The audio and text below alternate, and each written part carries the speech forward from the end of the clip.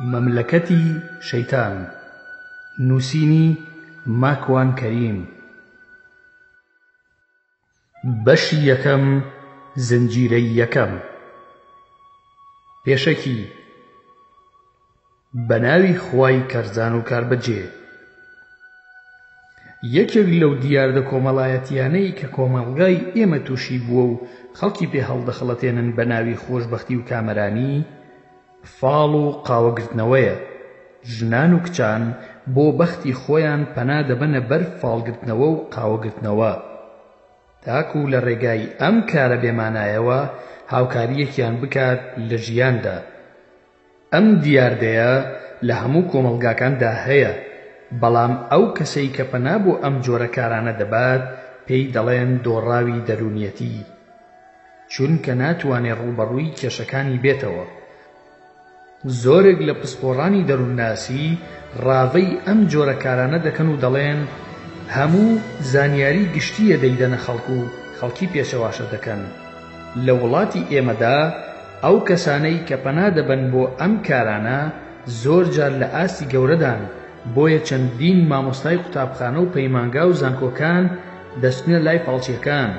خۆیان ئەوەیان دووپات کردوتەوە لە ئەنجامی لێکۆڵینەوەدا لەو بوارە، تەنانەت ئەوەیان ئاشکرا کرد کە موشتری هەمیشەیی خۆیان و لە هەموو کێشەکانیاندا ئاگاداریان دەکەنەوە. فاڵچیەکان زۆربەیان نەخوێندەوارن، تەنها پێشبینیان بۆ دەکەن. لە فاڵچیەکم پرسی تۆ چۆن دەتوانی پێشبینی بکەیت بۆ مشتریەکانت و دواڕۆژ و نهێنەکانی ژیانیان بۆ ئاشکرا بکەیت؟ لە وەڵامدا وتی لە ئەنجامی خوێندنەوەی قاوەکەی ژیانی لەناو ئەو کوپەدایە، لەوێ و هەموو ژیانی دێتە بەرچاوم. پرسییم ئەم ژیانە چۆن دێتە بەرچاوی تۆ و لەکوێوە زانیت ئەم قاوە تەڵخە دەبێتە ژیانی ئەو بێچارانە؟ لە وەڵامدا ئەوەی دەرکاند کەسێک بە مێشکی دەڵێت لە پەنهانەوە، واتە غەیب، کە ئەمە هیچ بنەمایەکی ڕاستی نییە، بەڵکو تەنها دۆخێکی ناتەندروستی دەرونیە. لە ڕاستیدا هەردوو لە کە ئەو کارە دەکەن تووشی نەخۆشی دەرونی بوون. هەندێکیشیان سیحر و جادوو بەکاردێنن کە لە ناو باس و خواستەکانماندا زیاتر دەردەکەوێت. بۆ ئەم مەبەستە نووسەر چۆتە لای دکتۆری پسپۆر لە بواری دەرونیدا و بۆ ئەم پرسیاری کردووە لە پزیشکەکانی ناوە و دەرەوەی هەرێم. کۆی گشتی وەڵامەکان لە یەک بازنەدا دەخولێنەوە، ئەویش ئەوەیە کەوا ئەو جۆرە کەسانەی خەریکی قاوەگرتنەوە و فاڵن تەنها خەڵکی چەواشە دەکەن بۆ کێشانەوەی پارە لەو کەسانی کە لاوازن لە ڕووی کەسایەتیەوە، یاخود جاهیل و نەزانن لە ژیانیاندا و یان توانای چارەسەری کێشە تایبەتیەکانی خۆیانیان نییە. هەروەها پسپۆڕانی دەروونناسی دەڵێن هەموو فاڵچیەکان وتەکانیان گشتین، واتە ئەوەی کە دەیڵێن لەسەر بنەمای زانیاری گشتی دامەزراوە.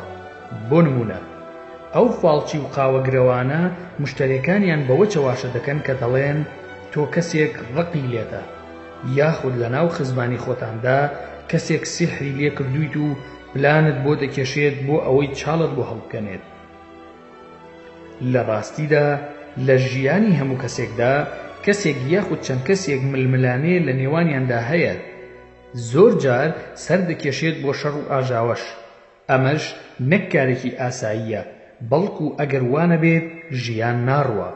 کاتێک کە فاڵچی ئەم قسەیە دەکات ئەوەی مشتری و جاهیلە یەکسەر بە خەیاڵ ئەو کەسەی کە خۆی ڕقی لێیەتی یاخود کێشەی لەگەڵیدا هەیە دەیخاتە مێشکی خۆی و دەڵێت ڕاستە ئەوە ئەو کەسەیە بەرامبەر مۆستاوە. لە ڕاستیدا ئەمە شتێکی گشتیە، یاخود دەڵێ تۆ کە سەر دەکەیتە سەرسەرینەکەت زۆر بیر دەکەیتەوە. هەموو مرۆڤێکی ئاسایی کاتێک سەر دەکاتە سەرسەرین هەر بیر دەکاتەوە. جا ئەگەر کێشەیەکیشی هەبێت زیاتر بیرکردنەوەی چڕ دەبێتەوە و خەوی کەم دەبێت. ئەمەش هەر زۆر ئاساییە. یاخود دەڵێ تۆ ئازارێک لە گیانتا هەیە، ئەمانە هەمووی شتی گشتین و چەواشەکارین. سەبارەت بەم جۆرە کارانە لە ڕووی دینەوە بەم جۆرە بۆ ماندووان و زانایانی هەرێمی کوردستان دەڵێن ئەم جۆرە کارانە پێویستە دەستگا ئەمنیەکان ڕێگری لێ بکەن، چونکە زۆر جار دەبێتە هۆی ئاژاوەنانەوە. لە ڕووی ئاینیەوە هیچ بنەمایەکی نییە. ئەوەی کە بە ناوی ئیسلامەوە ئەم کارانە دەکات ئەوە خەڵکی گومڕا دەکات. هەروەها ئەو جۆرە کەسانەیان بە دەجال ناوبرد و ئاماژەیان بەوەدا هەر کەس ئەو کارە بکات کوفرە و لە هەمان کاتیشدا هاوبەشدانانە. ئەوان ئاماژەیان بە 7 جۆر گوناهی گەورە کرد کە بریتی بوون لە هاوبەشدانان، سیحر، کوشتنی خەڵکی بێتاوان، ماڵی هەتیو خواردن، ڕیبا، زیناکردن، کەسێک جیهاد بکات خەڵکێک پەشیمانی بکاتەوە لە تاوانە گەورەکانە. زۆرێک لە زانایان دەڵێن کافر دەبێت. ئەو جۆرە کارانە زۆر جار مرۆڤ تووشی 3 گوناه لەو 7 گوناهە گەورەیە یەخود زیاتر دەکات. هەر کەس ئەم تاوانانە ئەنجام بدات مەگەر تۆبەی لەسەر بکات دەنا لێخۆشبوونی ئەستەمە. ئەو بەشەی کە باسی جنۆکە و چوونە ناولەشی مرۆڤە هەوڵمان داوە بە شێوەیەکی زانستی و واقعی و لە ڕووی مەیدانیەوە کە ڕوویان داوە خۆمان ئەزمونمان تێیدا هەبووە، پرسمان بەدەیان خەڵکی پسپۆر کردووە لەو بوارەدا. لە هەمان کاتدا هەوڵمان داوە ئەوەی کە گونجاوە لە قورئان و سوننەتدا ئەوەمان باس کردووە و خۆمان بەدوور گرتووە لە هەموو قسە و باسێکی خوڕافی و درۆ و دەلەسە کە لەم بوارانەدا کراون. ئەم هەوڵە سەرەتایە ئەشێت بە دوایدا بەشی تر بێت. ئەگەر تەمەن باقی بێت ڕووداوەکان باز دەکەین وەک خۆی. ئامانج لەم پەرتوکە ئەوەیە چەواشەکاری و درۆ و خوڕافات جیا بکرێتەوە لە سیحر و جادوبازی و کاری شەیتانەکان. سوپاس و پێزانینی زۆرمان بۆ کۆمەڵێک خەڵکی بەڕێز لەوانە کاک عابد عەلی، کاک مەریوان سەید سادقی، کاک بڕیار کەلاری و 1-2 برای دیکەش کە هەر یەکەیان بە گوێرەی توانای خۆیان هاوکاری مادیان کردوین بۆ چاپکردنی ئەم پەرتوکە. فەرموون ڕاستەوخۆ بۆ ناو باسەکە. ماکوان کەریم، 2 شەوی پاییزی ساڵی 2016.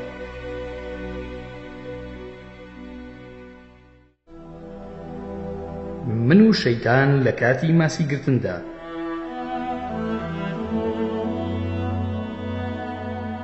ئێوارەیەکیان زۆر بێزار بووم.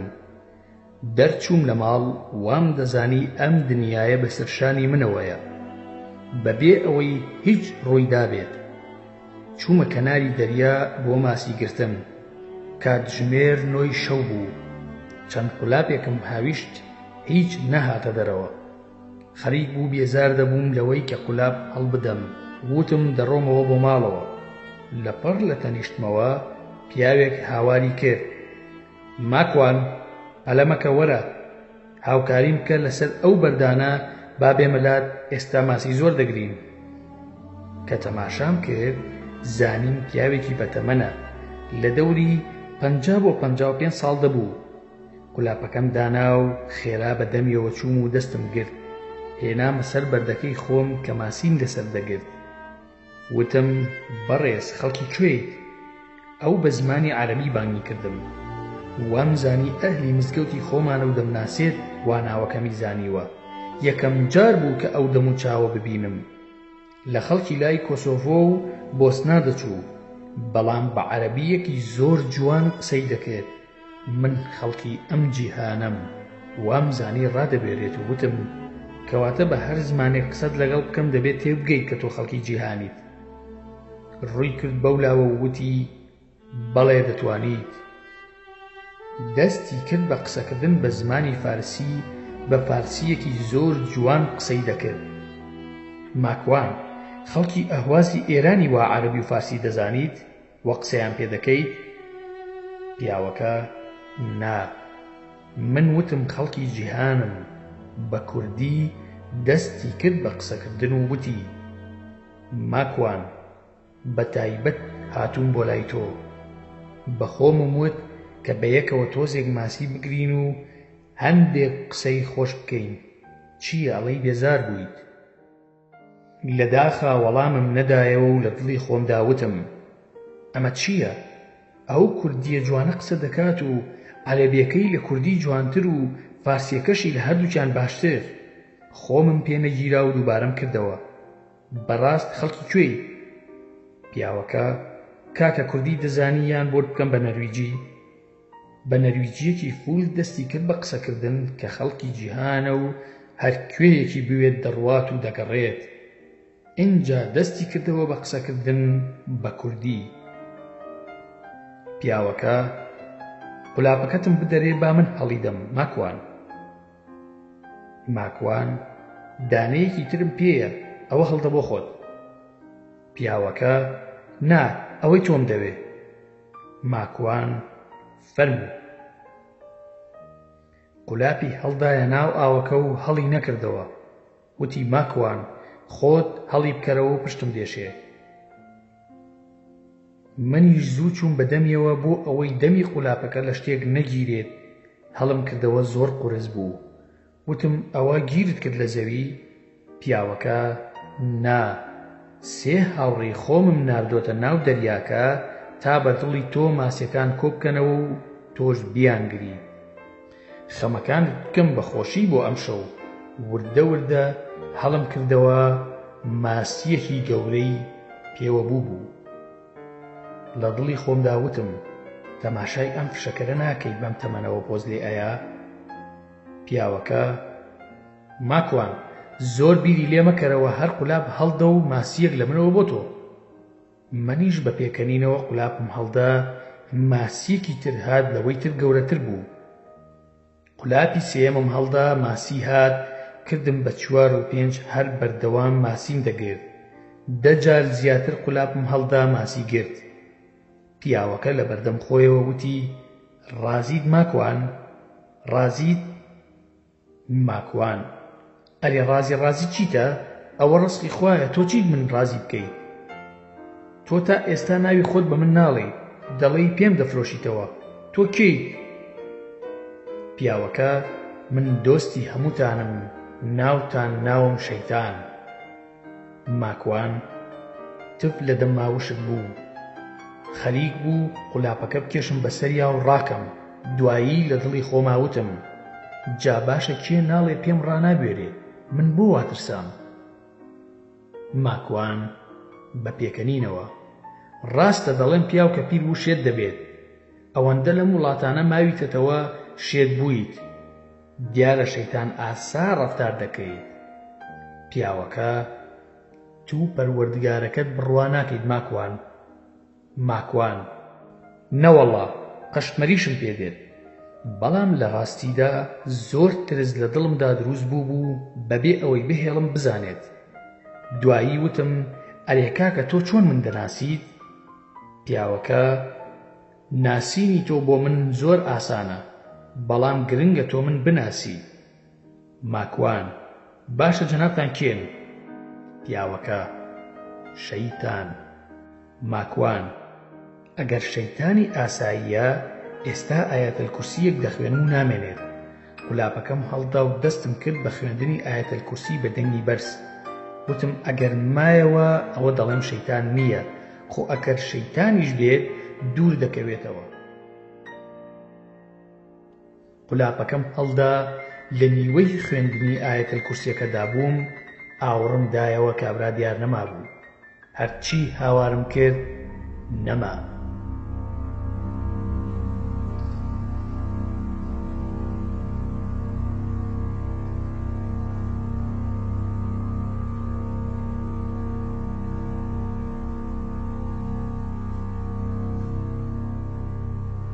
گەڕانم بە دوای شەیتاندا. لە دوای تەواوبوون لە خوێندنی ئایەتەل کورسی کابرا دیار نەما. هەرچی بە دوای داگەڕام نەبوو. وتم خۆ ئەم سەگ بابە ڕاز دەکات شەیتان بوو. زۆر ترسام، دەستم کرد بە خوێندنی قورئان تاکو ماڵەوە. هەرچیەکم لەبەر بوو خوێندم. هاتمەوە خێزانم وتی ئەوە بۆ وا ڕەنگت گۆڕاوە؟ خۆشەڕت نەکردووە؟ ماکوان نەوەڵا هەر بێتاقەتم. خێزانم دەعمیشت نەکردووە؟ واتە بە سەیارەکەت هیچ ڕووی نەداوە؟ ماکوان نا. خێزانم هەر بڕوای نەکرد. پرسی لە کوردستان کەس مردووە؟ وەڵامم هەر نابوو. چونکە چی بۆ باس بکەم؟ ئەگەر ڕاستیەکەی بۆ باس بکەم، خۆ ئەگەر بڕواشم پێ نەکات زیڕە ئەکات. بۆیە بێدەنگ بووم و چوومە بەردەم کۆمپیوتەرەکەم و لە گۆگڵ نووسیم من هەموو الجن، بە نەرویجی نووسیم جنۆکە چییە و کێم. بە ئینگلیزی بە دوای سەرچاوەکەدا گەڕام، بەدەیان کتێب و سەرچاوەم پەیدا کرد. تەنانەت چوومە ناو شەیتان پەرستەکان و ساحیرەکانیش.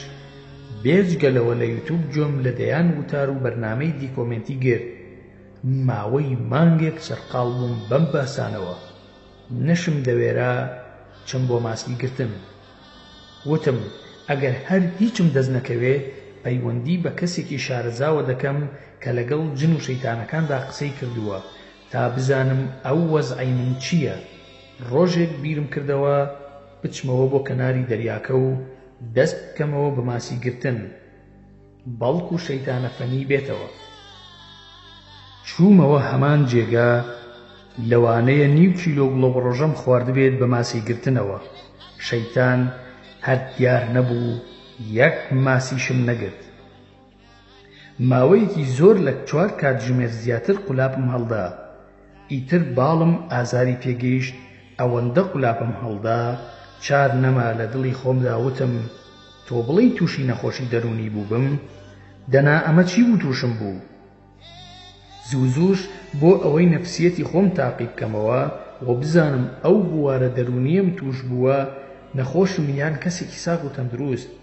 بۆ ئەو مەبەستە بابەتەکانی ناومێشکم دەگۆڕی، بۆ ئەوەی بزانم توانای دەستگرتن بەسەر مێشکی خۆمدا هەیە.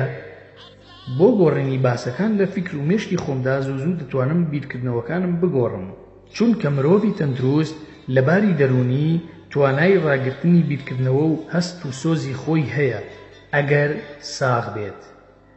لەپڕ باسێکی مێژووییم دەهێنا بە ناو مێشکی خۆمدا، ئینجا دەمگۆڕی بۆ تەفسیر، یان بۆ باسێکی هونەری و سینەما و فیلم، یان بۆ باسێکی فیزیا.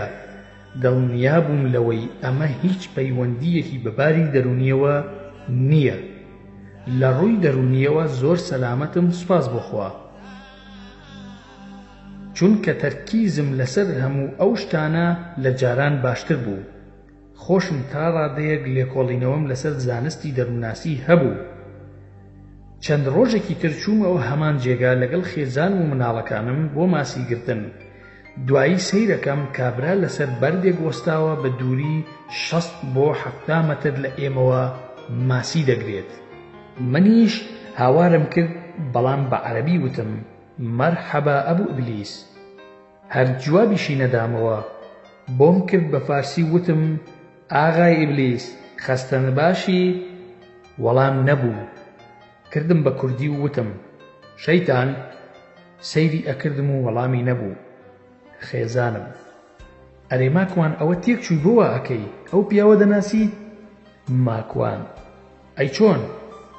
خێزانم کێیە؟ ماکوان هاوڕێمە.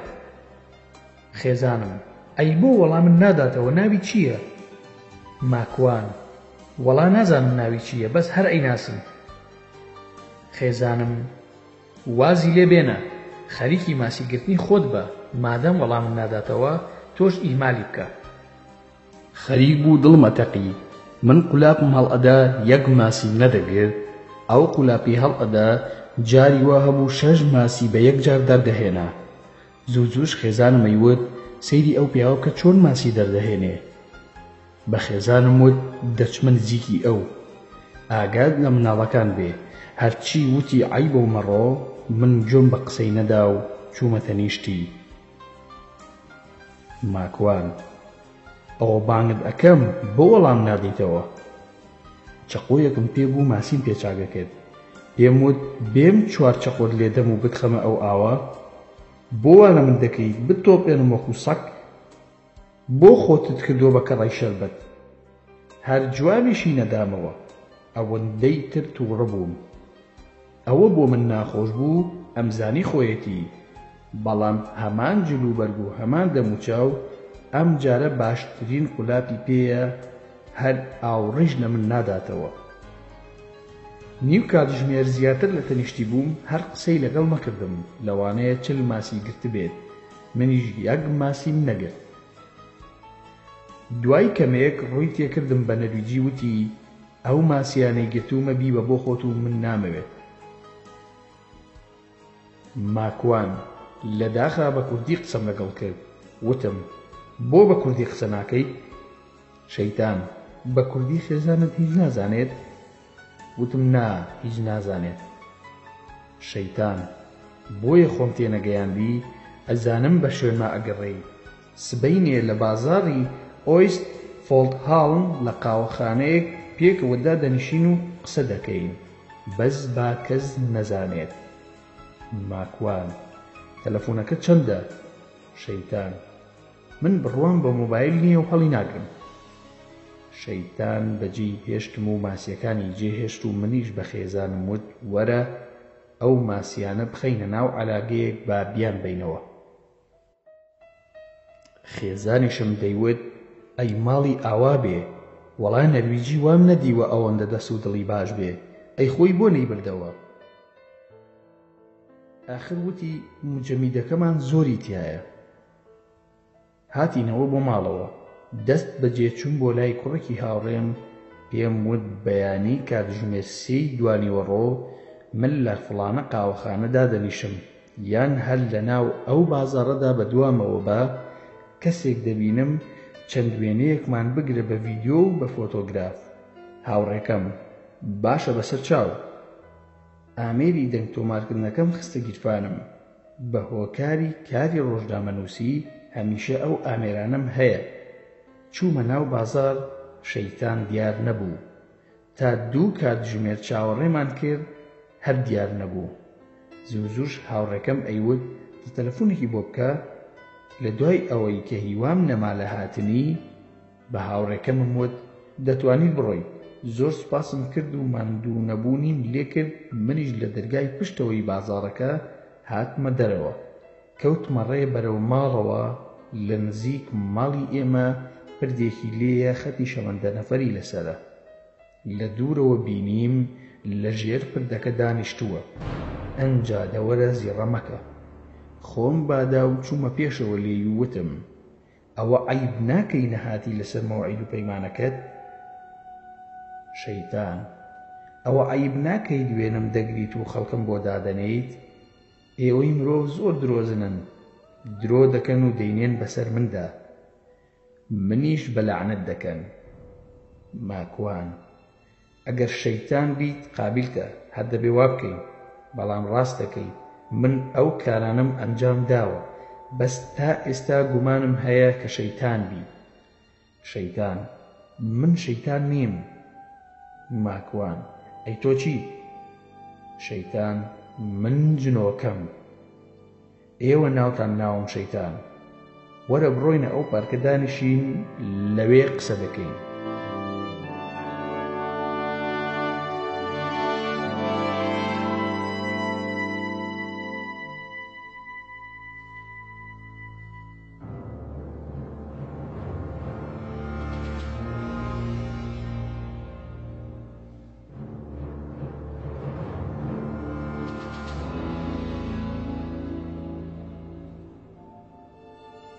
دانیشتنی من و شەیتان بۆ یەکەم جار. لەگەڵ شەیتان کەوتمە ڕێ بەرەو باخچە و پارکێک کە داوای لێکردم بچینە ئەو جێگایە دانیشین. ڕازی بووم لە دواوەی دەڕۆشتم و جاروباریش دەتەنیشتیەوە. تەماشام دەکرد و لێی وردەبوومەوە. مرۆڤێکی زۆر ئاسایی بوو، هیچ جیاوازیەکی نەبوو لەگەڵ خەڵکی تردا. من بۆ خۆم بێجگە ئەوەی ونبوونێکی لە پڕی نەبێت و زمانەکانی کە قسەی پێدەکرد هیچی ترم لێ بەدی نەکرد کە نائاسایی بێ.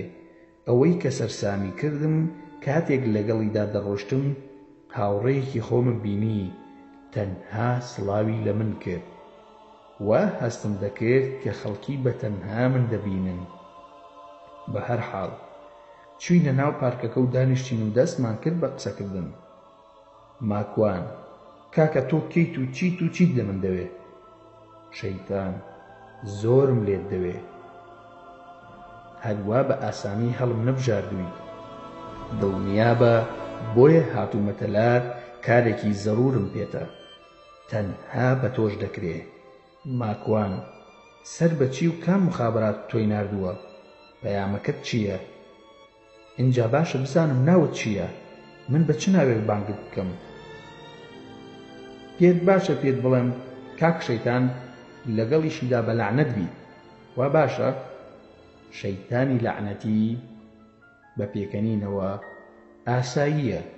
من ناوم حەسقیلە، خەڵکی بیابانی مەغریبم. ماکوان ئەگەر لەبەر شەخسیەت و کەسایەتی خۆم نەبێت یەک شینە جرتم بۆ لێ ئەدای. ناچار بووم بۆیە بەو شێوە و ئوسلوبە قسەم لەگەڵ کرد تا زیاتر ڕاستیەکانی بزانم. لە دڵی خۆما وتم نەکوو ڕابێرێ. سوێن بەخواکەی تۆ درۆت لەگەڵ ناکەم، من جنم. ئینجا دەوەرە ماکوان ئەو دڵت شەق نەبا. ئەو بەردەوان جەختی لەسەر جنۆکەبوونی خۆی دەکردەوە. ناچار بڕوام کرد. ماکوان ئەی کاک حەسقیل، ئەوە نییە وەک من مرۆڤی؟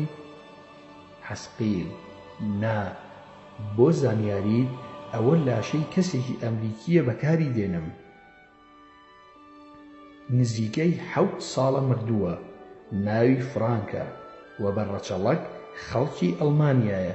بە هیچ شێوەیەک و هیچ مرۆڤێک ناتوانێ ئێمە ببینێ مەگەر خۆمان لەسەر شێوەی ئاژەڵ یاخود مرۆڤ نیشان بدەین.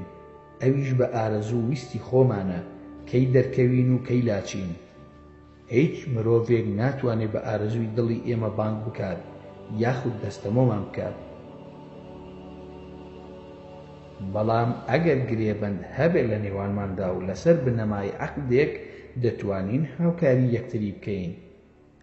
ماکوان جا چۆن بزانم تۆ ڕاست دەکەیت کە جنۆکەیت؟ نیشانەیەکی خۆتم بدەرێت تا بڕوا بکەم.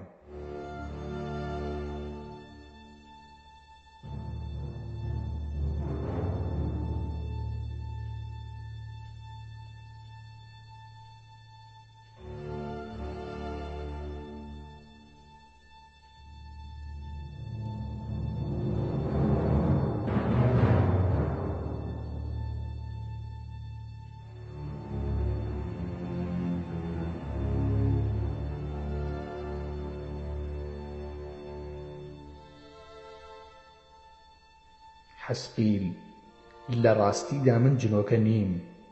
من لە عەشیرەتێکی ترم بە ناوی عیفریت. خەریک بوو جەڵدە لێم بات. من بە جنۆکە ڕازی بووم وا عیفریتیشی هاتە سەر. ماکوان ئەی کاک حەسقیل، عیفریت چییە بێ زەحمەت؟ ئەنجا من چیت بۆ بکەم و چین پێ دەکرێ؟ ئایا تۆ موسڵمانی یا شەیتانی؟ حەسقیل ماکوان گیان، من دەزانم قورسە بڕواکردن، بەڵام تۆ مرۆڤێکی ئیمانداری. منیش تا ئێستا لە کۆمەڵی شەیتانم و عەقد و پەیمانێکمان لە نێوانی من و ئەواندا هەیە. بۆ سڕینەوەی ئەو پەیماننامەیە هاتوون بۆلات و ئەوە کارەکەی منە کە تۆ بۆم بکەیت. من زۆر بە نەهێنی و بە دزیەوە هاتووم. ئەگەر بێت و هاوکاریم بکەیت زۆر سوپاس دەکەم و موسڵمانیش دەبم.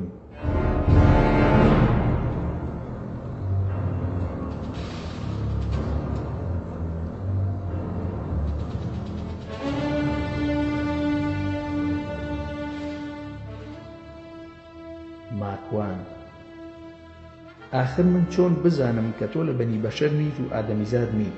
ئیشەکەت چییە پێم بڵێ بە هاوکاری بکەم. حەسقیل پێت دەڵێم، بەڵام پێشتر دەبێت سوێندت بۆ بخۆیت کە هەرچیم وت بە قسەم بکەیت. ماکوان زۆر تووڕە بووم چونکە من بە قسەی کەس ناکەم ئەگەر زۆرم لێ بکات. ئەوەندە یاری بە عەقڵم کرد ئیتر بە تەواوەتی هەڵچووم. قسەکەی تووڕەی کردم کە هەرچی بڵێت بە قسەی بکەم.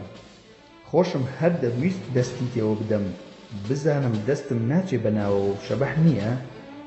هەسامەوە بۆی یەخەم گرت بە دەنگی بەرز وتم هیچ و پوچ، ئەم یاریکردنە چییە بە عەقڵم؟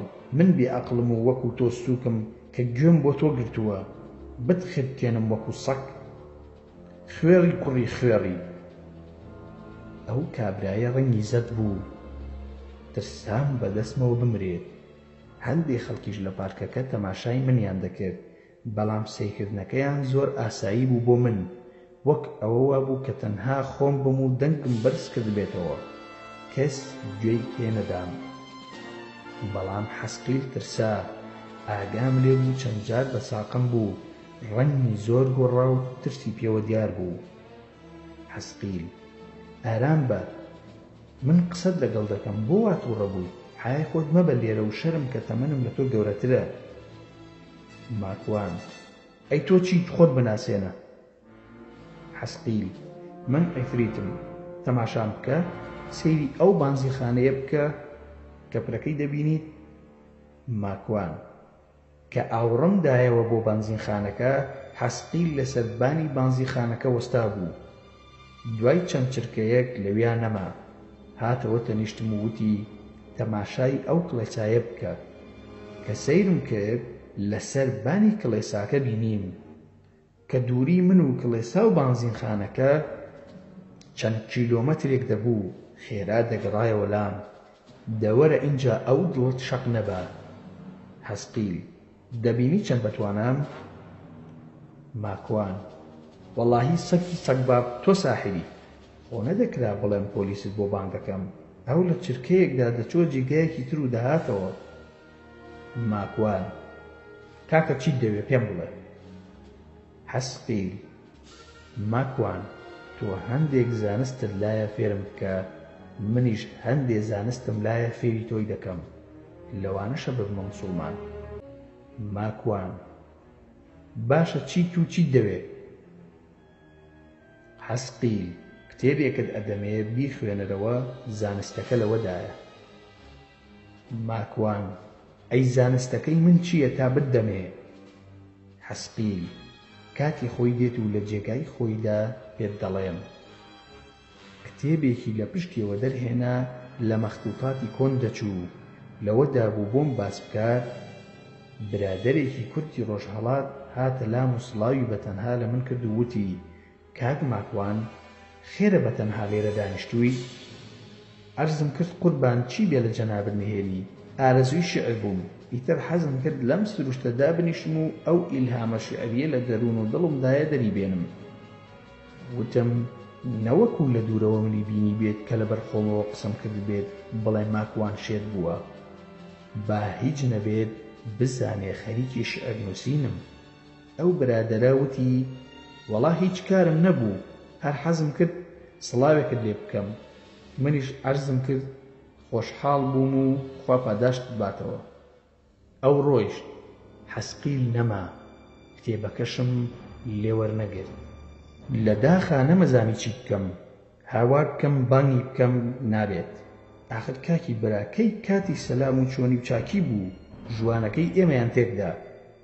چۆن بگەڕێم بە شوێن ئەم حەسقیلە عیفریتەدا، ئەمەش بۆ خۆی خەمێکی ترە. هاتمەوە بۆ ماڵەوە زۆر بێزار بووم. بۆ بەیانی دەبوو بڕۆم بۆ کار.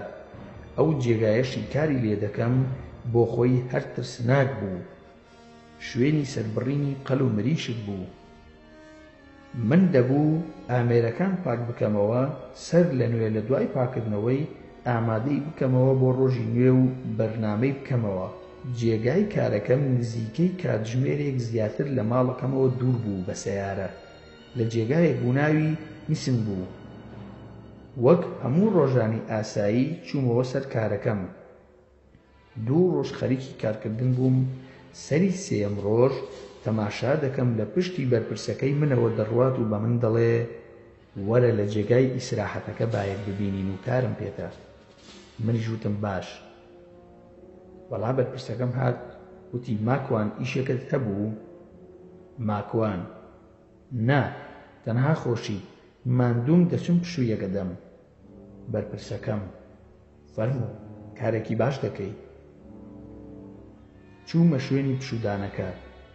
قاوەیەکم تێکرد و دانیشتم. بەرەو ڕووم هات بە یەک پەرداخ ئاوەوە. وام زانی بۆ خۆی هێناوە کەچی لە بەردەم مندا داینا و وتی فەرموو.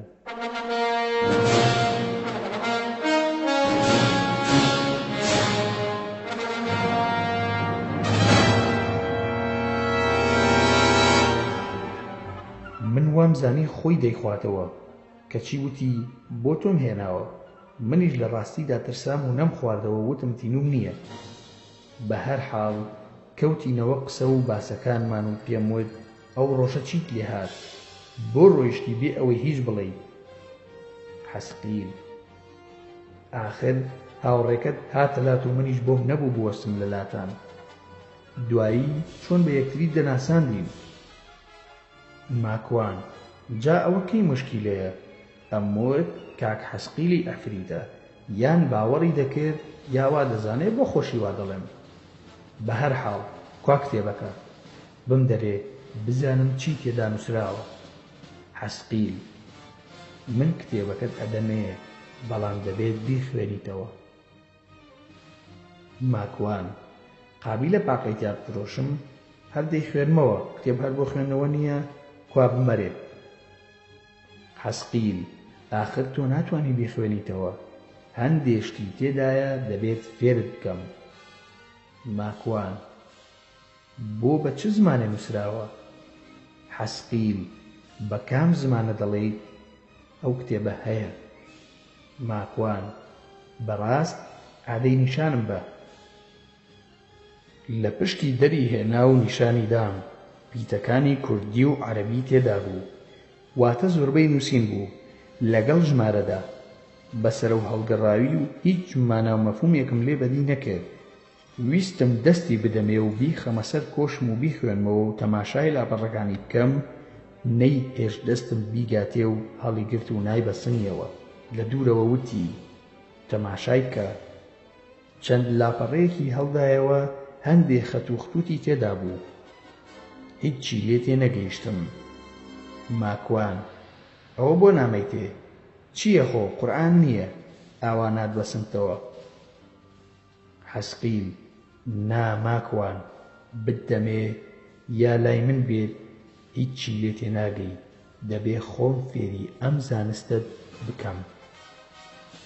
ماکوان: زانستی چی؟ ئەوە هەمووی پیتە و خەتەکانی دەڵێی شەڕەپشیلەیە.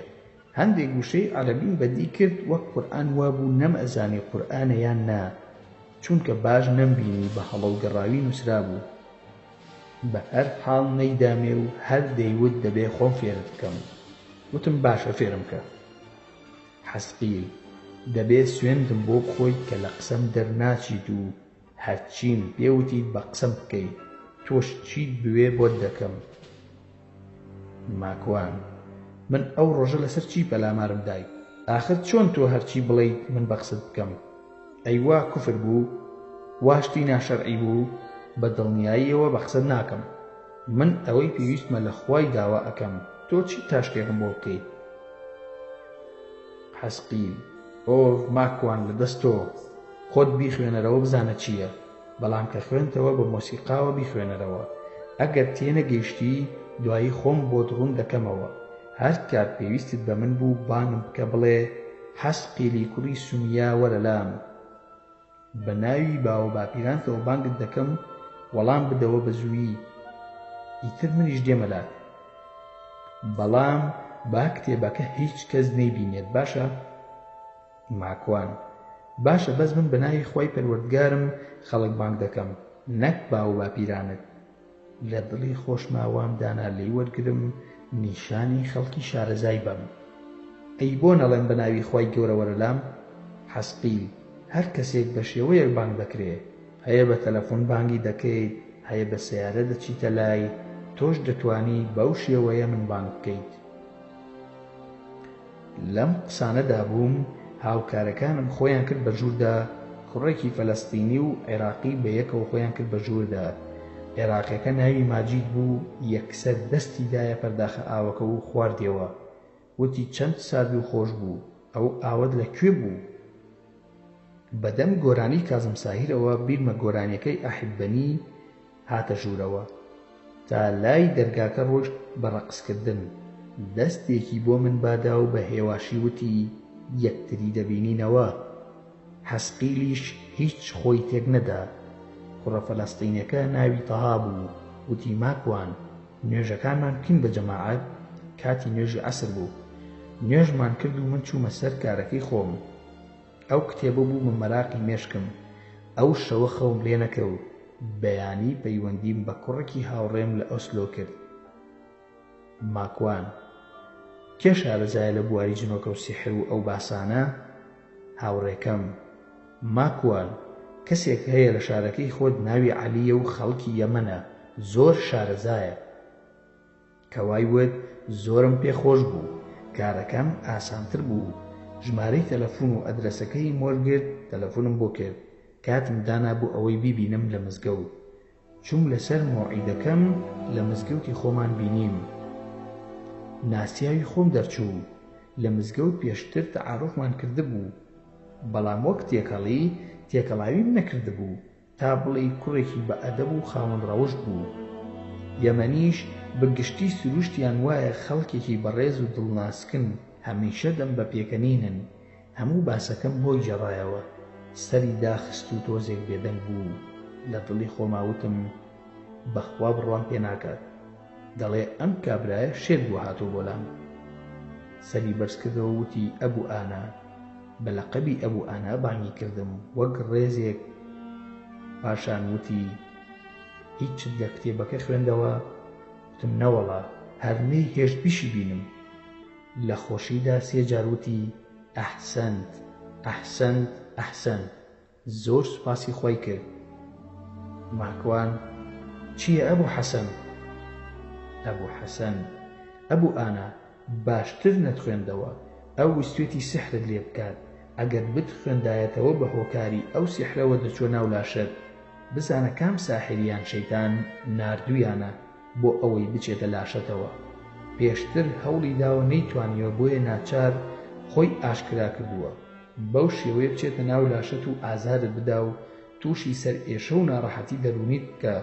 ئەوە قەرینەکەتە، یاخود پەیوەندی بە قەرینەکەتەوە هەیە. ماکوان: قەرین چییە؟ وەڵڵاهی منت ترسان ئەبوو حەسەن. جا بۆ سیحرم لێ دەکەن؟ ئیشی چییە بە ناو لاشەی من؟ ئەبوو حەسەن: بزانە کێن هەردوویەتی. ئەگەر ویستت ئەیسووتێنین، یان ڕەوی دەنین، یان هەوڵ بدە بەڵکو بیکەیت بە موسڵمان. ئەی نازانی چ دینێکی هەیە؟ نەسڕانیە یا یەهودی؟ چ دینێکی هەیە لە شەیتانە؟ ماکوان: وەڵڵاهی نازانم ئەبوو حەسەن، ئەو پرسیارانم لێ نەکردووە. ئەبوو حەسەن: ناوی نازانیت؟ ماکوان: با، پێی وتم ناوی حەسقیلە. ئەبوو حەسەن: ڕاست دەکەی، بیرم چوو ئەو ناوە لەوانەیە جوولەکە بێ، بەڵام مەرجیش نییە، چونکە ناوی سەیر و سەمەرەیان هەیە. بە هەر حاڵ تۆ هەموو شەوێکە خەوتی ئایەتەل کورسی بخوێنە و 100 جار بڵێ: لا إله إلا الله وحده لا شريك له، له الملك وله الحمد، يحيي ويميت وهو على كل شيء قدير. هەوڵ بدە سەرەتای سوورەتی ئەلبەقەرە بخوێنە تا ئایەتی 24 یاخود 30 پارێزراو دەبی. بەڵام ئەگەر هاتەوە نە هیچی لێوەرگرە، نە هیچی بدەرێ، نە هیچ بەدەستی بخۆیت و بخۆیتەوە. ماکوان: ئەو وشە نەهێنیی کە داوێتی پێم بە ناوی حەسقیل کوڕی سومیا، نازانم بە ناوی باوە باپیران یۆبانی بکەم، نایەت بۆلام؟ ئەبوو حەسەن: لەوانەیە بێت بۆلات. ئەو دەیەوێت تووشی شرکت بکات و خۆی بنوێنێت و بە حسابی خۆی دەیەوێ خۆی وانیشان بدا کە لە بەردەستا مسەخەر دەبێت. بەس ئاگادار بە، ئەوانە درۆزن و زۆر درۆ دەکەن. تەنها دەیەوێ هەڵت خەڵەتێنێت بۆ کارێک بەکارت بێنێ تا بچێتە ناو لاشت یا تووشی نەخۆشی سەرعت بکە. ماکوان: سەرع چییە؟ واتە سەر ئێشە؟ ئەبوو حەسەن: بەڵێ، واتە سەر ئێشە، بەڵام سەر ئێشەیەکی قورسە و هیچ دکتۆر و دەرمانێک چارەی ناکات. تا خۆیان لە بەردەستی خۆیاندا دەستەمۆت دەکەن و کەی ویستیان ئازارەکەت بۆ دەنێرن و کە ئیشی کوفر و تاوانت پێ دەکەن سەر ئێشەکەت چاک دەکەن. جاری وا هەیە لە دڵەوە کوفرت پێ دەکەن. باشە، ئەی نەتزانی نێرە یامێ؟ ماکوان: وەڵا وەک باسم کرد لەسەر شێوەی پیاو هاتووە، بۆ نێرومێشیان هەیە؟ ئەبوو حەسەن: بەڵێ هەیانە. ئەوە نییە پێغەمبەری خوا درودی خوای لەسەر بێ دەفەرموێ: اللهم إني أعوذ بك من الخبث والخبائث ئەوە مەبەست بە نێرینە و مێینەکانیانە. مێینەکانیان زۆر خەتەر و ترسناکن. مەرجیش نییە ئەوەی لەسەر شێوەی پیاو هاتووە ئیتر نێر بێت. ماکوان: ئەی من ناتوانم موسەخەری بکەم بە بەردەستی خۆما بەکاری بێنم، شتی وا نابێ؟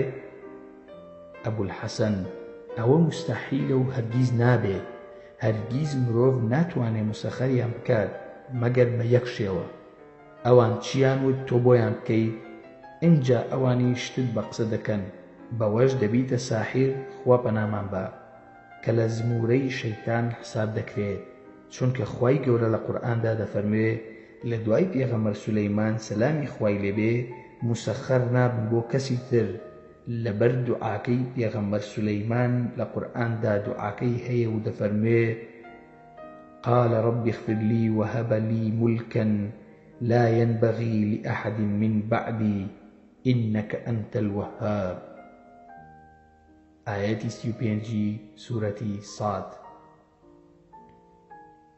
وتی پەروەردگارە لێم خۆش بە و دەستەڵاتێکم پێ ببەخشە کە دەست نەدا بۆ کەسی تر لە دوای خۆم، چونکە بەڕاستی تەنها تۆ بەخشێنەری هەموو ناز و نیعمەتێکی. لەبەر ئەوەی دەڵێت جنۆکە و شەیتانم بۆ موسەخەرە درۆ دەکات یان قورئان بە درۆ دەخاتەوە، کە حاشا ناتوانێت قورئان بە درۆ بخاتەوە، بەڵکو تەنها درۆکردنە. ماکوان: باشە من ئێستا چی بکەم؟ ئەبوو حەسەن: هەر وەک پێم وتی هیچ. ئەو زیکر و ئایەتانە بخوێنە و پارێزراو دەبیت. بە هیچ شێوەیەک بانگی نەکەی بە وشانی کە داوێتی بە تۆ، باشە؟ ماکوان: باشە، بەڵام هیچ کاریگەری نییە بۆ ماڵ و مناڵەکەم. ئەبوو حەسەن: نا، بە مەرجێک هیچ مامەڵەیەکی لەگەڵدا نەکەیت و هیچ نەخۆیت بەدەستی ئەو کتێبەکەش کە نیشانی داوی نەیخوێنیتەوە، چونکە ئەوە هەمووی کوفرە، بە شێوەی خۆیان نووسیویانە. وەرە با بچین بۆ ماڵی ئێمە، کتێبێکم هەیە بدەمێ بیخوێنەرەوە، باسی چۆنێتی خۆپاراستنی مرۆڤە لە شەیتان. ماکوان: باشە براکەم، فەرموو. کتێبەکەی دامێ و خۆحافیزیمان لە یەک کرد. کتێبەکە ناوی وقایەت الئینسان من الجن والشەیطانە، نووسەرەکەی وەحید عەبدولسەلام بالیە.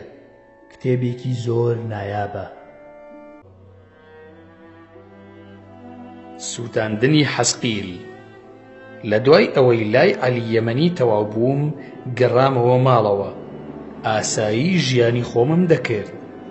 ماوەیەکی زۆر هیچ دیاردەیەک لەو باس و خواست و خۆنیشاندانەی حەزقیل ڕووی نەدا و کەش و ڕەوشەکە زۆر ئاسایی بوو لەلام.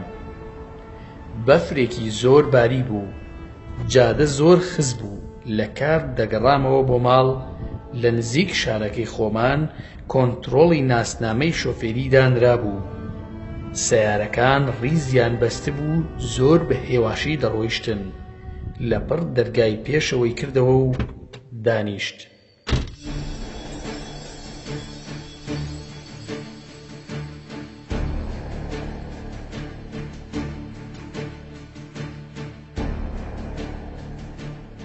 ماکوان چییە؟ لەگەڵ عەلی باسی چیتان دەکرد؟ جاکە ئەزانی چوون بۆ لای عەلی و دەشزانیت باسی چیمان کردووە، ئیتر بۆ دەپرسید؟ نا، نازانم. خۆ من زانستی غەیبم پێ نییە. ئەتەوێت چی بەدەست بێنیت لە من؟ ئەتەوێت بچیتە لاشەی منەوە ئیزعاجم بکەیت؟ نا، من چۆن شتی وا دەکەم؟ ئەوە عەلی یەمەنی بۆی باس کردووی، درۆ ئەکا. تۆ درۆ دەکەیت، تۆ درۆزنی. عەلی فێری کردووم کە چۆن بتسووتێنم. ئەڵبەت نەشم دەزانی چۆن دەسووتێت و هەر قسەیە بوو کردم. فێری کردووم چۆن ڕسوای دنیا و قیامەتت بکەم. ئادەی پێم بڵێ تۆ سەربەکان ئاین و دینیت. هەستم کرد زۆر ترسا کە تووڕە بووم. لە دڵی خۆما وتم ئەی ترسێنم. لە ڕاستیشدا منیش ترسام، وتم نەکوو لە پڕپەلامارم بات. ناچار زۆر بە هێواشی دەڕۆیشتم، خۆشم ئارام کردەوە، نەکوو ئەویش تووڕە بێت. هەستم کرد زۆر ترسا کاتێ وتم ئەتسووتێنم. دەڕۆ. بۆ کوێ دەڕۆیت؟ بۆ هەر جێگایەک بڕۆیت لە دەستم دەرناچیت. تۆ قەرینی منیت. عەلی چی فێر کردی؟ ئەوە کێشەی تۆ نییە، پێم بڵێ کێ تۆی ناردووە، بۆچی دەتەوێت بچیتە لاشەی منەوە؟ من نامەوێت لە ڕاستیدا بچمە لاشەی تۆ، بەڵام گروپەکەمان منیان هەڵبژاردووە کە بچمە ناو لاشەی تۆ. گروپی چی؟ ئێمە گروپێکین لە بەردەست ساحیرێکی فارس کار دەکەین، ئەویش لە کەسێکی هیندیەوە فێر بووە. گەورەکەی ئێمەش لە جنۆکەکان داوای کردووە بچمە لاشەی تۆوە. بەخوا ئەگەر ڕاست سەنەکەی ئێستا دەچم بۆ لای عەلی و بەیەکەوە ئەچوتێنین. زۆر بۆ قسەیە ترسا، منیش هەستم دەکرد وەک مناڵ ترسێنم وابوو، بەڵام چەکێکی باش بوو بەدەستمەوە. خوای گەورە لەو کاتەدا ئەو قسەی خستە دڵمەوە. ماکوان بەڕاستی قسەت بۆ دەکەم، بەڵام تۆش واز لە عەلی یەمەنی بێنە. من واز لە عەلی ناهێنم. ئەگەر تۆ ڕاستگۆ بیت من ئیشم بە عەلی یەمەنی نییە. تەنها پێم بڵێ تۆ کار چییە بە من و بۆ ناردووتیان بۆ لای من. واز لە عەلی یەمەنی بێنە، هەموو شتێکت پێ دەڵێم. بەخوا تۆ بۆ سووتاندن باشی. هەر ئێستا دەچم بۆ لای عەلی، باجارێ تەلەفۆنێکی بۆ بکەم. خێرا تەلەفۆنم دەرهێنا و جەڕەسم لێدا بۆ عەلی و دوای چۆن و چاچی وتم ئەبوو حەسەن ئەڵەی چی دەستکەین بە سووتاندنی حەسقیلی هیچ و پوچ. جا لەوە ئاسانتر هەیە پێویستت بە یەک چرکە دەیسووتێنم. ئەدوت عەلی ئاگای لە منەکە وایوت. حەسقیل وتی دا ئەبەزم ئەڕۆم، زیڕەی کرد. ماکوان نا دەی قسەم بۆ بکە، عاقڵ بە با نەچم بۆ لای عەلی. ماکوان سوێن بە ئەڵڵاه هەموو قسەیەکت بۆ دەکەم، بەس ئێستا نادەبێ بڕۆم، چونکە ئاگایان لێمانە و با سەیارەکەشت وەرنەگەڕێنن. کە وتی با سەیارەکەشت وەرنەگەڕێنن زۆر ترسام. وتم باشە کەی دێیتەوە بۆ لام؟ بە نزیکترین کات. وعد بێت. حەسقیل دابەزی و لە ئاوێنەکەوە هەر چاوم لێ بوو تا خۆی کرد بە کۆڵانێکە لەبەر چاوم من بوو. منیش ڕێک تەلەفۆنم کردەوە بۆ عەلی، وتم لەکوێی؟ دێم بۆ لات. چووم بۆ لای عەلی. عەلی ماکوان ئەو کاتی تەلەفۆنەکەت بۆ کردم لەگەڵ تا بۆ حەسقیل؟ ماکوان بەڵێ. عەلی زانیم بۆیە وا وەڵامم دایتەوە. ماکوان ئەبوو حەسەن هاڕشەی کرد لێم گوایە سیارەکەم وەردەگەڕێنن. عەلی درۆ دەکەن ناتوانن، بەس خۆفشکردنەوەیە. مادەم هیچت بەدەستیان نەخواردووە و هیچت لێ وەرنەگرتوون تەلیسم نەکراویت و ناتوانن. ماکوان با ماسیم لێ وەرگرتووە، ئەو کاتەی ماسیەکانم لێسەند ژەمێکم خواردووە لێی، ئەوی تریشی لە مجەمیدەکەدایە. عەلی شتێک کە ساغ بوو دەسەڵاتیان نییە بەسەریدا مەگەر تام و بۆنی بگۆڕێت. ئاو شیر خواردنی کاڵ ناتوانن دەستکاری بکەن، ئاساییە وەک گۆشتی حەیوان و مریشک و ماسی. ماکوان ئەی چی کاریگەری ئەوانی هەیە بەسەرەوە؟ عەلی هەموو جۆرە مەشروبێک، جۆرەکانی سرکە، ترشیات، خواردنی کوڵاو سەردانە پۆشراو، خواردنی ساردەوە بوو، خواردنەوەی کۆن وەک شەربەتی زۆر کۆن و گیراوە، قاپ نەیشۆی دوو جار خواردنی تێدا بەکار بهێنیت، هەر شتێک لە ئەسڵی خۆی دەربچێت، ماست کە دانەپۆشرێت، پەنیر سەری نەنرابێتەوە و زۆری تر. ماکوان ماسی ئاساییە؟ عەلی ئاساییە. هەر چەندە عەلی وتی ئاساییە، بەڵام کە هاتمەوە بۆ ماڵەوە هەموو ماسیەکانم فڕێدا.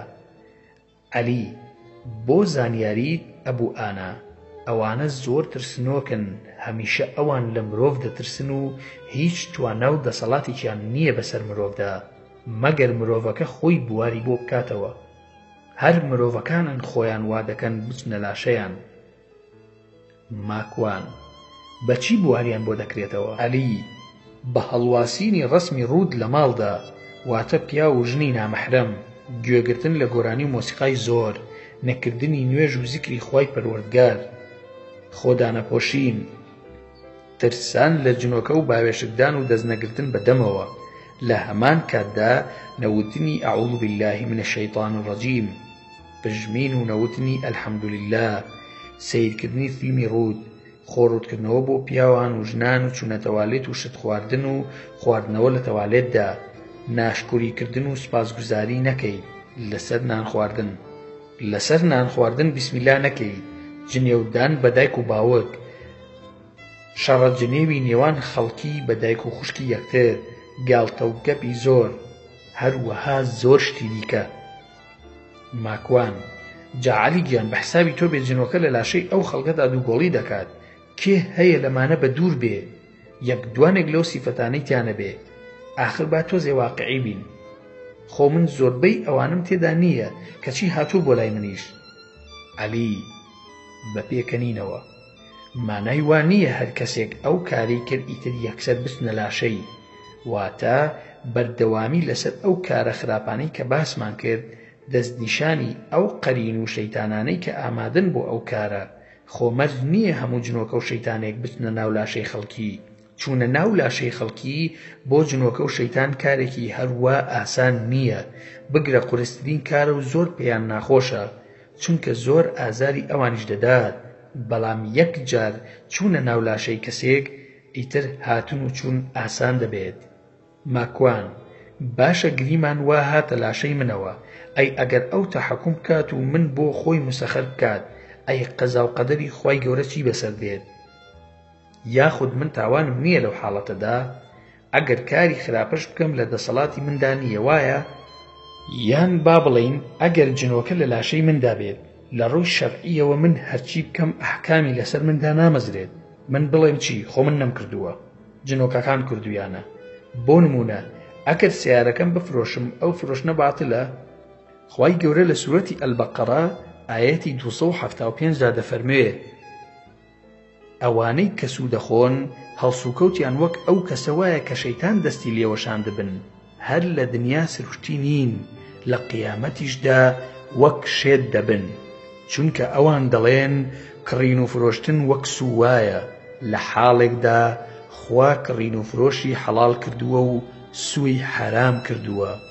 جا ئەوەی ئامۆژگاری پەروەردگاری پێگەی وازی هێنا، ئەوەی دەستی کەوتووە بۆ خۆی کاری لێپرسینەوەشی دەکەوێتە لای خوا، بەڵام ئەوەی دەست بکاتەوە بە سوخۆری، ئەوانە جێنشینی ناو ئاگری دۆزەخن و ژیانی هەمیشەیی تێدا دەبەنە سەر. ئەی ئەمەیان چییە و چۆن تەفسیری دەکەیت؟ یاخود پێغەمبەری خوا درودی خوای لەسەر بێ دەفەرمێ شەیتان بەناو دەمار و خوێنی مرۆڤدا دێت و دەڕوا، ئەی ئەمەم چۆن بۆ تەفسیر دەکەی؟ یان هەر دەستنە لاشەی موسڵمانەوە، ئەی بۆ ناچنە لاشەی خەڵکی تر واتە بێجگە موسڵمان، بۆ ناچێتە ناو کافرێک مولحیدێک؟ ئاخر پێم بڵێ ئەی خوای گەورە نافەرمێ شەیتان هیچ دەسەڵاتێکی نییە بەسەرتاندا؟ ئەی ئەم هیچ و پوچە بۆ دەچێتە لاشەمانەوە؟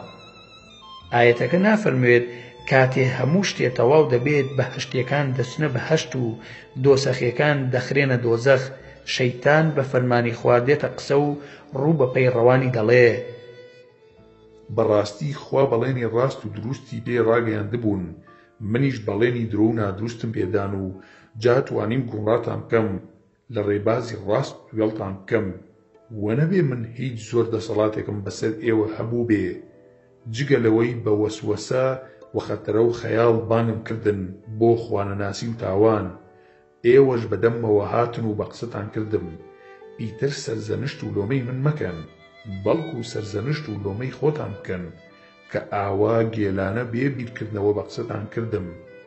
ئەمڕۆ من ناتوانم بەهانا و هاواری ئێوەوە بێن، ئێوەش ناتوانن بەهانا و هاواری منەوە بێن. بێگومان من باوەڕم نەبوو بەوەی کە کاتی خۆی منتان کردبوو بە شەریک و هاوبەش لە پێشدا، بەڕاستی ئەمڕۆ ستەمکاران سزای زۆر بە ئێش دەدرێن. ئەی ئەمە مانای وانییە هیچ توانە و دەسەڵاتێکی نییە؟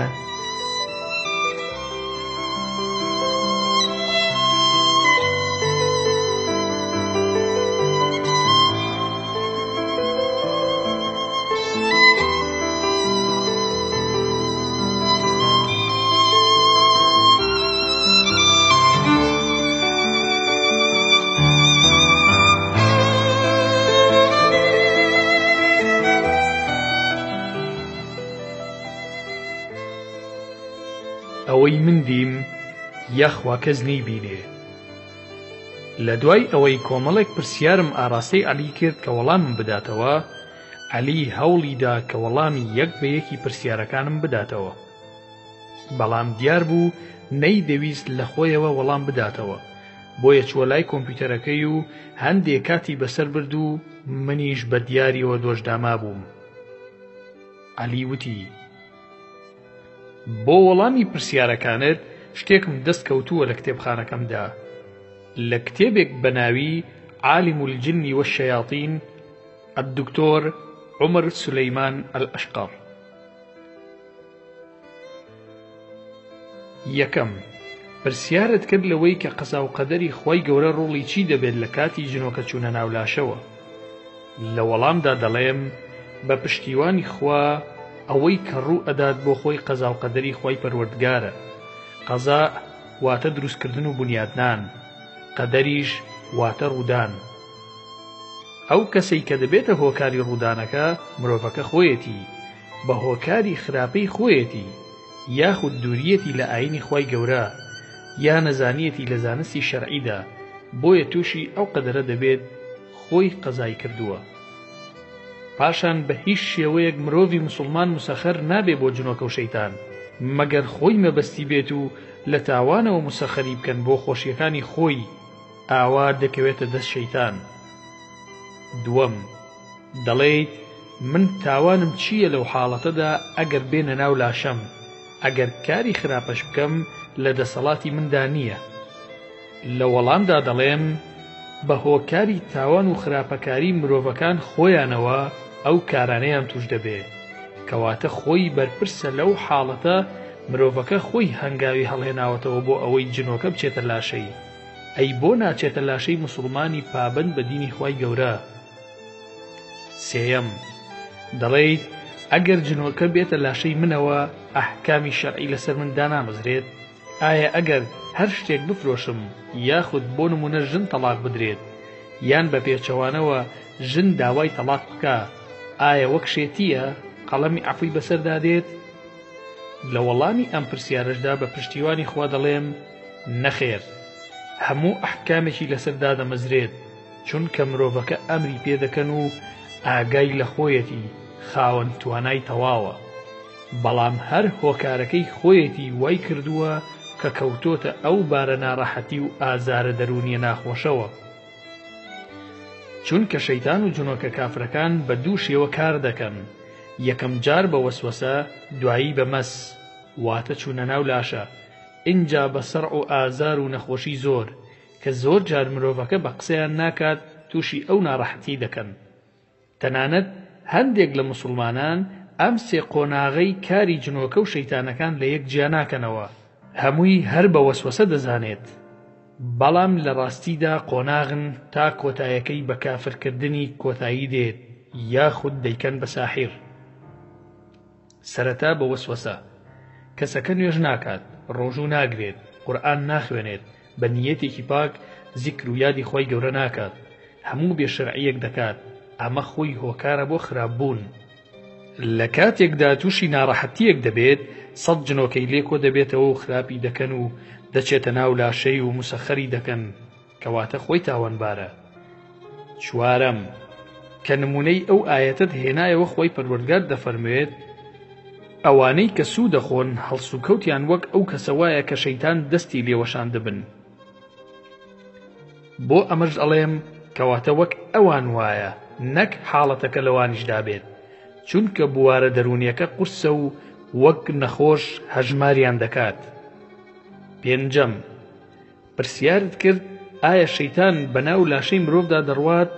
لە وەڵامدا دەڵێم پێغەمبەری خوا درودی خوای لەسەر بێ واقعەکەمان بۆ ڕوون دەکاتەوە کە دەچێتە ناو لاشەی مرۆڤ وەک خوێن بەناو دەمارەکانیدا دەڕوات و کۆنتڕۆڵی دەکات، بە خوێندنی زیکر و ڕقیەی شەرعی دەڕوات، کەواتە دەبێت جیاوازی لە نێوانی دوو بواردا بکرێ، وەسوەسە کە شەیتان دروستی دەکات چوونە ناو لاشە کە وەک خوێن بە دەزوولە و دەماردا دەڕوات لە کاتێکدا مرۆڤ دوورە لە دینی خۆی گەورە.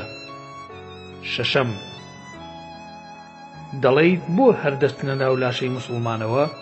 لە وەڵامدا دەڵێم وانییە، بەڵکو دەستنە ناو لاشەی هەموو مرۆڤێکی لاواز، جا کافرە، مسلمانە، مولحیدە، نەسڕانیە یاخود یەهودیە، ئەوان ڕقیان لە مرۆڤە، بەلایەنەوە ئاساییە کە سەر زەوی تێک بدەن چونکە ژیانی مرۆڤیان خۆش ناوێ.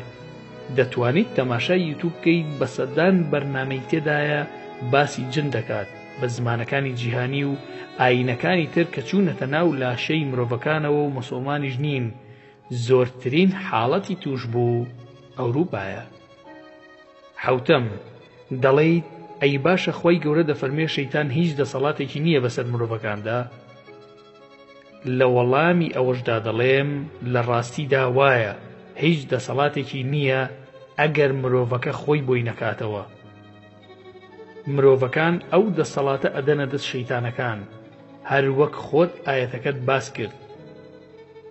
خوای گەورە ئاگاداری کردوینەتەوە کە کامە چاکەیە و کامە خراپەیە، کامە حەڵاڵە و کامە حەرامە، کە خۆمان دەیکەین و شەیتانیش ئیشی جوانکردنیەتی ئێمەش بەدەمیەوە دەچین، خۆمان دەسەڵاتی ئەدەینێ و بە قسەی دەکەین، شەیتان دەکەینە خوای خۆمان. ماکوان بارەکە الله فیکم ئەخی عەلی گیان، دەستت خۆش بێ بۆ وەڵامەکانت. عەلی ماکوان من دوو جنۆکەی هاوڕێی موسڵمانم هەیە، پێت بناسێنم؟ ماکوان وەڵا نۆرەی ئەمانن. عەلی گیان خۆمان ڕەفیقمان کەمە، اینجا جنۆکەش بکەین بە ڕەفیق و هاوڕێمان. کورە من گیرم بەدەست دانەیەکەوە خواردووە، ئێستا تۆ دوانی ترم پێ دەناسێنیت؟ عەلی ماکوان ئەمانە موسڵمانن، زۆر جنۆکەی باش و بەڕێز و خواناسن، ئێمەیان زۆر خۆش دەوێ. ئەمانە ئەوەندە خواپەرستن وەک فریشتە خوا دەپەرستن. جا ئەگەر هاوڕێیەتی ئەم جۆرە جنۆکانە دەکەیت هەرگیز شەیتان نایەت بەلاتە. ماکوان دەی باشە بە ئەوانیش بناسین بانگیان کە. عەلی لێرە نین لە یەمەنن، دەبێت بڕۆین بۆ لایەن. ماکوان باشتر عەلی گیان کە چووی بۆ لایەن سەلامی منیان لێ بکە، من ئیشم پێیان نییە. عەلی بۆ نایی بڕۆین بۆ یەمەن بۆ لایەن؟ ماکوان جا بۆچی بێم بۆ یەمەن بۆ بینینی ئەوان؟ من ڕۆژانە حوسیەکان و جەماعەتی عەلی عەبدوڵڵا ساڵح و هێزەکانی سعودی و ئیمەراتی ئەبینم لە شەیتان خراپتر دەکەن. عەلی بڕوا بکە ماکوان، ناوچەکانی یەمەن شاخاوی و دارستاناویە، زۆر لە نەروی جوانترە. اینجا ئەوێ پڕیەتی لە جنۆکە. من کەسێک دەناسم یەکێکە لە گەورە ساحیرەکان لە یەمەن ئەچین بۆ لای ئەو، ئێستا تۆبەی کردووە ئەلحەمدولیللا. ماکوان عەلی گیان من نایەم، تۆ خۆت بڕۆ. من گیرم بەدەست دانەیەکەوە خواردووە، تۆش دەڵێی پڕیەتی لە جنۆکە. من ئێستا چی بکەم؟ عەلی هیچ، تۆ هەتا بە چاکی زیکرەکان و لە کاتی خەوتن ئایەتەل کورسی و نوێژەکانت لە کاتی خۆیدا بکەیت، بە تایبەتی بەیانیان و عیشا پارێزراو دەبیت لە خودی شەیتانی گەورەش. ماکوان گەڕامەوە بۆ ماڵەوە، بەردەوام خەریکی ژیانی ئاسایی خۆم بووم، نە حەسقیل دیار بوو نە کەس. سوپاس بۆ خوا ماوەیەکی دوور و درێژ چاوم بە چاوی نەکەوت. بۆ ماوەی هەفتەیەک مۆڵەتم لە کارەکەم وەرگرت، هەندێک کاری تایبەتم هەبوو ئەنجامی بدەم. من زۆر بە دارستان و شاخ و سەر دەریا ئارەزومەندم، حەزم بە سروشتی خوای پەروەردگارە. ڕۆژێکیان بە خێزانمم وت زۆرم خواردووە، حەز دەکەم بڕۆم بگەڕێم، نایت بێکەوە بڕۆین؟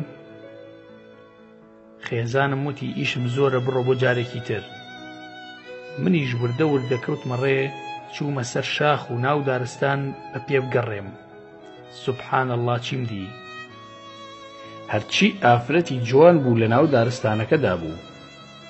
ئەهاتن و دەڕۆشتن بەلامدا، پیاوێکم نەدی، هەمووی ئافرەتی ناسکە و کچی شاز و شەدەلار و نازدار و جوان و باڵابەرز و نازەنین بوون، هەمووی بە نازەوە پێ ئەکەنین بەدەمەوە.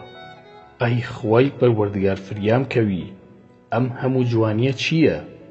بەلامە دێن و دەڕۆن بە پێکەنین. کەش و هەوای ناو دارستان بناری دۆڵێک هەورد دامێنی داوێتی لە زەوی، لە هەندێک جێگادا بۆنی دارستان و ئەو هەموو سروشتە جوانە بەو هەموو ئافرەتە جوانە هەمووی سەرسامی کردبووم. چەندە ئافرەتم ئەدی ئەوەندەش ئاسکی جوان و شاخ درێژم دەبینی ڕێگام لێ هەڵەبوو بوو نەم دەزانی ڕووەکوێ بڕۆم. وتم با پرسیارێ بکەم لەم کچانە ئەوە فیستیڤاڵە یا کەرنەڤاڵە؟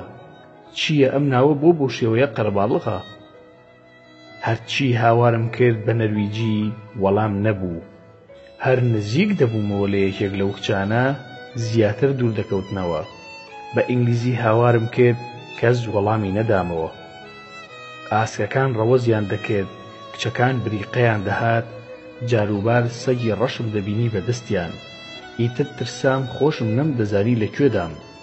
ئەوەی لە خەیاڵی مندا نەما بوو یان بیر و هۆشم بەلایدانە دەڕۆیشت قورئان خوێندن بوو. هەستم دەکرد سنگم زۆر توند بووە. هەناسم بۆ نادرێ. ناچار وەستام بیرم کەوتەوە خۆ من قورئان دەزانم. ئایەتەل کورسیم خوێند. وەک ئاوێکی بەخۆر لەسەرمەوە بۆ بنی پێم خۆشی و ڕەحەتی بە گیانم داهات. اینجا مەعووذەتەینم خوێند واتە قول ئەعوذ برب الفەلەق قل أعوذ برب الناس وقل هو الله أحد. سێ جار لەسەر یەک هاتمەوە دۆخی ئاسایی خۆم و ڕێگای خۆمم دۆزیەوە. بە زوویی گەڕامەوە. نزیک بوومەوە لە ئاوەدانی. لە ڕێگا حەسقیلم دی.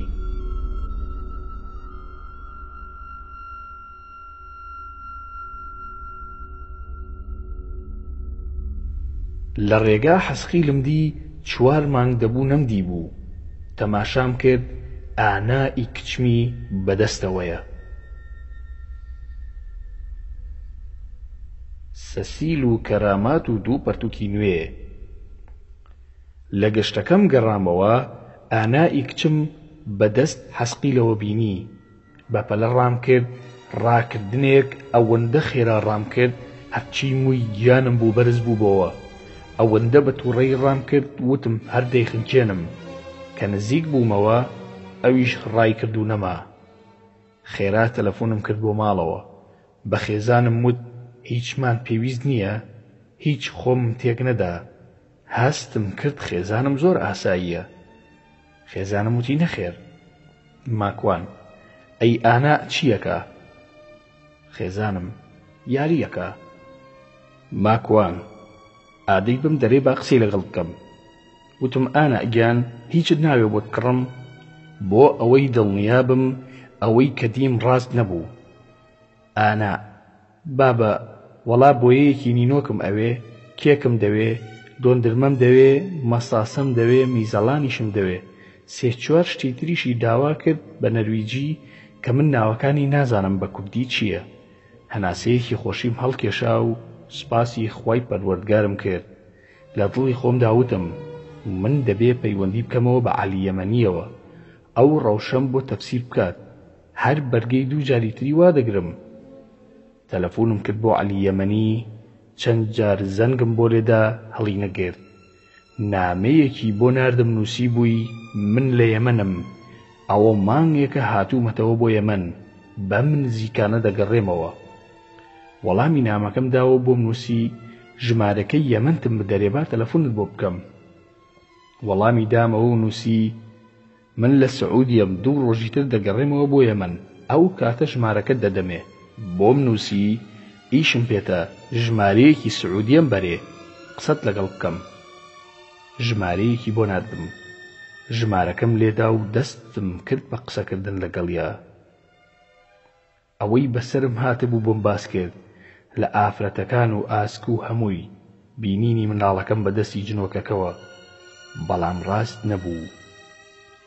عەلی زانیاریم نییە با بگەڕێمەوە قسەت لەگەڵ دەکەم. هیچ هیوایەکم نەما. نەم دەزانی چی بکەم. ڕۆژان دەڕۆیشت و ژیان ئاسایی دەبۆوە. ئێوارەیەک لە مزگەوت گەڕامەوە بەرەو ماڵ. پیاوێکی نورانی جوان بە جلوبەرگی سپیەوە هاتەلام. پیاوە نورانیەکە ماکوان کوڕم باشی؟ ئەو دەم و چاوم تەنها لە فیلمی مێژووی بینی بوو. شتێکی زۆر خەیاڵی هاتە بەرچاوم. لە فیلمەکەی عیسای کوڕی مەریەم دەچوو بە پیری. پیاوێکی ڕیشسپی درێژ و جوان و باڵابەرز قژی لەسەر شانی بوو. بە زمانی کوردی قسەی لەگەڵ کردم. پیاوە نورانیەکە من یەکێکم لە پیاوچاکانی خوا، پێشتر بۆ باوکو باپیریشت هاوکار بووین. من لەمە دووە هەمیشە لەگەڵتا دەبم، بێخەم بە ناهێڵم هیچ کەس ئازارت بدات. ئەوەندە قسەی لەگەڵ کردم لە پڕ لە ڕێگا دیار نەما و منیش لە خۆشیە خەریک بوو سیارەیەک بووم کا بەژێرەوە. هەزار جار سوپاسی خوام کرد، دەموت خوای گیان سوپاس بۆ تۆ کەرامات نیشانی من ئەدەی. من گەشتومەتە ئەو ئاستە بمە خاوەن کەرامات. لە ڕاستیدا زۆر دڵخۆش بووم تا مەزرۆی بینینەوەی پیاوە پیرە جوانەکە بووم. ئەی هاوار لەو خۆشی و ئیمانەی لە دڵما دروست بوو. بۆ ڕۆژی دوایی کابرای پیرە گەڕایەوە بۆ لام، بەڵام من دەڕۆیشتم بۆ سەرچاکردن لە ناو بازار. پیاوە نورانیەکە: ماکوان، دوو پەرتووکم بۆ داناوی بە ناوی مەندەل و جەفرەش، کەی کاتت بوو بیان خوێنەرەوە. ماکوان: قوربان بەڕێزت ناوت چییە؟ چۆن بانگی جەنابتان بکەم؟ پیاوە نورانیەکە: ناوم سەسیل کوڕی لەیلامە. ماکوان: ئەی جەنابەت خەڵکی کوێیت و چیت؟ سەسیل: من کەسێکی ڕۆحانیم و وەک کەراماتێک خوا ناردمی بۆ لای تۆ. ماکوان: یاخوا بەخێر بیت سەرچاوم، بۆ من ئەوەندە کەسێکی باشم؟ سەسیل: بەڵێ ماکوان، تۆ یەکێکیت لە ئەولیا و پیاوچاکانی خوا. ماکوان: خوای گەورە لێمان قوبوڵ کات، بەڵام بەخوا من عەقڵم نایبڕێت خۆم پیاوچاک بم. سەسیل: ماکوان کوڕی ئامینە، پەرتووکەکانت بدەمێ بیخوێنیتەوە؟ بەدەم قسەکردنەوە بە ناو بازاردا دەڕۆیشتین. من بۆ لای دلاک و ئەویش لەگەڵما دەهات. جلوبەرگی زۆر سەیر بوو، دەموچاوی زۆر نورانی بوو. بۆم ساغ نەدەبووە کە کێیە و دەموچاوی چۆن وەسف بکەم. شتەکان زۆر ڕوون نەبوون. حەزم دەکرد یەکێک بمبینێ و چۆنی و چاکیەک یاخود قسەیەکم لەگەڵا بکە، بەڵام هیچ ڕووی نەدا.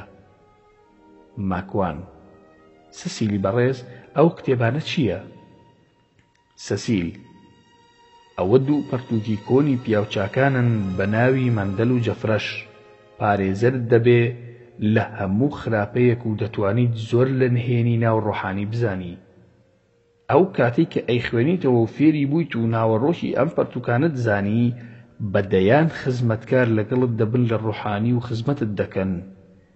زۆر دەوڵەمەند دەبیت، هەموو کەس دەستت ماچ دەکەن. دەبیتە گەورە و ئەولیا و شێخ و پیاوچاک و هەموو شتێکت دەبێت لەم دنیایە. لەم قسانەیە بوو کە بینیم 10 بۆ 12 کەس بەڕێز و ئەدەبەوە دەستیان لەبەر سکیانە دانابوو، ڕوە و من وەستا بوون بە چواردەورما.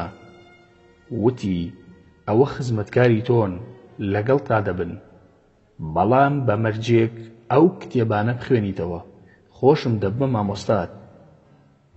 پەرتووکەکانی نیشاندام، هەمان پەرتووکی حەسقیل بوو، هەمان خەت و خطوط و نووسین و ژمارەکان بوو. ماکوان: جەنابی سەسیل، ئەم پەرتووکانە باسی چیەکە؟ سەسیل: ئەوە ناوی پیاوچاکانە و زۆرێک لە تەفسیری ئیسلامی باتنیانەیە کە هەموو کەس نایانزانێت، تەنها پیاوچاکان نەبێت. ئەوە زانستی باتنیە. ماکوان: ئەی بۆ قورئان نەخوێنم، ناوی پێغەمبەران و پیاوچاکانی تێدایە، ئەوە باشتر نییە لەم پەرتووکانە؟ سەسیل: بە دڵنیاییەوە قورئان باشترین پەرتووکە، بەڵام ئەمە تەفسیر و زیاتر ڕاوی قورئانە دەیکات، بەڵام بە باتنی تەنها پیاوچاکان دەیزانن. ماکوان: نووسەرەکانی کێیە ئەم دوو کتێبە؟ سەسیل: پیاوچاکان. ماکوان: ناوی ئەو پیاوچاکانە بڵێ بێ زەحمەت. سەسیل: منە بێ بڕۆم، تۆش نزیکی دوکانی دەلاکەکەیت و قسە دەکەینەوە ماکوان کوڕی ئامینە. ماکوان: ئەی ئەم پەرتووکانم نادەیتێ جەنابی سەسیل؟ سەسیل: بۆ جارێکی تر ماکوان، بڕۆ قژت چاپ بکە، یەکتری دەبینینەوە. ئەنگوستیلەیەک و تەسبێحێکی شێت بۆ دێنم لەگەڵیدا بە دیاری، بەڵام دایمە دەبێت بخۆتدا بگرسێنی بۆی. بێ ئەوەی خواحافیزی بکات دیار نەما، ئەم کابرایەش بووە مەراقی گیانم. هەرچی قسەکانیم تەماشا دەکرد و لێکم ئەدایەوە لە برای باوکی حەسقیل دەچوو بە دەموچاو جوان بوو، بەڵام ئەمیشم بە ساختەچی ئەهاتە بەرچاو. ئەو دڵخۆشیەم نەما کە خۆم لە پیاوچاکان بم. لە دڵی خۆماوتم ئەم هەموو پۆخڵەواتە دێتە لای من، تۆ بڵێ منیش لەم پۆخڵەواتانە بم. خوایە گیان پەنا دەگرم بە تۆ فریام کەوە، بێکەسم، تەنها لە تۆ داوا دەکەم، لەگەلی یەکتاپەرست بم، دوور نەکەومەوە، لە ئەهلی تەوحید بم یا ڕەب العالەمین، پەنا دەگرم بە تۆ لە شیرک و شەیتان. دوای سەرچاکردن چوون بەرەو مزگەوت بۆ نوێژی عەسر. لە جەماعەت عەلیم بینی گەڕابووەوە لە یەمەن، وام زانی هەموو دنیا هی منە. ماکوان: عەلی بۆ خاتری خوا کەی ئێستا کاتی سەفەرە، وەرە چیم دیوە بۆت باس بکەم. ئەوەی بینی بووم بۆم گێڕایەوە، باسی ئەم سەسیلەشم بۆ گێڕایەوە.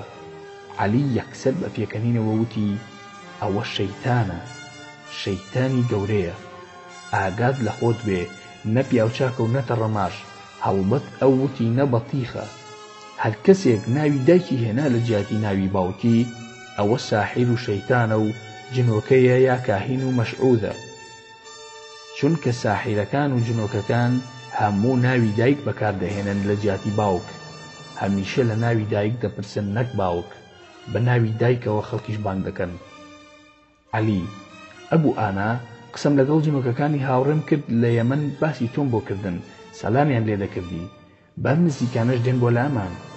وەرە با بڕۆینە دەرەوەی مزگەوت، زۆر شتت بۆ باز دەکەم. لەوێ لە ساحیرێکم وەرگرتووە بە ناوی داود محەممەد فەرحات، ئێستا تۆبەی کردووە، باسی تۆشم بۆ کرد، ژمارەکەم هێنا و قسەی لەگەڵ دەکەین. بەڵام کێشەی داود ئەوەیە لە دەیەک دەژی، نە شەبەکەی تەلەفۆنی تێدایە، نە ئینتەرنێتیش، دەبێ خەڵک بنێرم بۆ لای تا کاتی لەگەڵدا بنین بۆ قسەکردن. بۆچی جنۆکە دەچێتە ناو لاشەمان؟ لە دوای ئەوەی لەگەڵ عەلی یەمەنی هاتینە دەرەوە لە مزگەوت، بەرەو ماڵی ئەوان ئەڕۆیشتم. لە ڕێگا ئەوم بۆ باس کرد کە ئیتر توانای ئەوەم نەماوە ماندوو بووم لەو ڕەوشە، چونکە لە نێوانی نائارامی دەرونی و ترس و بیمدا دەژیم. لەسەر و هەموویانەوە لەگەڵ مەخلوقێکدا مامەڵە دەکەم کە جێگای باوەڕی هەموو کەس نییە. لەوانەیە بڵێن ماکوان شێت بووە. جا بۆیە ئەبوو حەسەن هەوڵ ئەدەم ئەوەی وەری دەگرم لە قورئان و سوننەتدایە، ئیتر بڕوا بە هیچ نەکەم. جا ئەوەی بۆت دەکرێ هاوکاریم کە لەو پێوەرە دەرنەچێت. ئینجا دەمەوێت بزانم بۆچی ئەم جنۆکانە لە منیان پێچاوە، لەناو ئەم جیهانە ڕویان کردوتە من، پەیوەندیان چییە بە منەوە؟ عەلی: ئەبوو ئانا، مەرج نییە پەیوەندی بە جنۆکە و دنیا و جیهانی ئەوانەوە بێت. لەوانەیە مرۆڤەکان بیانەوێ ئازاری تۆ بدەن، یاخود جنۆکە بخەنە ناو لاشەتەوە، یان بیانەوێ بتکەن بە ساحیر. ماکوان: جا من خراپەم بۆ کێ هەبووە؟ بۆ ئەیانەوێت ئازارم بدەن، هەز ناکەم دوژمنێکی وا گەورەم هەبێت. ئینجا من بۆ خۆم دەزانم بوون بە ساحیر کافر بوونە، یەکێکە لە تاوانە گەورەکان. ئەی چۆن من دەبم بە ساحیر و خۆم کافر و بێدین دەکەم؟ عەلی: نازانین جارێک کێ ناڵێ ئافرەتێک حەزی لێت نییە و بیەوێ سیحر و جادوود لێ بکا و نێوانی تۆ و خێزانت تێک بدا، چونکە ساحیرەکان هەمیشە نێوانی خەڵک تێک دەدەن، خۆ ناتوانن نێوانی خەڵکی باش بکەن. لەبەر ئەوەی ئەوان جیهانی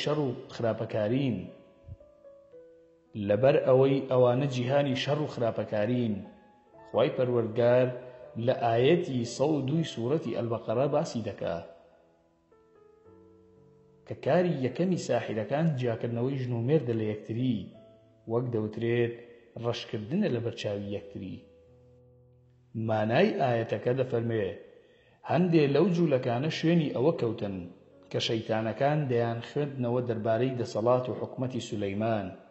ئاشکرایە کە هەرگیز سولەیمان کافر نەبووە، بەڵکو شەیتانەکان کافر بوون و خەڵکیان فێری سیحر و جادوو دەکرد. هەروەها خەڵکیان فێری ئەوە دەکرد کە بۆ هاروت و ماروت کە دوو فریشتە بوون لە بابلدا بەزێنرابوون بۆ تێگەیاندنی خەڵکی لە سیحر و جادوو.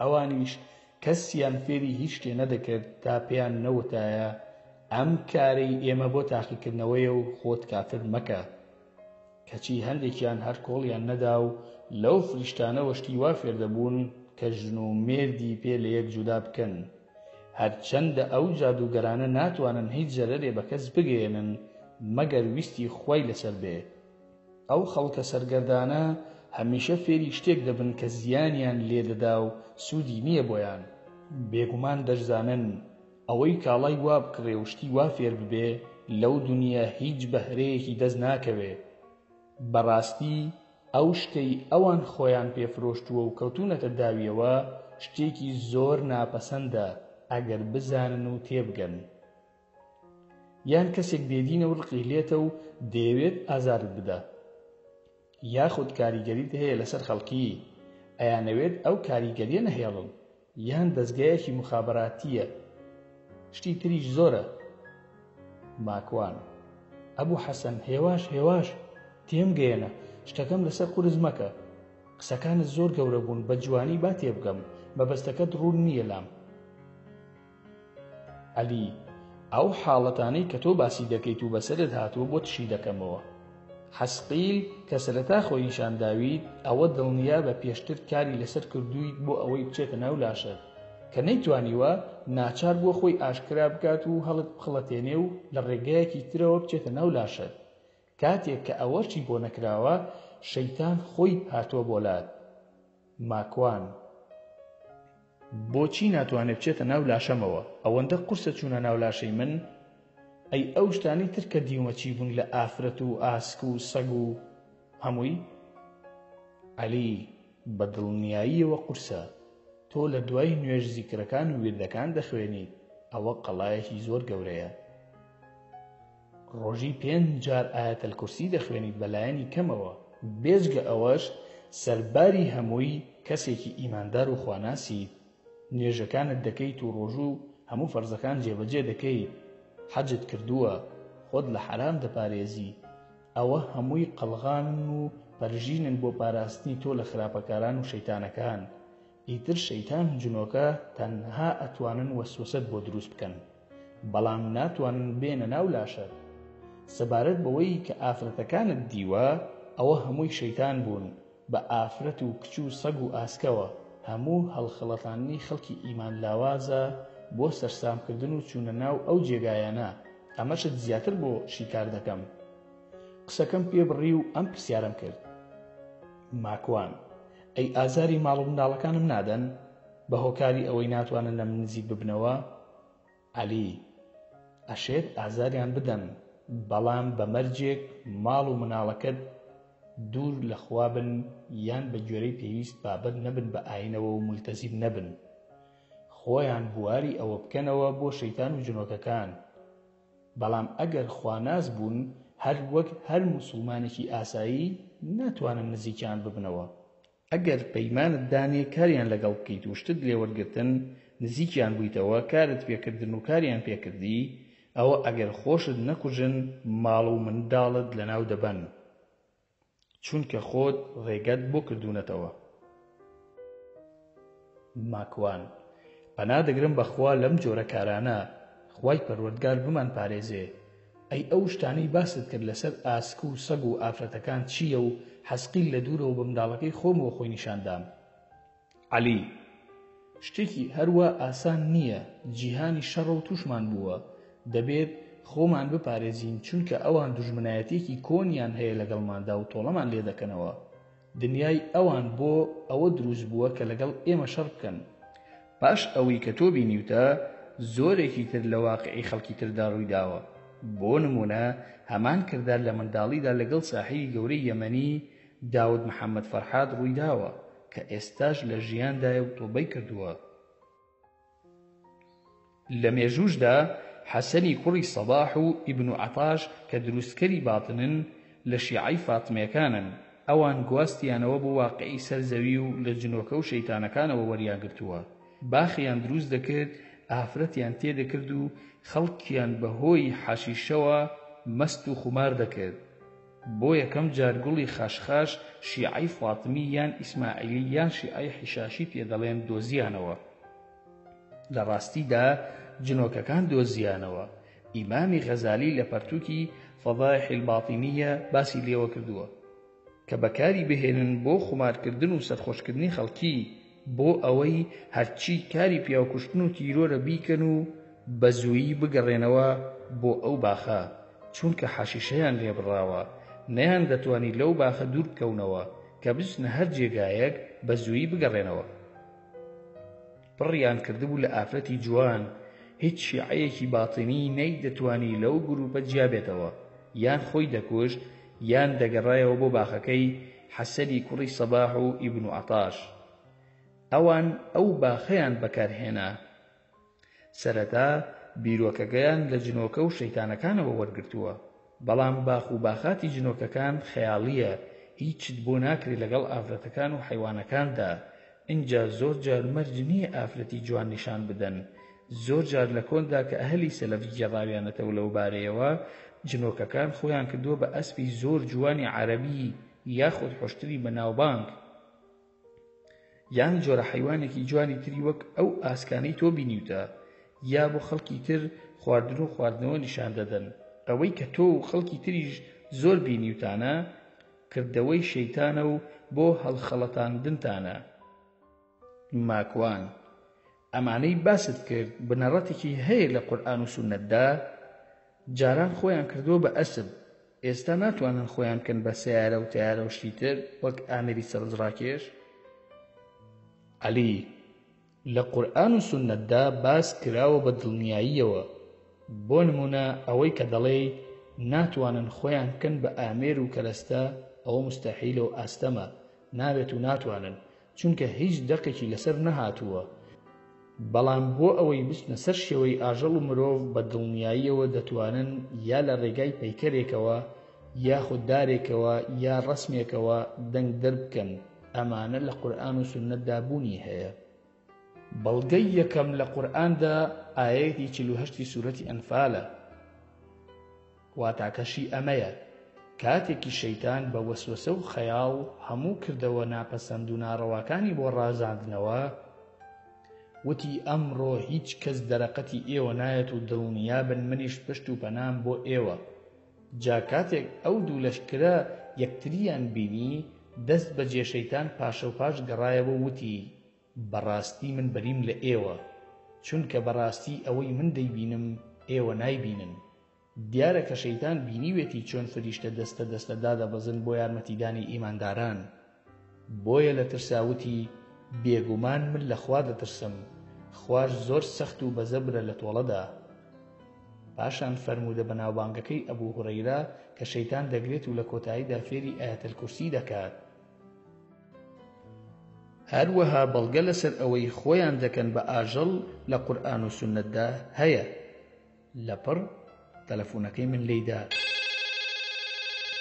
خێزانم ماکوان لەکوێی؟ ئەتوانی زوو بیتەوە؟ ئانا تایەکی زۆری لێ هاتووە. ماکوان ئێستا خێرا دەگەڕێمەوە و دەیبین بۆ نەخۆشخانە. عەلی ماکوان زۆر هەڵەمان کرد، ئەو قسانەمان کرد جنۆکەکان گوێیان لێ بووە، خوا بکات هیچی خراپ ڕوو نەدات.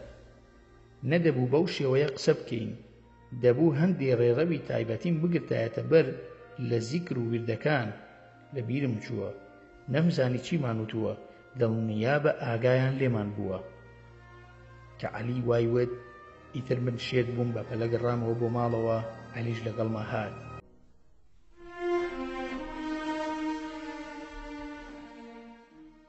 شێخ شاهین و جانتایەک پارە و شەیتان. بە پەلە گەڕامەوە بۆ ماڵەوە، چوومە لای ئانای کچم تاکەی 39 بوو. منداڵێک پلەی گەرمی لەشی بچێتە چل پێویستە ببرێ بۆ لای دکتۆر. ماچم کرد. خێزانم ساردەمەنی زۆر خواردووە، قورکی هاتۆتەوە یەک. هۆکارەکەی ئەوەیە زۆریشم پێوتووە، بە قسەی نەکردم تا ئاوانە خۆشکەوت. ڕوون کردە عەلی ئێمە کە دەچین لای دکتۆر دوای چەند ساتێک یەکسەر بڕوای پێ دەکەین وا دەزانین ئەو سەرتۆپە. دوای ماوەیەک بڕوا بەوەش دەکەین کە ساختە چییە و کڵاو دەکاتە سەرمان. دوای ئەوە بڕوا بە هاوڕەکانمان دەکەین وا دەزانین کەسمان نییە بێجگەلەوان. اینجا بڕوا بە دراوسەکانمان دەکەین وا دەزانین هاوکارمانن. لە کۆتاییدا بڕوا بە داروبەرد و گژوگیا دەکەین کەچی ئەوەندە سەرسەختین بڕوا بە خوای متعال ناکەین تەوەکول بەو ناکەین یا ڕەبی خوایە پەشیمانم تەوەکولم هەر بە ذاتی تۆیە لێم خۆش بە تۆم هەبێت هەموو کەون هیچە لە تۆ دوور بم مێرولەیەک دەمخات یا معبودم تەنها و تەنها بڕوام بە ذاتی تۆیە هەند بێڕوقی شەرعیم بەسەر داخوێند و عەلیش بەسەری داخوێند و تەلەفۆنم کرد بۆ کارەکەم و ئاگادارم کردنەوە لەوەی کە ناتوانم بچم بە هۆکاری کچەکەم کە تای لێ هاتووە ئەو ڕۆژە مۆڵەتم وەرگرت ترسام لەوەی نەکو تاکەی زیاد بکات بەڵام سوپاس بخوا نیو کاتژمێری نەبێت دوای ڕوقیە شەرعیەکەی من و عەلی چاک بۆ و شیفای بۆ هات لەلایەن پەروەردگاری شافیەوە پاشانیش دایکی شەربەتی تای پێدا سوپاس بۆخوا ئانا باش بوو لەگەڵ عەلی یەمەنی نانمان خوارد بە یەکەوە پاشان ئەویش ڕۆیشتەوە لە ماڵی خۆمان باسی هیچمان نەکرد لەبەر ماڵ و مناڵ ڕۆژەکانی ژیانم ئاسایی بۆەوە و ئێوارەیەکی ڕۆژی شەممە لە ماڵ دانیشت بووم کەسێک پەیوەندی پێوە کردم بە ژمارەیەکی دیار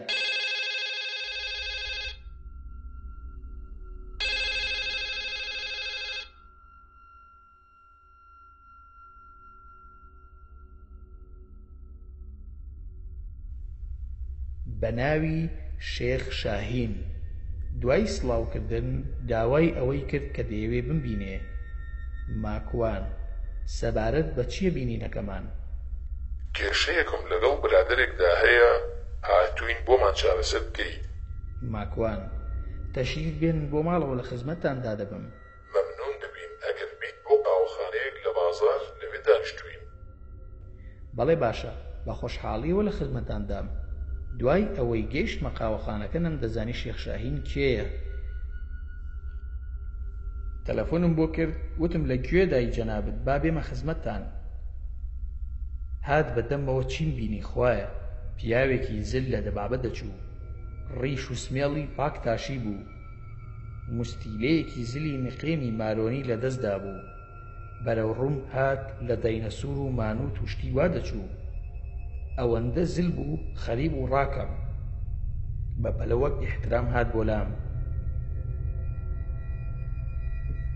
سڵاو کاکە ماکوان چاک عەزیزمان دای بەڕاستی زۆر مەمنونی بەڕێستانم فەرموو با بڕۆینە سەر ئەو مێزە دابنیشین لە تەنیشت مێزەکەوە دوو جانتا دانرابوون زۆر سوپاس کاک شێخی بەڕێز عەفو بەڕێستانم نەدیوە لەم شارە لەکوێ دەژین کاکە ماکوان لە بەریتانیەوە هاتووم لە شاری لەندەن دەژیم و یەک دوو جار لە کۆڵ و سیمینارەکانتە بووم لە بەریتانیا جارێک هاتیم بۆ لیدس و جارێکیش لە لەندەن خۆشحاڵ بووم سەیرە جەنابتانم لە ناو خەڵکەکەدا نەدیوە لە ڕاستیدا ناوی کۆڕەکان هەردووکی ڕاست بوو بەڵام ئەو کەسایەتیم نەدیوو لە کۆڕەکەمدا ئەوەندە زل و زەبەلاح بوو ئەو دەم و چاوە و هەیکەلە ون نەدەبوو هەرگیز لەبیر نەدەچۆوە بە هەر حاڵ بۆ لێرەی بەتەنها و ئەو کێشەیە لەگەڵ خەڵکی تردا کێیە با ئەویش بێت دەچینەوە بۆ ماڵەوە کاکە ماکوان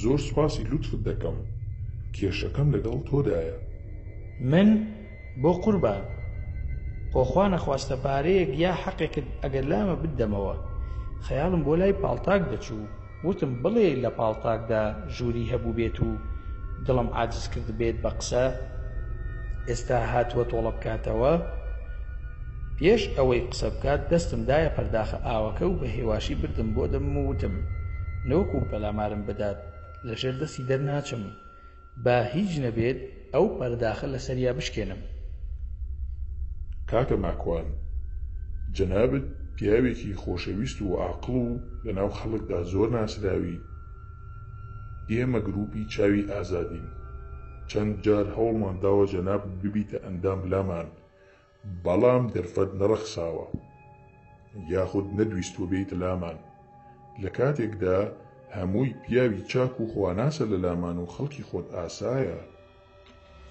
سبحان الله یەکسەر هەستم کرد لە جەماعەتی حەسقیل و سەسیلە بەڵام هیچ خۆم تێک نەدا و پێم وت لەناو ئەو پیاو چاکانەدا کەسێکی تێدایە من بیناسم اینجا پەیڕە و پرۆگرامی ئەم گروپە چییە؟ کوردیە بۆ مافی ڕەوای میلەتەکەمە یاخود بۆ چالاکی ئیسلامیە؟ بۆ چییە کاکە شێخی بەڕێز؟ کاکە ماکوان، ئەم گروپە گروپێکی کۆمەڵایەتیە. لە هەر جێگەیەک نوێنەرێکمان دەوێت. دەبێت ئەو کەسانە دەبنە نوێنەر پیاوی خۆی ئاسایی بێت، شارەزا بن و کۆمەڵایەتی بن، لەناو خەڵکدا دیار بن بۆ چارەسەری کێشەی خێزانیە یاخود تەعزیە و خۆشی و شادی یان حەفلەیەکە بەدەم خەڵکەوە بین بەگشتی. ئەمە کاری ئەم گروپەی ئێمەیە. وەڵایە شێخ ئەمە شتێکی باشە. من لەم شاری خۆمان زۆر کۆمەڵایەتی نیم، چونکە زۆربەی کوردەکان خەڵکی کوردستانی ڕۆژهەڵاتن، زۆربەیان بێدینن و خوا هەر ناناسن. من پەیوەندیم لەگەڵیاندا نییە. لە بازاڕیشدا لە دوورەوە هەموو دەڵێن ئەوەیە مەلا ماکوان. منیش ئەوانەی ئەهلی مزگەوت نەبن کەمتر تێکەڵیان دەکەم. بڕوا ناکەم من بە کەڵکی ئەو نوێنەرایەتیە بێم. ئەنجا من بۆ خۆم پیاوێکی تووڕەم کە تووڕە بووم دۆ و دۆشاو تێکەڵ دەکەم. بڕوا ناکەم بە کەڵکی ئەو کارە بێم. لە سەرۆی هەموویەوە من ئیش دەکەم وەکو میسری. کاتژمێر 7 بەیانی دەڕۆم، 9 شەو دەگەڕێمەوە. نا بە پێچەوانەوە کاکە ماکوان، تۆ دەبیتە شێخ، چونکە کوڕە شێخی و خەڵک دێنە لات دەستت ماچ دەکەن، تۆ ئەمر دەکەیت و ئەوان جێبەجێ دەکەن. چێ حەدی هەیە سەیری ناوچەوانت بکە؟ تۆ کوڕی پیاویت و لە پیاوچاکانی چێ دەتوانێ ئازاری تۆ بدە؟ تۆ شێخی هەمومانی. من لەم شارەی تۆدا دەیان کورد دەناسم کە تۆیان خۆش دەوێت.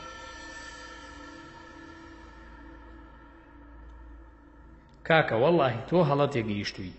لە بنەماڵەی باو و باپیرانماندا لە هەردوو سەرەوە یەک شێخی تێدا نییە. باوکم کۆنە شیوعی بووە. لە پۆلی 6 سەرەتاییەوە ئەندامی چالاکی حیزبی شیوعی بووە. تا لە کۆتایی تەمەنیا خوا هیدایەتی دا لە ڕێگای مامۆستا سەید ئەحمەد پێنجوێنیەوە. دایکیشم کۆمەڵە بووە. یەکەم بەیاننامەی کۆمەڵی ڕەنجدەرانی کوردستان دایکم لە شاری پێنجوێن هەڵی واسیوە. ئیتر شێخی چی و تەڕەماشی چی؟ من تا ماوەیەک لەمەوبەر سەرسەریترین کەس بووم. خوای گەورە هیدایەتی دام و ئێستا تۆزێک ئارام بوومەتەوە. ئیتر نە پیاوچاکین و نە هیچ، و منیش باش خۆم دەناسم، تۆ نامان ناسیت. ئینجا من لە ژیانمدا نەمهێشتووە کەس دەستم ماچ بکە و دەستی هیچ کەسم ماچ نەکردووە، بێجگە باپیرم و یەک دوو کەسی تر کە مامۆستان بوون، چونکە قابیلیان بووە، ئەوانیش زانستیان فێر کردووم. بەنیسبەت ئەوەشەوە کە دەڵێکی حەدی هەیە، وەڵڵا کاکە حەدیان هەیە کە تووڕە بوون ئیتر لەوانەیە 100 شەقمتی هەڵدەن. چییە ئاساییە؟ هەر لەبەر ئەوەی پێچەوانەی قسەکانی ئەو قسە بکەم. دەستی دایە یەک جانتا و بەدەم قسەکردنەوە وتی: ئەوە تەواضوعی خۆتە. جانتای کردەوە پڕ بوو لە پارەی تێکەڵە لە پاوەند و لە دۆلار و لە یۆرۆ و لە کرۆن. جا کاکە ماکوان، گروپەکەشمان بە دیاری ئەوەیان بۆ ناردووی بۆ ئەوەی واز لە کار بێنیت و خەریکی کاری گروپەکەی ئێمە بیت. کە پارەکانی نیشاندام دڵی بردم و هۆشم ڕۆشت بۆ پارەکان. زۆر زۆر بوو ناحەقم مەگرن. ئێ باشە ئیشەکە چییە؟ شێخی گەورەمان پیاوی خواناس و خاوەن کەرامەت سەسیل فێرت دەکا. ئەها، ئەم پارەیە کڕینی دینەکەی منە بە ژینەکەی ئێوە. ئەو سەسیلەی تۆ باسی دەکەیت شەیتانە. چۆن وا دەڵێیت؟ ئەو پیاو چاکی خوایە، لە ڕۆحانیە پاکەکانە، کەرامەتی هەیە، خوای گەورە نردوێتی تا پیاوچاکان کۆبکاتەوە. پێم عەیب بوو لەو جێگایە ئەگینە ئەو قسەیە پێویستی بەشینە جرتێکی قایم بوو، بەس بۆ کەسایەتیم نەدەگونجا. بەڵام لە ڕاستیدا پڕ بە دڵ و دەمم حەزم دەکرد یەک جرتی بۆ لێ بدەم کە وتی پیاوچاکان کۆ دەکاتەوە، بەڵام نەمکرد بەداخەوە. زۆر ڕقم لەو پیاوە بوو، هەر کە بینیم وامزانی ئەو کەسە باوکمی کوشتووە. ئەوەندە پیس بوو بۆنی عارەقی لێدەهات. ئینجا شێخەکەم لێ کردەوە: کاکە شاهینی بەڕێز، من ناتوانم ئەو کارانە ئەنجام بدەم. بڕۆ بە گروپەکەت بڵێ ماکوان لەبیر بکەن. ماکوان بەخوا دەتکوژن، ئەگەر توانیان دەستیان خۆش بێ. من تا دوو بەیانیش لێرەم، هەر بە خزمەتت دەگەمەوە. بڕوا ناکەم کاک شاهین، چونکە من ئیش و کارم هەیە و دەچمە سەرکاری خۆم. دەی جارێ بە ئیجازە و خۆشحاڵ بووم.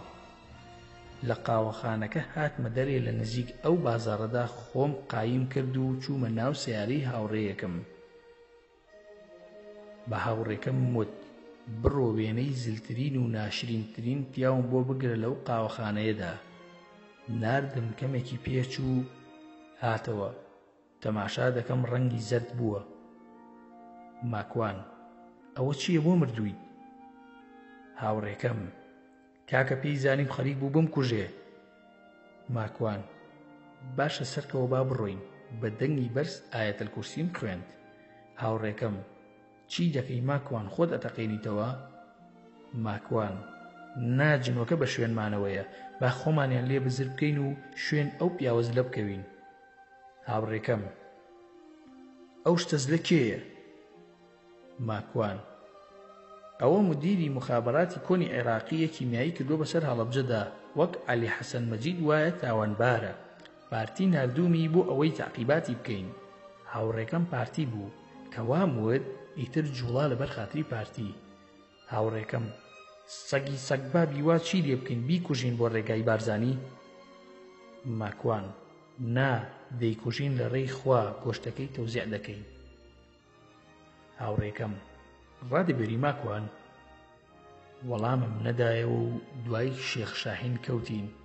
خۆی کرد بە هۆتێلێکدا زانیم لەکوێ دابەزیوە. بە هاوڕێکەم وت ئیتر تۆ بڕۆ.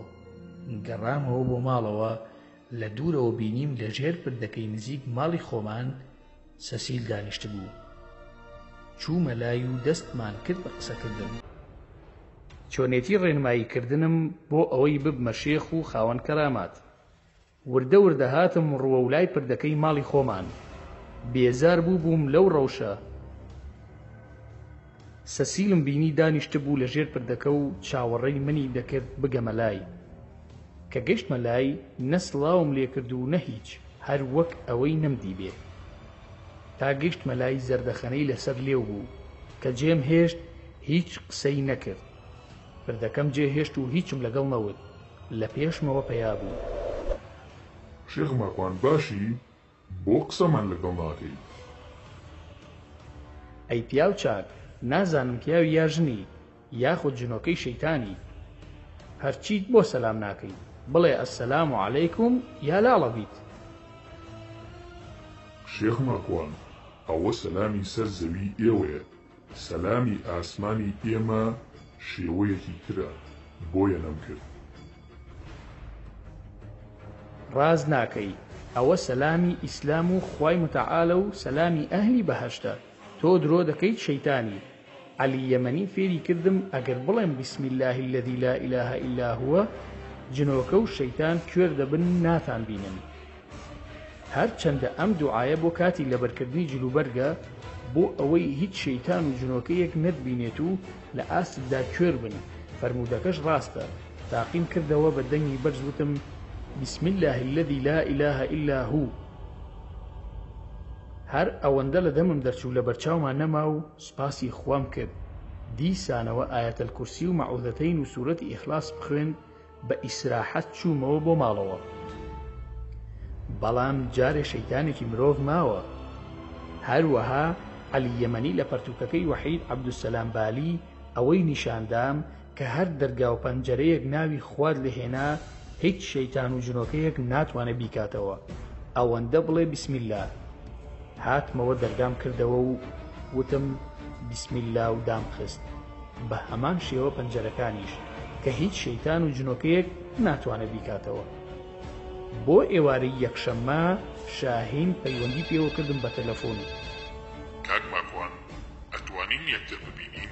منیش تەلەفۆنەکەم داخستەوە. خێرا پەیوەندیم کرد بە عەلی یەمەنیەوە.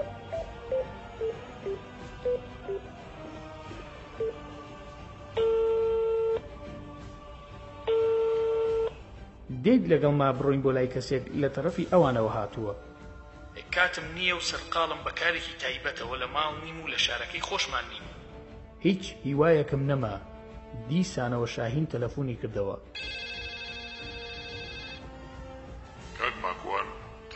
داخراوە ئەتوانی بۆ نیو کاتژمێر یەکتر ببینین چونکە من بەیانی دەچمەوە بۆ لەندەن. کاک شێخ شاهین بڕوا بکە زۆر سەرقاڵم ناتوانم ببوورە مەشغوڵی ماڵ و مناڵم. ماکوان تەنها نیو کاتژمێر دەتوانم بتبینم تەنها نیو کاتژمێر.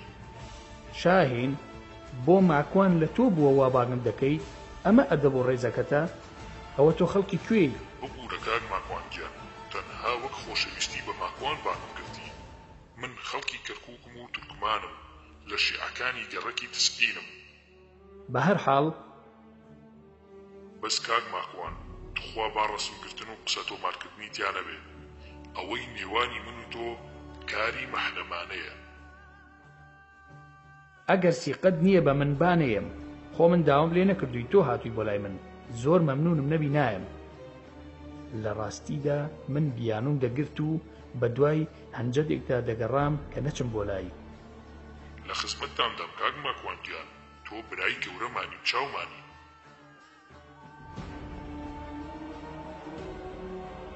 باشە کاک شاهین ئاگادارت دەکەمەوە پاشکەمێکی تر.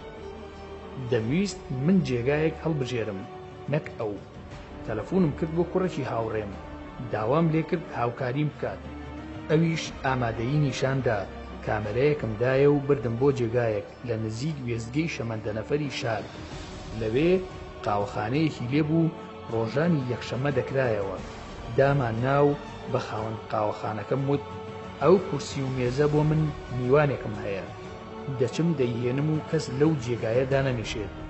بە هاوڕێکەشمم وت تۆ تەنها گوێ دەگریت و بە تەلەفۆنەکەت دوێنەمان دەگریت بە ڤیدیۆش ئەوەندەی توانیت بیگرە. هاوڕێکەم وتی باش. من دەرچووم بۆ ناو بازار لە ڕێگا تەلەفۆنم کرد بۆ شاهین.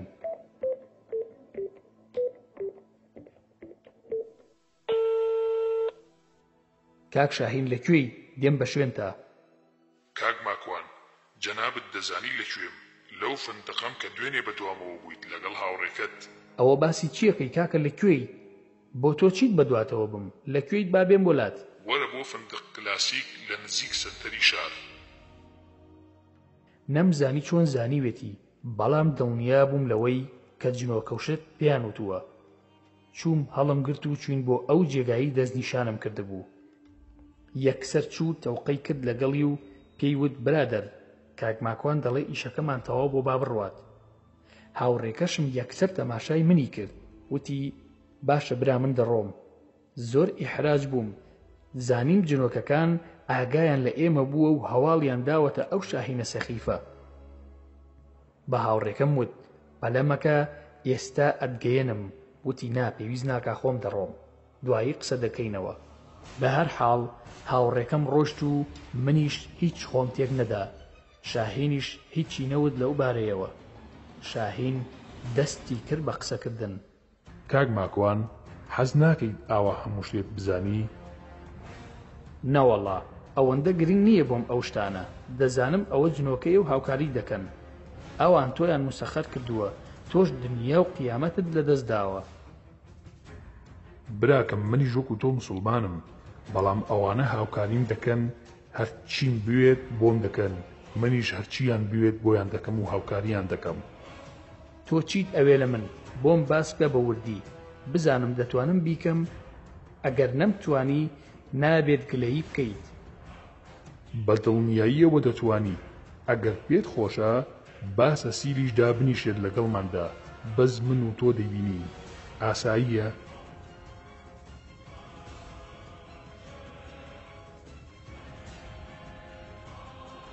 ئاساییە. قسەکەم تەواو نەکرد لە دەرگای قاوەخانەکە خۆی کرد بە ژوورە هات بە پێکەنینەوە دانیشت. السلام عەلەیکوم. من هەر وەڵامم نەدایەوە و تەنها وتم ئەهلەن وسەهلەن. شاهینیش لە جێگای خۆی نەجوڵا تەنها وتی سەیدی بەخێر بی. ڕووم کردە شاهین و وتم بەردەوام بە. کاک ماکوان هەڵمان بژاردوویت بۆ ئەوەی ببیتە شێخ و خاوەن کەرامات لە ناوماندا.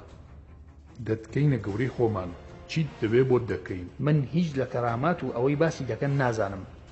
فێرت دەکەین. بەچی دەمکەنە گەورەی خۆتان؟ تەنها چەند مانگێکت بەسە بۆ فێربوون ناهێڵین پێویستت بە هیچ شتێک هەبێ. چۆن فێرم دەکەیت؟ من پێت دەڵێم بۆت نییە هیچ قسەیەک بکەیت. من لەگەڵ بەشەر قسە دەکەم نەک لەگەڵ تۆ. باشە تووڕە مەبە، باشە هین قسە بدە. باشە کاک ماکوان، من قسە دەکەم. سەرەتا پێویستە خۆت پێشکەش بە ئێمە و بە پیاوچاکان بکەیت. لە نێوانماندا پەیماننامەیەک بنووسین و هەموومان ئیمزای بکەین. پاشان جەنابەت 40 شەو دەچیتە خەڵوەتەوە، لە جێگایەکدا بۆت دیاری دەکەین و قورئان دەکەی بە 2 کەرتەوە. لە ناوەڕاستەوە لە سوورەتی کەهفەوە بەشی لای ڕاستی سوورەتی کەهف دەکەی بە نەعل و دەیکەیتە پێت. بەشەکەی تریشی پەڕەپەڕە دەکەیت. ئەو 40 ڕۆژە نەخۆت دەشۆی، نەغوسڵ دەردەکەیت، نەخۆت پاک دەکەیتەوە. ئەگەر پیسایی بکێت دەبێت بە لاپەڕەی قورئانەکان خۆت پاک بکەیتەوە.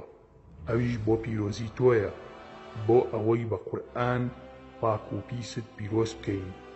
لاشت بە قورئان پاک بکرێتەوە تا پیرۆز دەبیت. چیتر؟ خەریک بوو دەتەقیم، خەریک بوو هەرچی لە خاوەخانەکەدایە لەسەریدا بیشکێنم، بەس ئارامم گرت تا بزانم چیتری پێ و چیتر دەڵێ. دوای ئەوە بۆ ماوەیەک گۆشتی مردارەوە بوو دەخۆی، لە گۆشتی سەگ و پشیلە و بەراز و پیسایی خۆت و پیسایی خەڵکی تر، پیسایی و ڕیخی ئاژەڵ دەخۆی. بۆ بەهێزکردنی تۆیە ئەمە وەک وەرزشێکە. جاران هێزی مغاویری دەیان کرد بۆ ئەوەی ببیتە سەرکردە و قائیدمان. چیتریش؟ ئەگەر ویستت پلت بەرزتر بێتەوە دەتوانیت گۆشتی مرۆڤیش بخۆیت، لە منداڵەوە دەست پێ دەکەیت. جا ئەم گۆشتە ناسک و نەرمە لەکوێ هەیە؟ خۆمان بۆت پەیدا دەکەین. پاشان 2 پەرتووکی گرنگ هەیە دەیخوێنیت کە ناویان مەندەل و جەفرەشە. ئەی دوای ئەوەی کە ئەوانم کرد چی دەکەم؟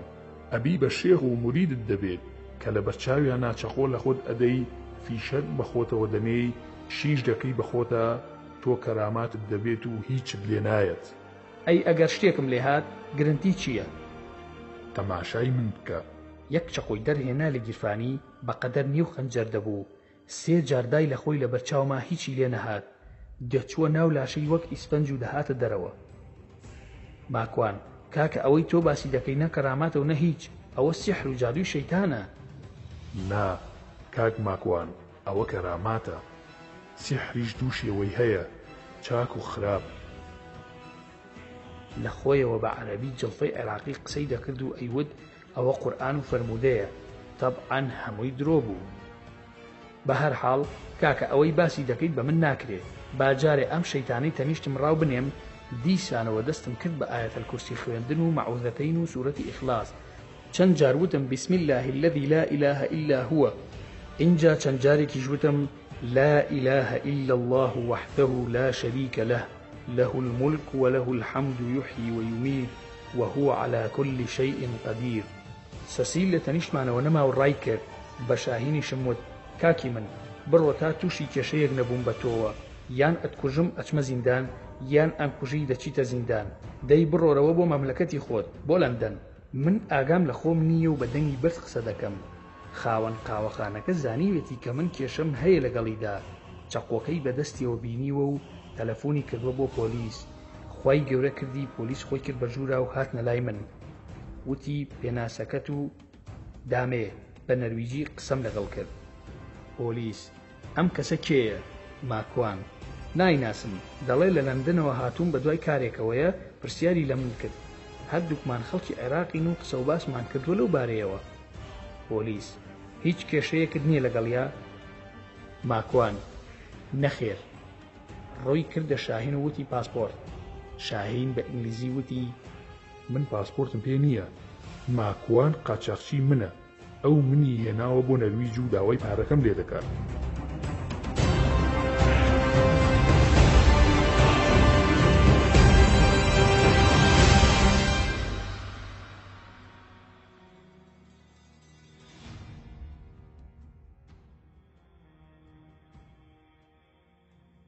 حەسقیل و ئازیز و هێرۆ و ماڵیان.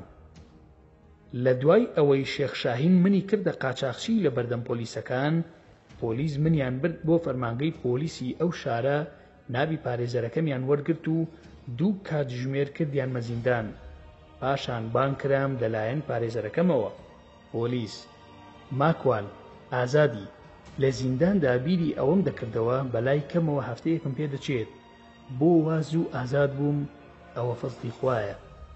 خۆم دانابوو دنیایە قسە بکەم و بەڵگە بخەمە ڕوو کە من هیچ پەیوەندیەکم بەوەوە نییە.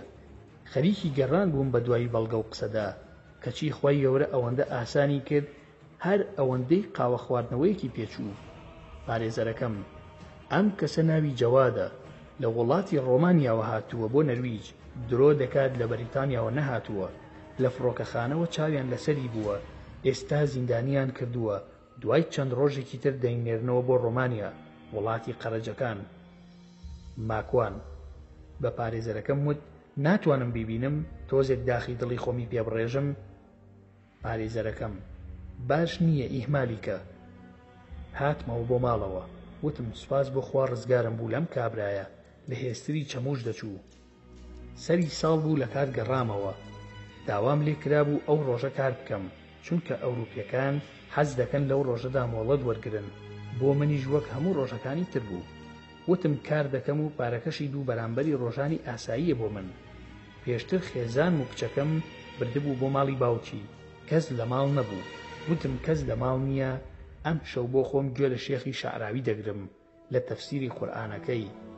خۆم سەرقاڵ ناکەم بە دروستکردنی نانەوە، چونکە ڕستەی شەعراوی زانستی لێ دەچۆڕێ.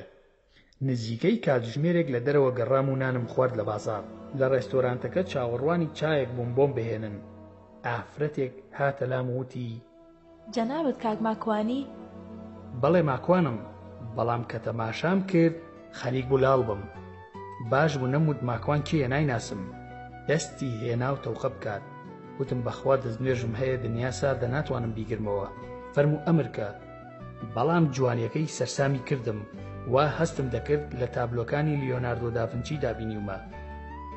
هەستم دەکرد ئەوە پەری دەریایە کە باسی دەکەن، کە دانیشت لە خۆشیە خەریب و بڵێم نانم نەخواردووە، با بە یەکەوە بخۆین. بەڵام نەمتوانی نانی تر بخۆم. چاو جوان، باڵا هەر جوان، میکیاج هەر جوان، جلوبەرگ هەر جوان، دەست و پەنجە هەر ناسک و جوان. بەڵام لەو ساتانەدا بیرم کەوتەوە خۆ من موسڵمانم، پابەندم بە دینی خواوە، لە ناو خەڵکیدا ناسراوم. ئەی کوا ڕەوشتی ئیسلامی. سوپاس بۆ خوا هاتمەوە سەر خۆم و لە دڵی خۆما وتم ئەعوذ بالله من الشەیطان الرەجیم. اینجا هاتمەوە بە خۆمدا و وتم فەرموو لە خزمەتاندام خوشکی خۆم، ئەمرکە. بەڕێستان ناوی منتان زانی، ئەی ناوی جەنابتان چییە؟ کاک ماکوان، من ناوم ئازیزە. فەرموو ئازیزی بەڕێز. کاک ماکوان، من گۆرانی بێژم، زۆر دەمێ کە حەزم دەکرد کە جەنابت بناسم لە ڕێگەی فەیسبووکەکەتەوە و سایتەکانتەوە. هەندێک هۆندراوەی بەڕێستانم لایە، ویستومە بیکەمە گۆرانی ئەگەر ئیجازە بدەیت. منیش وتم وەک مجاملەیەک، بەڕاز من هۆنەرم، بە شاعیرم دەزانی، ئەوە چه شعرێکە جەنابت ئاوا سەرسامی بوویت بیکەیتە گۆرانی. کاک ماکوان، بڕوا بکە ئەوەندە جوان و ئەوەندەم خوێندۆتەوە لەبەرم کردووە. بەڕاست؟ وەڵام من هیچ شعرێکی خۆم لەبەر نییە، تەنها شعری هەڵەبجە نەبێت، ئەویش لەبەر ئەوەی بەخۆشی خەڵکی هەڵەبجە و کارەساتی کیمیابارانەوە نووسیمە و یەکەم شعرە کە نووسیومە، بۆیە لەبەرم کردووە. دەنا هیچ شعرێکی خۆم لەبەر نییە. ئادەی بزانم کام هۆنراوەی منە. هۆنراوەکەت بە ناوی نیشتیمانێک لە ماچی دەمە. بۆ من شتیوام هەیە عیب و شوورەیی؟ بە پێکەنینەوە. بەڵێ کاک ماکوان، بۆت بڵێم؟ ئادەی. ئازیز دەستی پێکرد بە خوێندنەوەی، بەڵام چ خوێندنەوەیەک ئەوەندەی تر هۆندراوەکەی جوان کرد. نیشتیمانێک لە ماچی دەم چی ئەتوانێ وەکو من بێ؟ لە یاخی بووندا درەخشان بێ، بۆ خۆشەویستی تۆ بەرز بفڕێ، یاسەمین لە ڕۆژدا بچڕێ، کی ئەتوانێ وەک من بێ؟ بۆ ئەشقی چاوانی تۆ دەکەوێتە کێبڕکێ، لە گوڵ و وەنەوشە و دڵۆپەی ئەوین دەدوێ، ماچی دەمی بکاتە نیشتیمان بۆ دەمێ، چاوانە جێگای خەوی تۆ بێ، کێ وەک من پێی دەکرێ؟ لە منداڵان، لە یاخیان، لە ونبوان، لە شێتان و ئاشقان، کامیان سۆز و هەست و نەستی لە من دەچێ؟ کێ لەوانەی کە زۆر یاخین وشەی وەک من بەکاردێنێ، کێ وەکو منی پێدەکرێ؟ ئەوەی لە دەریای سۆستاون بوو بێ گەر ڕاست دەکات دەنگ هەڵبڕێ، یان ئەوەی لە ئەشقی تۆ شێت بووە دەناڵێنێ گەر ئازای و ڕاست دەکا با یەک دڵۆپە لە زەریای ئەوی منت پێ ببەخشێ. وا یاخی بووم نیشتەجێی ناو خۆشەویستی ئەوینت بووم، نیشتیمانی خۆشەویستی پایتەختی ئەشقی ونبووی منە. حلولت بووم، وابەستەت بووم، تێکەڵت بووم. ئەم ماچە سەرشێتە چی بوو منی شێت کرد؟ منی نیشتەجێی خۆشەویستی تۆ کرد. فریاکەون دەرم بێن وا نەغڕۆ بووم لە ناو ماچە. وشەکانم بخوێنە ئەبینی من چۆن لە ناو چووم. دەبینی چۆن ون بووی ناو سۆز و ئەوینت بووم. ئێستا دەڵێن کێ وەکو من ئاشقت بووە با بێتە لام شێوەی وشەم سەیر بکات. گەر لە من چوو ئەوە هەموو شێعرم دەکەمە خۆڵ. بەسەر لاشەی خۆمدا دەیپرژێنم کێ وەکو من بڵێسەی سندووە و نێڵەی دێ. کەوپەی ئەشقت جۆشم ئەداوا هەموو گیانم ئەسووتێنێ. ئەوا بە دەریایەک عیشق لەگەڵ دڵۆپە فرمێسکی من بەرامبەرکە. دڵنیا بە کە دەدۆڕێ کەم یاری بە ڕۆحم بکە. کەم بگری کەم پێ بکەنە کەم بڕۆ. کەم گۆرانی شەوانم بۆ بڵێ بۆ چۆ بڕۆی لەم گەردوونە نیشتیمانی سنگی منە جێ ئۆخرێتە. ڕاستەکەی ئەوە شێعری منە. ساڵی 2003 لە دیمەشق دانیشت بووم لە جێگایەک بە دەستگیل دایاننا بە دەنگی نزار قەبانی. شێعری ئەو بوو شێعرێکی زۆر جوانی دەخوێندەوە بە دەنگی خۆی. منی شێعرەکەم لا جوان بوو یەک دوو جار بە خاوەن دوکانەکەم وت هەڵی کەرەوە با جۆم لێبێ. ساڵی 2009 منیش لە مێشکما دامڕشتەوە. ئەوە هۆنراوەی قەبانیە بە تاموبۆنی خۆم. زۆرێکی تر لە هۆنراوەکانتم لەبەرە وەک سروە و گوارەی شێعر و هیدی. وەڵا ئازیزی بەڕێز تۆ بە سەلیقەتری تاکو من. بە هەر حاڵ لە خزمەتدایە بڕۆ بیکە بە گۆرانی. بەڵام شتێک هەیە بیزانە لەوانەیە تۆ باش بزانی من کەسێکی ئیسلامی و پابندم بە ئاینی پیرۆزی ئیسلامەوە. جەنابیشت ماشا ئەڵڵا سیمای دینداریت پێوە دیار نییە. ئایا هەز ناکەی لەسەر منیش و جەنابیشت بکەوێت؟ کاک ماکوان من موسڵمانم. ئیسلامم خۆش دەوێت. من کافر نیم بەخوا. نا کەسەکەم مەبەستم ئەوە نییە. بەڵکو مەبەستم ئەوەیە پێت بڵێم سیمای پابندبوونی ئیسلامەتیت پێوە دیار نییە. وەک حیجاب دەنا سوپاس بخوای گەورە مسلمانی. ئەی شکر نوێژ دەکەی؟ ئەی چۆن هەموو ڕەمەزانێک نوێژ دەکەم و بە ڕۆژوش دەبم. ئیتر خۆشت دەزانی دڵ حسابە. باشە ئازیزی بەڕێز بە هەر حاڵ بڕۆ بیکە بە گۆرانی. بی بە بۆ خۆت. بەڵام ناوی من مەنووسە لەسەری. بۆ کاک ماکوانگیان با ناوی تۆش بنووسین لە تایتڵدا؟ منووسە ماکوان کەریم بەڵکو بنووسە X.A.M. دەزانم زیاتر ئەو ناوت بەکارهێناوە بۆ شیعرەکانت نەمزانیەوە واتای چییە. ئەوە کورتکراوەی ناوی خۆم و باوکم و باپیرمە بە لاتینی واتە خەم. جوانە. دەستی کرد بە چاخواردنەوە لەسەر مێزەکەی من. لە دڵی خۆم داوتم دانیشتەکەمان خۆشە و ئەگەر پیا و ژنێک دابنیشن نامەحرەم بن بە دڵنیاییەوە سێمیان شەیتانە. منیش لەگەڵ شەیتاندا ڕەفیقم زۆرە. با هەستم بڕۆم باشترە. ئازیز ئەگەر ئیجازەی من بدەیت بڕۆم لەبەر ئەوەی ماندووم و لە کاریش هاتوومەتەوە شێعرەکەشت پێشکەش بێت. نا کاک ماکوانجان کچێکی پورم هەیە زۆر مەعجیبی شێعرەکانی تۆیە. کەوتم کاک ماکوانم بینیوە وتی ئێستا دێم بۆ لاتان کەمێک چاوەڕێ بکە ئێستا دێتە ئێرە. من ئەو خوشکەم لەگەڵدایە لەگەڵ هاوسەرەکەی بێنە لاماندانیشن. بەڵێ بە خۆشحاڵیە و با فەرمونون. لە پەنایەکدا دانیشتە بوون من نەمدی بوون. بانگی کردن خوشکەکەی لە خۆی جوانتر بوو. هاوسەرەکەشی هات و تەعارفمان کرد. منیش بۆ مجامەلە وتم ئێوە لە عاشیرەتی جوانانن ماشاء الله تەبارەک الله و ئەحسن الخالقین. خوای گەورە جێدەستی خۆی هەمیشە دیاری دەکات بەسەر مرۆڤەکانەوە. باسی ئەوە کرا خەڵکی کوێیت و لەکوێ دەژیت و ئێوە چیتان تەواو کردووە لە خوێندن. هەندێ مجامەلە و قسە و باسی ئاسایی. لەپڕ یەکێک لە کرێکارەکانی ڕێستۆرانتەکە هاتە لام کە دەمناسی وتی کاک ماکوان سیارەکەتیان قوپان. نەکوڕاکەن فریاکەوە یەکێک سیارەکەتی هەلا کردووە.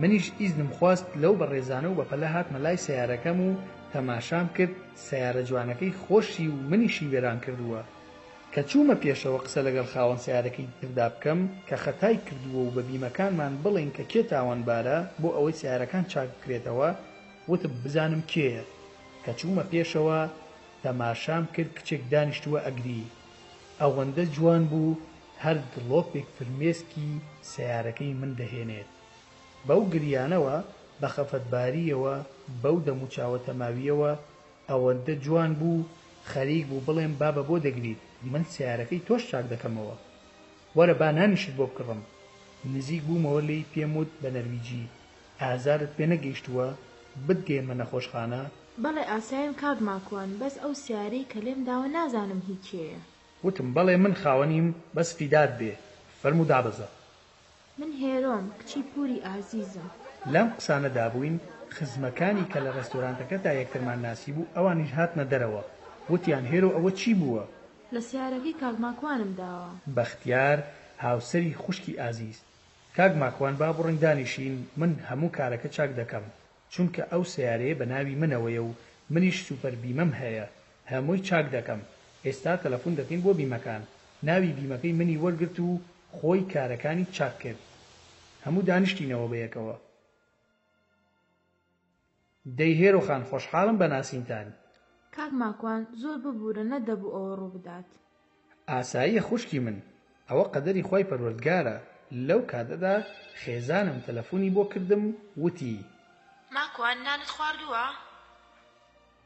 هەر هەواڵی پرسی چونکە خێزانم دەزانێت نانم بۆ دروست ناکرێت کە بەتەنها بم بۆیە هەواڵی پرسییم بزانێ نانم خواردووە منیش وتم خەریکی نان خواردنم نایت بۆ ماڵی باوکم؟ بڕوا ناکەم بێم کە زانیان خێزانم لە ماڵ نییە ئازیز وتی کاک ماکوان با بڕن بۆ ماڵی ئێمە دایکم چاوەڕێمانەکات لەوێژی سراحە دەکەین و دیسێر دەخۆین و خۆ خێزانیشت لە ماڵ نییە هێرۆ وەڵا ڕاست دەکات کاک ماکوان منیش دێم بەختیار زۆر باشە دەبێت هەر بچینەوە ئەو شارەی ئێمە تا سیارەکان چاک دەکەنەوە من سیارەیەک بۆ تۆ بە قەرز وەردەگرم ماکوان بەڕێزان من ناتوانم بێم لەبەر ئەوەی ئیلتیزاماتم هەیە بەخوا ناتوانم بەختیار کاک ماکوان هەر دەبێ بێت چونکە دەبێت خۆت سیارەکە بهێنیتەوە لەم قسانەیە بووین دوو سیارەی گەورەیان نار هەر دوو سیارەکەیان برد ئیتر منیش ناچار بووم چونکە پێویستم بە سیارەی تر بوو بۆ ئیشوکاری ڕۆژانم تا ئەوەی خۆم چاک دەکرایەوە ماکوان بە ناچاری باشە دەرچووین بە سیارەکەی کاک بەختیار شتێکی زۆر سەرسۆمانم بینی کە خێزانی کاک بەختیار چووە پێشەوە دانیشت ئێکەوابێت دەبێت من لە دواوە بم لە نێوانی هێرۆ و ئازیز ئەمەش لە ڕووی دینی و عەشایەریەوە کە من بۆ خۆم سوپاس بۆ خوا عەشایەرم و لە ڕووی عورفیشەوە ناگونجێت ماکوان کاک بەختیار کارم پێتە بێ زەحمەت ئەگەر لوتف بفەرموویت بە خێزانی بەڕێزت بڵێ بچێتە دواوە دابنیشێ بەختیار ناکاک ماکوان تۆ تازە یەکێکی لە ئێمە بەڵام بەسەر چاو ئێستا پێی دەڵێم ماکوان خەریک بوو بڵێم بابە من هەمووی کاتژمێرەکە ئێوە ئەناسم بەڵام وتم بەڕێز هەمویان خوشک و کەسی منن باش بوو ژنەکەی بەختیار دابەزی لە ناو ژناندا دانەنیشتم و چوومە ناو پیاوان نیو کاتژمێر ڕۆشتین تا چووینە شارێکی بچووک بەردەم دێرلایەک کاتێ چووینە ژوورەوە سەگێکی ڕەش خۆی هەڵدا بۆ باوەشم ئازیز کاک ماکوان ئەوە سەگی منە ناوی بیتایە بەڕێزگیان بەس من زۆر حەزم بە سەرچاوی سەگ نییە لەبەر ئەوەی نوێژ دەکەم نامەوێت دەمی بەرم بکەوێت لەم قسانەدا بووین حەسقیل خۆی کرد بە ژووردا ئازیز باوکە باوکە خەریک بوو دڵم بوەستێ حەسقیل و سەسیل و سەمای کچەکان حەسقیل لە پڕ خۆی کرد بە ژووردا ئازیز باوکە باوکە چوو باوەشی پیا کرد کە لێم نزیک بۆەوە سیمای دەموچاوی گۆڕا بۆ کەسێکی تر بەڵام باڵا و سیمای پێشتری ڕێک ئەو بوو کە هاتە لامەوە زیاتر سیماکە بە تەواوی گۆڕا زۆر ترسام ئازیز وتی باوکم ناوی مستەفایە وتم خۆشحاڵم قوربان دەستی خستە ناو دەسمەوە و بە گەرمی تەڵقەی لەگەڵ کردم خۆشحاڵی خۆی دەربڕی مستەفا وتی کاک ماکوان زۆر خۆشحاڵم بە ناسینتان پێشتر من دەچوومە پاڵتاک و گوێم لە کۆڕ و سیمینار و قسە و باسەکانت بووە لەگەڵ کاک مەلاکرێکار. هەر لەو دەمەوە حورمەتی زۆرم بۆت هەبووە. وتم زۆر خۆشحاڵم کاک مستەفا گیان. زوو دەموچاوی دەگۆڕا لە بەرچاوم دەبوو بە حەسقیل. دوای ئەوەی کە تەرکیزم زیاتر دەکرد دەبووەوە بە کاک مستەفا. جەنابتان دیارە موسڵمانیت و دینداریت خۆش دەوێ. وتی بەڵێ کاک ماکوانگیان سوپاس بۆ خوا موسڵمانین. وتم ئەی کە خۆشحاڵم کاک مستەفا گیان. وەڵام من نوێژی عەسرم نەکردووە. جەنابتان نوێژتان کردووە؟ با نوێژەکانمان بکەین. جەنابیشت پێش نوێژەکەمان بۆ بکە ماڵی جەنابتانە. وتی کاک ماکوانگیان من نوێژ ناکەم، هەر موسڵمانم دڵ حسابە. وتم دەی باشە قوربان من نوێژم نەکردووە ئیجازەم بدەری نوێژەکەم بکەم لێرە. وتی فەرموو. هەستان بۆ دەستنوێژ. دوای ئەوە داوای بەرماڵێکم کرد نەبوو لە ماڵەکەدا و وتم قیبلە لەکوێیە کەس نەیزانی. ناچار داوای شتێکی پاکم کرد کە لەسەری نوێژ بکەم. نوێژم کرد. دوایی چوومە ژووری دانیشتنەکە باڕێکی تێدا بوو لە ناو بۆفەیەکی شوشەدا پڕ بوو لە شەراب و جۆری مەی و مەشروب. وتم قوربان جەنابت مەشروبیش دەخۆیت؟ مستەفا وتی بەڵێ کاک ماکوانگیان شەراب دەخۆم بۆ دڵم زۆر باشە. وتم کاک مستەفا هیچ شتێکی حرام لەسەر زەویدا شیفا نییە بۆ مرۆڤ. ئەی جەنابتان کە موسڵمانن بۆ وازی لێ ناهێنن. دووبارە دەموچاوی دەگۆڕا بۆ حەسقیل کە زۆر تەماشام دەکرد ئاسایی دەبۆوە. لە دڵی خۆم داوتم ئەمە شتێکی تایە.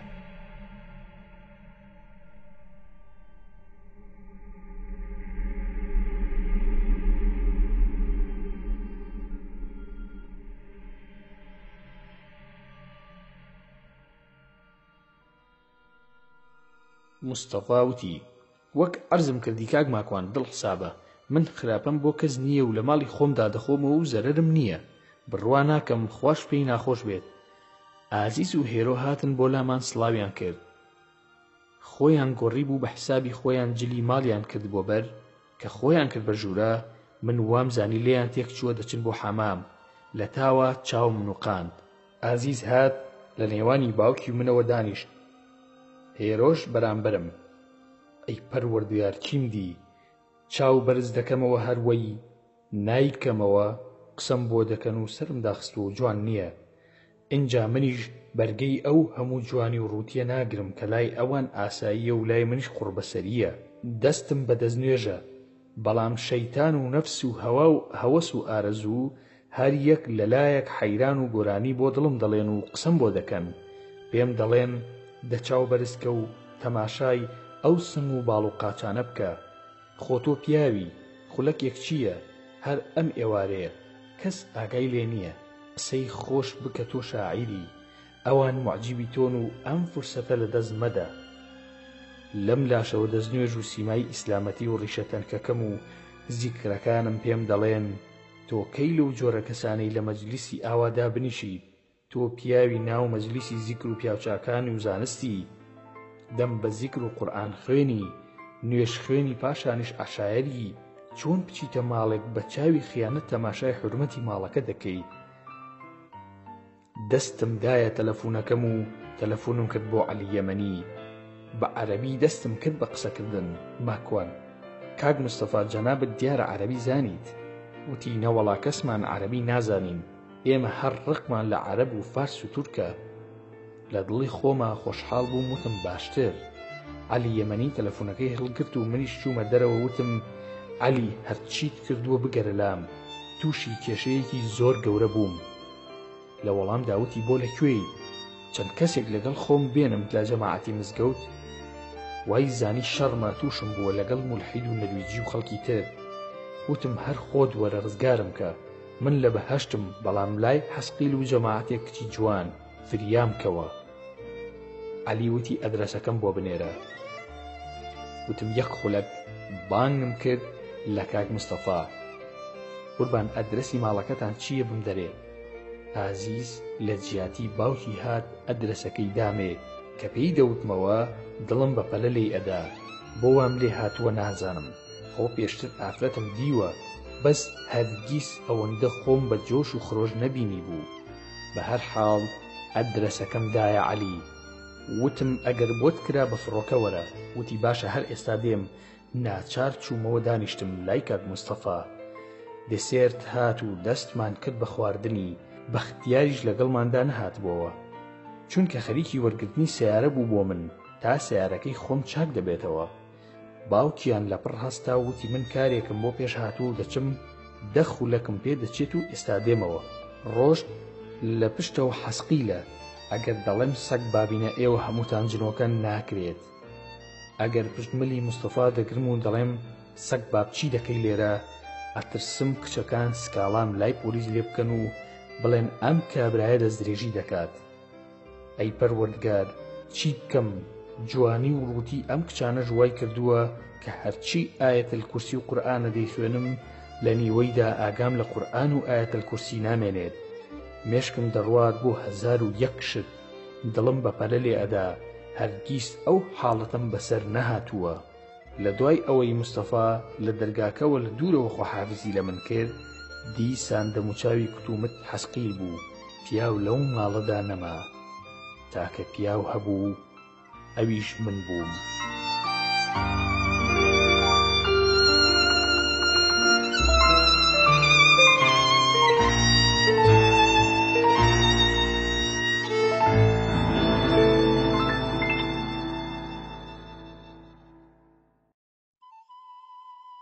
کاک ماکوان جەنابەت بۆە بێدەنگی و سەرت داخست و بیری چی دەکەیت؟ وتم هاوسەرەکەم حەزم دەکرد ئێستا لەگەڵم بوایە.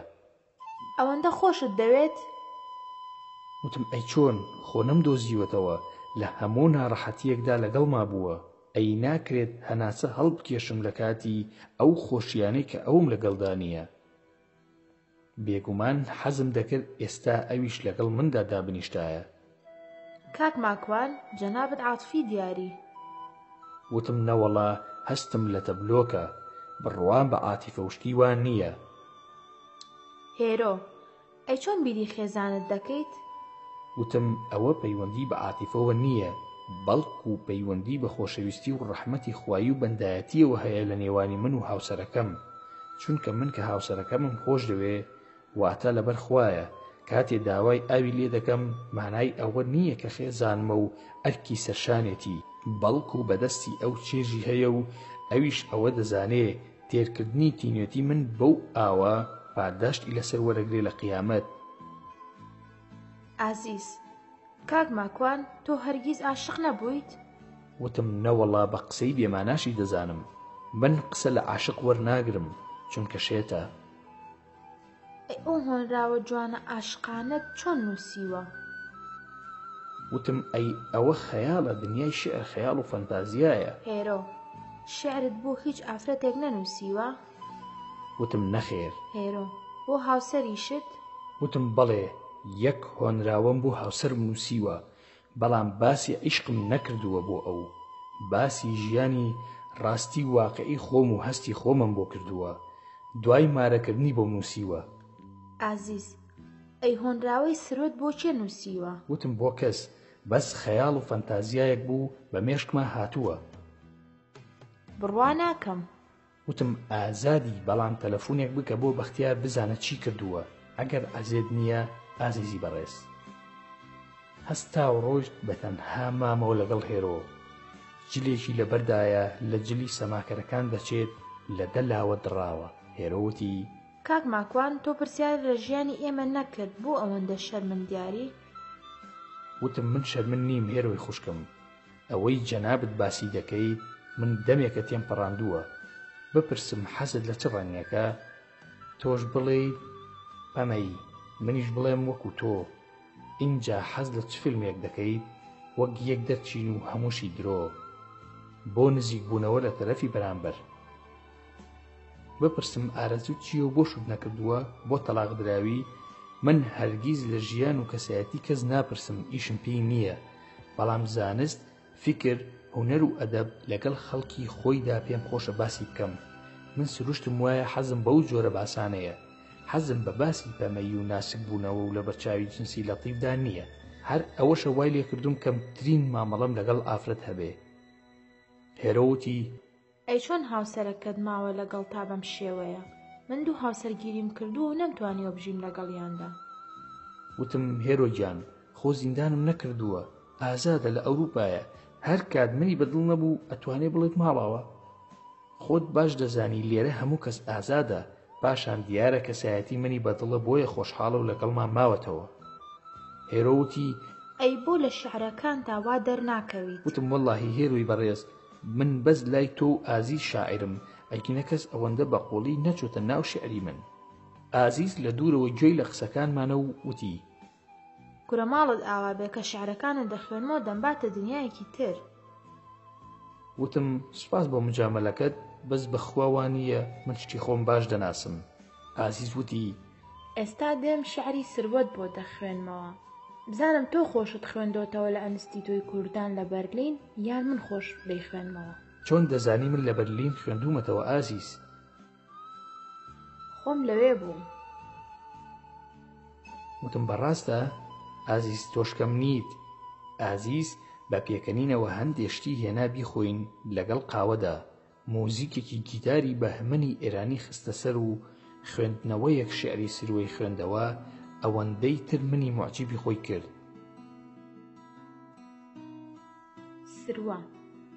سروەیەکی بەیان دێت بە ڕوومە، پەڕەی گوڵە خونچەکان دێت ماچم دەکا، ڕامان بۆ ئەو سۆزە ڕابردوم بێت دەخاتەوە، ئەو دەنگە یاری بە ڕۆحم دەکا. ئەی تۆی ئازیزی دڵم چیت دەوێ لێم، لەم غوربەتەی دڵم و قیبلەی بێنازی عشقم. وا لە تەنهاییە بوویتە نمەی گیانم، خۆ ڕابردوو بە گیانمدا دەچۆڕێ، کەچی وا تۆش بوویتە یادگارم. ئەوەندە باران لەسەر دڵم وەک مراوی، وا چەکەری ئەوینت خەریکە سەوز دەبێت دەکا یاری. ئەی نازانین من نەزرم کردووە نابێت خۆشەویستم هەبێ، من بڵێسەی کۆنە عەشقم گرتووە و نێڵم دێ، بۆ ئەوەندە دەپرسید لە ڕۆژی لەدایک بوونم. دەبینووسە لای خۆت کەی تۆم ناسی ئەو کاتە من لەدایک بووم، وەک ئۆقیانوس بەسەر ڕازمان شەپۆل دەدەی، ئارمانم دەگوشیت و بۆ خۆتی دەبەی. ئەوەندە مەپرسە لە بەرزی باڵام ئەی باڵا، ئەگەر ویستت بیکە بە خاچێک و خۆتی پیا هەڵبواسە. ئەوەندە لە ڕەنگی گلێنم مەپرسە، وەرە لە ناویدا دابنیشە و ئارام بە. جاران من دەروێشی ئەڤین بووم، بەڵام کە ئەو تەریقەتی جێهێشت منیش بێلانە بووم. ئێستا ئەو ڕۆح و منیش لاشەیەکی دابڕاوین، چاوەڕوانین لەم بەرزەخەدا لەم کفنەدا دابماڵرین. زامم هەر شتەی ئازارە و وام دەپێچێ، زامم هەر شتەی ئازارە و وام دەپێچێ، کەچی تۆ نازی ماچت لێم دەوێ. سەر هەڵبڕا سەیری بریسکەی و ئەستێرانە بکە چۆن دەنازن، هەموو لە ڕێگەی ئەوین باڵایان گرتووە و وا لاسارن. من ناتوانم وەک ئەوان بم و باڵا بگرم، لەبەر ئەوەی من بە دوای کچی ئاو داوێڵم، تۆش ئاگری بڵێ سەد دێ، کەچی من کوڕی خاکم و وا گیانم شەقار شەقار دەبێ.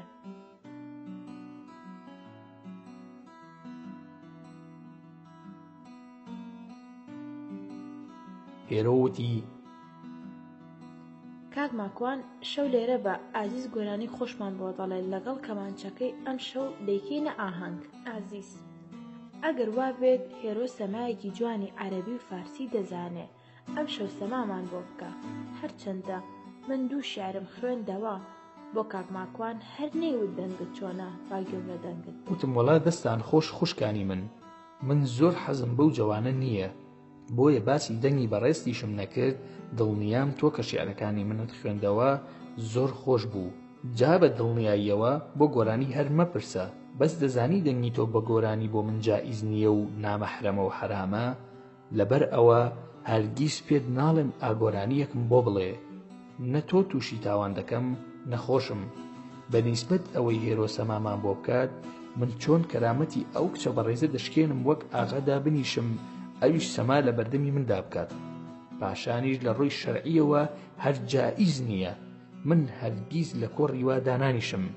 ئەی ئازیز قسەت لەگەڵ کاک بەختیار کرد چی کردووە؟ بەڵێ هەموو ئیشەکانی چاک کردووە، ئێستا دێتەوە. وتم دەستخۆش، ئاگام لێبوو هێرۆ دەموچاوی دا بە یەکدا. منیش هەر چاوەڕێی عەلی بووم بۆ ئەوەی هیچ نەبێ ببین بە دوو پیا و لەوە دەترسام هەوا و هەوەس غەدرم لێ بکات بە تەنها. قسە و باسەکانیشمان زۆر بەرەو لووسی دەڕۆی. هێرۆ، کاک ماکوان تۆ زۆر وشکی، بەڕاستی هەرگیز وام ڕا نەدەبینی لە جەنابتان. وتم بۆ هەیرۆ گیان خوا نەخواستە هیچ بووە؟ ئاخر سەما و ڕەقسکردن هونەرە، پەیوەندی چییە بەسەر کەرامەتی منەوە؟ من ئەگەر ڕەقس بکەم کێشە چییە؟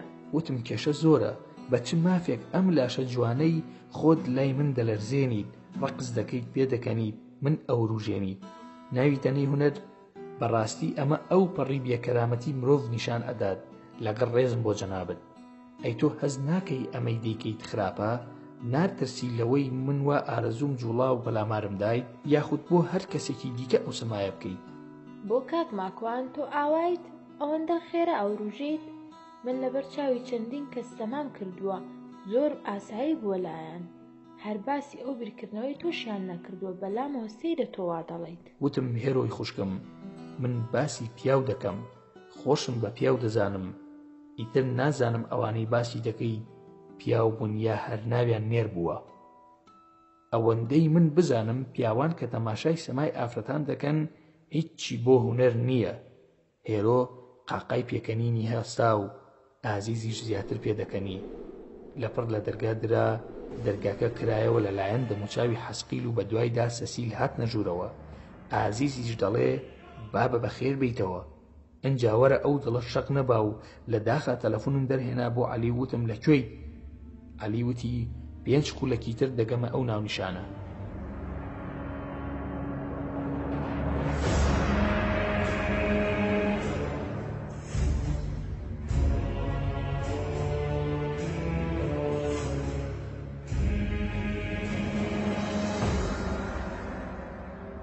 دۆزینەوەی جادو سیحرەکان لە ماڵی ئازیز. کاک مستەفای باوکی ئازیز هاتە ژوورەوە کە نزیک بۆەوە لە من دەموچاوی حەسقیلی نەما و دانیشت عوزرخوایی هێنایەوە، بەڵام کوا سەسیل دیار نەما. دڵنیام لە نزیکمانە. منیش بۆ دڵنیایی خۆم وتم کاک مستەفا هەر خۆت هاتیتەوە؟ وتی بەڵێ کاک ماکوانجیان. بۆ؟ وتم کاک بەختیار لەگەڵ نەبوو، بۆیە ئەو پرسیارم کرد تا بزانم هەر خۆی بووە یان باسی ئەم سەسیرەش دەکات. وتی نا هەر خۆم بووم، من لە جێگایەکی کە بووم، نازانم بەختیار لەکوێیە. وتم کاک مستەفا جەنابەت چیت دەکرد لە کوردستان؟ وتی کاکە ماکوان خەریکی فرۆشتنی وشکە بووم لەژێر پردەکەی سلێمانی، لە تورکیا و ئێرانەوە وشکەمان دەهێنا و پێستەی حیوانمان دەبرد بۆ هەردوولا. وتم بەڵێ هیوام تەمەند درێژیتە، ساغ بیت خوا هیدایەتت بات. ناوی هەندێک کەسایەتیم لێ پرسی لە سلێمانی، هەموویانی ناسی و وتم ئەگەر جنۆکە بێت نازانێت و هەندێک ناونیشانی باس کرد هەمووی تەواو بوون. مستەفا وتی زۆر سوپاس کاکە ماکوان، چاوی منی. لەو کاتەدا داوام کرد بچم بۆ تەوالێت بۆ ئەوەی بزانم سەسیل نابینم یاخود بێتە لام. تەوالێتەکەیان نیشاندام، چوومە ناوی زکری چوونە تەوالێتم بە عەمدەن نەخوێن. وتم بزانم سەسیل پەیدا دەبێت، چونکە شوێنی مانەوەی شەیتان و جنۆکەکان تەوالێت و حەمامە. چوومە ژوورەوە، لە بەردەم ئاوێنەکە وەستام، چاوەڕێ بووم بێت دیار نەبوو. باش بوو لە پڕ تەلەفۆن لێیدا و هاتمە دەرەوە لە تەوالێتەکە. عەلی گەیشت بۆ جێگاکە، داوای ئیزنم کرد لە مستەفا و چوومە دەرەوە بۆ لای عەلی. چوومە ناو سەیارەکەی، هەموو شتێکم بۆ گێڕایەوە. وتم باسی تۆم کردووە لای ئەمان، بەڵام نەموتوە لە شارەکەی خۆمە.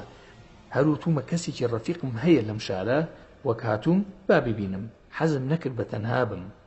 پاشان کە دەچینە ئەوێ بزانە ئەو سەر و چاوانە جنۆکەن یا مرۆڤن، چونکە من گومانم هەیە لە هەر هەمویان، بزانم ئەو حاڵەتە چییە.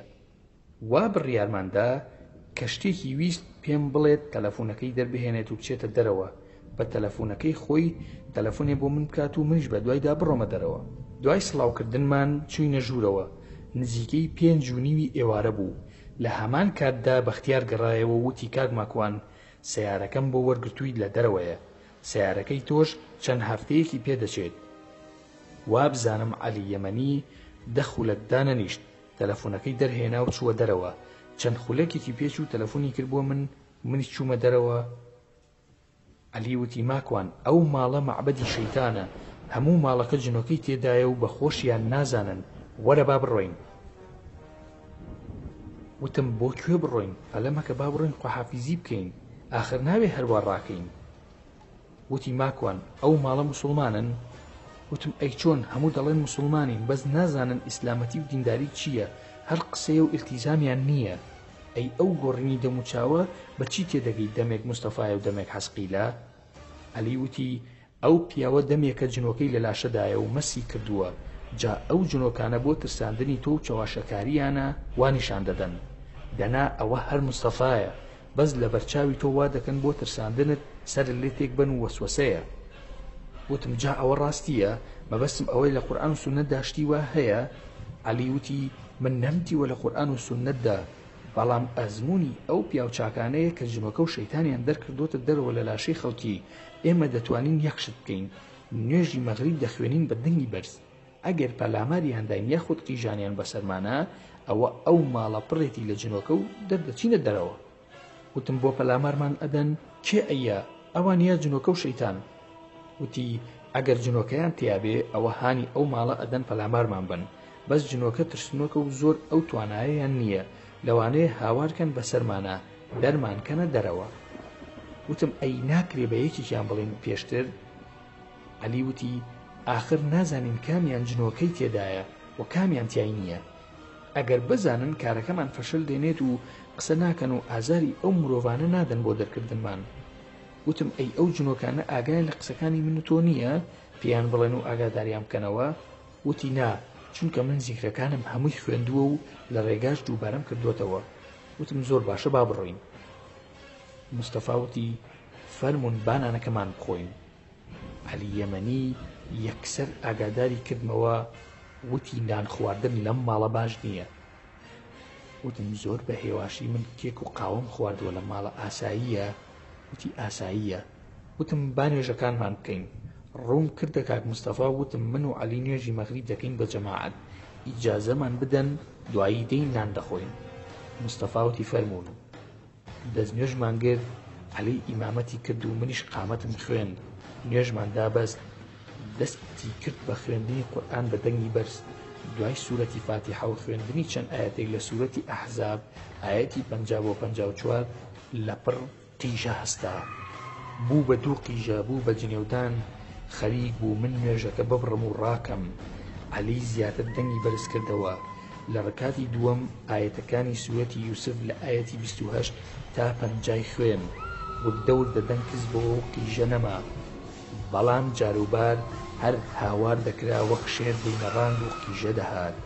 لە کاتی نوێشکردنماندا بە شێوەیەک وەستاین، وامان کرد پشتمان نابوو بە دیوارەوە، نەشمان دەزانی قیبلە لەکوێیە، ڕوومان کرد بۆ ئەوان، چاوم لە مستەفا بوو لەسەر زەوی ڕاکشا بوو وەک شێر ئەینەڕان، وەک مار لولی دەخوارد، ئاگام لە بەختیار بوو ئاسایی بوو، نەی دەزانی فریای کامیان کەوێ. نوێژمان تەواو کرد. عەلی وتی نەچی بەلایاندا، ئیشارەتی کرد بۆ بەختیار کە نەهێڵم بەختیار تەلەفۆن بۆ ئەمبوڵانس بکە. چوومە لای بەختیار بە دەنگی بەرز هاوارم کرد بەسەریا لە جێگەی خۆت دانیشە، ئەوە جنۆکەیە لە لاشەیاندایە، ئێستا عەلی چارەی دەکات، کە وام وت لە جێی خۆی دانیشت. عەلی هەستا و چووە لای مستەفا و قسەی کرد لەگەڵیدا بە عەرەبیەکی فوسحا. مستەفا عەرەبی هەر نەدەزانی، گوێم لە دەنگێک بوو لە مستەفاوە دەرچوو بە عەرەبیەکی فوسحەی زۆر چاک قسەی دەکرد. عەلی وتی تۆ چی دەکەیت لە ناو لاشەی ئەم پیاوە؟ من 23 ساڵە لە ناو لاشەی ئەم پیاوەدام. دەرچۆ لە لاشەی دەنا بە ڕوقیەی شەرعی دەرت دەکەم و دەسووتێنم. تۆ دەزانیت لە دنیا و قیامەتیش زەرەرمەند دەبیت، تۆ دەزانی زوڵم دەکەیت لەو پیاوە، بۆ چوویتە لاشەیەوە، داوات لێ دەکەم دەرچیتە دەرەوە لە لاشەی، ئیمان بێنە و ببە بە موسڵمان و لەخوا بترسە. من ئەمرم پێکراوە بچمە لاشەی، هەر من نیم، زۆرین کە چوونەتە ناو لاشەی زیاتر لە 20 جنۆکەین. هەر چەندێکن من ئێستا دەرتان دەکەمە دەرەوە. دەستی کرد بە خوێندنی قورئان. دوای 20 خولەک مستەفا هەستایەوە هەموو گیانی عارەق بوو وەک خۆی شۆرد بێ. عەلی قسەی لەگەڵ کرد، هیچ تێنەگەیشت. عەلی وتی ماکوان پێی بڵێ تۆ بە بکات جنۆکەکان لە لاشەی دەرچوون ئەگەر ڕازیە بچینە لای منداڵەکانی جنۆکەش لە لاشەی ئەوان دەرکەین. وتم کاک مستەفا هەست بە چی دەکەیت؟ دەستی کرد بە گریان و وتی ئەوە چی بوو؟ وتم جنۆکە لە لاشەتاندا بوو. عەلی دەری کرد و دەڵێت تۆ بەبکە بۆ ئەوەی نەگەڕێنەوە بۆ لاشەت، بڕۆ خۆت بشۆ دەستکە بە نوێژکردن. وتی بەخوا نوێژ نازانم لەبیرم چۆتەوە. بەدەم گریانەوە لیت بەدەمیا هاتە بۆ خوارەوە. تەمەنی نزیکەی 55 ساڵ دەبوو. عەلی وتی ماکوان با بچین لە لاشەی ئەوانیش دەری بکەین. مستەفا وتی کوا منداڵەکانم؟ بەختیار بزانە کوان، بۆ دەنگیان نەماوە. بەختیار وتی چوونەتە ژوورەکەی سەرەوە. عەلی وتی ماکوان پێیان بڵێ بێنە لامان و خۆیان داپۆشن. ئەگەر ئارەزوومەندن جۆنۆکەکانی لاشەی ئەوانیش دەردەکەم. وتم کاک مستەفا عەلی ئەڵێ منداڵەکانی جنۆکە لە لاشەیاندایە، ئەگەر پێیان بڵێت بێنە خوارەوە جنۆکە لە لاشەی ئەوانیش دەردێنێت. مستەفا وتی مەمنونیش دەبم. ئاواز ئازیز هێرۆ باوکم وەرنە خوارەوە، کوا دایکتان؟ خۆی چووە سەرەوە بۆ لایەن و خێزانی هێنایە خوارەوە. عەلی وتی ماکوان پێی بڵێ با خۆی داپۆشێت نەکوو ببورێتەوە. وتم سەیراخان چەرچەفێک لە خۆتەوە بەئاڵێنە. چوو کردی. عەلی وتی لێی پرسە بزانە بێنوێژ نییە؟ نەخێر. عەلی دەستی کرد بە خوێندنی قورئان.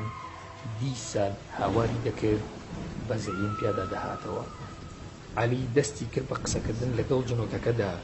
ئەو ژنە بە عەرەبی قسەی دەکرد کە عەرەبیش نەیدەتوانی وا قسە بکات. عەلی وتی وەرە دەرەوە لە لاشەی ئەو ئافرەتە و زوڵمی لێ مەکە، ئەوەی تۆ دەیکەیت زوڵمە. قورئانی زۆر خوێند بەسەریە. ناچمە دەرەوە تا ئەم تەلیسمانەمان بێت. کامەیە؟ تەلیسمەکان لەکوێدایە؟ لە ناو سەرینەکەدا دانراوە. ماکوان بە هاوسەرەکەی بڵێت چێت بیهێنێ. کاک مستەفا چوو سەرینەکەی هێنا. بەردەوام لە جنۆکەکەی دەپرسی لەکوێدایە. ئەو ئافرەتە خۆی خستوێتیە ناوی لە ڕێگای ساحیلێکەوە بۆ ئەوەی نێوانی خۆی و پیاوەکەی خۆش بکات و ژنی بەسەردا نەهێنێت.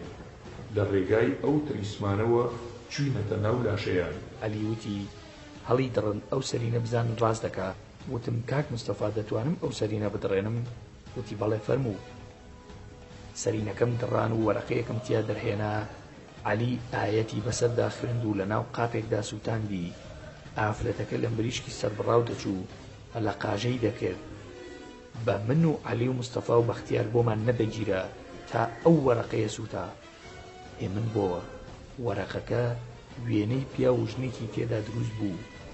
عەلی وتی جنۆکەی تری تێدایە. دیسانەوە دەستی کردەوە بە قورئان خوێندن و جنۆکەیەک بە ئیسپانی قسەی کرد. عەلی بە ئینگلیزی پێی وت تێناگەین، دەڵێ چی بە عەرەبی قسە بکە، یا نەروێجی یا ئینگلیزی یاخود کوردی. جنۆکەکە دەستی کرد بە قسەکردن بە کوردی. منیش وتم عەلی بە کوردی قسە ئەکا. وتی ماکوان بۆم تەرجومە بکە تێناگەم. وتم چی پێ بڵێم؟ وتی پێی بەڵێ بێتە دەرەوە لە لاشەی ئەو ژنە، زوڵمی لێ مەکە. قسەی تری زۆر کرد. بۆچی چۆتە لاشەی؟ هەموویم پێوت. عەلی وتی ماکوان جنۆکەی کافرەکان زۆر درۆزنن، بە هیچ شێوەیەک بڕوایان پێ ناکرێت. تەلیسمی لە خۆی کردووە. دوو تەلیسمە لە ناو ملوانکەی کچەکانیەتی بیتڕێنن دێمە دەرەوە. عەلی وتی ماکوان پێی بڵێ لەکوێدایە؟ وا لە ژووری ئازیز یەکێکیان لە گیرفانی چاکەتێکی کۆنیدایە نایکاتە بەری، ئەوی تریش لە ژووری دایکێتی لە ناو ئاڵتونەکانێتی و ئاڵتونەکانی لە ناو قاسەیەکدایە لە ژێر بێدی خەوەکەیدایە. عەلی وتی با بڕۆین بیهێنین. بەختیار و مستەفا وتیان بزانین ڕاستەکە. مستەفا چوو هەردوو ملوان کە سەلیبەکەی هێنا بە چەرم دوورا بوون. ڕاست بوو، کتومت جێگاکانی ڕاست بوو. دایە دەستی من و بە کەتەر دڕاندم تەلیسمەکانم بە دەستی خۆم سووتان. سەیرانخان هاتەوە سەر خۆی و تینووی بوو. ئارەقێکی زۆری کردبووە. لەپڕ لە دەرگا درا و بە دەنگی بەرز هاوار کرا تا 5 دەژمێرین، نەیکەنەوە دەشکێنین، ئێمە پۆلیسین.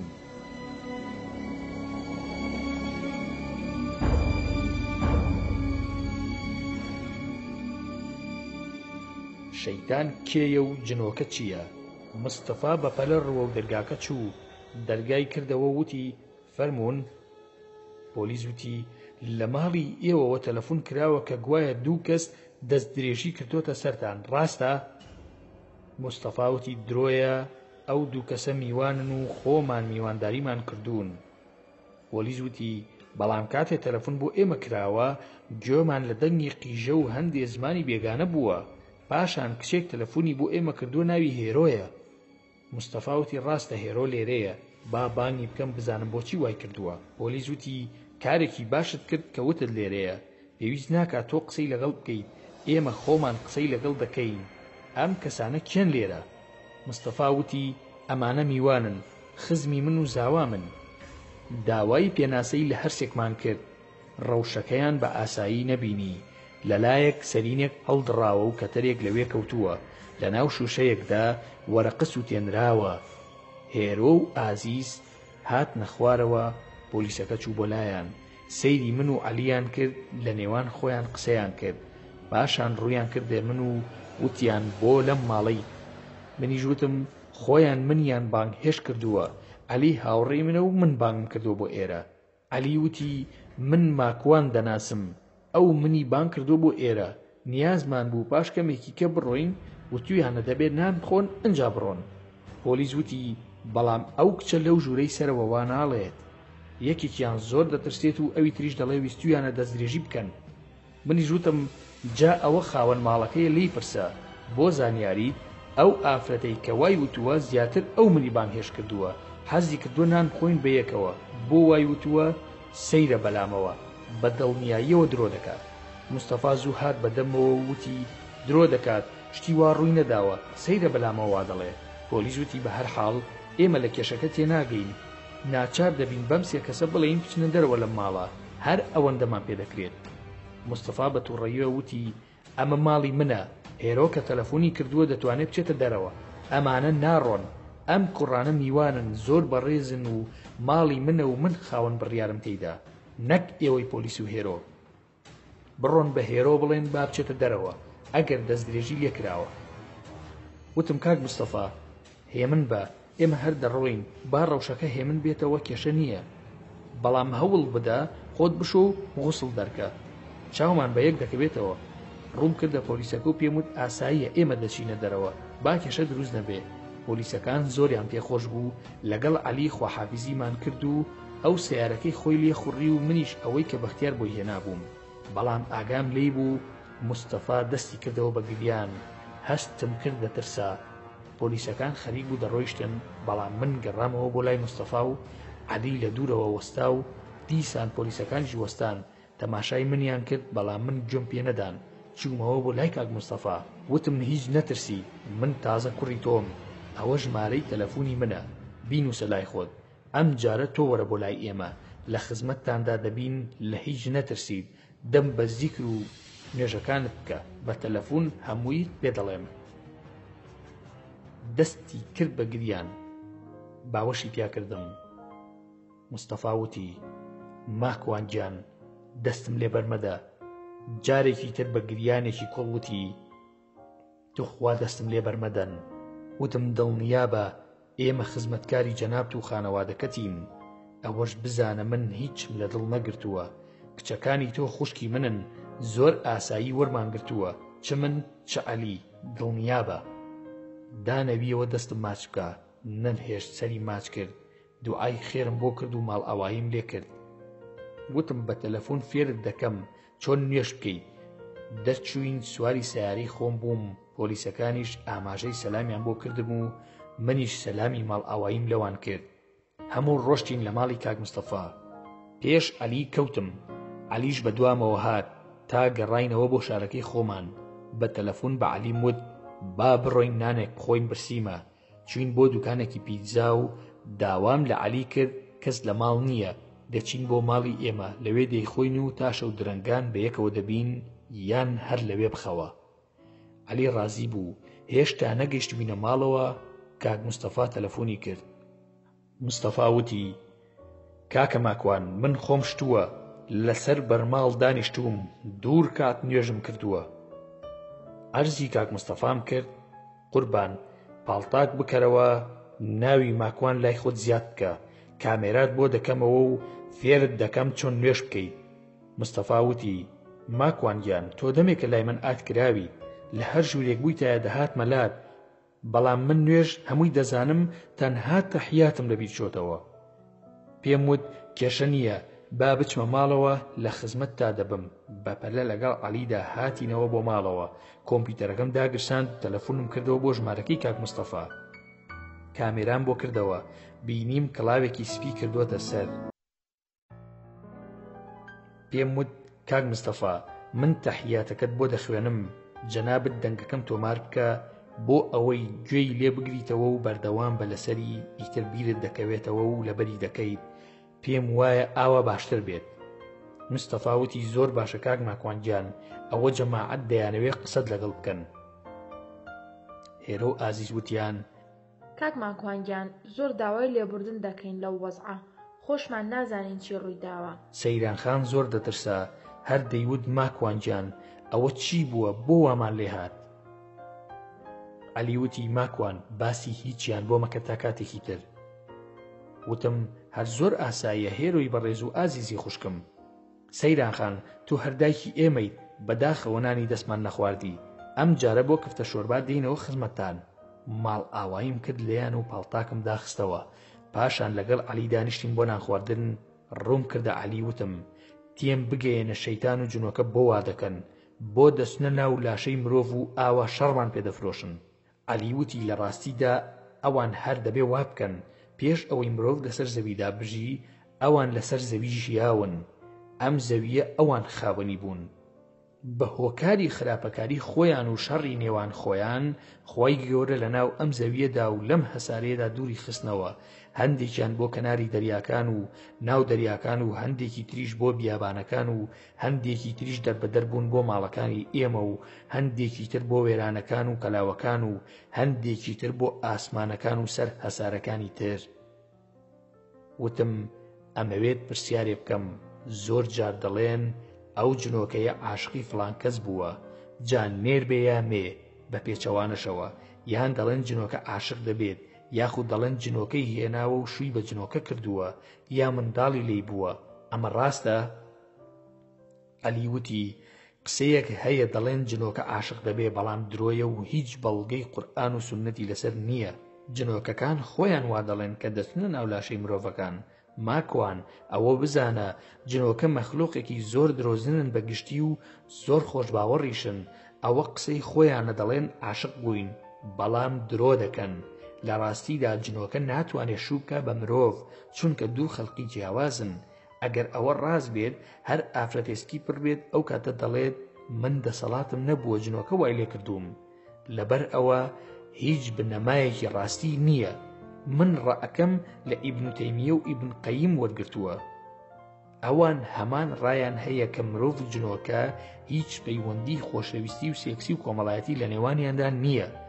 جا لەبەر ئەوە درۆیە کەسیان عاشقی کەسیان نابێت ئەوان ڕقیان لە ئێمەیە وەک مرۆڤ. وتم بۆ ڕقیان لێمانە؟ وتی چۆن ئێمەنەوەی ئادەمین پێمان دەوترێ ئادەمیزاد ئەوان پێش ئێمە دروست بوون بە هەزاران ساڵ لەنەوەی یەکەم جنۆکەن کە دروست بوون بە ناوی سومیا. چۆن باوکی مرۆڤ ئادەمە باوکی جنۆکەکانیش ناوی سومیایە. وتم باشە من ئەم زانیاری جەنابتم لە قورئان و سوننەتدا نەدیوە لەکوێ هێناوتە؟ وتی لە تەورات. وتم تەورات کەی بڕوا پێکراوە؟ وتی خۆ ئەگەر بڕوای پێناکەیت ناتوانی بە درۆی بخەیتەوە چونکە پەرتووکێکی ئاسمانیە. ئەگەر کێشەی نەبێت لەگەڵ بیر و باوەڕی ئیسلامیە هیچ کێشەی تێدا نییە. واتە ئەگەر بە یەکدا نەکێشێت لەگەڵ تەوحید و بنەماکانی بیر و باوەڕی ئیسلامی لە یەکتاپەرستی. زانیاری لە ئیسرائیلیات وەربگرین زۆر سادەیە شەرعیش ڕێگەی پێداوە. پێغەمبەری خوا درودی خۆی لەسەر بێ دەفەرموێ هیچ کێشەیەک نییە لە بەنی ئیسرائیل وەربگرین. واتە زانیاری. وحدثوا عن بني إسرائيل ولا حرج. بخاری ڕیوایەتی کردووە کورت و پوخت دەتوانین نە بە درۆیان بخەینەوە نە بڕوایان پێ بکەین لە گێڕانەوە و مێژوەکانیاندا. وتم شتیوە چۆن دەبێت تێناگەم. وتی نابێتە سەرچاوە بۆ ئێمە و نە بە درۆشی دەخەینەوە چونکە ئەشێت ڕاست بێت نەبڕواشی پێ دەکەین ئەشێت درۆ بێت ئەمە مەزهەبی ئەهلی عیلمە ڕوونە. وتم زۆر ڕوونە دەستخۆش. عەلی وتی کەواتە سەرەتا کە جنۆکە دروست بووە لەنەوەی سومیا کە بە باوکی جن ناسراوە ئەم جنۆکانە بوون بە دوو بەش، بەشێکی چاک بەشێکی زۆر خراپ. هەر وەک ئاماژەم پێدا بەشە چاکەکە زۆر کەم بوون تا فریشتەکان هاتنە خوارەوە لەگەڵیاندا جەنگان سنووریان بۆ دانان بۆ ئەوەی چیتر پێڕانەکێشن لە ئاستی خۆیاندا بن. شەیتان یاخود ئیبلیس کە وجودی هەیە لە بنەڕەتدا ناوی عەزازیلە لەو سەردەمەدا مەناڵ بووە لە یەکێک لە شاخەکان مەلائیکەتەکان لە کاتی جەنگدا دۆزیویانەتەوە و بردویانەتە ئاسمان و لەوێ لەگەڵ فریشتەکاندا ژیانی بردۆتە سەر بە بەندایەتی وەک ئەوان خەریکی بەندایەتی بووە بۆ پەروەردگار. بۆیە خوای گەورە خستوویەتە پلەی فریشتەکان و فەرموویەتی بە فریشتەکان سوزدەی ڕێز بەرن بۆ ئادەم. هەموویان سوزدەیان برد شەیتان نەبێ. خۆ شەیتان لە فریشتە نییە واتە مەخلوقی مەلائیکەت نییە بەڵکو جنۆکەیە. بۆ خوای گەورە فەرمانی پێدەکات کە سەجدە بەرێت لەبەر ئەوەی ئاستی بەرز بۆتەوە بۆ ئاستی فریشتەکان و خوای گەورە چوار باڵی پێبەخشیوە. کاتێ خوای گەورە فەرمانی پێدەکات سەجدە بەرێ بە فەرمانی خوای پەروەردگار ناکە. خوای متعال لە قورئاندا بۆمان باس دەکا کە بۆچی سەجدەی نەبردەوە بۆ ئادەم و لێپرسینەوەی لەگەڵ دەکات. کێشەی شەیتان لەوەدایە کە پێوەرد بە عەقڵی خۆی دەکات دەڵێ من لە ئاگر دروست بووم ئەویش لە قوڕ کەواتە من باشترم لە ئادەم بۆچی سوزدەی بۆ برم. لە کاتێکدا پێوەرەکەی هەڵەیە زۆرترین توخمی باش لە ناو قوڕ و خۆڵدایە. ئاگریش ڕاستە لە توخم پێکاتووە بەڵام وێرانکەرە هەرگیز ناگاتە چاکی لە توخمی خاکدا. وتم ناوی ئیبلیس و شەیتان هاتووە ئەو دووناوەت واتای چییە؟ وتی ئیبلیس واتە مەئیوس بێزار دوورخراوە. شەیتان زیاتر عەرەب بەکاری هێناوە هەر شتێک لە بنەڕەتی خۆی دەرچوو عەرەب پێی وتۆ شەیتان. بۆ نمونە عەرەب بە سەگی ڕەشی وتووە شەیتان چونکە دڕ بووە خەڵکی لە ترسدا ژیاندووە بۆیە ناو نراوە شەیتان. یاخود هەندێ مار کە ترسناک و کوشندە بوو بێت عەرەب پێی وتووە شەیتان. زۆر جار دەبینی لە فەرموودەکانی پێغەمبەرماندا درودی خوای لەبێ هاتووە کە سەگی ڕەش شەیتانە یاخود مار شەیتانە. ئەمە مەبەستی شەیتانی جنۆکە نییە بەڵکو ئەو شەیتانەیە کە وەک وشە عەرەب بەکاری هێناوە. ڕاستە جنۆکە حەز بە هەموو شتێکی ڕەش دەکا چونکە جنۆکە بەگشتی حەزی بە ڕەنگی ڕەشە جا هەرچی بێت لە ناو ئەو ڕەشەدا دەردەکەوێت. ئەگەر شەو بێت کە مادەی ڕەشە یا سەگی ڕەش یاخود پشیلەی ڕەش و هەروەها. لەپڕ تەلەفۆن کرا تەماشام کرد کاک مستەفایە وتی ماکوان گیان فریام بکەوە چی بکەم ماڵ و منداڵ زۆر دەترسن هەموو لە دڵڕاوچێدان دەڵێن دەچین بۆ لای دکتۆر خۆشیان نازانن چیانە جا تکایە تۆ کاک عەلی چارەیەکی دەردمان بکەن. ڕووم کردە عەلی بۆم باس کرد. عەلی وتی ماکوان ئاساییە بێن بۆ ماڵتان؟ وتم زۆر ئاساییە. عەلی وتی پێیان بڵێن وەرن بۆ ئێرە با لێرە بن ئەمشەو یەکسەر بە کاک مستەفام و تەشریف بێنن بۆ ئێرە و لە خزمەتتاندا دەبین. ئەو کێشەی دڵڕاوکێیە ناهێڵین بە پشتیوانی خوا. مستەفا وتی ئەی ماکوان گیان بۆ نایەن بۆ ئێرە؟ وتم وەڵڵاهی کاک مستەفا گیان ئێوە ئەو کێشەی کە ڕوویداوە پۆلیس هات تۆزێ قورسە بۆمان لەوانەیە چاو لەسەر ئێمە بێت ئێوە تەشریف بێنن لە خزمەتتان داین ئەوەندە دوور نییە 20 خولەک ڕێگایە. مستەفا وتی بزانین چۆن دەبێ ئاگادارت دەکەمەوە. منیش وتم لە خزمەتتان داین. دووبارە لەگەڵ عەلی دەستمان کردەوە بە قسەکردن. باسی ئەوەم کرد باشە خۆ ئادەم لە بەهەشت دروست کراوە و شەیتان دوور خراوەتەوە لە ڕەحمی خوا. چۆن ئەم شەیتانە چۆتە ناو بەهەشت و ئادەمی هەڵخەڵەتان؟ چۆن ئادەم لە بەهەشتا بۆی نییە خواردن بخوات؟ ئەی ئەمەیان چۆنە؟ لەگەڵی داوتم پەلەمەکە با چایەک دروست بکەم و اینجا دەست دەکەینەوە بە قسە. عەلی وتی دەچم سیارەکەم دەخەمە شوێنێکی باش تا چاکە پێدەکات. عەلی هاتەوە نزیکەی دەبۆ 15 خولەکی پێچوو. دانیشینەوە بە وەڵامی پرسیارەکانی من و قسە و باسی تر. عەلی ویستی دەست بکاتەوە بە قسەکردن لەپڕ زەنگی تەلەفۆنەکەم لێدایەوە و ژمارەکە دیار نەبوو. هەڵم گرت ئازیز بووتی کاک ماکوان هاتوونێتە نزیک شارەکەی ئێوە سیارەکەمان خزا و وەرگەڕاو بە پەلە ئێمە بردە بۆ نەخۆشخانە. تەعاروفێک لەگەڵ کچ و کوڕەکانی شەیتان. ئازیز وتی کاک ماکوان باوکم هەر ویستوێتی هەواڵت بداتێ شکر بۆ خوا سەلامەتین بەڵام پێی وتم بە کاکماکوان بڵێ ئەزێت نەکێشێ بێت بۆ لامان، ئێمە زۆر باشین، دوای پشکنین بۆ خۆمان دێین بۆ ماڵتان. وتم نا، ئێستا دێم لە خزمەتتاندام، چۆن وا دەبێ؟ جا نازانم نیەتەکەم بۆ کێ بوو یان بۆ جوانی ئەو ئازیزە بوو. بە هەر حاڵ باوکی تەلەفۆنەکەی لەدەست ئازیز وەرگرت و وتی: کاکە ماکوان، پێویست ناکا بێیت و ناونیشانی ماڵی جەنابتانم لایە، بە تاکسی دێین، پێم خۆش نییە تۆ بێیت. وتم باشە. عەلی وتی چی بووە؟ بۆم باس کرد. عەلی وتی با من بڕۆم. وتم وەڵا ناڕۆیت، قسە دەکەین، ئەو خانەوادەیە بۆ لای تۆ دێن، ئەوانە جنۆکەیان هەیە، ئێستا ماڵی من پڕ دەکەن، کە لەوان دەرت کرد لە ماڵەکەی منیش دەریان کە. بۆم باس کە ئەو پرسیارەی لێم کردی چۆنە، ئادەم چۆن دروست بووە، چۆن چۆ بەهەشت، بۆچی چووە، بۆ دەرکرا.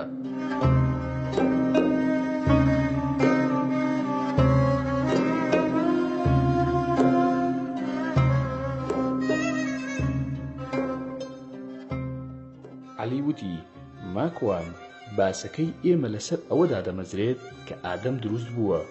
خوای گەورە ئادەمی لەسەر زەوی دروست کردووە نەک لە بەهەشت، بە بەڵگەی قورئانی کە دەفەرموێ: با فریشتەکانم فەرموو جێنشینی حوکمی خۆم لەسەر زەوی دروست دەکەم، کە پێشتر جنۆکەکان ئەو کارە خراپانەیان کردبوو. فریشتەکانیش لەسەر بنەمای کاری جنۆکەکان کە خراپەکارن هەمان دید و بۆچوونیان هەبوو بۆ مرۆڤیش. بۆیە وتیان مرۆڤ دروست دەکەیت خوێن بڕێژن و کاری گەندەڵی بکەن. ئاەتەکە دەفەرموێ: أعوذ بالله من الشيطان الرجيم وإذ قال ربك للملائكة إني جاعل في الأرض خليفة قالوا أتجعل فيها من يفسد فيها ويسفك الدماء ونحن نسبح بحمدك ونقدس لك قال إني أعلم ما لا تعلمون. آية سي سورة البقرة. واتبيان بينا كاتێک کە پەروەردگارت بە فریشتەکانی وت من لە زەویدا جێنشینێک دادەنێم تا زەوی ئاوەدان بکاتەوە. فریشتەکان وتیان ئایا کەسێکی تیادا دەکەیتە جێنشین کە خراپە و تاوانی تیا بکات و خوێنی ڕەژی تیا ئەنجام بدات؟ لە کاتێکدا کە ئێمە شایستەترین قەدری تۆ بە چاکی دەزانین. لە وەڵامیاندا خوا فەرمووی ئەوەی من دەیزانم ئێوە نایزانن.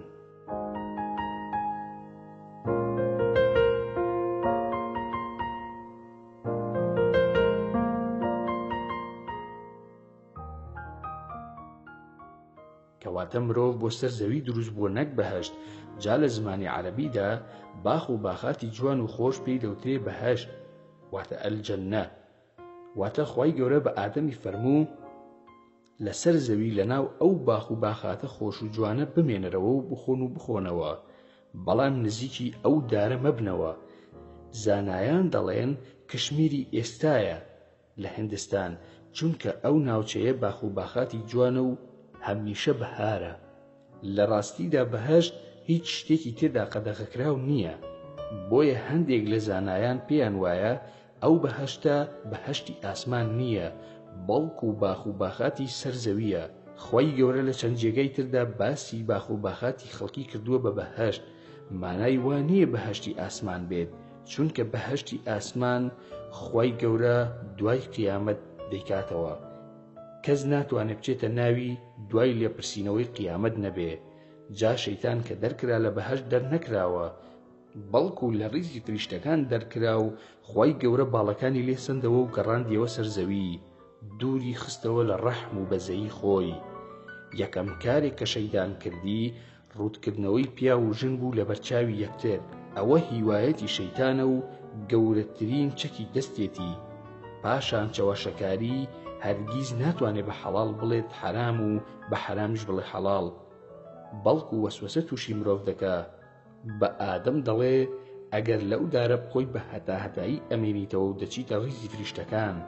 لە کاتێکدا چەواشەکاری دەکات باسی حەرامەکەی خوا ناکات بڵێت ئەو دارە حەرامە یان حەڵال، بەڵکو چەواشەی دەکات و پێی دەڵێت دەبیتە فریشتە. لە کاتێکدا هەموو فریشتەکان سوزدەیان بۆ باوکمان ئادەم بردووە، ئیتر بڵێ فریشتەیت بۆ چییە؟ کە تۆ بەڕێزتریت لەو فریشتانە. کەواتە چاواشەکاریەکەشی تەنها بۆ بێئەمری خۆی گەورەیە. پاشان کاتێک لە دارەکەیان خوارد بە قسەی شەیتان ڕووبوونەوە، ئەوەش کاری شەیتانە کە ئافرەت و پیاویش ڕوود دەکاتەوە. وتم پیاو ڕوود دەکاتەوە واتای چی؟ عەلی وتی ئەی چۆن؟ پیاویش تەماعی تێ دەکرێت لەلایەن ئافرەتەوە، سەرسنگی و قاچی و باڵەکانی و داهێنانی قژی. وتم واتە ئەبێ پیاویش وەک ژن محەجەبە بێ؟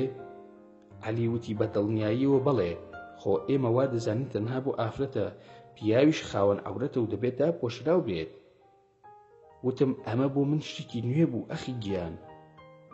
عەلی وتی پێغەمبەری خوا درودی خوای لەسەر بێ دەفەرمێ پیاوان کە چوونە بازار سەرسنگتان دابخەن چونکە ئافرەتان نەزەری لێ دەکەن. یاخود پیاو وەک ئافرەت دەبێت سەریان داپۆشراو بێت، لە هەندێ مەزهەبدا فەرزە. تەنانەت بەسەری ڕوود نوێژ جائیز نییە، تەنها مەزهەبێک نەبێت لە کاتی حەجدا ڕێگەی داوە کە پیاو سەری ڕوود بێ. وتم بەڵێ بەڵێ ئەی ئەخی عەلی جنۆکە جۆری هەیە؟ عەلی وتی بەڵێ جۆریان زۆرە. سەرەتا باسمان کرد ئەمانە 3 جۆرن وەک پێغەمبەری خوا درودی خۆی لەسەر بێ باسییان دەکا. جۆرێکیان دەفڕن و خاوەن باڵن، جۆرێکی تریان خۆیان دەگۆڕنە سەر شێوەی ئاژەڵ وەک سەگ و مار، جۆرێکی تریش لە وێرانە و لە ماڵەکانمانە دەژین و خۆیان دەخەنە سەر شێوەی مرۆڤەکان و ئەمێننەوە، دەردەچن جا لە ناو لاشەی مرۆڤ بێ یا لە ماڵی مرۆڤ بێ. لەو 3 جۆرە چەند پۆلێکی لێ جیا دەبێتەوە یاخود چەند جۆرێکن، بەڵام پێش باسکردنی جۆرەکانی دەمەوێ پێناسەیەکی کورتی ئەو 3 جۆرت بۆ بکەم کە بریتین لەمانە. یەکەم جۆری باڵدار دەفڕن. ئەم جۆرە دەڕوات بە ئاسماندا دەفڕێت، مەودای دوور و درێژ دەبڕێت لە ماوەیەکی کەمدا. لە گەشی سەرەکی سەر و لە هەب دروست بوون، زۆر خێران. ئەم جۆرە لە کتێبێکی ئیبن الجەوزی باس کراوە. بەو ئایەتە لە مرۆڤ دوور دەکەونەوە وەک لە پەرتووکەکانە هاتووە. وجعلنا من بين أيديهم سدا ومن خلفهم سدا فأغشيناهم فهم لا يبصرون. آية نوي سورة ياسين. واتە هەروەها بربەستمان لە بەردەمیانەوە و لە پشتیانەوە داناوە، بەردەشمان هێناوە بەسەر چاویاندا. مەبەست ئەو بربەستانەشە کە لە دەرونیاندا هەیە و نایەڵێت ڕێگەی ڕاست بدۆزنەوە، ئیتر ئەوانە حەق و ڕاستی نابینن. دووەم جۆری جنۆکە گۆڕاوەکان، واتە خۆیان دەگۆڕن لەسەر شێوەی ئاژەڵ و مرۆڤ. ئەم جۆرە حەزیان بە ڕەنگی ڕەشە و دەستنە ناو سەگی ڕەش و پشیلەی ڕەش و گوێدرێژ و زۆری تر. ئەم جۆرەش پێغەمبەری خوا درودی خوای لەسەر بێ باسی لێوە کردووە، لە فەرمودەدا هاتووە بە شێوەی مرۆڤیش خۆیان نمایش دەکەن کە لە قورئاندا هاتووە و لە فەرمودەشدا زۆر باسییان کراوە. لە قورئان سورەتی ئەنفال و لە فەرمودەش شەیتانی عەقەبە و زۆری تر. جۆری سێیەم جنۆکەی ناومارن یاخود شەیتانی ناومارن. زۆر جار لە ناو ماڵاندا دەبینرێن. پێغەمبەری خوا درودی خوای لەسەر بێ ڕێگری کردووە لە کوشتنیان، تاکو و ئیزنیان ئەدەی بڕۆن. ئەگەر ڕۆشتن ئەوە وازیان لێدێنیت، ئەگەر نەڕۆشتن ئەوا دەیکوژیت. بەڵام مرۆڤ پێویستە زۆر وریا بێت، دەم بەزی کرەوە شەڕی لەگەڵ دەکەیت، چونکە هاوڵی پێغەمبەری خوای کوشتووە درودی خوای لەسەر بێ پێش ئەوەی هاوڵەکە مارەکە بکوژێت. لە فەرمودەشدا هاتووە بە دووشیەوە کە داوای لێ دەکەیت چێتە دەرەوە لە ماڵەکەت. ڕیوایەتی تری زۆر لەسەر هاتووە. من بەوەندە کۆتایی بەم جۆرەشیان دێنم، بەڵام جۆرێکی تر لە مار هەیە. هەر پێغەمبەری خوا درودی خوای لەسەر بێ ناوی ناوە ئەلئەبتەر. ماری بچووکە و 2 جۆرن، بچووک و کورتن. پێغەمبەری خوا درودی خوای لەسەر بێ ئەمری کردووە بە کوشتنیان ئەگەر لە ماڵەکانتان نابوون، چونکە خاوەن ژەهرن. ئەمانەش جۆرەکانیانن. یەکەم جنۆکەی ڕووناکی، دووەم جنۆکەی مانگی، سێهەم جنۆکەی ئاگری، چوارەم جنۆکەی ئاوی، پێنجەم جنۆکەی خاک و خۆڵی، شەشەم هەوایی. هەر یەکە لەمانە لە عەشیرەتێکی جنۆکەن. بۆ نمونە عەشیرەتی مارد، عەشیرەتی جان، عەشیرەتی مەرجان، عەشیرەتی عیفریت، عەشیرەتی ئیبلیس و شەیتان، عەشیرەتی جنۆکە واتە جن کە موسڵمانەکانیان زیاترن. وتم ئەی بۆچی ناویان جنە، واتە بە کوردی جنۆکەیان پێدەڵێن. عەلی وتی جن لە زمانی عەرەبیدا واتە شاراوە و نەبینراو، بۆیە ئەو ناوەی وەرگرتووە. وتم عەلی گیان ئەی بۆچی ڕقیان لە ئێمەیە؟ عەلی وتی هەمووی ڕقی لێمان نییە، هەندێکیانن لەوانە شەیتانەکان و کوڕوکچەکانی. وتم بۆ شەیتان کوڕوکچی هەیە؟ وتی ئەی چۆن ناوەکانی پێ بڵێم؟ وتم ئەرێ وەڵا مەمنوون دەبم. عەلی وتی منداڵەکانی زۆرن، هەر یەکە و ئیشێکی پێسپێردراوە و گەورەی بەشێکە لە ژیانی هەڵخڵەتاندنی ئێمەی مرۆڤ. بۆ نمونە کوڕە گەورەکەی ناوی عەزازیرە، دەچێتە حەمام لەسەر شێوەی فیل خۆی نمایش دەکات تا ئەوانەی دەبنە ساحیر و کاهین دەستەمۆیان دەکات و سەجدەی بۆ دەبەن. ئەم شەیتانە زیاتر لە ناوچەکانی هیندستان و چین و ڕۆژهەڵاتی ئاسیا دەژی، تەنانەت زۆر جار هەیکەلی فیلی بۆ دروست کراوە بە ناوی گانیشا. ئەم پەیکەری فیلە لە هیندستان دەپەرسترێت. کوڕێکی تری ناوی زیتونە، ئەمە زیاتر خۆی دەکات بە پشیلەی ڕەش و لە حەمامەکاندا دەردەکەوێت، یاخود لەو کاتانە کە مرۆڤ ڕووتە و زیکری نەخوێندووە، یا دەبێتە هۆکاری دڵڕاوکێ و خستنە خوارەوەی شتومەک بۆ ترساندن. یەکێکی تر بە ناوی دنهشە، بەهێزترین کوڕی شەیتانە، کردوێتی بەسەرکردە بەسەر هەمویانەوە، زیاتر لە ناو مەسیحیەکاندا کار دەکات و دەستێکی ڕەش و دەستێکی تری خاچی هەڵگرتووە. کوڕە گەورەی ئیبلیس واتە شەیتان ناوی ساروخە، دەچێتە لای ئەوانەی کە هەمیشە ڕوتن و گاڵتەیان پێدەکات. کوڕێکی تری گەورەی هەموو ساحیرەکانە ناوی ناسوورە، هەموو ساحیرەکان لێی دەترسن و زەلیلیان دەکات، زۆر ترسناکە، بە ئەمری ئەو بە ناوی ئەو جادوو دەکەن. مەیمون نیکاح کوڕێکی تریەتی پیرۆزی دەکەێنێت بە کوردی، ئەمە لە جوولەکەکانە زیاتر هەست و سۆزی سێکسی خەڵکی دەجوڵێنێت. هەوڵی بۆ ئەوەیە خەڵکی خەریکی کاری فەساد و فاحشە و زینا بن. یەکێکی تریش کە هەمیشە لەگەڵ پیاوچاکاندایە ناوی سنجابە، کوڕی دەرگاوان، بۆیە ئەم ناوەی لێنراوە چونکە هەمیشە بە قاچی خەڵکیەوە دەنووسێت و لیان نابێتەوە. کوڕی تری زیاتر لە ناو منداڵان و لاوەکاندا کار دەکەن، بە عەرەبی ناوی زەعزوعە، کە واتای مناڵی دەم بە پێکەنین دێت. سیحر و جادوو لە مناڵدان دەکات و گەنجان چاواشە دەکات، بە تایبەتی دەم و ئێواران. بۆیە پێغەمبەری خوا درودی خوای لەسەر بێ لە ئێواران شەیتانەکان بەڵاو دەبنەوە دەرگاکانتان داخەن. کۆتا کوڕی ناوی باواکی زەعازیعەیە. کاری ئەم کوڕەی بریتیە لە دوژمنایەتی و دووبەرەکی، خستنە نێوان خەڵکی بە گشتی و ژن و مرد و دایک و باوک و مناڵەکانیان و خوشک و برا بە تایبەتی. وتم ئەی کچی نییە؟ وتی بەڵێ کچیشی هەیە. وتم ئەی ئەو کچە تیوانە کاریان چییە و ناویان چییە؟ عەلی وتی بۆ زانیاریت هەندێ لە زانایان دەڵێن ئەگەر ویستت کچانی شەیتان بانگ بکەیت وەک سیحر و جادوو، خۆیان دەخەنە سەر شێوەی مرۆڤ و دەبێت لەگەڵیاندا ڕابێری، یان خۆیان دەکەنە ئاژەڵ، دەبێت لەگەڵیاندا ڕابێری.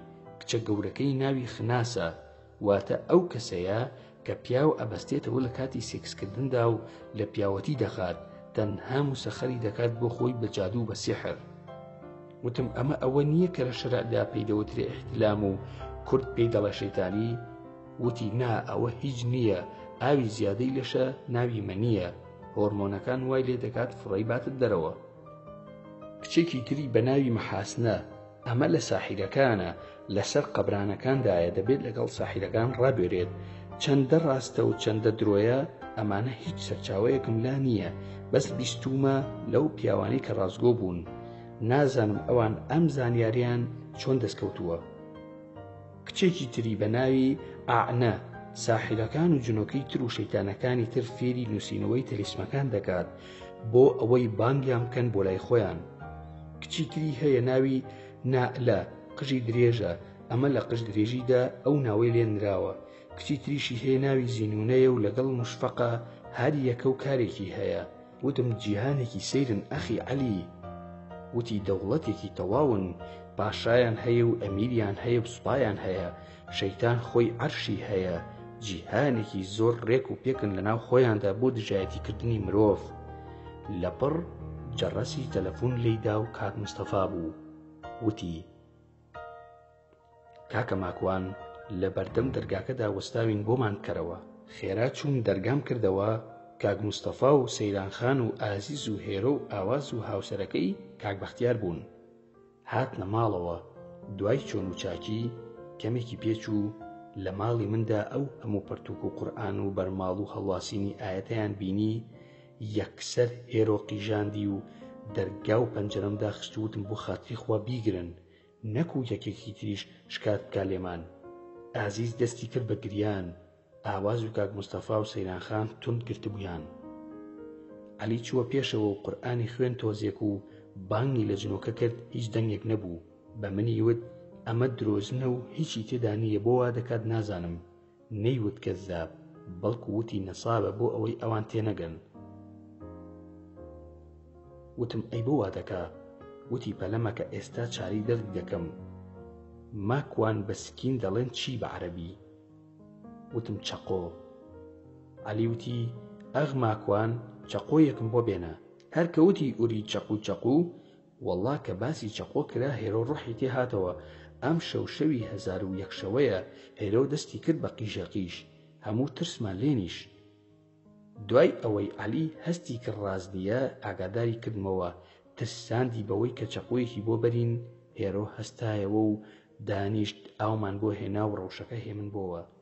سەیرانخان وتی هێرۆ ئەوە چی بووە؟ هێرۆ وتی نازانم، ئەو حاڵەتم بۆ هات. خۆمم پێ ڕانەگیرا و وتم هێرۆ خان درۆ دەکەی. لە ژیانمدا کێشەیەکم هەیە، وەک هەندێک کەس نیم توانم مجامەلە بکەم، بۆیە لە ژیانیشمدا زەرەری زۆری لێداوم. ئەوەی درۆزن بێت لای من درۆزنە و پێویستی بە تەریقکردنەوەیە. ناتوانم بڵێم هەڵەت کرد یان ڕاستت نەکرد، بەڵکو ڕاستەخۆ وتم هێرۆ تۆ درۆت کرد، بۆ خۆت بوراندەوە هیچت نەبوو. نەموی زیاتر بڵێم، لەبەر ئەوەی لە ماڵی خۆمدا بووم لەسەری نەڕۆیشتم. بەڵام ئاگام لێبوو کاک مستەفا ڕەنگی تێکچوو، سەیرێکی خێزانی کرد، هەستم بە ناڕەحەتی ئەو کرد. بۆ حورمەتی ئەو باسەکەم گۆڕی و دانیشتینەوە. کاک مستەفا و عەلی کەوتبوونە قسە بە زمانی نەرویجی، باسی دینی بۆ دەکرد. زۆرم پێخۆش بوو. ئەنجا سەیرانخان هات بۆ چێشخانەکە لای من، خەریکی چا ئامادەکردن بووم. وتی ماکوان ئەو وەزعە چی بۆ ڕوویدا لە ماڵی ئێمە؟ بۆ وەمان لێ هات؟ بەخوا من ناوێرم بچمەوە ئەو ماڵی خۆمان تازە. هێرۆش هات بۆ لای من و سەیرانخان، دانیشت لەسەر مێزی نان خواردن. ئازیز و باوکیشی گوێیان بۆ عەلی گرتبوو لە ژووری دانیشتنەکە. وتم سەیرانخان، جەنابەت چووی بۆ لای ساحیر و جادوباز لە کوردستان، لە ڕێگای ئەو ساحیر و جادوانەوە ماڵی خۆتت وێران کردووە و خۆتت تاوانبار کردووە، ماڵەکەیشت کردوتە کەلاوەی شەیتان و جنۆکە. سەیرانخان وتی جا ماکوانگیان، ئەوەی چوون بۆ لای بەحساب خۆی موسڵمان بوو، شێخ و پیاوچاک بوو، قورئانی لابوو. ئەمەی تۆ باسی دەکەی زۆرم بەلاوە سەیرە. وتم وەڵا سەیرانخان، ئەوانە هیچیان موسڵمان نین، زەلیلی دەستی شەیتان و موشریکن و کافرن. ئەوانە چوونەتە ناو دەوڵەتی شەیتانەوە بە ناوی ئاینەوە، دینی خوای گەورە دەفرۆشن، پارە لە خەڵکی دەسێنن، ماڵی خەڵکی وێران دەکەن. ئەی خۆت بۆ لەخوا ناپاڕیتەوە و نزای خێر ناکەی بۆ خۆت و ماڵ و منداڵ و هاوسەرەکەشت؟ وتی دەی هەر پیاوچاک هەبووە. وتم بە دڵنیاییەوە پیاوچاکەر هەبووە، بەڵام ئەوانە پیاو خراپن و بەرگی پیاوچاکیان پۆشیوە. ئەوە بزانە ئەوانە بە ناوی خوا و دینی خواوە دوکان و بازاڕیان داناوە، دڵنیا بە کە درۆ دەکەن، چونکە خوا دینی بۆ هەمومان ناردووە. ئەوەی من دەیزانم تۆش دەتوانی بیزانی، دینی خوای گەورە نافرۆشرێت بە دوعا و نوشتە.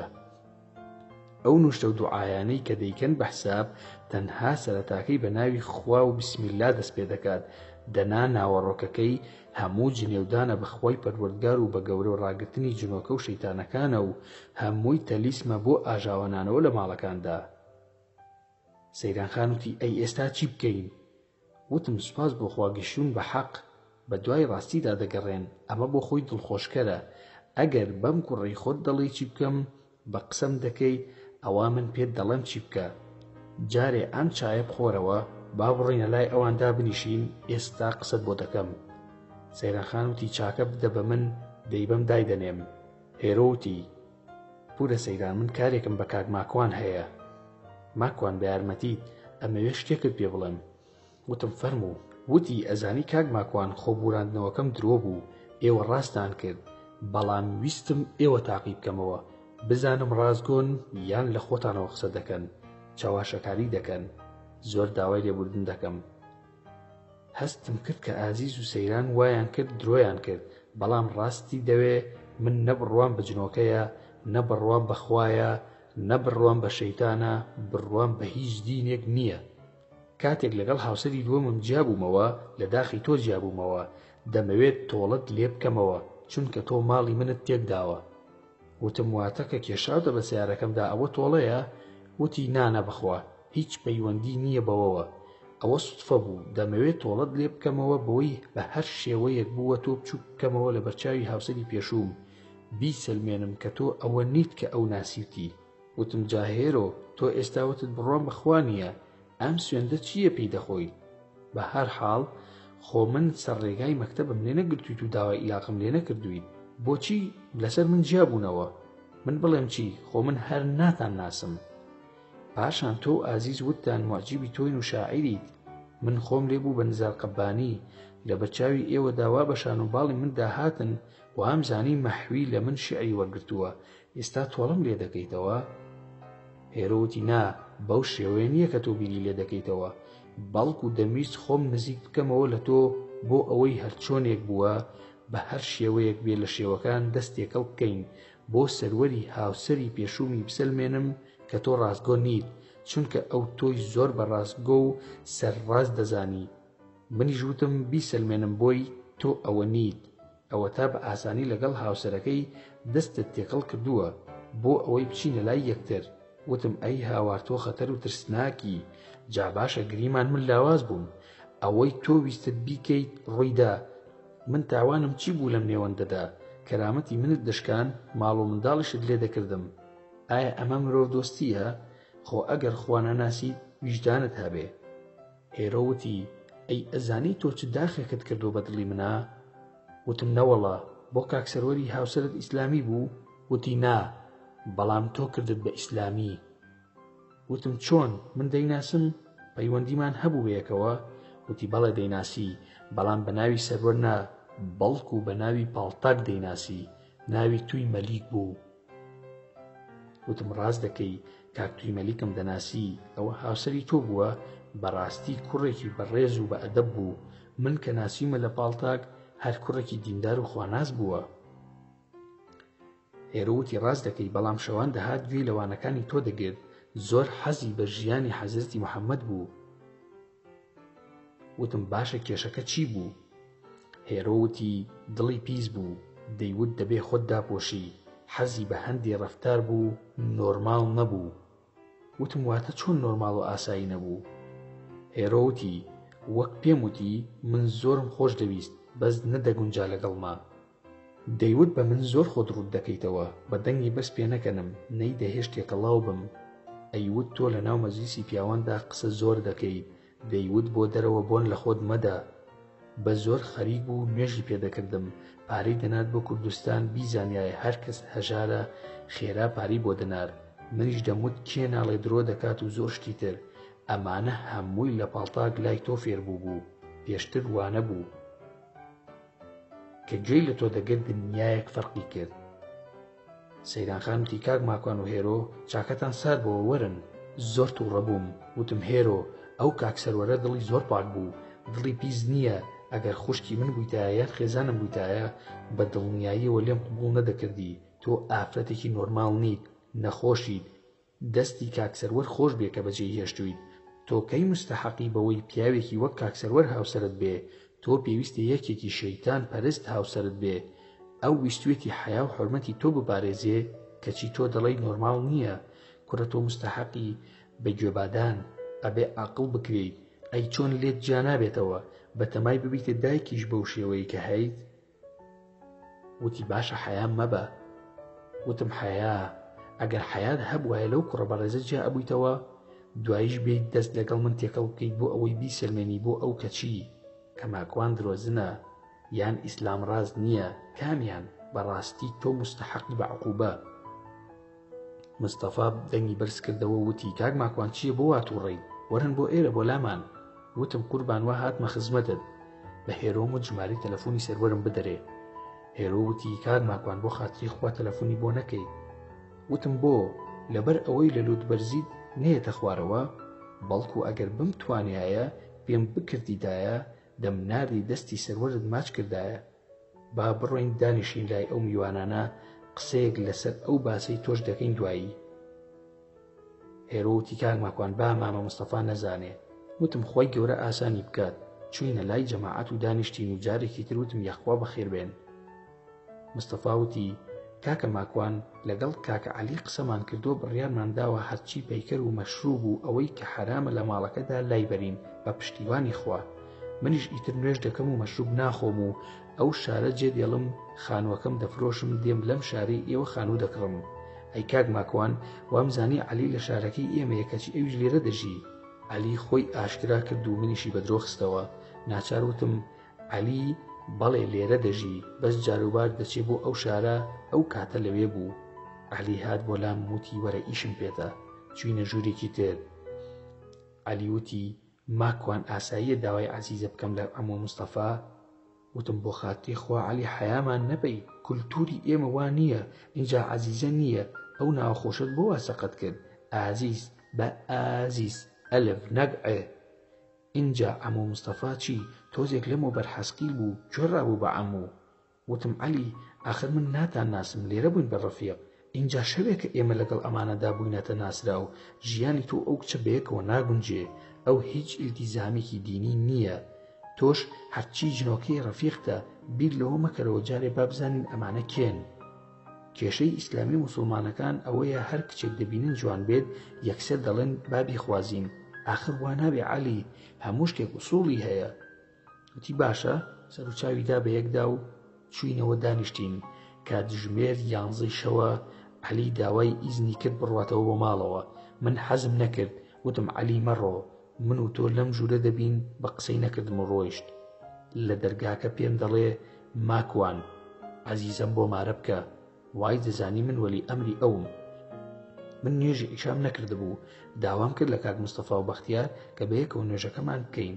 هەستاین بۆ نوێژکردن وتم کاک بەختیار فەرموو نوێژ بکەین. بەختیار وتی بە قوربانت بووم سوپاست دەکەم وای زانی داوەتی دەکەم وەڵامەکەی سەیر بوو. وتم مامە بەختیار یانی نایکی جەنابەت؟ وتی نەبەخوا وە جارێکی تر. نوێژمان دابەست لەگەڵ کاک مستەفادا بە دەنگی بەرز فاتیحە و سوورەتی زیلزالم خوێن. دیسان قیشە لە ئازیز بەرز بۆوە. باوکی ڕای کرد نوێژەکەی بڕی منیش هەر بەردەوام بوو. بچووکی جنۆکە و گەورەی مرۆڤ. نوێژم تەواو کرد و بەپەلە تەلەفۆنم کرد بۆ عەلی. وتم ڕاکە ئازیز ئەقیژێنێ نازانم چۆن بوو چەند خولەکێکی نەبرد دای لە دەرگا وتی بیکەرەوە عەلیم زۆر زوو هات. وتم عەلی کە من کارم پێتە لە یەمەنی بەڵام کە بۆ ئازیز بانگم کردی بووی بە عیفریت. عەلی وتی باشە بگەڕێمەوە. وتم نا دەوەرەدەی ماڵەکەت پڕ کردووە لە جنۆکە دەریام کە بۆم. هاتە سەرەوە و سڵاوی کرد و ئازیز لە باوەشی باوکیدا بوو دایکیشی قاچی دەشێلا. عەلی وتی ماکوان بەتانیەکی پێدابە. بە دەنگێکی خۆش ئایەتەل کورسی خوێند و هەندێ ئایەتی لە سوورەتی تەها خوێند و کۆتایی سوورەتی ئەلبەقەرەی تەواو کرد. ئازیز دەنگی لێوە نەهات چرکەی نەبوو. منیش بۆ خۆشی وتم لەسەر سامت دانناوە؟ عەلی وتی بەخوا ئەمیش جنۆکەوشتی تێدا نییە هەر لە خۆیەوە وا دەکا. وتم یاری چەقۆکەی لەگەڵ بکەینەوە؟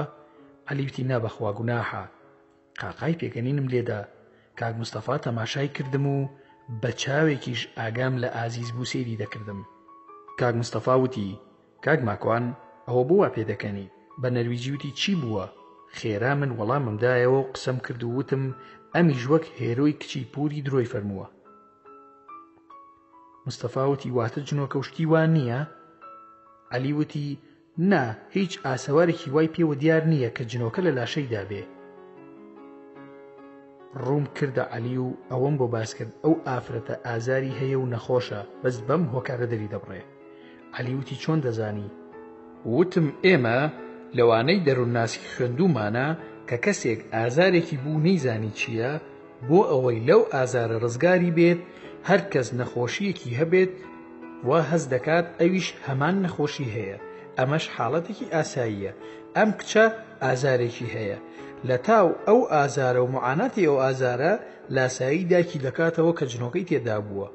بەڵام ئەم قسەی من لە 140 ڕاستە، مەرج نییە، لەوانەشە هەڵە بوون. عەلی وتی تاقی دەکەینەوە. بە نەرویجی کەوتە پرسیارکردن لە ئازیز.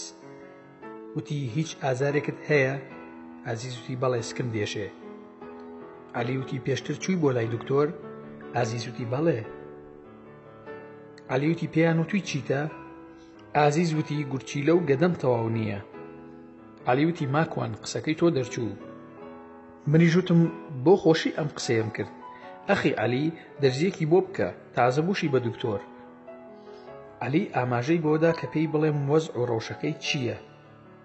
بە ئازیزم وت ئوختی عەزیز زیاتر لەبەر دڵی عەلی بوو. هیچت نییە تۆ، نەخۆشیت بڕۆ بۆ لای دکتۆرەکەت و تەواو. اینجا بانگی عەلیم کرد و لە تەنیشت کاک مستەفا دامنا و هەموومان دانیشتین. من دەستم کرد بە قسە. بە عەلیم وت ببوورە کە بە کوردی قسە دەکەم، وردە وردە بۆت دەکەم بە عەرەبی. عەلی وتی نانە ئاساییە، تۆزێ کوردیش تێ دەگەم. بە عەرەبی پێم وت عەرەب دەڵێت هەتا 40 ڕۆژ معاشەرەی قەومێکت کرد ئەبی بەوان. تۆ ئەو قاعیدەیەشت تێکداوە ئەخی گیان. مۆڕەی لێ ئەکردم، ڕووم کردە هێرە و وتم هەرکەس بڕوای بەخوا نەبێت کافرە، واتە لە جەهەنەمدا دەمێنێتەوە بە هەتا هەتایی. خوای گەورەش قورئانی بە فریشتەکاندا ناردووە بۆ پێغەمبەرمان درودی خوای لێبێ، بۆ ئەوەی قیامەتمان پێ بناسێنێت کە دوا ڕۆژمانە بە هۆکاری ئەم قەزا و قەدەرەی کۆی کردوینەتەوە لێرەدا. وتم سەیرانخان پێشتر ژیانت چۆن بوو؟ سەیرانخان وتی هەمیشە لە دڵڕاوچێدا بووم، بەردەوام دەدوت تۆپەڵێک مو لەسەر دەم و قورگ و زمانمە کە ئەخەوتم وام دەزانی سنگم 5 کیلۆی لەسەرە. هەرگیز حەزم نەکردووە گوێ بۆ قورئان بگرم. ئەم شەو دڵم ئاوی خواردەوە کە گوێم لە ئێوە بوو، هەست بە سووکی لاشەم دەکەم وا هەز دەکەم مرۆڤێکی ترم. وتم زۆر باشە، ئەی کاک مستەفا جەنابت چۆن بوویت دوای ئەوەی یەکترمان ناسی و ئەوەی کە ڕوویدا؟ مستەفا وتی کاکە ماکوان ئەوەی من دیومە یەخوا کەس نەیبینێ، هەمیشە ماندوو بووم، تەنها بە مەشروب دەخەوتم، هەمیشە لە خەمۆکیدا بووم، ژیان ڕەش بوو لە بەرچاوم. ئەم شەوم لە هەموو ڕۆژێک ڕووناکترە لام کە لە خزمەت جەنابت و کاک عەلیدام. وتم بەم چەند کاتژمێرە ئاوا ژیانتان گۆڕا؟ هەردووکیان بەیەکەوە وتیان بەڵێ. وتم ئاواز خان و کاک بەختیار ئێوە چی دەڵێن؟ ئاواز وتی کاک ماکوان من دایکم و باوکم خۆش دەوێ، هیچ نازانم نە لە دین نە لە پەرستن، نە دایکم فێری کردوم نە باوکم. بەڵام گرنگ ئەوەیە هەموو ژیانمان خۆش بێت، ئیتر من هیچم ناوێت. بەختیار وتی لای منیش هەروایە، گرنگ ئەوەیە ژیانمان خۆش بێت و بێکێشە بین. وتم هەندێک قسەکان بۆ عەلی وەردەگێڕم، چونکە عەلی تایبەتمەندە لەو کارە. خوای گەورە مرۆڤی بە جوانترین شێوە دروست کردووە، پاشان ڕێزی لێگرتووە هەموو دنیای بۆ مسەخەر کردووە. ژیان و زەوی لە بەردەستی مرۆڤدایە، چۆن جنۆکە دەچێتە ناو لاشەی مرۆڤێک کە خوای گەورە بەو شێوە ڕێزی لێگرتووە. پاشانیش زەوی و تەنانەت ئەم گەردونەش لە بەردەستی دادای ناوە. لەسەر و هەموو شێوە فریشتەکان سوجدەیان بۆ باوکمان بردووە کە ئادەمە، واتە مرۆڤ، ئیماندار و سەرڕاست لە فریشتە بەڕێزترە. کەواتە جنۆکە ناچێتە ناو لاشەی مرۆڤ و دابنیشێ و تیایدا وابزانێت و تێلە، نا بەڵکو بە هۆکاری وەسوەسە تەحەکوم بەسەر عەقلی دەکات. پێی دەڵێن گوێ بۆ گۆرانی بگرە، تۆ بە قسەی دەکەیت، پێی دەڵێن زینا بکە، بە قسەی دەکەیت، عەرەق بخۆ، بە قسەی دەکەیت.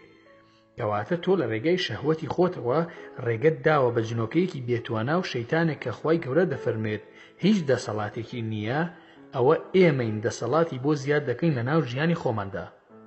ئێوەی بەڕێز دەزانن ڕۆژانێک بووە مرۆڤ جنۆکەی مسەخەر کردووە وەک پێغەمبەر سولەیمان سەلامی خوای لێبێت. پاشان لە ناو مەجلیسەکەیدا کەسێکی تێدا بووە خاوەن زانست بووە، لە جنۆکەکان بەهێزتر بووە، مرۆڤ بووە. ئاەتەکە دەفەرمێت مرۆڤێک، باسی فریشتە ناکات، کەواتە مرۆڤ بە زانست هەموو شتێک مسەخەر دەکات، ئاسن، شاخ، دار، ئاسمان، بەرد، کانزا. عەلی وتی یعنی چی شاخ و ئاسن و دار و ئاسمان مسەخەر دەبێت؟ ڕوون نییە لام. پاشان چۆن ناچێتە ناو لاشەی مرۆڤ؟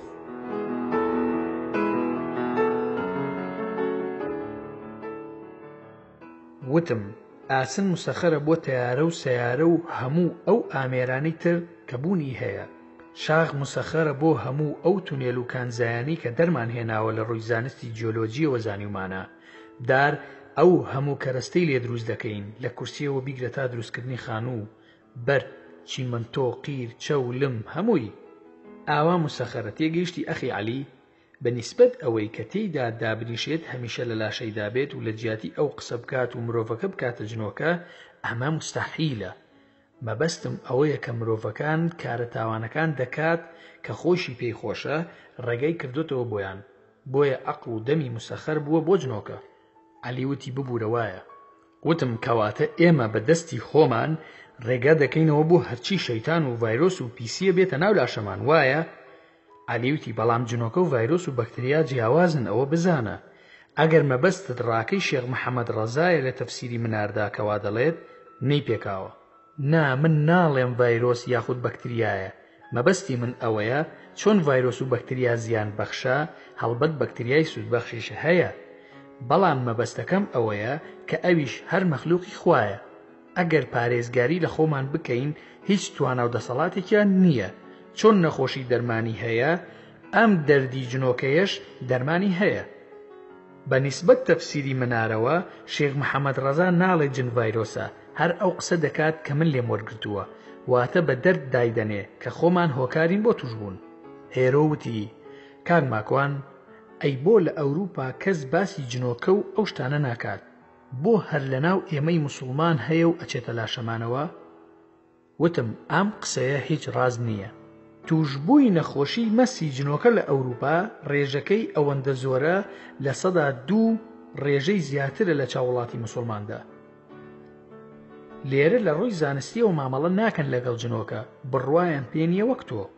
بەڵام من و ئەم عەلی یەمەنیە کە دانیشتووە لێرە بۆ ئەوەی بزانین چەند حاڵەت هەیە لە ئەڵمانیا، لە هۆڵندا، لە نەرویجی خۆمان و لە سوید لێکۆڵینەوەمان کردووە کە زیاتر لە 100,000 کەس توشبووی ئەو حاڵەتەن و دەناڵێنن بەدەستیەوە. وەک ئەوەی ئەهلی تایبەتمەندی ئەو کارە نییە لە ئەوروپا کە خاوەن بڕوانامە بێت. تەنها عەلی توانی لە ڕێگای کەسێکی نەرویجیەوە بۆ تاقیکردنەوە، ئەویش بۆ لێکۆڵینەوەکەمان توانی جنۆکە لە لاشەی خزمێکی دەربهێنێت. بۆ کەم ڕۆژ هەیە لە وڵاتانەدا ڕۆژنامەکان نەنووسن گەنجێک خۆی کوشت، گەنجێ بەبێ هۆکار خۆی خنکان، هەموو ژیانیان خۆشە، پارەیان هەیە. نەتپرسیوە بۆچی وا دەکەن؟ یا نابینی ئەو هەموو نەخۆشخانە دەرونیە هەیە؟ کام شار هەیە لە نەرویج و سوید نەخۆشخانەی دەرونی تێدا نەبێ، بە سەدان کەسیشی تیا نەبێ، وایە؟ هێرەوتی وایە. بەس ئەوە نەخۆشی دەرونین؟ وتم بەڵێ بە دڵنیاییەوە نەخۆشی دەرونین. ئایا نەخۆشی دەرونی چارەسەری نییە؟ هێرەوتی چۆن چارەسەری نییە؟ وتم باشە لە ئەوروپا هەیە 16 ساڵە دەناڵێنێت بەدەست ئەو حاڵەتەوە. نمونەیەکی بەرچاو. باشە کاک موستەفا دەتوانی دووشە بە عەرەبی قسە بکەیت؟ هێرەوتی نا، عەرەبی نازانێت. وتم کاک بەختیار کاتێ عەلی جنۆکەکەی دەرهێنا لە لاشەی کاک موستەفا بەچی قسەی دەکرد؟ بەختیار وتی وەڵاهی بە عەرەبی قسەی دەکرد، ڕێک وەک موزیعی جەزیرەوا بوو. وتم وەڵامت چییە بۆ ئەمە هێرۆ؟ ئەوە کاک موستەفایە لێی پرسە، بزانە عەرەبی ئەزانێ؟ هێرۆ بە پێکەنینەوە وتی نازانم. وتم نازانم ڕەحەتی گیانە، بۆ دانی پێدا نانێت بەڕاستی و دروستی بڵێیت ئەمە مەخلوقێکی ترە، بڕوا دەکەی حەسقیلم لە دەم و چاوی کاک موستەفادا بینیوە؟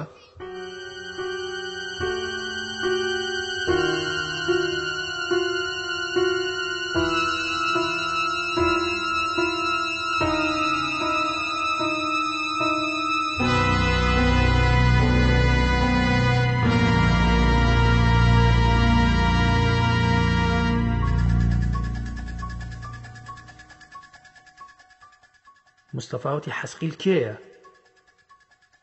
وتم جنۆکەیە کە ڕەفیقی منە، نازانم چی لێ هاتووە. مستەفا ڕەنگی زەرد بوو، ئەو فەقیرە.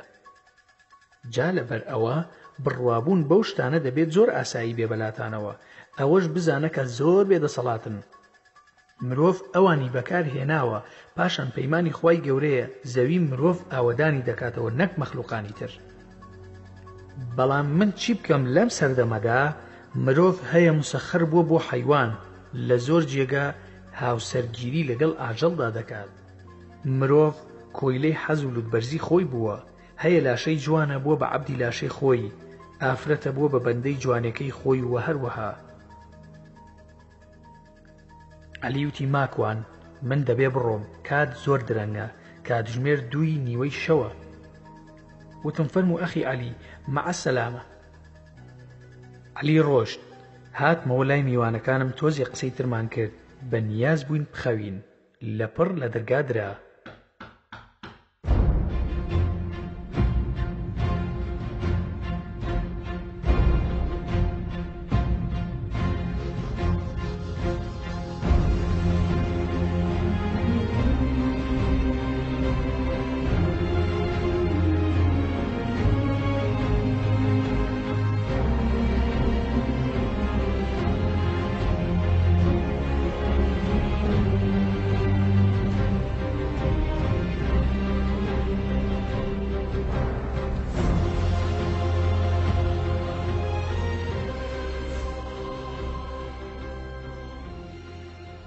خوایە بەم شەوە کێ لە دەرگا ئەدا؟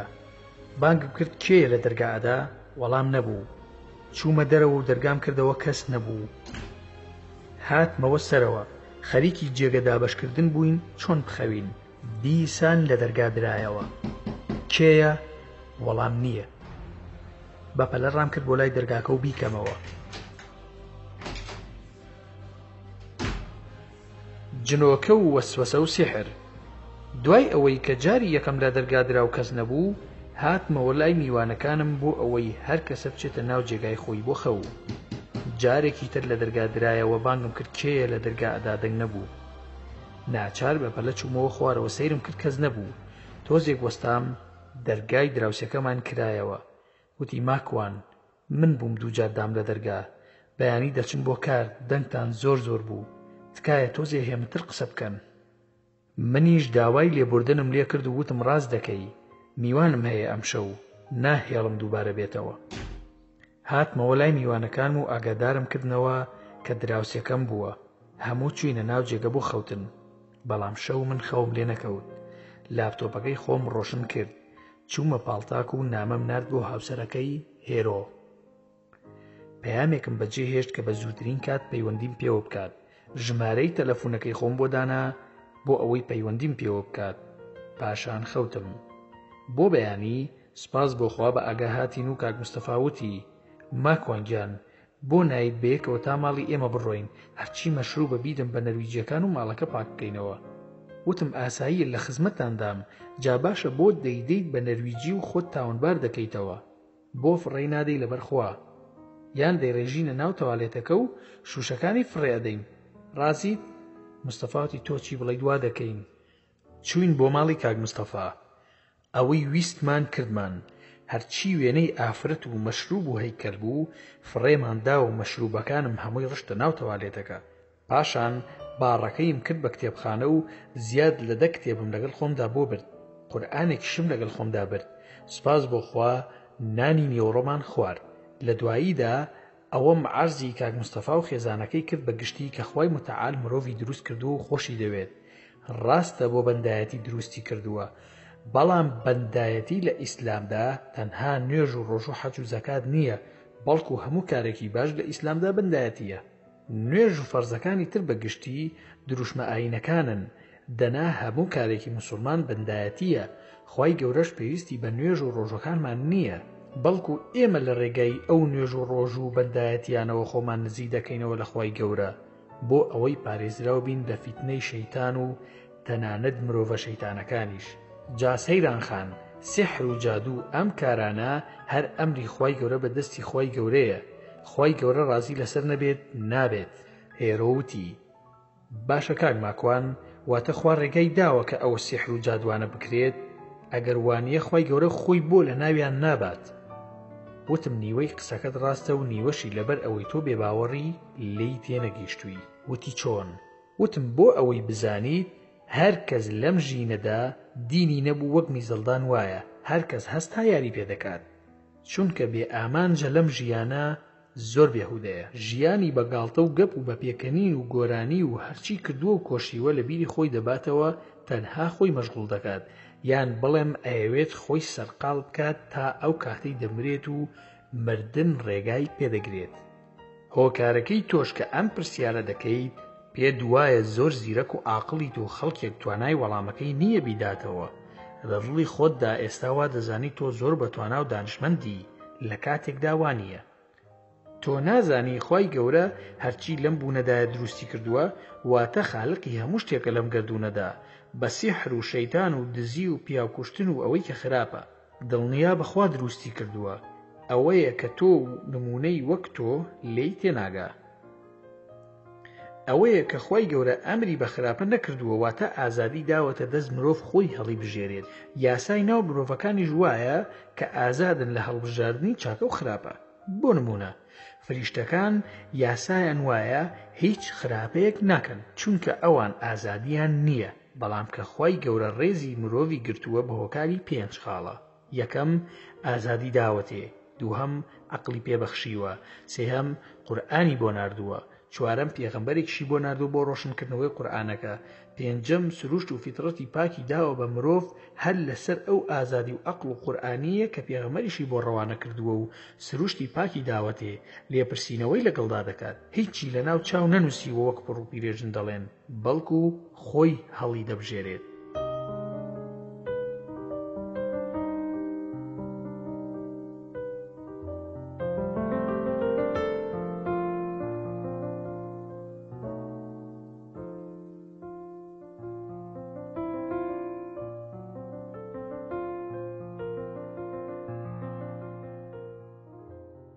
بۆ نمونە سیحر و جادو هیچ توانایەکی بەسەر مرۆڤدا نییە ساحیر و جادو بازەکە هەردووکیان دوو سەگی دڕی برسی بەسراون خوای گەورە بەستونێتەوە ئەو حەبلەی کە خوای گەورە پێی بەستونەتەوە بە دەستی خۆیەوەیەتی دەستێکی بەهێز گرتوێتی تۆی مرۆڤ کە ئازادی کە عەقڵ بەکار ناهێنی ئەو سەگە پیس و برسی و دڕندەیە کە گوێ بۆ قورئان ناگرێت چۆن ئامۆژگاری دەکات شوێن کەوتووی پێغەمبەرەکەت درودی خوای لێبێ نیت پاشان سروشت و ناو دڵ و دەروون و فیترەتی خۆت پیس دەکەی دواییش دەڵێی بۆ خوای گەورە دروستی کردووە یان شەکر دەشکێنرێت دەڵێت لە ناو چاوم نووسراوە تۆ خۆت ئەڕۆیتە بەردەم سەگەکان خۆت بە ئازادی دەچیتە بەردەمیان بۆ ئەوەی بتخۆن لە کاتێکدا ئەگەر ئازاد نەبوویتایە وەک ئەو مولحید و بێباوەڕانی کە لە دین نازانن دەڵێن ئێمە هەموو شتێکمان لە ناوچاو نووسراوە خۆ ئەگەر خوای گەورە ئاگاداری نەکردینایەتەوە لە کارە خراپەکان حەقت بوو بڵێی بۆ خوای گەورە لە ناوی نابات یا من هیچ زانیاریم نەبوو بەرپرس نیم لێی من دەمەوێت پرسیاری لە تۆ بکەم هێرۆ وتی فەرموو باشە کێ ڕێگای لە تۆ گرتووە ئێستا هەستی نوێژەکەت بکەی عەقڵت یان تەمەڵی یا ئارەزوو یان خوا هێرۆ وتی من بۆ خۆم بڕوان پێی نییە عەقڵم نایبڕێت وتم زۆر باشە کەواتە ئەگەر مردی گومانی تێدانێ هەمومان دەملین وایە وتی وایە وتم ئەگەر خوا هەبوو قسەکەی تۆ هەڵەبوو لەو حاڵەتەدا چی دەکەیت وتی دەڵێم عەفوم کە وتم بەڕاست لە ژیان تا سوزدەیەکت نەبردووە بە قسەت نەکردووە سەڵاواتێکت نەداوە لە پێغەمبەرەکەی ڕۆژوویەکت نەگرتووە پێت وایە هەروە ئاسانە تۆ بە قسەی خاوەنکارەکەت ناکەی لەسەر ئیشەکەت چی دێ دەکات کە لەوانەیە 10 ساڵ بێت کارت بۆ کردبێ هێرۆوتی دەرم دەکا وتم ئەو خوایی وان نزیکەی 30 ساڵە چاوەڕێت دەکا هەموو شتێکی تێداوی جوانی عەقڵ زیرەکی پارە لەشساغی هەتا دێت باشە کە چوویتەوە بەردەمی مستەحەق نیت بۆی کە تۆڵت لێ بکاتەوە خۆی دروستی کردویت مادەم بڕوات پێی نییە دەبێت تەحەمولی ئەوەش بکەی بچیتە جەهەنەم ئەوە من پێت دەڵێم خوای پەروەردگار هەیە تۆ دەڵێیت بڕوان پێ نییە ئەگەر هەبوو خۆت بەرپرسی دلۆمەی کەس مەکە هێرۆوتی ئەی جنۆکەیەک بۆ نەهاتە ناو لاشەی من تا بڕوا بکەم وتم تۆ خۆت جنۆکەی شەیتانی ئیشی چییە بە تۆ ئەوەی ئەو دەیکات تۆش دەیکەیت ئەو دەیەوێ لاشت دەرخەیت ئەوە تا بەرامبەر من دانیشت و قاچە دیارە باڵت دیارە جگەرە دەکێشی سەما دەکەی خوا ناپەرستی بەندایەتی ناکەی تۆ بۆ خۆت نوێنەری شەیتانی بێت بۆ لای تۆ چی بکات من پرسیار دەکەم ئەگەر بە تۆ بڵێن پێناسەی شەیتانم بۆ بکە کە چی دەوێت لە مرۆڤ چۆن پێناسەی دەکەیت هێرەوتی ماکوان ئەزانی تۆ زۆر قسە ڕەقی خۆت بەچی دەزانی ئەو مافەت نییە بەو شێوەیە قسە لەگەڵ من بکەیت وتم وەڵامی پرسیارەکەت نەدامەوە خۆت دەرباس کرد بەوەی من قسەم ڕەقە بە دڵنیاییەوە ڕاز دەکەی قسە ڕەقم بەڵام حەقم پێناسەی شەیتانیش تۆیت بە دڵنیاییەوە تۆیت ئەگەر تو ڕەشی بڕۆ یەک تەنەکە ئاوی سارد بکە بەسەرتا باهێ من بیتەوە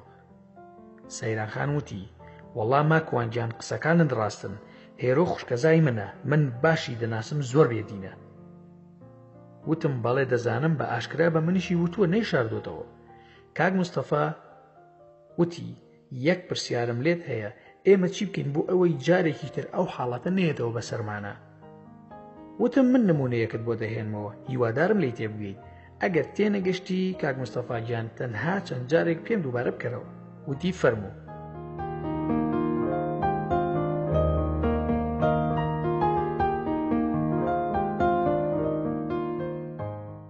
دەگێڕنەوە جارێکیان پیاوێکی خواناس و یەکتاپەرست هەستا بەوەی بچێت دارێک ببڕێتەوە خەڵکی دەیانپەرست وتی ئەمە شیرکە و هاوبەشدانانە با من بڕۆم ئەم دارە ببڕمەوە خەڵک لەم کوفر و هاوبەشدانانە ڕزگاری بێت بەڵێ تەوری هەڵگرت و لە ڕێگادا شەیتانی لێ پەیدا بوو لەسەر شێوەی مرۆڤێک پێیوت پیاو چاکی خوا بۆ کوێ دەڕۆیی پیاو چاکەکە وتی دەچم ئەو دارە دەبڕم کە خەڵکی تووشی فیتنە و کوفر و شرک کردووە شەیتان وتی جا تۆ پەیوەندیت چییە بەو کارەوە کاکە حەقت نەبێ ئەم خەڵکە بە تۆ چاک ناکرێ جا کاک مستەفای بەڕێست شەیتان یەکەم کاری ئەوەیە کە دەڵێ تۆ حەقت نەبێ بەسەر خەڵکیەوە بۆ خۆت تووشی کێشە دەکەیت پاشان کابرای پیاوچاک وتی نا من هەر دەیبڕم ئەوە شرک و کوفرە واجبە لەسرم شەیتان وتی پیاو چاکی خوا واز لەمە بێنە من هەموو ڕۆژێک 2 دینارت ئەدەمێ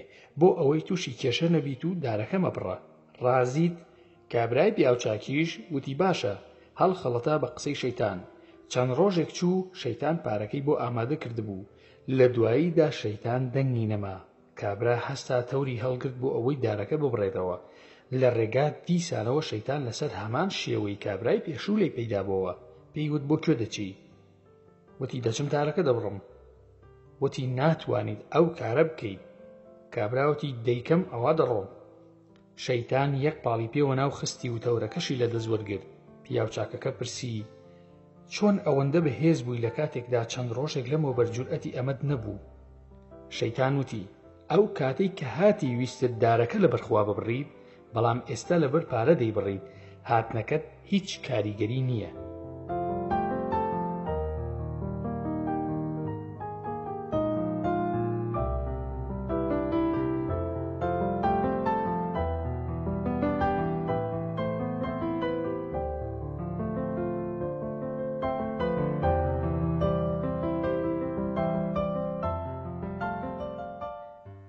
جا کاک مستەفای بەڕێز سەیران خان تکام وایە کارەکانتان لەبەر خوا بێ شەیتان و هەرچی خراپەی سەر زەویە لە تەوحید و یەکتاپەرستی دەترسن خوا بە پاکی و تەنهایی ڕابگرن سەرکەوتووی دنیا و قیامەتن بۆ ئەو بژین و بۆ زاتی بەرزی و پیرۆزی بمرن هیچ کەس ناتوانێ بێت بەلاتانە مستەفا وتی ماکوانگیان ئەم بەیانیە عەلی کوڕەکەی ڕەفیقی تۆ تەلەفۆنی بۆ کردم لە ناو سیارەکەی بەختیار بووم لە ڕێگا داوای ئازیزی کچمی کرد بۆ ئەوەی بیخوازێ جا خۆشت دەزانی لێرە کچ خۆی خاوەنی بڕیارە منیش ئەوەندە وتم با بە کچەکە بڵێم لەبەر خاتری تۆ خۆم چوم قسەم لەگەڵ ئازیز کرد بەخوا دەڵێ شو ناکەم بە عەلی جا تکایە تۆ لە جیاتی من وەڵامەکەی پێ بڵێ منیش وتم باشە بەسەر چاو کەوای وت زۆرم پێ ناخۆش بوو بەڵام دەسەڵاتم نەبوو ئەگەر ئەو زەویە چاڵی تێدا بوایە خۆم دەکرد پیایدا ئەوەندە تەریق بوومەوە لە دوای ئەوەی کە هاتمەوە ژێر سفر جەڕەسی تەلەفۆنەکەم لێدا و هەڵم گرت توی مەلیک بوو یاخود هاوسەرەکەی هێرۆ بوو سەروەر وتی مامۆستا ماکوان ئەسسەلامو عەلەیکوم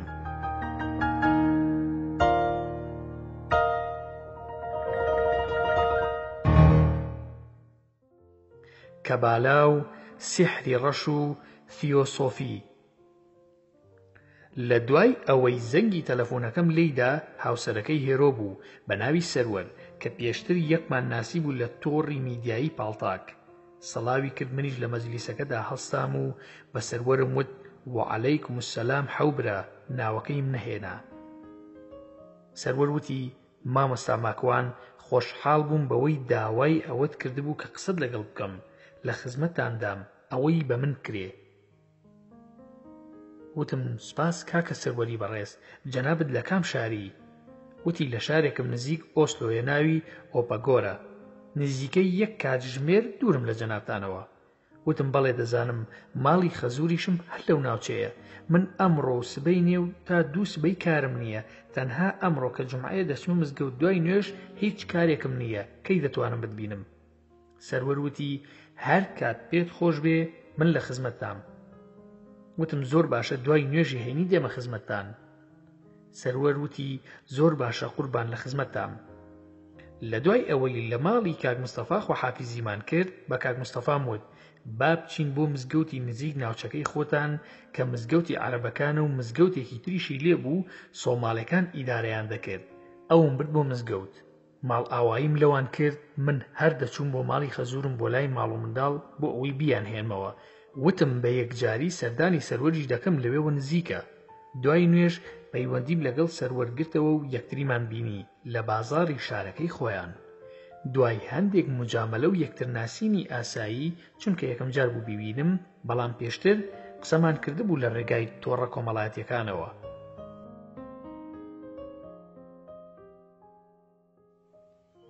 وتم ژنت هێناوە کاک سەروەر؟ سەروەر وتی وەڵاهی کاک ماکوان ژنم هێناوە، بەڵام ئێستا جیا بووینەتەوە. وتم واتە تەلاقت داوە؟ وتی لە حکوومەت جارێ هەر لە چاوەڕوانی جیابوونەوە داین، وەک تەلاق پێم و تۆ 3 بە 3 تەلاقم داویت، ئیتر هیچ پەیوەندیەکم پێوەی نەماوە، ئەوە بۆ ماوەی 8 مانگە. وتم ئەی ناتوانم چارەسەری کێشەکەتان بکەم بێمە ناو کێشەکەتانەوە؟ خۆت دەزانی هەڵوەشاندنەوەی خێزان لە ئەوروپا هەروە ئاسان نییە، دوای ئەوەش ژنهێنان و شوکردن لە ئەوروپا زۆر سەختە. خۆت دەزانی کە پێکەوە دەنێیت زۆر قورسە و کە جیا دەبیتەوە ئاسانە و یەکگرتنەوەشی هەر زۆر سەختە. سەروەر وتی ڕاستە، بەڵام هەموو کەس تەداخل بکات ناهێڵم تۆ دەست بخەیتە ئەو کارە. وتم بۆچی براکەم؟ وتی وەڵڵاهی کاک ماکوان، ئەو ژنەی من زۆر ڕقی لە تۆیە، کە گوێم لە تۆ دەگرت 1001 قسەی ناشرینی پێدەوتی، جا ئێستا تۆ بچیتە ناو ئەم کارەی ئێمە تۆزێ قورسە، ئەو وا دەزانێ من ئیهانەی دەکەم. وتم تۆ خێزانی خۆتت خۆشەوێ؟ وتی بە دڵنیاییەوە خۆشمەوێ، بەڵام هەز دەکەم ناگونجین. ئەو ئافرەتە لە ڕێکخراوێکی جیهانی کار دەکات، زۆر ترسناکە، دەیەوێت منیش بخاتە ئەو کارە. وتم ڕێکخراوی چی؟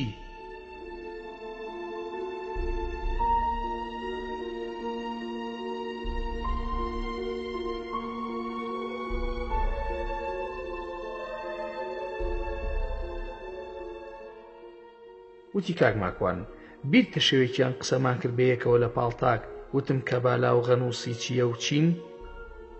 بۆت باس کردم کە ئێستا لە ڕێگەی زەردەشتیەوە هاتوونەتە کوردستانیشەوە، نازانم بیرت ماوە؟ وتم بەڵێ جوان بیرمە.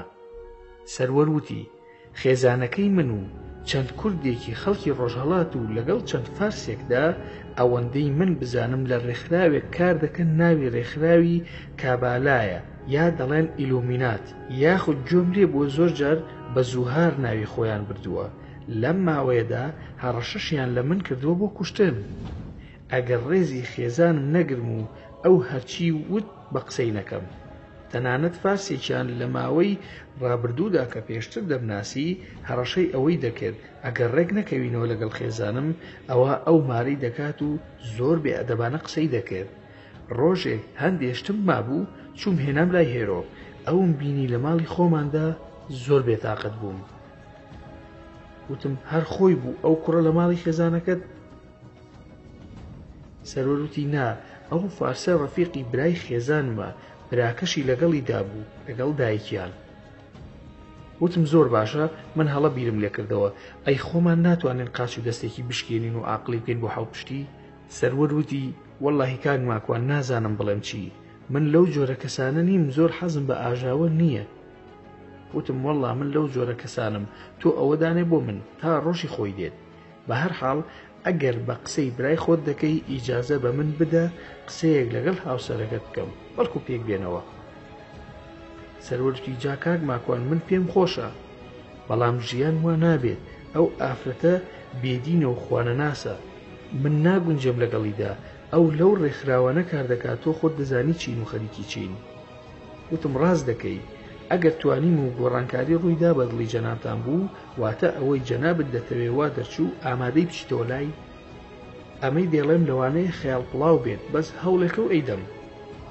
سەروەر وتی زۆر مەمنون دەبم، بەس کاک ماکۆن جەنابت کارێکت هەبوو بە من تا لە خزمەتتاندا بم.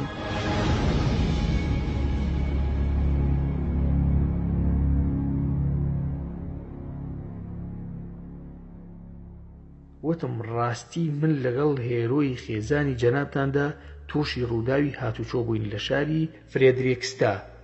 ماڵی پوری لەگەڵدا بوو، خەڵکێکی بەڕێز بوون و باسی قسە کرا. هێرۆش خۆی ئەوەی درکاند کە بە هۆکاری من لە تۆ تووڕە بووە، ڕقیشی لە منە. لە ڕاستیدا زۆر خەفتم پێخوارد کە ژیانتان بە هۆکاری من تێک بچێ، هەر چەندە من نازانم جەوهەر چییە مەگەر ئەوەی خۆت باست کرد. بەڵام سوپاس بۆخوا شتەکان زۆر لە باشیدایە. کاک مستەفا وازی لە مەشروب خواردنەوە هێناوە، ئێستا خەریکی نوێژە، ئەوە ڕاستی و دروستی کارەکەیە. سەروەر وتی بەڵێ ڕاست دەفەرمووی، ئاساییە بۆ من، خۆشحاڵیش دەبم بەو کارە.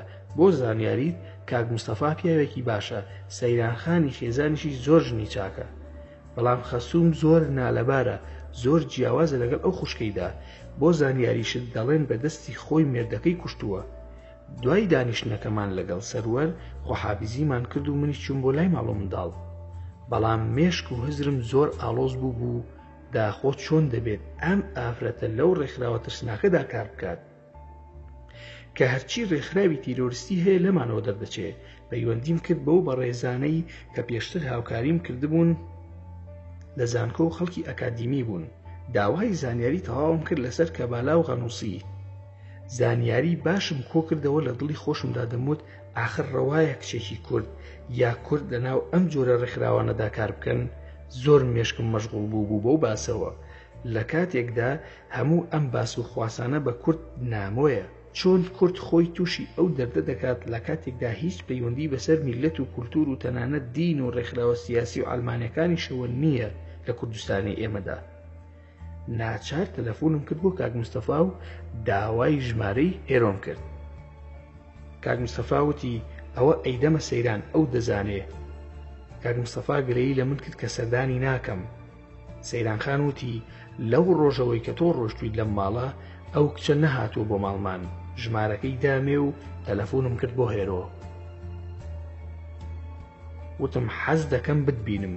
کاتمان دانا و شوێنمان دەستنیشان کرد، چاوەڕێم کرد هەتا هاتە ئەو جێگەیە کە دیاریم کردبوو. بە سیارەیەک هات، چەند کوڕ و کچێکی لەگەڵدا بوو. هاتە لای من و دەستمان کرد بە قسەکردن بەدەم پیاسەوە. وتم لە ڕووی نەفسیەوە زۆرم پێ ناخۆش بوو کە لەسەر من لەگەڵ سەروەر جابوونەتەوە و لە یەک عاجز بوون. سەروەر هاوڕێمە. لەم ڕۆژانەدا کاتێک چوون بۆ ماڵی خەزورم بینیم، باسی ئەوەی کرد کە چەندە تۆی خۆش ئەوێ، ئەشزانم تۆ سەروەرت خۆش ئەوێ. جا هاوکاریتان دەکەم کە بتوانن خێزانێکی سەرکەوتوو دروست بکەنەوە. تۆش هەوڵ بدە بتوانیت ببیتە هاوسەرێکی باش و بە نزیکترین کاتیش ببیتە دایکێکی باش. هێرەوتی بڕوا ناکەم ئێمە بتوانین ژیان لەگەڵ سەروەر دروست بکەینەوە. سپاسی تۆ دەکەم بۆ هاوکاریەکەت، وازی لێبێنە من سەروەرم لەبیر کردووە. وتم پەلەمەکە لە بڕیاردان، سەروەر کوڕێکی بەڕێز و عاقڵ و زۆر مؤدەبە. ئەو جۆرە کوڕانە خەڵکی بەپارە دەیکڕێت. تۆش ئەو کوڕە بەڕێزە هاوسەرتە، هەروە لە دەستی مەدە. من ئەزانم کە ئێستا ئەم ئازادی تۆ بەدەستت هێناوە خۆشە و لێپرسینەوەت نییە لەسەری. تەنها چەند ساڵێکی ترە ئاوا سەرقاڵی بەخۆشیەکانتەوە لەگەڵ هاوڕێکانت. بەڵام کە نەخۆش بوویت کە تەنها بوویت کە ترس دایگرتی پێویستت بە سەروەرە، چونکە ئەو پارێزەری تۆیە لە دوو ڕووەوە، لە ڕووی کەسایەتی خۆت و پاشان شەرەف و حورمەتیشەوە. هێرۆتی ئاخر کاک ماکوان ناگونجین. وتم بۆ ناگونجێن، تۆ خۆت نەدوت من سەروەرم خۆشەوێ؟ وتی بەڵێ خۆشمەوێ، ئەم جارە لەبەر خۆشەویستیەکەیە کە نامێت بیبینمەوە. من هەموو ژیانم ئاڵۆز بووە، ناتوانم هاوسەرم هەبێت. ئەوەی کە تۆ دەیڵێیت ببمە هاوسەرێکی باش و دایکێکی باش بم، ئەوە تازە مستەحیلە بۆ من، ناکرێت. بە دەنگێکی زۆر غەمبار پێی وتم، چاو قورکی پڕبوو لە گریان. وتم بۆچی ڕووی داوە؟ هەرچەند لەو سەریەوە هاتوومەتەوە دەمزانی گیرۆدەی ئەو کۆمەڵە کەسە بووە، بۆیە بە پێکەنینەوە وتم خۆ نەبوویت بە کەبالا سیحری ڕەش و فەلسەفەی تیۆسۆفی بەسەرماندا لێبەیت و بەرتووکی سیحری زوهاریت خوێند بێت و ئەفکاری غەنووسی بڵاو بکەیتەوە. کەوام وت ڕەنگی تێکچوو.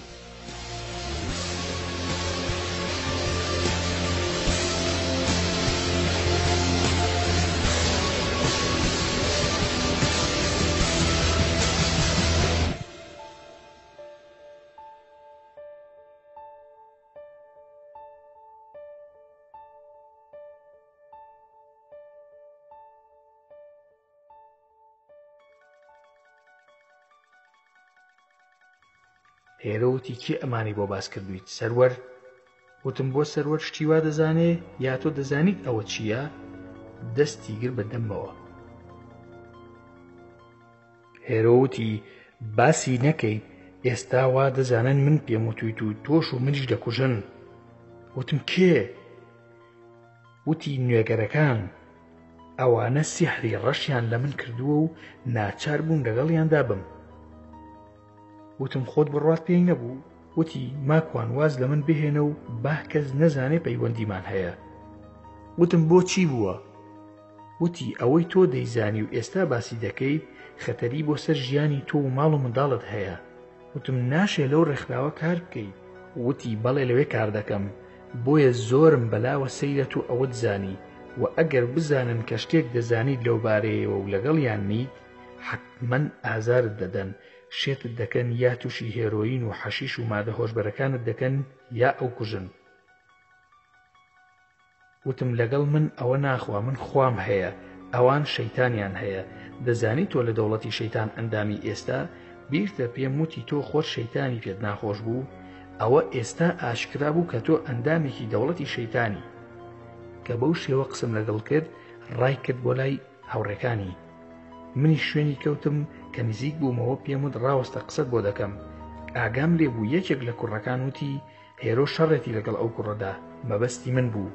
بە زمانی فارسی بە کوڕێکی تریانی وت با بڕۆن یارمەتی بدەین. دوو کوڕ و دوو کچی لەگەڵ بوو، واتە 5 کەس بوون. هەمویان ڕۆ من هاتن بۆ ئەوەی پەلاماری من بدەن. زانیم نیازیان خراپە، ڕووم لە هێرۆ وەرگیڕا و ڕووم کردە هاوڕێ کوڕەکانی لە دڵی خۆما. وتم ئای ئێستا چیم لێ دەکەن؟ شەق بە شەقەڵێ جێگام کەرەوە. هەر چواریان هاتن، دەستم لە خۆم شت.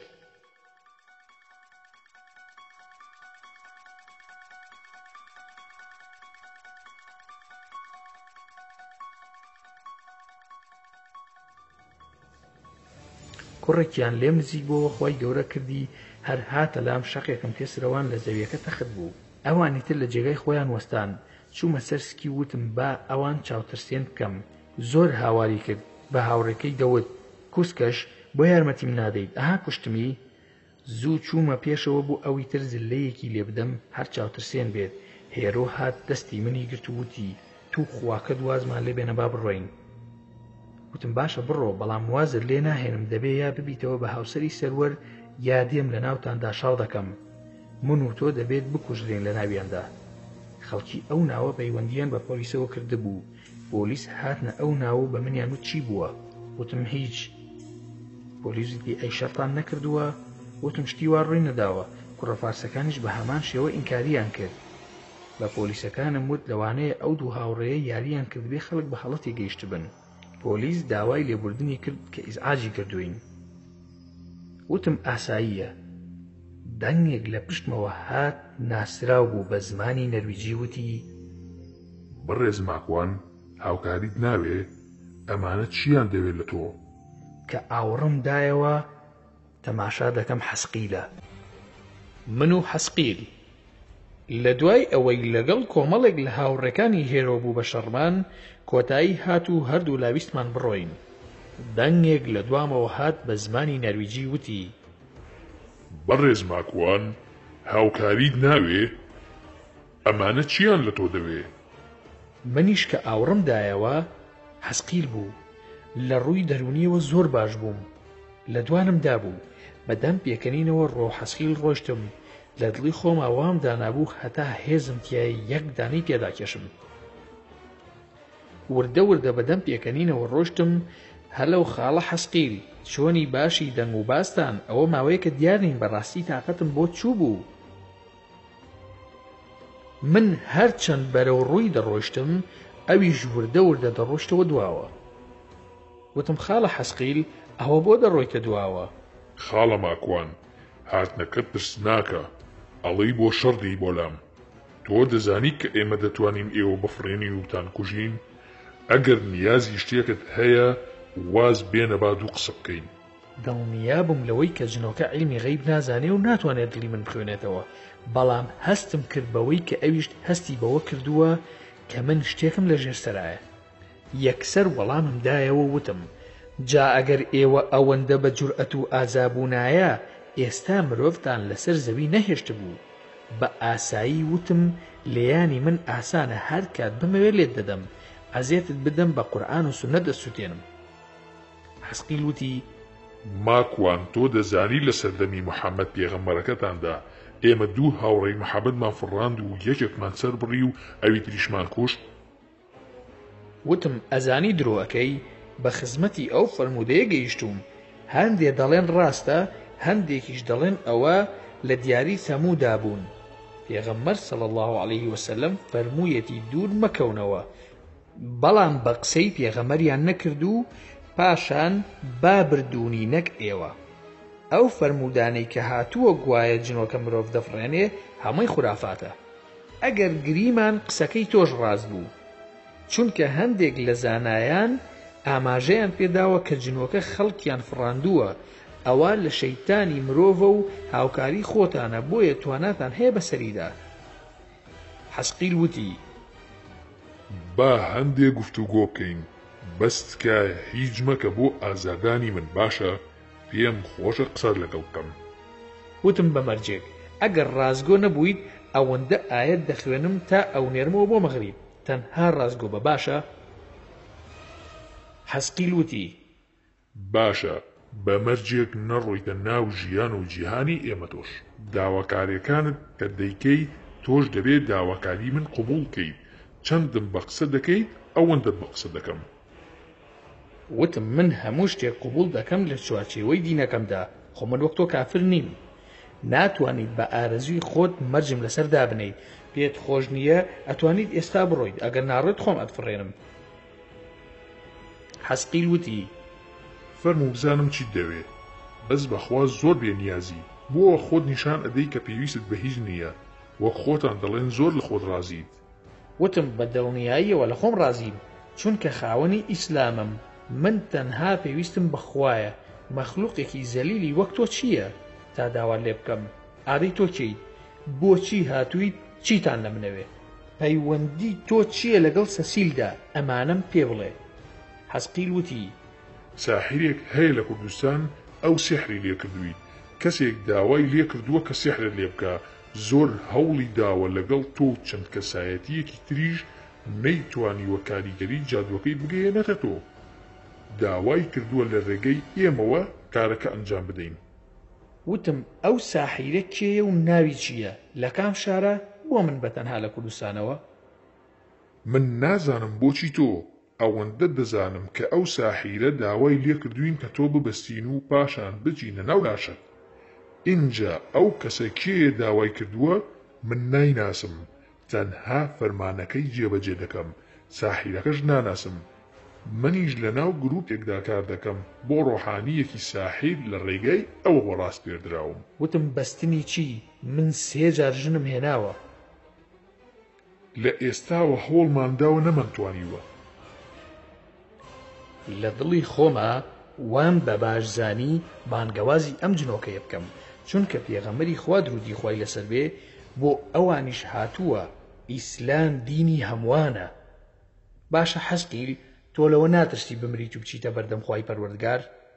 تۆ نازانی من و تۆ هەردووکمان خوای گەورە ئیسلامی بۆ ناردووین، بۆ بەندایەتی دروست بووین، تۆ سوزدە نابەی بۆ پەروەردگارەکەت دژایەتی دینی خوا دەکەیت و شوێن پێغەمبەرەکەی ناکەویت بۆ وا دەکەی حەسقیل ئەی نازانی بەهەشت و جەهەنەم هەیە خۆت بۆ کێ ئاوا زەلیل دەکەیت بۆ نابیتە پیاوچاک لە خوا بترسە واز لە کۆیلایەتی بێنە بۆ کار لەگەڵ ساحیر و شەیتانەکەی خوای گەورە تەنها ڕێزی لە ئێمەی مرۆڤ و جنۆکە گرتووە عەقڵی پێبەخشیوین تەکلیفی بەندایەتی لێ کردوین واتە ڕێزی گرتوین و کەرامەتی پاراستوین تۆ بۆ دەیشکێنی حەسقیل تۆ دەبوو زووتر بڕوات بهێنایە هەز ناکەی بە قورئانی خوای گەورە ڕاوت دەنین و لە موسڵمانان دەترسن ئەمە مانای ئەوە نییە دینی ئیسلام دینێکی پاک و بێگەرد و ڕاستە تۆ نازانی ئیبلیسی شەیتانی خزمتان نەفرەت لێکراوە لە دنیا و قیامەتدا من وا هەستم کرد ئەوانی ژیانیان وەک خۆمانە وتم 1 تا 50 ساڵی تر ژیای لەخوا بترسە زوڵم بۆ لە من دەکەیت و لە خەڵکی تریش زوڵمکردن لە خەڵکی و جاچ مرۆڤ بێت یان جنۆکە ئەوەی یەکێکە لە تاوانە گەورەکان سووتاندنی لە دواوەیە و لە دۆزەخدا دەمێنیتەوە بۆ دەبێت بچیتە ئاگری جەهەنەم لە پێناوی کەسێکی تردا تۆ وەک قامچی دەستی خۆی بەکاردێنێت و لەم سەر بۆ ئەو سەری دنیا دەتگێڕێ هەز ناکەی ژیانت وەک ژیانی باڵدارێکی ئاژەڵ و پەلەوەرە اینجا باسی ئەو کۆمەڵە جنۆکەیەم بۆ کرد کە ئیمانیان بە پێغەمبەرمان درودی خوای لێبێهێنا و سوورەتی جنم بۆ خوێندەوە حەسقیل وتی بۆ تۆ وا دەزانی ئاسانە ئەگەر بزانن مسڵمان بووم جنۆکەکانی تر ئەم کوژن وتم من نازانم ژیانی ئێوە چۆنە و سیستەمی ژیانتان چۆن دەڕوا بەڵام بە دڵنیاییەوە ئیسلام بوون هەر زۆر ئاسانە تۆ خوات هەیە ئەوان کێیان هەیە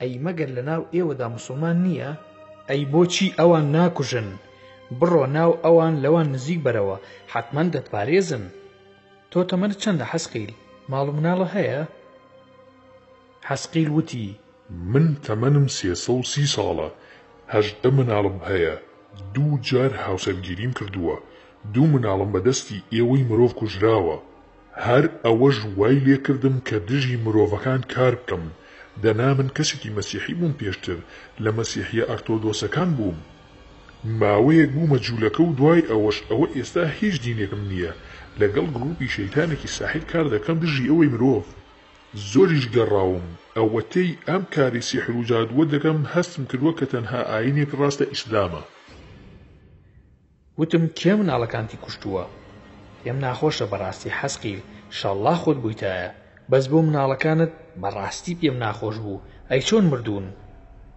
وتی مرۆڤ کوشتوونی یەکێکیان سوتاوە لە نێوان جەنگی ئێران و عێراق بە هۆکاری کیمیایی و دانەکەی تریشم لە ئەوروپا کوژراوە لە جەنگی جیهانی دووەمی ئێوە وتم ئەی باشە تۆ تەمەنت 330 ساڵە باشە ئێوە چەند ساڵە ژین ئایا تۆ گەنجی یا پیری ئەم لاشەیی ئێستا بەکاری دێنی چییە و چۆنە ئێمە وەک ژیان 1000 بۆ 1200 ساڵ دەژین وەک ئێوە لاشەمان هەیە و ڕۆحشمان هەیە بەڵام ئێمە وەک وزە واین ئێوەی مرۆڤ نامان بینن هەر ئەو وزەیە کە دەتوانین خۆمانی پێ بگۆڕینە سەر لاشەی مرۆڤ و ئاژەڵ ئەویش هەموو لە جنۆکەکان ناتوانن هەندێکمان نەبێ وەک ئێوە دەمرین و دەژین و نان دەخۆین و وەک ئێوە خاوەن ماڵ و حاڵی خۆمانین من تەمەنم گەنجە و زۆریش گەنجم ئەوەش بزانە ئێمە لە ئێوەی مرۆڤ زۆرترین دە ئەوەندەی ئێوە دەبین وتم ئەی بۆ مسڵمان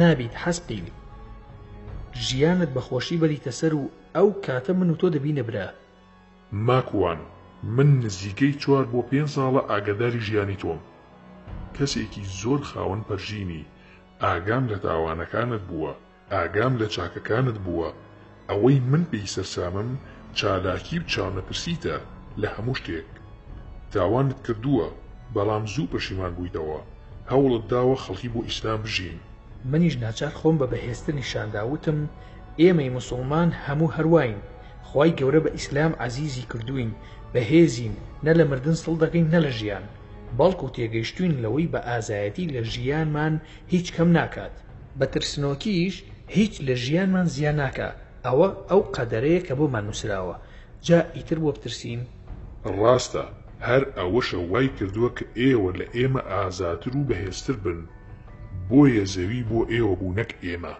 وتم جاکە ئەمە ئەزانی بۆ ئیمان ناهێنی نەکو نێزەکێک ئاوێکی گەرم فیشەکێک یاخود تۆپێکت بەربکەوێ دوایی بمریت و بە کافری لە جەهەنەمدا بمێنیتەوە بە ئەبەدی واتە نە ڕۆژێکە و نە دوو نە ساڵێکە و نە ملیۆن ساڵ بەڵکو هەتا هەتایە بێپایانە حەسقیل گیان فریاکەوە نەکو ڕیسوای دنیا و قیامەت بی.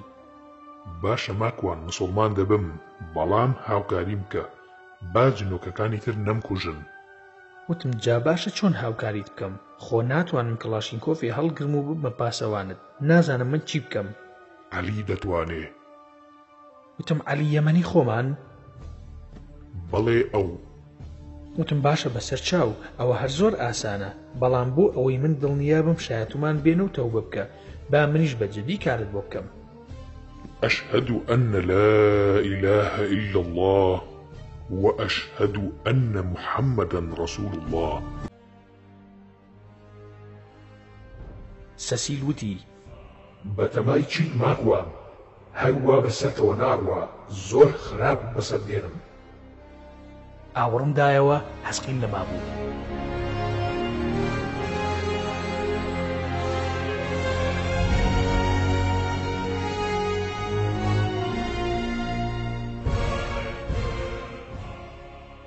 خەفەت خواردن بۆ جنۆکە. لە دوای ئەوەی کە ئاوڕمدایەوە بەلای حەسقیلدا نەما بوو دووبارە ڕوون کردە سەسیل کەچی ئەویش نەما بوو. خەفەت دایگرتم نەمدەزانی چی بکەم هیچم لە دەسەڵاتا نەبوو نەمەزانی خەفەتی حەسقیل بخۆم یا هێرۆ. لە دڵی خۆشما بەخۆم دەوت تو خوا ئەوە مەعقولە دەبێ خەفەت بۆ جنۆکەش بخۆم. زۆر بێتاقەت بووم کوردوتەنی گەشت بوومە ئەو پەڕی. لەو کاتەدا بیرم کردەوە کە چی بکەم تەنها خوام هەیە پاشان عەلی یەمەنی. تەلەفۆنم کرد بۆ عەلی هەڵی نەگرت.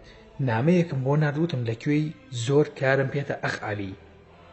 چوومەوە بەرەو ماڵ دوای نیو کاتژمێر عەلی نامەیەکی ناردەوە و نووسی بووی چوومەتەوە بۆ یەمەن ئێستا لە یەمەنم 7 ڕۆژی تر دەگەڕێمەوە. نووسی بووی ئازیزم بۆ مارە دەکەیت؟ بۆم نووسی لەوە گرنگترە.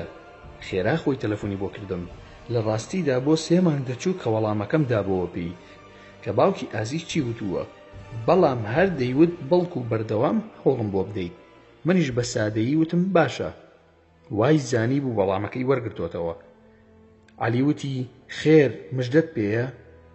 وتم نەوەڵا باسی مەوزوعی جنۆکەکانە حەسقیل موسڵمان بووە کێشەی بۆ دروست بوو و دەمەوێت لەو بارەوە قسە لەگەڵا بکەم. ژمارەکەی یەمەنم بەرێ بە کارتی ئاسمانی قسە دەکەینەوە هەرزانترە. عەلی وتی باشە ئەوە ژمارەکەیە. دوای کاتژمێرێ پەیوەندیم پێوە کرد و هەموو باسەکەم بۆ کرد. عەلی وتی جا ڕاستەکە؟ وتم نازانم عیلمی غەیبم نییە. وتی مەبەستم ئەوەیە دەبێ بزانیت ئەوان زۆر درۆ دەکەن نەکو ویستی بێتی قسە لە تۆ دەربهێنێت و فێڵێکی تری ئەوان بێ لە تۆ. وتم ئەخ عەلی ئەزانی بۆچی پەیوەندیم پێوە کردی؟ بیرکە جارێ وتە شێخێک هەیە پەیوەندی لەگەڵ جنۆکەی موسڵماندا هەیە و خۆشت وتە قسەم لەگەڵ کردووە سەلامیان لێ کردووی جا بزانە لە ڕێگەی ئەوانەوە ئەموو حەسقیلمان بۆ نادۆزنەوە چی بەسەر هاتووە بزانین هیچ نەبێ هاوکاریەکی بکەین ئەوە هەموو کارەکەی منە. عەلی وتی ڕاستەوا بوو هەموو هەوڵێکی خۆم ئەدەم. لە پاشا من گەڕامەوە بۆ ماڵی خۆمان ماوەیەکی زۆر ژیانی زۆر ئاساییم دەبردە سەر. ڕۆژێک کاک مستەفا پەیوەندی پێوە کردم و وتی ماکوانگیان خانووەکە و سیارەکە و هەندێشتی ترم هەبوو فرۆشتومە تەنها شوقەیەکم لێ کڕیوە کردومە بە ناوی ئازیزەوە 140,000 دۆلارم هەیە دەمەوێ هەمووی بکەم بە خێر و بیبەخشمەوە هەموویم داناوە نازانم چی لێ بکەم و چۆن بیدەمە دەستت. وتم واتە مەبەستت 14 دەفتەرە وایە؟ وتی بەڵێ وایە. وتم قسەیە بکەم عاجز نابی؟ وتی فەرموو. وتم خۆ سەرخۆش نیت و دەستت نەکردۆتەوە بە مەشروب خواردنەوە. بە پێکەنینەوە وتی ماکوانگیان قسە لەگەڵ سەیران بکە. وتم وەڵا خۆ پێم خۆشە با مەرحەبایەکی بکەم. دوای چۆن و چاکی و پرسینی هەواڵ وتم سەیران خان ئەوەی باسی دەکات تەواوە و ڕاستە؟ وتی ئەرێ وەڵا ماکوانگیان تەواوە ماڵی ئێمەی کاول کردووە و ئەوە حاڵ و گوزەرانمانە دەڵێ هەمووی دەبەخشم لە پێناوی خوا ماکوانیش وەکیلم دەبێ. وتم کاک مستەفام بەرێ. وتم ئاخر کاک مستەفا تۆ مافی ئەوە نییە کە هەمووی ببەخشیت بەشی ماڵ و منداڵ لێداناوە زوڵم لە خێزانەکەت مەکە. وتی وەڵڵاهی بەشی هەمویانم داوە بە زیادەوە، ئەمەش بەشی خۆمە، لە هەمویان کەمترم بۆ ماوەتەوە، من بەشی خۆم و دەیکەمە خێر، کەس بۆی نییە قسە بکە، ئەگەر هاوکاریم ناکەی بە یەکێکی ترەڵێم. وتم جا قوربان من لە خزمەتام، چەند پرۆژەیەکت پێ دەڵێم ئەگەر بە قسەم کەی تا قیامەت خێرت دەگا. ئەگەر بە قسەی ماکوان دەکەی لە ئەوروپا بیکە بە مزگەوتێک و دەبێتە سەدەقەیەکی جاری، یاخود بیدە بە چاپخانەیەک بینێرینەوە بۆ کوردستان، لەوێ تەنها پەرتووکی ئیسلامی و شەرعی پێ چاپ دەکەین، ئەوەش هەر سەدەقەی جاریە. یاخود بینێرەوە بۆ نەخۆشخانەی هیوا، یان ئەیدەینە مناڵانی هەتیو لە کوردستان. نەی هێش قسەی تری بۆ بکەم. وتی ئەوە تۆم کرد بە وەکیل، بیکە بە مزگەوت لە نەرویج. دوای خواحافیزی تەلەفۆنەکەی داخستەوە. منیش قسەکەم بە هەند وەرنەگرت و زۆر گوێم پێ نەدایەوە. ڕۆژێک چوون بۆ ئۆسلۆ بۆ سەردانی ڕەفیق و برادرانی خۆم لە دوکانی شیرینیەکی ئێرانی لامدا و دەستم کرد بە شیرینی و قاوە خواردن. هەر خۆم بووم. چاوەڕوانی کوڕێکی برادرم دەکرد، کەسێک هاتە ژوورەوە سڵاوی کرد و تەماشای کردم، هاتە پێشەوە وتی جەنابەت کاک ماکوانی؟ وتم بەڵێ، لەبەری هەستام و خۆڵقم کرد. دانیشت قاوەیەکم بۆ بان کرد لەگەڵ هەندێ زلوبیا و بامێ و شیرینی دیکە. عەرزم کرد جەنابتان کێن، لەکوێ بە خزمەتی یەکتری گەیشتوین؟ وتی من ناوم سەریاسە، ساڵی 2002 هاتمە نەرویج. ئێوارەیەکی زۆر سارد بوو لە وێزگەی شەمەندە نەفەر، هاتم لێم پرسید عەرەبی یا کوردی؟ تۆش وتت فەرموو من کوردم. وتم تازە هاتوومەتە نەرویج، هیچ نازانم چی بکەم. ئەو ئێوارەیە منت بردەوە بۆ ماڵەکەی خۆت، لەگەڵ پیاوێکی تر دەژیایت، ناوی کاک مەلایاسین بوو. وتم ڕاز دەفەرمووی؟ وەڵاهی من هەر بیریشم نەمابوو. دەی ئێستا چۆنی شکر بۆ خوا ئیقامەت وەرگرتووە؟ وتی بەڵێ، وا چەند ساڵێکی شەڕەگەزنامەی ئەم وڵاتم هەیە و ژنم هێنا و 2 مناڵیشم هەیە، سوپاس بۆ خوا. ئەزانی کاک ماکوان جار و باریش لە پاڵتاک گوێت بۆ دەگرم؟ وتم ڕاست دەکەی، خۆشحاڵ بووم. ئەی لە ئۆسلۆ دەژیت؟ وتی نەوەڵا، لە شارێکم نزیک بێردن. بە سەردان هاتوومەتە ئۆسلۆ، مزگەوتەکان دەگەڕین. لەو شارەی ئێمە کڵێسایەک هەیە، شارەوانی دەیفرۆشێت، کەس ناچێتە ناوی و کڵێساکە ئەندامی نەماوە. مزگەوتەکەشمان لە گەڕەکێکدایە کە خەڵکی ئەو گەڕەکە دەڵێن نابێ مزگەوت لەو گەڕەکەدا هەبێ. بیناکەشی کرێیە، ئەگەر تا مانگی داهاتوو چۆڵی نەکەین دەرمانەکەن. جا هاتووم بۆ ئۆسلۆ لەگەڵ هەندێک برای تردا لە سۆماڵی و عەرەبی و ئەفغانی و چیچانی و بۆسنی و بۆ کۆکردنەوەی پارە لە ئۆسلۆ. خۆشمان ئەهلی مزگەوتەکە نزیک ملیۆنێک ڕۆنمان هەیە. کڵێساکەش خراوەتە مزایەدە، ئێمە دەتوانین ملیۆنەکە دابنین و وەری بگرین. بەڵام کابرایەکی نەرویجی نازی ڕەگەزپەرست دەڵێ من دەیکڕم و 2 ملیۆن ئەدەم نەکرێ بە مزگەوت، بیکەن بە بازار، ئەو کێشەیەمان هەیە. وتم 1 دقە پەلەمەکە بزانم هەموو پارەکەتان بۆ پەیدا ناکەم، بەو مەرجی مزگەوتەکە ناو بنێن مستەفا. وتی وەڵڵاهی حەزەکەی ناوی دەنین ماکوان؟ وتم نا، مستەفا بەلامەوە گرنگە، ناوی پێغەمبەری خوایە. ئەو کەسەشی کە پارەکە ئەدا ناوی مستەفایە، جارێ با بزانم پارەکە ماوە؟ وتی کاک ماکوان بەڕاستە؟ وتم هەر زۆر بەڕاستمە و بەجددیمە، پەلەمەکە با هەڵیگرێت. 2 جار جەڕسم لێدا هەڵی نەگرت بێهیوا بووم. وتم بەداخەوە ڕێک نەکەوت ئێستا وەڵامەکەت بدەمەوە، بەڵام کەسی هەیە خێر دەکا، بەو دەڵێم و وەڵامت لێ دەگەڕمەوە، تەلەفۆنەکەتم بەرێ. زۆر خۆشحاڵی و مەمنونی دەربڕی و بانکی ڕەفیقەکانی کرد بە تەلەفۆن. هاتن و ناساندمی بە هەمویان و سۆماڵیەکەی ڕەفیقی سەریاس، پێشتر ڕەفیقی خۆم بۆ لە کەمدا بەیەکەوە بووین. باوەشمان کرد بە یەکدا، زۆر خۆشحاڵی دەربڕی. ئەحمەد سۆماڵی وتی من و ماکوان لە باکووری نەرویج بەیەکەوە مزگەوتێکی ترمان دروست کردووە. خۆشحاڵین بۆ ئەحمەد دەربڕی کە حافز قورئانە و کوڕێکی زۆر بەڕێزە. لەم قسە و باسانەدا بووین، لەپڕ تەلەفۆن لای کاک مستەفاوە کرا، باسی ئەوم بۆ کرد کە دەیانەوێت مزگەوتێ بکڕن و ئێستا لای من وەستاون و محتاجی پارەن. دەڵێ چی لەسەر وعدەکەی خۆت ماوی کاک مستەفا گیان؟ وتی ماکوان گیان پێیان بڵێ ئێستا بێن، پارەکە ئامادەیە. وتم زۆر باشە، ئێستا دەینە خزمەت و هاوکاری تەواویان بکە. وتی تۆ بەتەمانیت لەگەڵیان بیت؟ وتم نەبەخوا توانام نییە، وعدم داوە بە برایەک بێت بۆلام. وتی وەڵڵاهی تۆ نەی، پارە نادەم بە کەس. هەموو جەماعەت وتیان بۆ خاتری خوا ماکوان وەرە لەگەڵمان، خوای گەورە کارەکەمانی ئاسان کردووە. بە کاک مستەفام وت باشە دێم لە خزمەتتاندا دەبم ئاگادار بن 3 سیارەین جێگەمان دەبێتەوە لە ماڵەکەتانە. وتی بەڵێ جێگا زۆرە بێخەم بە. وتم ئەدرەسی ماڵەکەتان بنێرە من نازانم لەکوێیە. وتی هەر ئێستا. کەوتی نەڕێ ئەحمەد سۆماڵی و سەریاس هاتنە لای من. چووینە ماڵی کاک مستەفا. سەیرانخان نانێکی خۆشی دروست کردبوو. کاک مستەفا پارەکەی هێنا و کردیە کۆشی من. منیش دامە ئەحمەد سۆماڵی لەبەر چاو هەموو ئیدارەی مزگەوتەکەدا ئەو چەند کەسە پارەکەیان ژمارد و وەستێکی مۆرکراوی ئیداری مزگەوتەکەیاندایە دەست کاک مستەفا. سبحان الله کەوتم ئەم مزگەوتە ناو دەنێن بە ناوی مستەفا لە خۆشیە دەستی کرد بە گریان و باوەشمان پێدا کرد. ئەحمەد وتی ئەم ساڵ لەگەڵ قافڵەی خۆمان بەیەکەوە دەچین بۆ حەج وەک دیاری مزگەوتی مستەفا. لە ڕێگا باسی ژیانی مستەفام کرد بە کورتی بۆ ئەحمەد و سەریاس. ئەوانیش سەفەری حەجیان بۆ ڕێخست بە دیاری.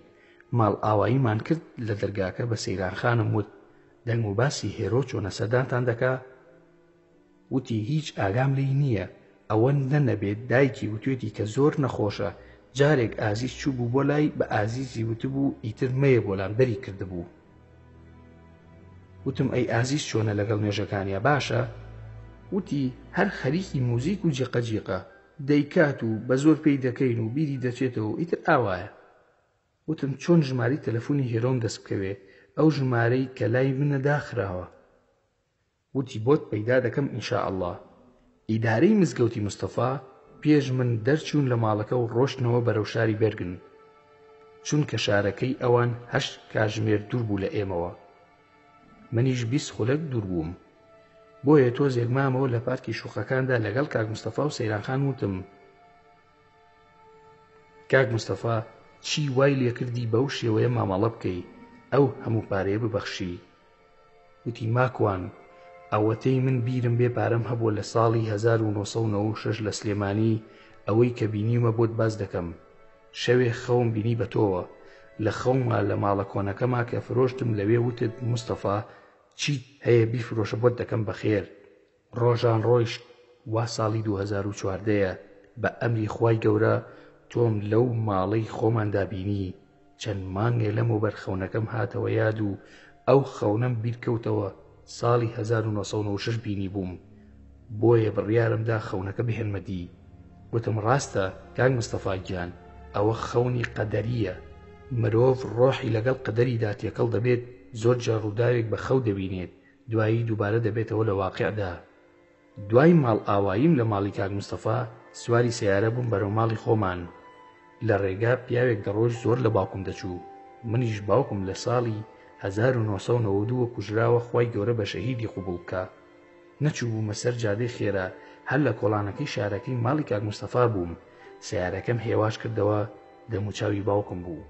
لە خۆشیە دابەزیم باوەشی پیا بکەم. بە نەرویجی وتی ببوورە من و تۆ یەکتری دەناسین. منیش بە کوردیەکەی خۆم وتم کاکە. من بە باوکم دەوت کاکە من ماکوانم ماکوان. کابرا لە باوکم دەچوو بە نەرویجی وتی من تێناگەم دەڵێی چیت لە منەوێ؟ منیش بە زوویی دەستم کرد بە قسەکردن بە نەرویجی وتم ببوورە وام زانی کەسێکی خۆمە حاڵەتێک گەیشتوم. ئەوم جێهێش بڕۆمەوە ناو سیارەکەم. تەماشام کرد سەرێک لە پێشی سیارەکەم دانیشتووە. شەڕ دەستی پێکرد. کە چوومەوە ناو سیارەکەی خۆم و حەسقیلم بینی دانیشت بوو زۆر خۆشحاڵ بووم. لە خۆشییان داوتم حەسێکیان تۆ سەلامەتی ماچێکم بەرێ. حەسقیل وتی ماکوان دوو چاور لەسرە چاوی دەستگای هەواڵگری ئەوروپا و چاوی هەرچی خوانەناسی لای ئێمەیە. منیش دوو مناڵم دەستی بەسەردا گیراوە لەلایەن ئەو گروپەی کە پێشتر کارم بۆیان دەکرد. ناوی زولازوو لەلایە. خوای گەورە پاداشی شێخوەزری باتەوە کە چەند هاوڕێکی ئێوەی ناردۆ بۆ لام و ئێستا لای ئەوان قوتابیم. چەند مناڵێکی تریشم دەرباز بوون. بۆ ئەوە هاتووم بە تۆ بڵێم بۆ ئەوەی هەڵ نەخڵەتیت. ئەویش ئەوەیە هەرگات منت بینی هاتم بۆلات ئەوە بۆ دڵنیایی خۆت ئایەتەل کورسی بخوێنە. ئەگەر خۆم بووم ناڕۆم چونکە ئەو گرێ و قوفڵە سوپاس بۆ خوا لەسەر من لاتووە. پێدەچێت لەسەر ئەو شێوەی من بەکارم هێناوە بۆ ناسینم بە تۆ ئەوان بەکاری بهێن و هەڵت بخڵەتێنن. وتم ئەی خوا پاداش دەباتەوە حەسقیل گیان واتە ئێستا بە ئیسلام تۆ کۆ دەکەت شکاندووە و ڕاناکەی بە ئایەتەل کورسی عادی بابی خوێنم وەڵا خوێندم تەماشا دەکەم لە جێ خۆیەتی و مل ئەدا وتم هەی 1000 جار سوپاس بۆ خوا. حەسقیل وتی ماکوان گیان ڕاستە دەوێ من ناوم حەسقیل نییە بەڵکو ناوم هومە. ئێستا شێخوجدی و هاوڕێکانی خۆم ناوەکەیان گۆڕیوم بە عەبدوڕەحمان. وتم کەواتە خاڵە عەبدوڕەحمان ئێستا تۆ بوویت بە برای جنۆکەمان باشە ئەم شێخوجدیە کێیە؟ عەبدوڕەحمان وتی ئەمە مامۆستای شێخ داود محەممەد فەرحانە ساحیرە گەورەکەی یەمەن ئەوەی کە تۆبەی کرد عەلی یەمەنی ڕەفیقت باسەکەی بۆ باس کردبوویت هەندێک هاوڕی هەیە لە ئێمە ناردبووی بۆ هاوکاری من. وتم ئەی چۆن تۆیان دۆزیەوە؟ لە ڕێگای جنۆکە موسڵمانەکانی نەرویج و بانگەوازی موسڵمانەتی نێوان خۆمان بۆ زانیاریت ئازادترین گەل و هۆز لەناو ئێمەدا موسڵمانەکانن چونکە هەموو شەیتانەکان لێیانە ترسن. سیستەمێکی جیاوازمان هەیە لەگەڵ ئێوەدا ئەوان هۆکارێکی باشن بۆ ترساندن و وەساندنی شەیتانەکان. وتم ڕاستەکەی ئەی من چیم پێ دەکرێت تا لە خزمەتتاندا بم عەبدوڕەحمانی برام. وتی هاتووم ئیتر ماڵ ئاوایی لێ بکەم نابینیتەوە نە لە دنیا و نە لە قیامەت. وتم بۆ لە قیامەت ئەی خۆی گەورە دەمان خاتە بەهەشت بۆ خۆ لە ناو ناچی. خی گەورە لەم دنیا ئێوەی وا دروست کردووە کە ئێمە جنۆکە نابینن لەو دنیاواتە قیامەت پێچوانە دەبێتەوە ئێمە دەبینن بەس ئێوە نابینین. وتم وەڵا ئەمە خۆشە چۆن خی گەورە کەرەمی کردووە تۆم بینیوە هەر بە پشتیوانی خۆشی دێمەوە خزمەتت لەولاش خی گەورە لە ئەهلی بەهەشت بمانگێڕێ و زۆر خۆشحاڵ بووم بەناسینت.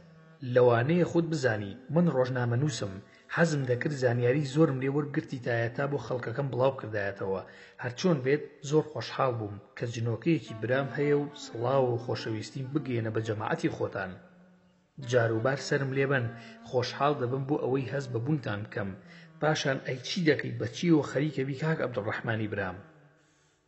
وتی ئەم بەوێ ژیانێکی دیندارانە بەسەر بەرم و خەریکی بەخێوکردنی ماڵ و مناڵ و ژیان و بژێوی تایبەتی خۆم بم. وتم ئەگەر کاسبێکی باشت دەستکەوت بەیەکەوە بزنسێکی باش دەکەین بە پێکەنینەوە. وتم عەبدوڕەحمان وتی منە ڕۆم ماکوان گیان سیارەکە بوەستێنە بیرم چوو پێت بڵێم ئەو کەسەی کە لە باوکت دەچوو هاوڕێیەکی خۆمانە بۆ ئەوەی ڕاوەستی وای کرد سڵاوی هەیە بۆت بۆ زانیاریت حافظ قورئانە. منیش وتم بەسەر چاو ئێستا لە جێگایەکی شیاو دەوەستم زۆر خۆشحاڵ بووم عەبدوڕەحمانی برام سیارەم وەستان و دابەزین وتم ئەتوانین باوەشکین بەیەکدا؟ بەڵێ ئاساییە بەس ئەم پەیامە بگێنە بە هاوڕێکانی خۆت ئێوەی مرۆڤ بۆ ئێمە زۆر باشن خاوەنی زانست و زانیاری زۆرن زۆرێک لە ئێوە بەبێ ئەوەی بە خۆتان بزانن بە سەدان جنۆکە لە ئێمە موسڵمان دەکەن لە قیامەتدا ئەجر و پاداشتەکەی دێتە سەر میزانی حەسەناتتان. ماکوانی برام ڕەزیل مەبن لە بانگەوازی ئیسلامی ئەوەی دەیزانن بیڵێن بە تەنهاش بوو هەر بیڵێن ئەگەر مرۆڤەکان لە خۆتان گوێی لێ نەبوو ئەوە ئێمە گوێمان لێیە. وتم چۆن بە تەنهاش بۆ قسە بکەین گوێتان لێیە؟ من یەکێک لە جنۆکەکانی نەرویج بۆی باس کردم کە تۆ لە کاتی خۆ ئامادەکردن بۆ کۆڕێک کە چەند جارێک دووبارەت کردوتەوە لە ماڵی خۆتان بە هۆکاری ئەوە موسڵمان بووە بزانە چەندی دریژ موسڵمان بووە کە تۆ هەر ئاگات لێی نییە لە قیامەت بە چاکە بۆ تۆ دێت و دەچێتە سەر میزانی چاکەکانت. وتم الله ئەکبەر الله ئەکبەر ئەوە نیعمەتە بە ئاشکرا هەر خێرە بە تاقیکردنەوە وتار و پرۆڤەکردن هەر خێرە جنۆکە موسڵمان دەبێ هەر خێرە الله ئەکبەر. عەبدوڕەحمان وتی ماکوان گیان خوات لەگەڵ السلام عەلەیکم وەڕەحمەت الله وبەرەکاتوه.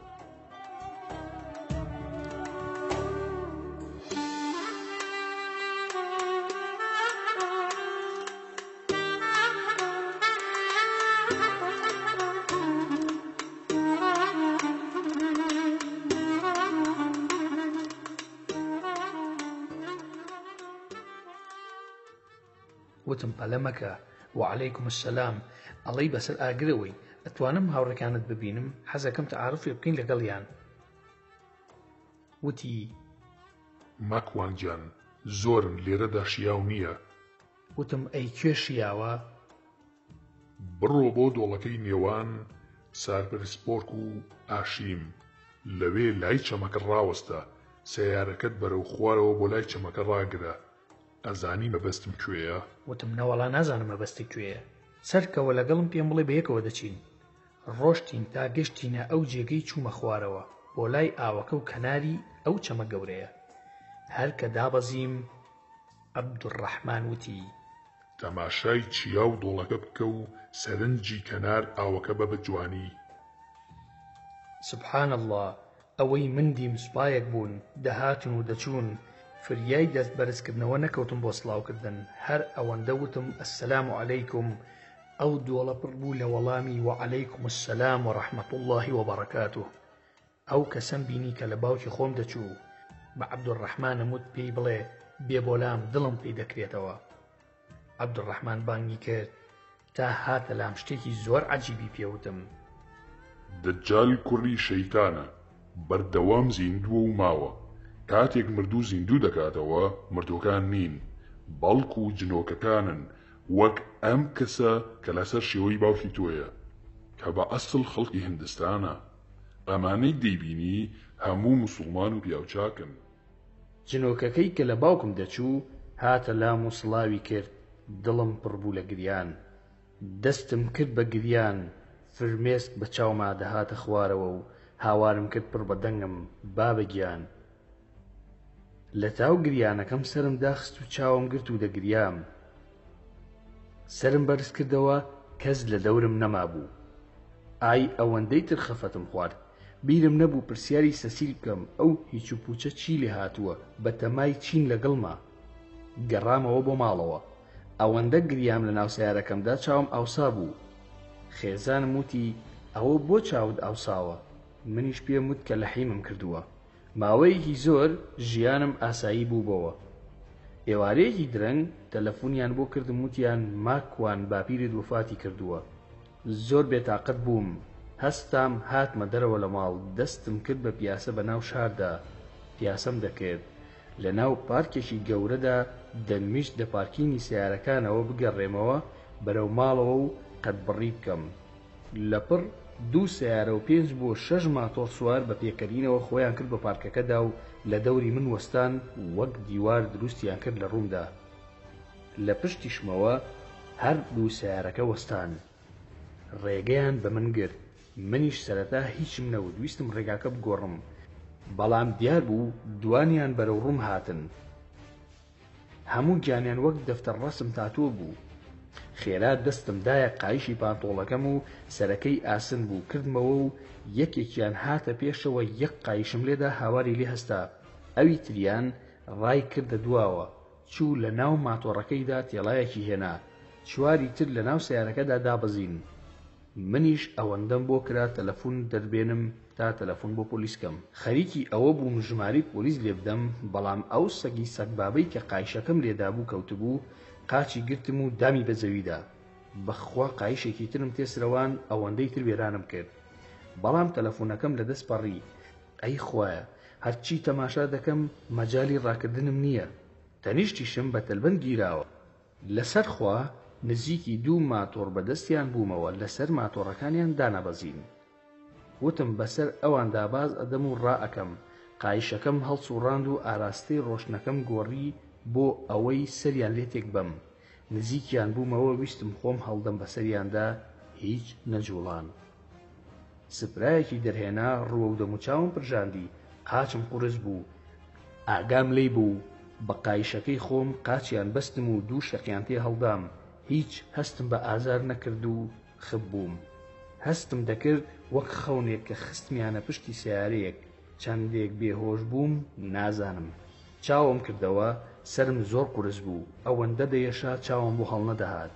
بە قایشەکەی خۆم قاچم بەسترا بوو. دەستیشم بە زنجیر و قوفڵ لە شوقەیەکی سارد و چۆڵدا. قوفڵەکە بە کۆت داخرا بوو. تەنها کورسیەک و چەند دوێنەیەک و ڕاخەرێک و جێگەیەکی خەوی تێدا بوو. کوێ بوو نازانم. خوێن بەلووت مادێتە خوارەوە و سرم ئازاری زۆرە. هەز دەکەم لە دوو لاوەشکاوە. پەردەکان دادرابوونەوە. نازانم کات کەیە، نازانم بۆچی گیراوم. زۆر ماندوو بووم. دیسانەوە بێهۆش بوومەوە کە هۆشم هاتەوە 2 کوڕە فارسەکە لە ژوورەکەمدا بوون. ئەوانەی کە پێشتر لەگەڵیاندا بە شەڕ هاتبووم لەگەڵ هێرۆدا بوون. یەکێکیان وتی ماکوان ئەبینی چۆن زەلیلی لە بەردەستمدا، ئێستا وەک سەگ قورسکەت لێ هەڵدەسێنم، حەشیشیان دەکێشا. ئەوەیان کە لێمدا بوو هات بە ئارەزووی دڵی خۆی یەک زلەی لێدام. دیسان خوێنی لوتم بەربوو. من هیچ دەسەڵاتم نییە، ئەسیرم و ناشزانم لەکوێم، نەمویست هاوار بکەم، چونکە زۆر توانای هاوارم نەبوو، وەک بەنج کرابێتم وابوو. چارە نەما، لەپڕ لە دەرگادرا کەسێکی نەرویجی هاتە ژوورەوە، تەمەنی لە چلەکاندا بوو. کوڕە فارسەکان بە ئەدەبەوە وەستان، وتیان ئەوە ماکوانە. کابرای نەرویجی وتی ئەوە لێتان داوە؟ وتیان بەڵێ قسەی پێوتوین. تووڕە بوو لێیان دەری کردنە دەرەوە. کلێنکسی هێنا خۆی بۆی پاکردمەوە، وتی ئاو دەخۆیتەوە؟ وتم دەخۆمەوە، بەڵام زۆریان لێداوم، پێویستم بە ئازار شکێنە، چەند ڕۆژە لای ئێوەم، زۆرم برسیە. کابرای نەرویج وتی ئێستانانت بۆ دێنم، ئازارشکێنیشت بۆ دێنم، بەڵام عاقڵ بە و هاوکاریم کە با لەوە زیاتر ئازاری تۆش نەدەن و ئازاری ئێمەش مەدە. وتم چیت دەوێ و پەیامەکەت چییە؟ کابرای نەرویجی وتی تەنها گوێڕایاڵیمان کە باشە. وتم بۆچی لەسەر چی گوێڕایاڵیتان بکەم؟ کابرای نەرویجی وتی کە سەرۆکەکەم هات بۆت ڕوون دەکاتەوە. کەمێکی پێچوو ئەو کەسەی کە بە قایشەکە لێمدا بوو هاتە ژوورەوە. عەلاگەیەک خواردنی بەدەستەوە بوو. بە دوایدا پیاوێکی ورگزیل خۆی کرد بە ژووردا. یەک دوو پاسەوانی لەگەڵدا بوو. دەستی کرد بە قسەکردن لەگەڵ کەسەکەی تریان کە پێشتر قسەی لەگەڵ کردم. پێی وت ئەمە ماکوانە؟ پیاوە ورگزلەکە وتی ئەمە بە کەڵکی ئێمە نایەت، سەرچاوی دیارە درۆمان لەگەڵدا دەکا، هیلاکمانەکە، من دەڕۆم کاتێکی خۆش. قسەکانی زۆر کورت بوو. ڕۆیشت و نانیان بۆ هێنام لەگەڵ ئازارشکێن. دەستیشم بە قوفڵەوە و بە زنجیرەوە بەستراوە، هیچ نایکاتەوە. لە بەردەمم داینا و ڕۆیشت. وتم بەچی بیخۆم؟ کابرای نەرویجی وتی بەتەنها لێرەم، با یەک دوو کەسی تر بێنم دەستت بۆ دەکەمەوە. ڕۆیشت و کابرای کە قایشەکەی خواردبوو لەگەڵ دوو فارسەکەی تری هێنا. دەزانم هەموو داخ لە دڵن، ئەگەر دەست بووە شێنم لەوانەیە بمکوژن. بیریشم لەوە دەکردەوە هەر چۆن بۆ یەکێکیان بخنچێنم چش لەوەی خۆشم دەکوژرێم. گرنگ ئەوەیە سەربەسەر دەرچم کە کردیانمەوە تەنها دەستێکیان کردمەوە. نانم خوارد و ئاوم خوارد لەگەڵ ئازارشکێنەکە باشتر بووم. کەمێک هاتمەوە سەر خۆم. دوای تەواوبوونم دەستیان بەستمەوە. ئینجا بە فارسی دەستم کرد بە قسەکردن لەگەڵ ئەوەی کە لێمدا بوو. بانگم کرد ئاغا هەمشیری، من فارسم نەدیوە ئەوەندە نامەرد بێ، وەرە بزانم بۆ وا دەکەن لە من. کوڕە فارسەکە وتی هیچ قسە مەکە، دەنا دەمت بە تێب دەبەستم، دەمت داخە. وتم من بزانم فارس خاوەن شەهامەتن، کەی دەمی کەسێک دەبەستن ئەسیر بێت و دەستی بەسرا بێ و خەڵکی یەک وڵات بن. کوڕە فارسەکە وتی تۆ ئێرانیت؟ وتم ئەی چۆن، خەڵکی سنەم و باوک و باپیرم گەڵباخیە، لە بنەماڵەی مەردووخی سەنەییم. کوڕە فارسەکە وتی ئەی بۆ هێرۆ وتی تۆ عێراقیت؟ وتم عێراقیت بینیوە بە فارسی قسە بکە؟ من هاوشاری خۆتم، ئێوە چۆن وا دەکەن لە من؟ لەم قسانەدا بووین جەماعەتێکی تر خۆیان کرد بە ژووردا. لە ناو جانتایەکدا وا هەستم کرد هێرۆین و ئەو شتانەی تێدا بوو دایانە دەست فارسەکان و ناردیان نەدەرەوە. نەرویجیەک هاتە لای من وتی جگەرە ناکێشی بۆ داگیرسێنم. وتم با، بەڵام بە دەستی خۆمتانی هەیە بیکێشم. کابرا وتی ئاخر ناتوانم بتکەمەوە، تۆ ترسناکی. وتم هەرگیز بینیوتانە پیاو لە پیاو ترسێ؟ کابرا وتی تۆ بە قایشێک منیش کوێرەکەیت. ئەوە هەموو چەند ڕۆژێکە کچێکم دەست کەوتۆ لە دیسکۆ، ناشرینم مەکە با لە دەستم دەرنەچێ. با پێکەنینەوە چوونە دەرەوە و شەو خەوتم لەسەر کورسیەکە و نوێژەکانم هەر لەسەر کورسیەکە دەکرد. بەداخەوە میزیشم هەر لەسەر کورسیەکە دەکرد، چارم نەبوو. شەو بە خەیاڵی خۆم هەستام بۆ نوێژی بەیانی. عەبدوڕەحمان واتە حەسقیل لەگەڵ ئەو جنۆکی کە لە باوکمە چوو هاتنە لام و بە دەورمەوە تەماشایان دەکردم. ئایەتەل کورسیم خوێند. عەبدوڕەحمان وتی هەز ناکەی ماکوان ئێمە بۆ ئێستا باشین؟ وتم ڕاست بڵێن لە کام تەرەفن، لەگەڵ منن یا ئەولان؟ عەبدوڕەحمان دەستی کرد بە پێکەنین.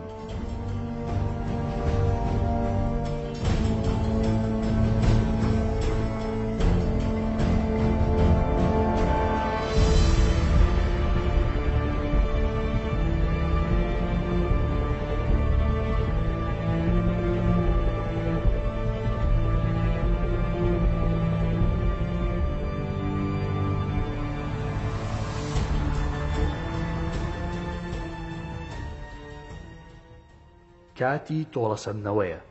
دوای ئەوەی کە هەستان بۆ نوێژی بەیانی، عەبدوڕەحمان و جنۆکەکەی کە لە باوکمە چوو هاتنە لام و پرسیاری ئەوەم لێکردن کە لە کام تەرەفن. عەبدوڕەحمان دەستی کرد بە پێکەنین و وتی: بێگومان تەرەفی ئیماندارین. لە خۆشیە دەستم کرد بە پێکەنین. ئەوانیش بە هەردووکیان کۆدی قفڵەکەیان کردەوە و ئازاد بووم. کاتژمێر 5 بەیانیە. عەبدوڕەحمان و هاوڕێکەی وتیان ئێمە دەڕۆین، دڵنیا بە دەرەوە کەسی لێ نییە، بە هێمنی خۆت بڕۆ. وتم: ناوی شارەکە کوێیە؟ عەبدوڕەحمان وتی: بڕۆ دەرەوە، لە ئەدرەسی ماڵەکان دەیبینی شار نییە لادەیەکە. بەلای چەپدا بڕۆ، دەچیتە سەر جادەی سەوودە، لەوێوە دەگەیتە ماڵەکانی شاری ڕۆدا. کەوای وت زانیم نزیکی شارەکەی خۆمم، هەمووی 15 خولەک دوورم بە سەیارە.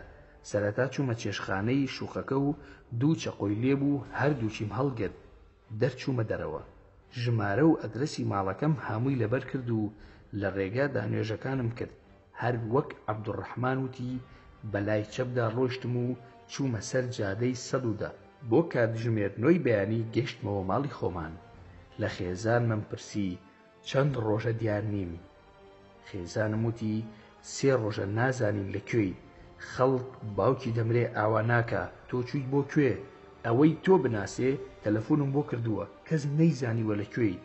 تا ناچار ئەمڕۆ پۆلیسم ئاگادار کردوتەوە. سەرچاوت بۆ وای لێ هاتووە، چی بووە؟ شەڕت کردووە؟ وتم خێرا پۆلیس ئاگادار بکەرەوە بڵێ هاتۆتەوە، تەنها لای هاوڕێکانی بووە باپیری مردووە و باری دەرونی باش نەبووە. ئێستا لە ماڵەوەیە و هیچ کێشەی نییە. دوایی هەموویت بۆ باسەکەم.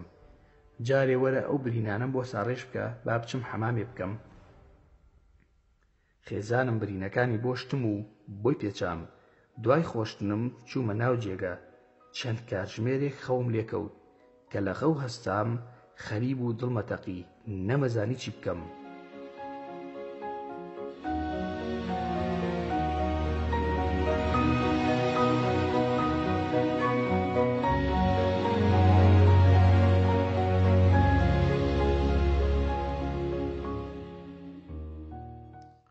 ماڵ و مناڵم پێچایەوە بۆ ماڵی خەزورم. اینجا گەڕام بە دوای هاوڕێکۆنەکانمدا کە پێشتر یەکتریمان ناسی بوو، لە کەمدا بەیەکەوە بووین. لەوانە سەردار و ڕێبوار 2 هاوڕێی کۆنم بوون. لە ساڵی 1998 بەیەکەوە بووین لە هەموو ڕێگاکانی قاچاقی. هەردووکیان خەڵکی کەلار بوون، دەمزانی سڵیان لە هیچ نەدەکردەوە. بانگم کردن دوای چۆنی و چاکی، هێشتا هیچم نەوت بوو. سەردار وتی: بەخوا 3 ساڵە شەڕم نەکردووە، گیانم داوای شەڕ دەکا، کێوای لێ کردووی با بچینە سەری. ئەوی تریش هەڵوێستی مەردانەتر بوو، وتی: ئەوە کێوای لێ کردووی؟ من تۆ بناسم، چەقۆیەکت بەنێ دەرەقەتی 10 کەس دی، ئەوە 1 کەس و 2 کەس نەبوون شەڕیان لەگەڵ کردووی. قسە بکە ماکوان کێ بوون؟ باسەکەم بۆ کردن. ئاگام لە سەردار بوو، وات و ڕەبوو بوو لێوی خۆی دەگەزی. ئەوەشم پێوتن کە ئێستا ئێمە هەموو ماڵ و مناڵمان هەیە، لەوانەیە خوا نەخواستە شتێکمان لێبێت، بەڵام لە ئێستاوە بڕیار مەدەن. ئەگەر هاوکاری من دەکەن، من مردم ئاگاتان لە ماڵ و مناڵم بێ. ئێوە شتێکتان لێ هات، ماڵ و مناڵتان وەک ئەوانەی خۆم بگرە باشتریش دەیان پارێزم. ڕێبوار وتی: باسی شتی وا هەر مەکە، دەڕۆین و ئاژدادیان دەسووتێنین و دێینەوە بە پشتیوانی خوا. پاشان عەرزم کردن 2 کەسی تریشمان دەوێ. ناوی چەند کەسێکیان پێوتم، خۆشم دەمناسین، ڕەفیقم بوون، ئازا بوون بەڵام بەدڵم نەبوون. بۆ کاتی خۆی 17 ساڵ پێش ئێستا ئازا بوون، پێدەچوو گۆڕابن. 1 کەسم شک دەبت هەڵەبجەیی بوو، سەرحەدی ناو بوو. نەوڕۆڵی بوو لە زیندان یەکتریمان ناسی بوو لە تورکیا کاتی خۆی، واتە 17 ساڵ بەر لە ئێستا لە نەرویجیش یەکتریمان بینیەوە. هەر ڕێز و خۆشەویستیمان بۆ یەکتر هەبوو. کەسێکی عەشایر بوو، منیش بە سروشتی خۆم عەشایرم. لەگەڵ خەڵکی عەشایردا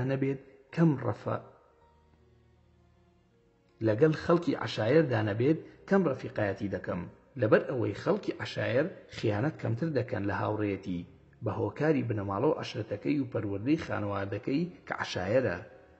مەرجیش نییە هەموو عەشایرێک وابێت، بەڵام من بۆ خۆم ئەو تایبەتمەندیەم هەیە. چوومە لای و باسەکەم بۆ کرد. خێرا ئەو دەستی کرد بە پلاندانان، ئەو پلانی دادەنا، هەستم دەکرد من بۆ کاری ئەو دەچم. وتم کەی ترمان هەیە خۆداسایی؟ سەرحەد وتی عەبە هەولێری خۆمان نایناسی؟ وتم نەوەڵا. ئەو شەوەی کە لە تورکیا پارەمان پێ نەبوو لە زیندان ڕامان کرد. لە یابانچی شوعبە بردینێ لای خۆی و 2 ملیۆن لیرەی داینێ، هاتین بۆ بیوک چەکمەجە. بیرم کەوتەوە باسی چێ دەکا، بەڵام نەمزانی بۆ ئەویش لە نەرویجە. وتم بەڕاست لێرەیە؟ سەرحەد وتی بەڵێ لێرەیە و دوکانی پیتزای هەیە. سەرحەد تەلەفۆنی بۆ کرد. دوای ماوەیەکی کورت هات و سڵامان لە یەک کرد. سەرحەد وتی عەبدوڵڵا ئەم کوڕە دەناسی؟ عەبدوڵڵا وتی ئەوە سوورەی خۆمانە، ئەی چۆن نایناسم، لە پاڵتاکیش قسەی زۆری پێوتوم. پێم وتووە من کێم، هەر توێتی ناتناسم. لە ڕاستیە من نەمناسی بوو کە عەبدوڵڵا هەولێریە. ناوەکەی زۆر بێمانا بوو لە پاڵتاک، خۆی ناو نابوو مەیخۆر. داهات باسی ئیسلامەتیشی لە من دەپرسی. عەبدوڵڵا پارتیەکی تۆغ بوو. وتم کاک عەبدوڵڵا ناحەقم مەگرە وەڵامم ئەدایتەوە، وا مەزانی جەماعەتی شووری شەڕەجنێوەکەی. عەبدوڵڵا وتی گوێی مەدەرێ کاک ماکوانجان، مادەم تۆ بە مەلا مستەفا دەڵێیت خوا لێی خۆش بێت چاومانی. جارێک هەندێک بێئەدەب قسەیان بە مەلا مستەفا دەوت، تۆ دیفاعت کرد. لەو کاتەوە من خۆڵی بەپێی تۆم ڕۆحی ڕۆح. وتم عەبدوڵڵا گیان تەنها لەبەر ئەوەی دیفاعم لە مەلا مستەفا کردووە تۆ منت خۆشەوێ؟ ئاخر خۆ من لەبەر تۆ نەم کردووە یا لەبەر پارتی نەم کردووە. ئەو پیاوە کەسایەتیەکی کووردە و مافی لەسەر هەمومانە کە ڕێزی بگرین. مەرج نییە پارتی بێت دەبێ حورمەتی بارزانی بگیرێت، چونکە سەرکردەیەک و مردووە، بە هەڵە و چاکەیەوە جێگای شانازیمانە وەک کورد. بەڵام من پارتی نیم و لەبەر پارتی دیفاعم نەکردووە. عەبدوڵڵا وتی ئەدی دەزانم ئەمن هەر کەس مەلا مستەفای خۆش بوێت خۆشم دەوێت. تەماشای سەرحەدم کرد، پێم وت بەخوا بە کەڵک نایەت. سەرحەد وتی لێی مەترسە لەسەر من. عەبدوڵڵا وتی چی بووە پێم بڵێن. سەرحەد بۆی باس کرد. عەبدوڵڵا وتی خوا کاک ماکوان من بە کەڵک نایم، وەڵڵاهی عەیبەوە ئەڵێی، من لە خزمەتتان برام.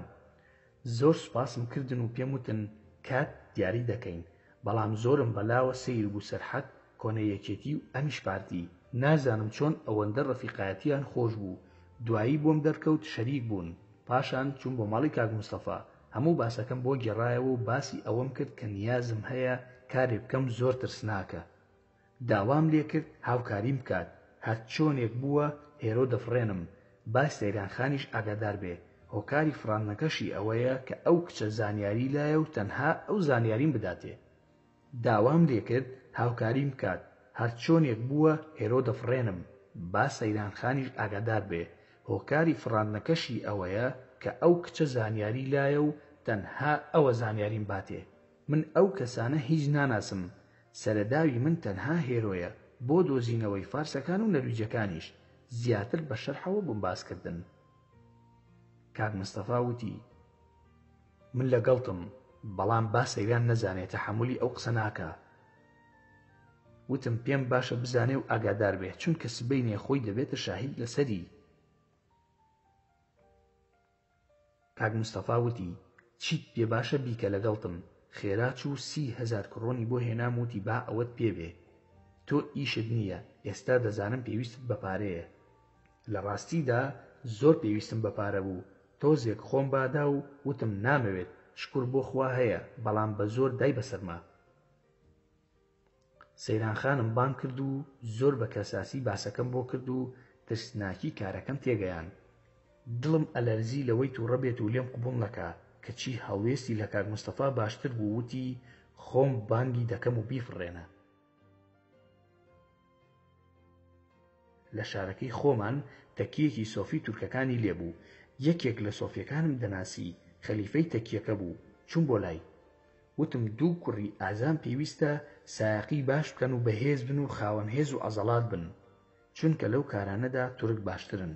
متمانم بە عەرەب نەبوو، هەر چەندە زۆریش بوون، بەڵام تورکەکان نهێنی پارێزن و وەفاشیان باشترە تا عەرەب. حەوت تەلەفۆنی چاکم پەیدا کرد، کۆنفرانسی سکایپم تێدا دامزراند و هەموو کارە تەکنیکیەکانم چاک کرد و ئامادەم کرد بۆ ڕۆژی دیاریکراو. لەگەڵ کاک مستەفا و سەیران خاندا کات و پلانمان دانا بۆ فڕاندنی هێرۆ. ناوی ئەو جێگایەم پێوتن کە دەیبەم. ماڵی کوڕێکی هاوڕێم بوو، چوو بۆەوە بۆ کوردستان. وتم وەرن دانیشن خۆشتان گوێ بگرن، هەمووشی تۆمار دەکەم بە ڤیدیۆ و دەنگیشت. ڕازی بوون. ئەوان پێشوەخت چوون بۆ ئەو جێگایە، هەر لە شارەکەی خۆمان بوو. من و ئایدن و سولێمان، واتە دوو تورکەکە، چوین هێرۆمان هێنا و خستمانە ناو ڤانێک و گەیشتی نەجێگەی مەبەست. چۆنێتی هێنانەکەی ئاسان بوو، هێرۆ خۆی سیارەی پێبوو. سەیرانخان داوای لێ کردبوو بچێتە لای دەواجنێک گوایە هێلکە دەکڕێت تا بێت بە شوێنی دا و بیباتەوە. ئەو ناوەش چۆڵە. ئێمەش لەو ناوە بووین. ئەو دوو کوڕە تورکەی لەگەڵ من بوون، چوونە نزیکی و گرتیان و خێرا فڕێیان دایە ناو سیارەکە و هێنایان و منیش لە ناو ڤانەکە بووم بۆ ئەوەی نەترسێ. وتم هێرۆ ئارام بە و عەقڵ بە. خێرا تەلەفۆنەکەم لێ سند و بە هەڕەشەوە پێم وت با وەک سەگ نەتۆپێنم، تەنها دەمەوێت قسەت لەگەڵ بکەم. پاشان سویچی سیارەکەم لێ سند و دامە دەستی ئایدن کە سیارەکەی بێنێت بە شوێنماندا لە ڤانەکە دامنیشان. هێرۆوتی بۆ کوێ دەچین؟ وتم بۆ ماڵی سەیرانخانی پورت. عەلاقەیەکم کرد بەسەریا و ڕان مەژوورەوە و دامنیشان. هێرۆوتی ئەوە کەی ماڵی سەیرانە؟ وتم با، ئەوە ئێستا سەیران دێتە ئێرە. یەکەم پرسیار لێم کرد، وتم ئەو دوو فارسە ماڵیان لەکوێیە؟ من تەنها ئەوەم ئەوێ لە تۆ. ئەوەشی بەسەرم هاتووە بۆ بجێڕایەوە کە لەسەر تۆ بووە، تا تۆڵەی خۆم لەوان نەکەمەوە ناهێڵم بڕۆیتە دەرەوە. بۆ زانیاری کارەکەشم سەربەخۆ نەکردووە. ئەوە کاک مستەفا و پورت لێرن. هاتنە لامان. هەڵبەت دوای ئەوەی ئەدرەسی کوڕە فارسەکانم وەرگرت و دڵنیا بووم ڕاستەکە، لە ئینتەرنێت ئەدرەسەکەم لێدا. ناوی هەردوو کوڕەکە هاتە سەری، ناویان بابەک و فەرهاد بوو. ئەنجا سەیرانخان قسەی زۆری وت بە هێرۆ، خەریب و پەلاماری بدا. نەمهێشت بە سەیرانخان و کاک مستەفام وت بە هیچ شێوەیەک تەلەفۆنی نەدەنە دەست و ئاگاتان لێی بێت ڕانەکە، چونکە گیانی ئێمە دەکەوێتە ژێر دەستی ئەو بێڕەوشتانە و دەمانکوژن. بە ئایدن و سولەیمانم وت کارم بە ئێوە نەماوە بڕۆن، تا کاتێکی تر یەکتری دەبینینەوە. لە ماڵی مستەفا پلانماندانە لەگەڵ عەبدوڵڵا و سەرحەد و سەردار و ڕێبوار، کە عەبدوڵڵا بە بیانووی ئەوەی کە دەیەوێ مادەی هۆشبەر بکڕێت لە دەرگا ئەدا، کە دەرگاکە کرایەوە. ئەو کاتە هەر چوارمان خۆمانەکەین بە ژوورە. زۆر لە پۆلیس نەدەترساین، چونکە دەمانزانی ئەوانە هەرگیز پەیوەندی بە پۆلیس ناکەن، خۆیان پاشەڵپیسن. عەبدوڵڵا خۆی کرد بە تلیاکی و موعتاد. باشی لێدەزانی. دای لە دەرگاکە و وتی ئەدرەسی ئێوەیان داومەتێ، من خەڵکی ئەفغانستانم، پێویستم بە هێزە یاخود ئینەرژی. ئەوانەی دەرمان بەکاردێنن پێی دەڵێن ئینەرژی. 1000 کڕۆنی گر بەدەستیەوە بۆ ئەوەی نەڵێن پارەی پێ نییە و تەماع بیانگرێ. وتی ئینەرژیم پێویستە، هاوڕێکی خۆتان نردومی. لەم قسانەدا بوو، عەبدوڵڵا بەو بچووکیەی خۆی قژی گرت و لە دەرگاکە هێنایە دەرەوە. هەر ئەوەندەم زانی سەردار باوەشی پیا کرد و خۆی و عەبدوڵڵا چوونە ژوورەوە و دەرگایان داخست. دوو خولەکی نەبرد. عەبدوڵڵا وتی وەرن ڕاکەن. هەموو خۆمان کرد بە ژوورە، تەنها خۆی لە ماڵ بوو. لێم پرسی کوا ڕەفیقەکەی ترت؟ وتی لە دەرەوەیە. عەبدوڵڵا خێرا پانتۆڵەکەی لە پێی داکەند و ڕووتی کردەوە، جلی لەبەردا نەهێر، تەنها شۆرتێک نەبێت. وتم عەبدوڵڵا بۆ ئاکەی؟ ئەوە جائیز نییە. عەبدوڵڵا وتی خۆ گەورەکەش نییە، هەتی میوا بە ئاگاما لێی بێت برام، نەوەکو بەدزیەوە تەلەفۆن بکات یان نەوەکو چەقۆیەک بشارێتەوە. ئێمە ناوماڵەکەی شارەزانین. ڕێبوار هەرچی چەقۆ بوو لە ماڵەکەیدا خستیەتەنەکەی خۆڵەوە و لای چێشخانەکەەوە وەستا. سەرحەد پاڵی خست و چووە سەر پشتی دانیشت. سەرداریش لە دەرگاکە حەرەز بوو. منیش دەستم کرد بە قسەکردن لەگەڵیا. ناوی بابەک بوو. وتم بابەک، من وەک تۆ نامەرد نیم، یەک زلت لێداوم لێت نادەمەوە. بە مەرجێک ڕاستم پێ بڵێ. ئەوانەی منیان گرت کێبوون و چیان دەویست لە من. اینجا بزانم فەرهادی هاوڕێت لەکوێ و کەی دێتەوە. عاقڵ بە، با عەزیەتت نەدەم. هیچ کەس ناتوانێت لەژێر دەستی ئێمە ڕزگارت کا ئەمڕۆ. دەستی کرد بە گریان. عەبدوڵڵا لێی نزیک بووە و هەتا هێزی تیابووکای کێشا. گۆرەویەکانی خۆی خنی بە دەمیا وتی گوێم لە دەنگێ نەبێ. وەڵا چرکەی نەما. سەردار وتی ماکوان، گەنجێک بۆ ئەم ماڵە دێت، وەرە بزانە کەسی مەبەستە. سەیرم کرد و بە سەردارم وت خۆیەتی. و لە هەمان کاتیشدا دوورم خستەوە لە دەرگاکە و خۆم دەرگاکەم کردەوە بە هێواشی بۆ ئەوەی ڕاستەوخۆ خۆی بێتە ژوورەوە. ئەوەی دام نابوو سوپاس بۆ خوا ڕوویدا. دەرگاکەی کردەوە و بە دەنگی بەرژوتی بابەک، چۆن دەرگا بە کراوەی بەجێدێڵی؟ قسەکەی تەواو نەکرد، ملیم گرت و دام بە زەویدا. سەردار چووە سەری. نازانم عەبدوڵڵا لەکوێ قەیتانی پێڵاوی ئامادە کرد و خستیە ملی و بە قەیتانەکە هەڵی ساندەوە. منیش هەر دەموت خەفەشوو بۆ ئەوەی دەنگی لێ نەیەت.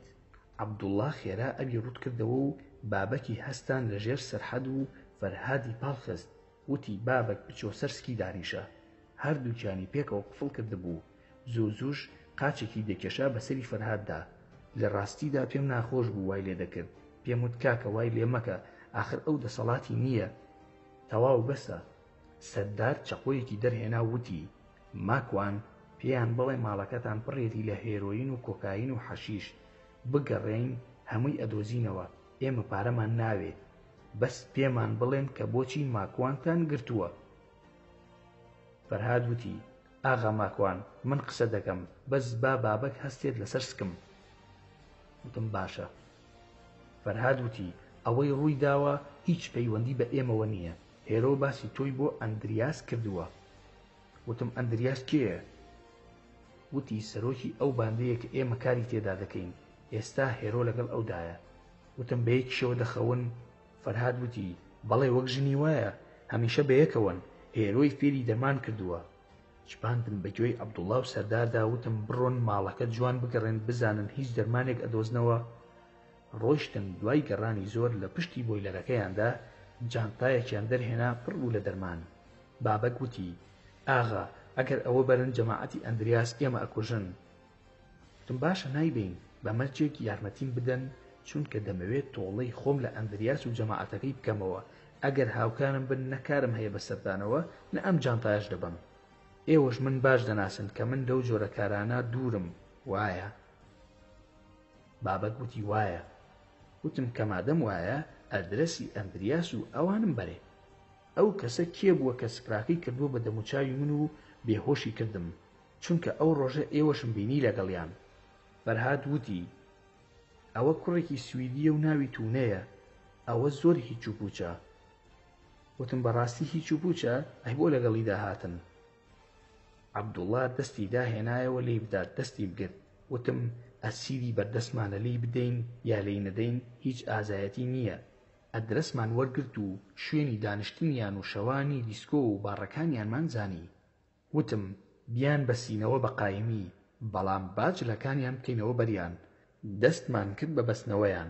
تیپ و هەموو شتێکمان پێبوو خۆمان. بەستمانەوە و دەمیشیانمان بە تیپ بەست، بەڵام دڵنیا بووم لەوەی کە لە لووتەوە بە ئاسانی هەناسە ئەدەن. جانتاکەم لە پشت بۆیلەرەکە دەرهێنا. عەبدوڵڵا وتی من هەموویت بۆ ساغەکەمەوە خەمن نەبێ. وەڵامم نەدایەوە. هەموو دەرمانەکان و هەندێ پارەی تێدا بوو لەسەر کورسی و شتەکان بڵاومان کردەوە. سەردار وتی کاکە بیان سووتێنین. وتم کورە ئەوە باسی چی ئەکەی؟ من ئەیان پارێزم بۆ ئەوەی ڕزگاریان بێت لەو دەربەی هەیانە. تەلەفۆنەکەی خۆمم دەرهێنا و وتم هەمووتان بچنە دەرەوە، سیارەکە بهێننە بەر دەرگا. چون هەموو سواری سیارەکە بوون و تەنها من لە ژوورەوە مابوومەوە. تەلەفۆنم کرد بۆ پۆلیس.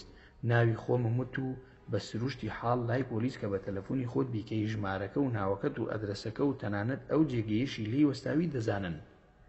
منیش هەموویم بەڕاستی وت.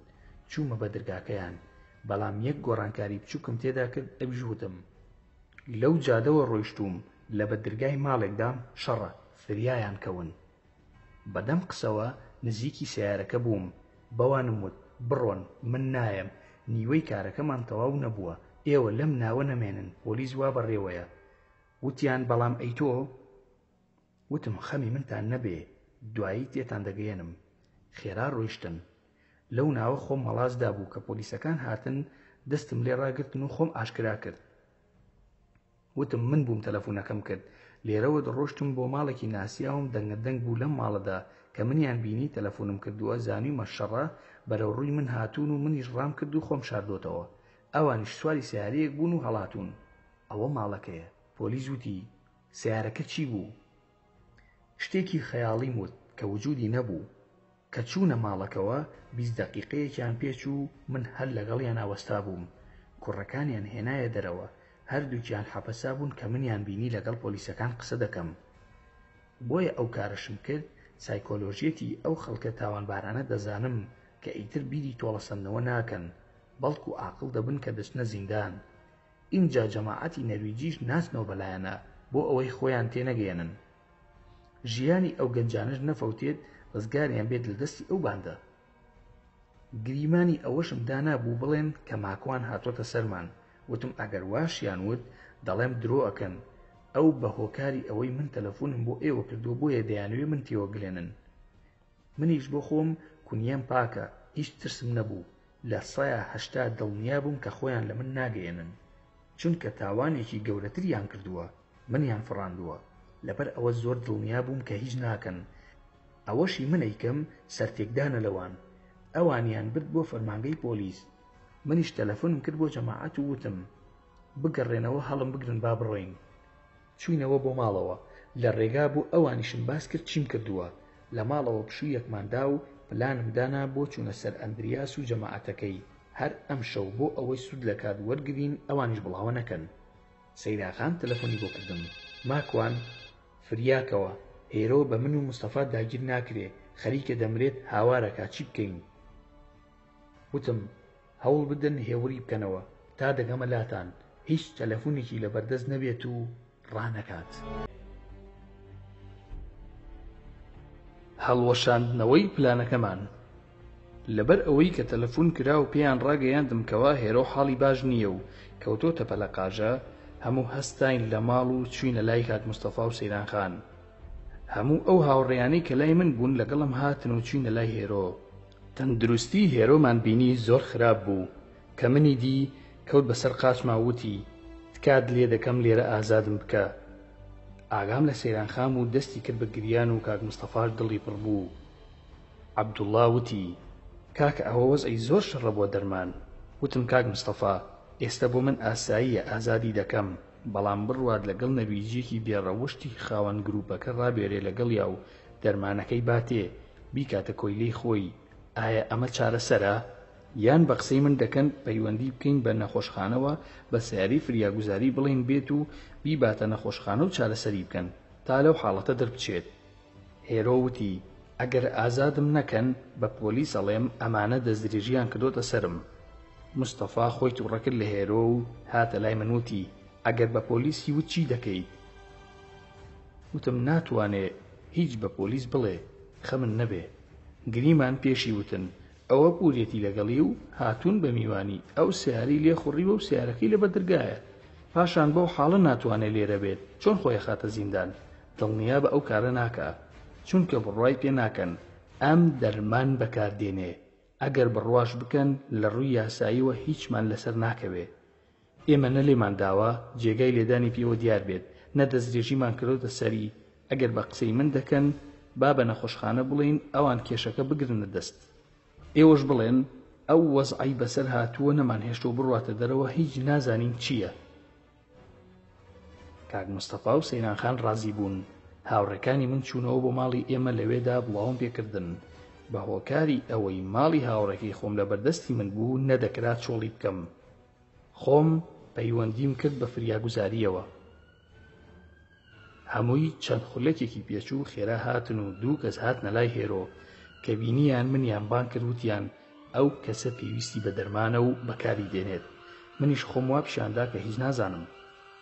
وتم ئەوە پورێتی وەک دایکی وایە لەگەڵ هاوسەرەکەیدا ئەو هێناونی بۆ ئێرە و وەک شێتی لێ هاتووە لەپڕ ئەوەش سیارەکەیەتی نەمهێشتۆ سیارەکەی لێ بخوڕێ لەسەر قسەی پوری وتومە نەوەک شتێکی لێبێت هەرچەندە قسێکی سەیری کردو و پێتی ڕێگەم نەدەن بڕۆم دەڵێن دەستدرێژیان کردوتە سەرم و هەندێک قسەی تریشی کرد بەس زۆر گوێمان پێ نەدا یەکێک لەو کەسانەی کە لەگەڵ سیارەی فریاگوزاریەکە داهات بوو وتی ئەو قسانە زۆر ئاساییە و جێگەی بڕای هیچ کەس نییە ئەگەر ڕازین ئێمە دەیبین و چارەسەری دەکەین بەڵام دەبێت پەیماننامەیەک بنووسن کە ڕازین بەو کاری لە نەخۆشخانە چارەسەری بۆ بکرێ سەیرانخان وتی ڕازین و منیش دێم لەگەڵتان ئەوانیش خۆشحاڵی خۆیان دەربڕی و هێرۆیان بەستەوە بە چەرپایەکەوە و خستیانە سەری بە نەرویجی هاواری دەکرد و دەیوت ماکوان تیرۆریستە دەیەوێت دەستدرێژیم کاتە سەر ئەوانەی دەوروپشتی دەیانوت ئارام بە لەگەڵ کاک مستەفا کەوتینە شوێنیان تا دایان مەزران و سەیرانخانمان بە دیارەوە جێهێشت وتم سەیرانخان هەوڵ بە دایکی ئاگادار بکەرەوە بەڕاستی پێی بڵێ ئەوە وەزعەکەیە سەیرانخان وتی بەخوا ئاگاداریشی بکەمەوە نایەت من دەیناسم ئەوە چۆنە دڵی بەس هەر ئاگاداری دەکەمەوە چوو بۆ لای کاک مستەفا و پێی وت هەموو ئەمانە بۆ ئازیز بگێڕەوە بەڵکو بترسێت با تووشی هیچ هەڵەیەک نەبێت با هێرۆ ببێتە عیبرەت بۆی لە دوای چەند کاتژمێرێک سەیرانخانمان جێهێشت بەڵام هێرۆ زەلیل داما و گوناح لیک بە دەمیدا دەهاتە خوارەوە ئەو کچە جوانە هەموو کەس بێزی لێ دەکردەوە مستەفام گەیاندەوە ماڵەوە تەلەفۆنم کرد بۆ هاوڕێکانم وتم چی دەکەن وتیان کاکە عەبە خواردنی دروست کردووە فریاکەوە بەشت نەماوە نزیکی ماڵەوە بووم تەلەفۆنێکم بۆ هات ژمارەکەی دەرنەچوو بوو بە هۆکاری ئەوەی شۆفێریم دەکرد هەڵم نەگرت تا گەیشتمەوە لای هاوڕێکانم و نانمان خوارد و وتیان چی بکەین خۆمان ئامادە کرد بۆ پلانێکی تر لە شەوی شەممە و یەکشەمماندا لە دیسکۆدا دەستیان لێ بوو وەشێنین لە کاتی قسەکردنمدا بووم هەمان تەلەفۆنی بێژمارە تەلەفۆنی کردەوە هەڵم گرت ئەندریاس بوو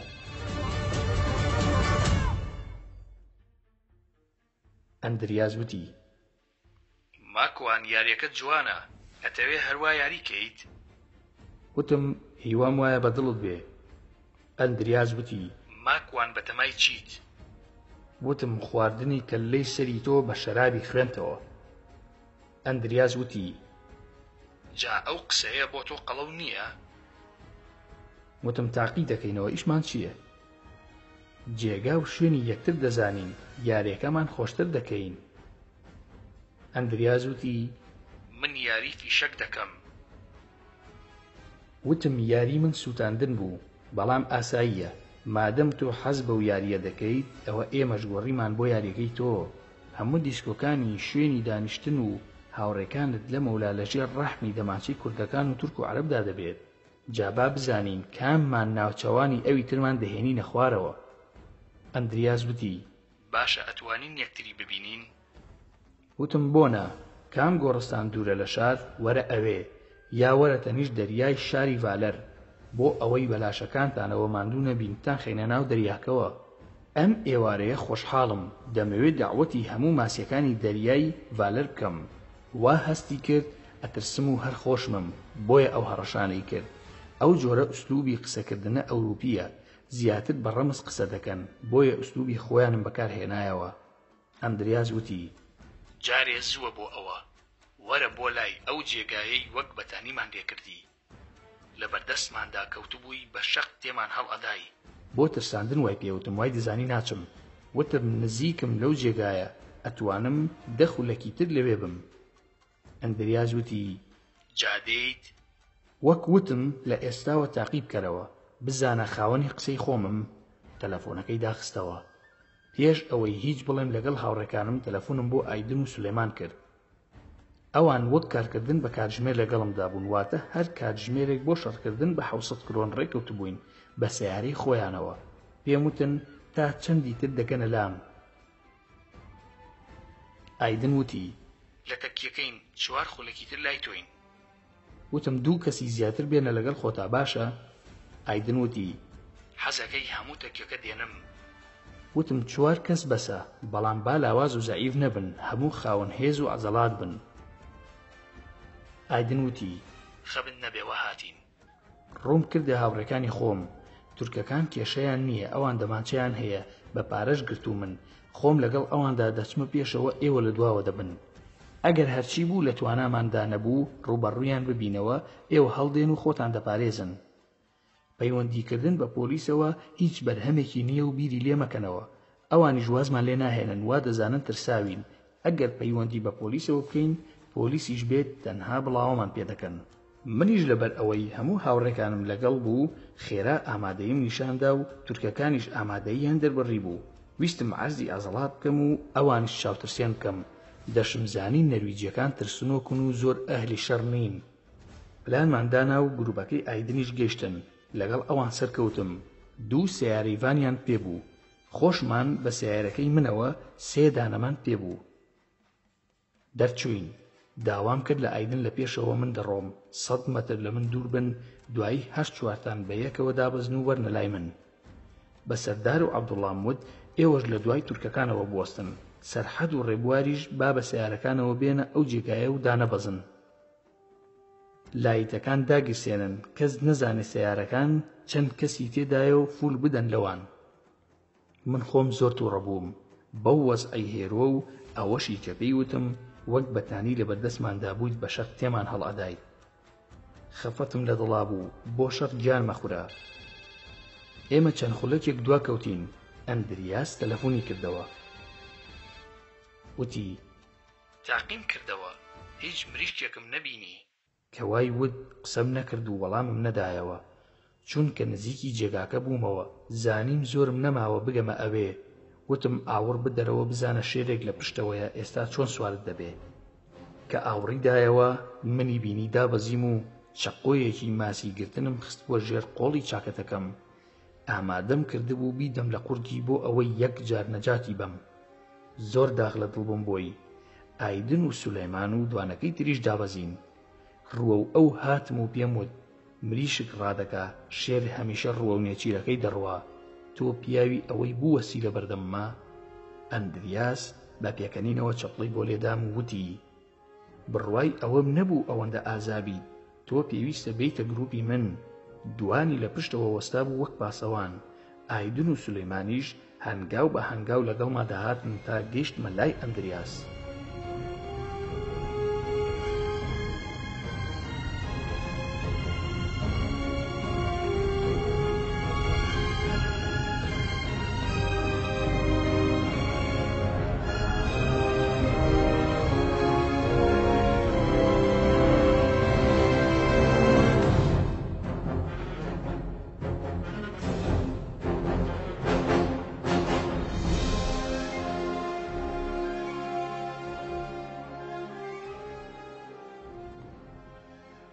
وتم خوێڵی ترین پیاوی نەرویج، ئەوە من هاتم.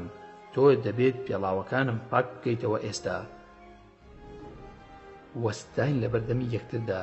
لە دواوە 4 ماتۆر سوار هاتنە نزیکمان. ئیتر من ئاگاداری دوای خۆم نیم. ئەوان هاتوون چی دەکەن، ئایا پلانەکە دەڕوات وەک ئەوەی دەمانەوێ. ئەوەندە دەزانم 4 تورکم لەگەڵدایە. زۆر متمانم بە ئایدنە.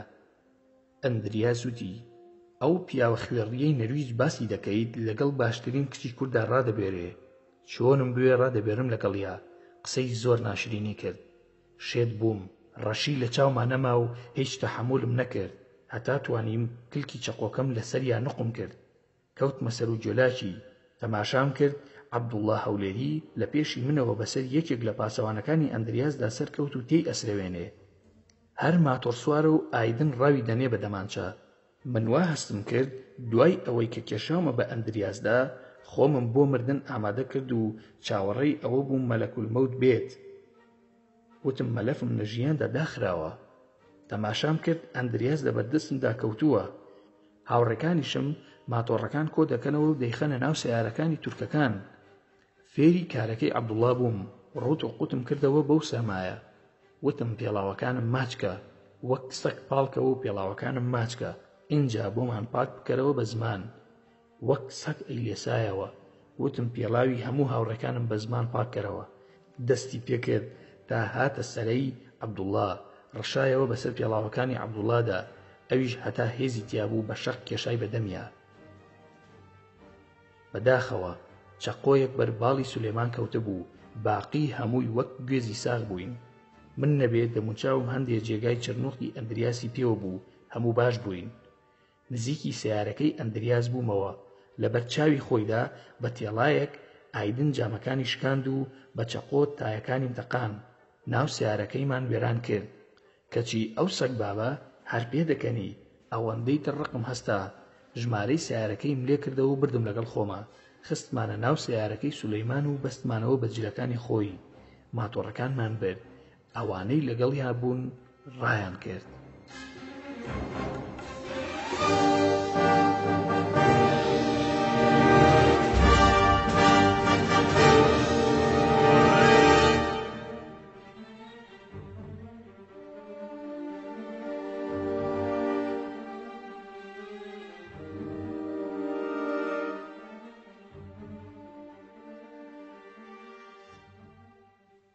خۆم چوومە دواوە بەلایەوە بووم، سەرداریش هات لەگەڵما و وەستا.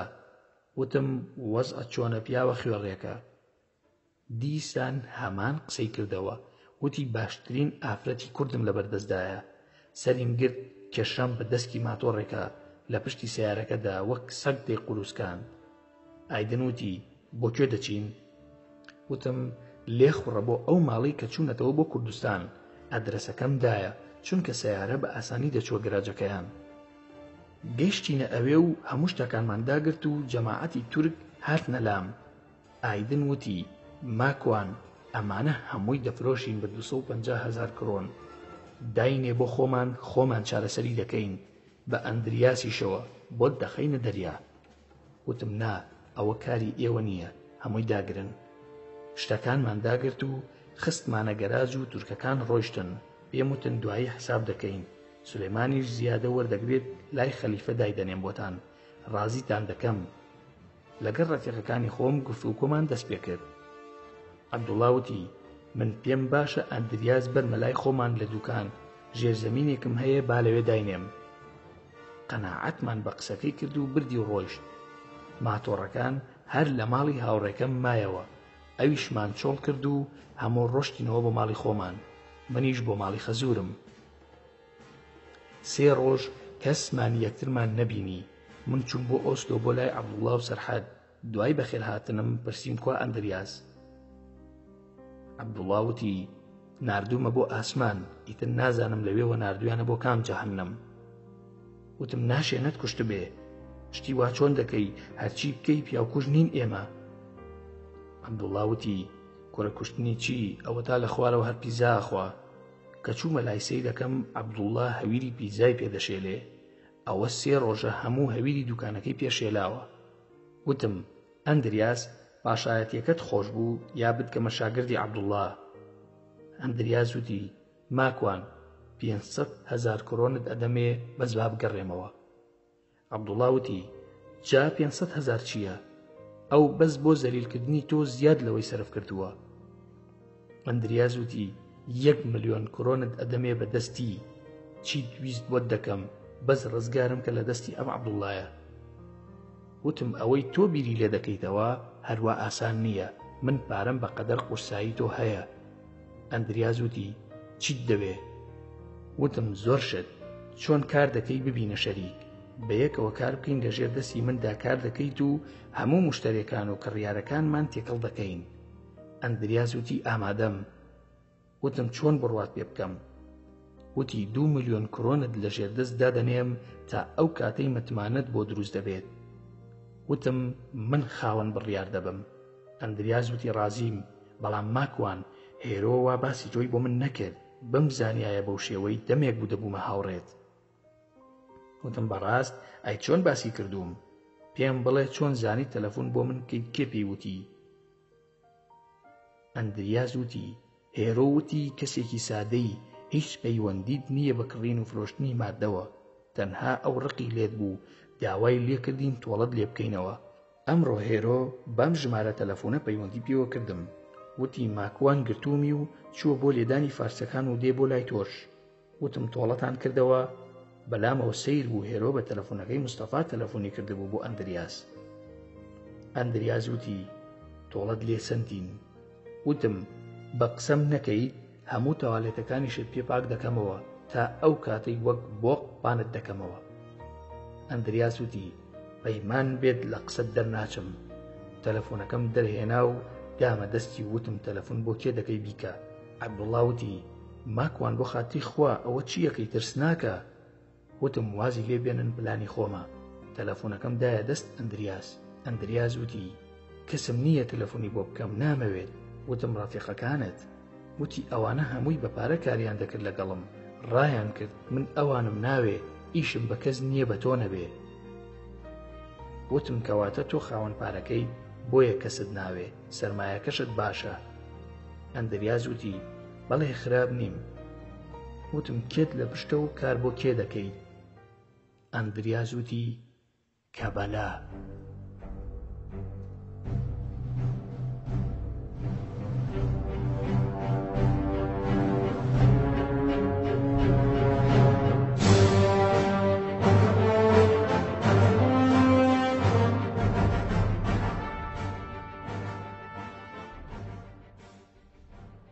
بە پێکەنینەوە وتم خۆشحاڵت کردم، داهەستە با باوەشت پیاکەم، دەبوو زوو قسەت کردایە. لە کام گروپی؟ ئەندریاس وتی سەنگی ڕەش. وتم خۆشحاڵم کێ سەرۆکە؟ وتی خۆم. وتم چۆن کەیتر لەگەڵایە؟ ئەندریاس وتی هەر خۆمم ناوی ئەو خەڵکانم دابوو بە بارەگای سەرەکی لە نیویۆرک کە بە پارە کاریان دەکرد، یەکێک لەوانە هێرۆیە. وتم لە کوێوە پەیوەندیت پێوە دەکەن؟ وتی بەریتانیا و ئەمریکا. وتم لەکوێ کەرەستەکان وەردەگریت و بۆت دێت؟ وتی ئێران و ئەفغانستان. وتم کەواتە سوێندم بۆ بخۆ کە فێڵ ناکەیت. ئەندریاس وتی سوێند بە تاجی کەبەلا هاوکاریت دەکەم. عەبدوڵڵا وتی هیچ تێناگەم ماکوان، ئەوە باسی چیەکەن؟ یەکێک لە شاگردەکانی عەبدوڵڵا سەری کێشا و وتی ڕاکە پۆلیس هاتۆ بۆ دوکانەکە.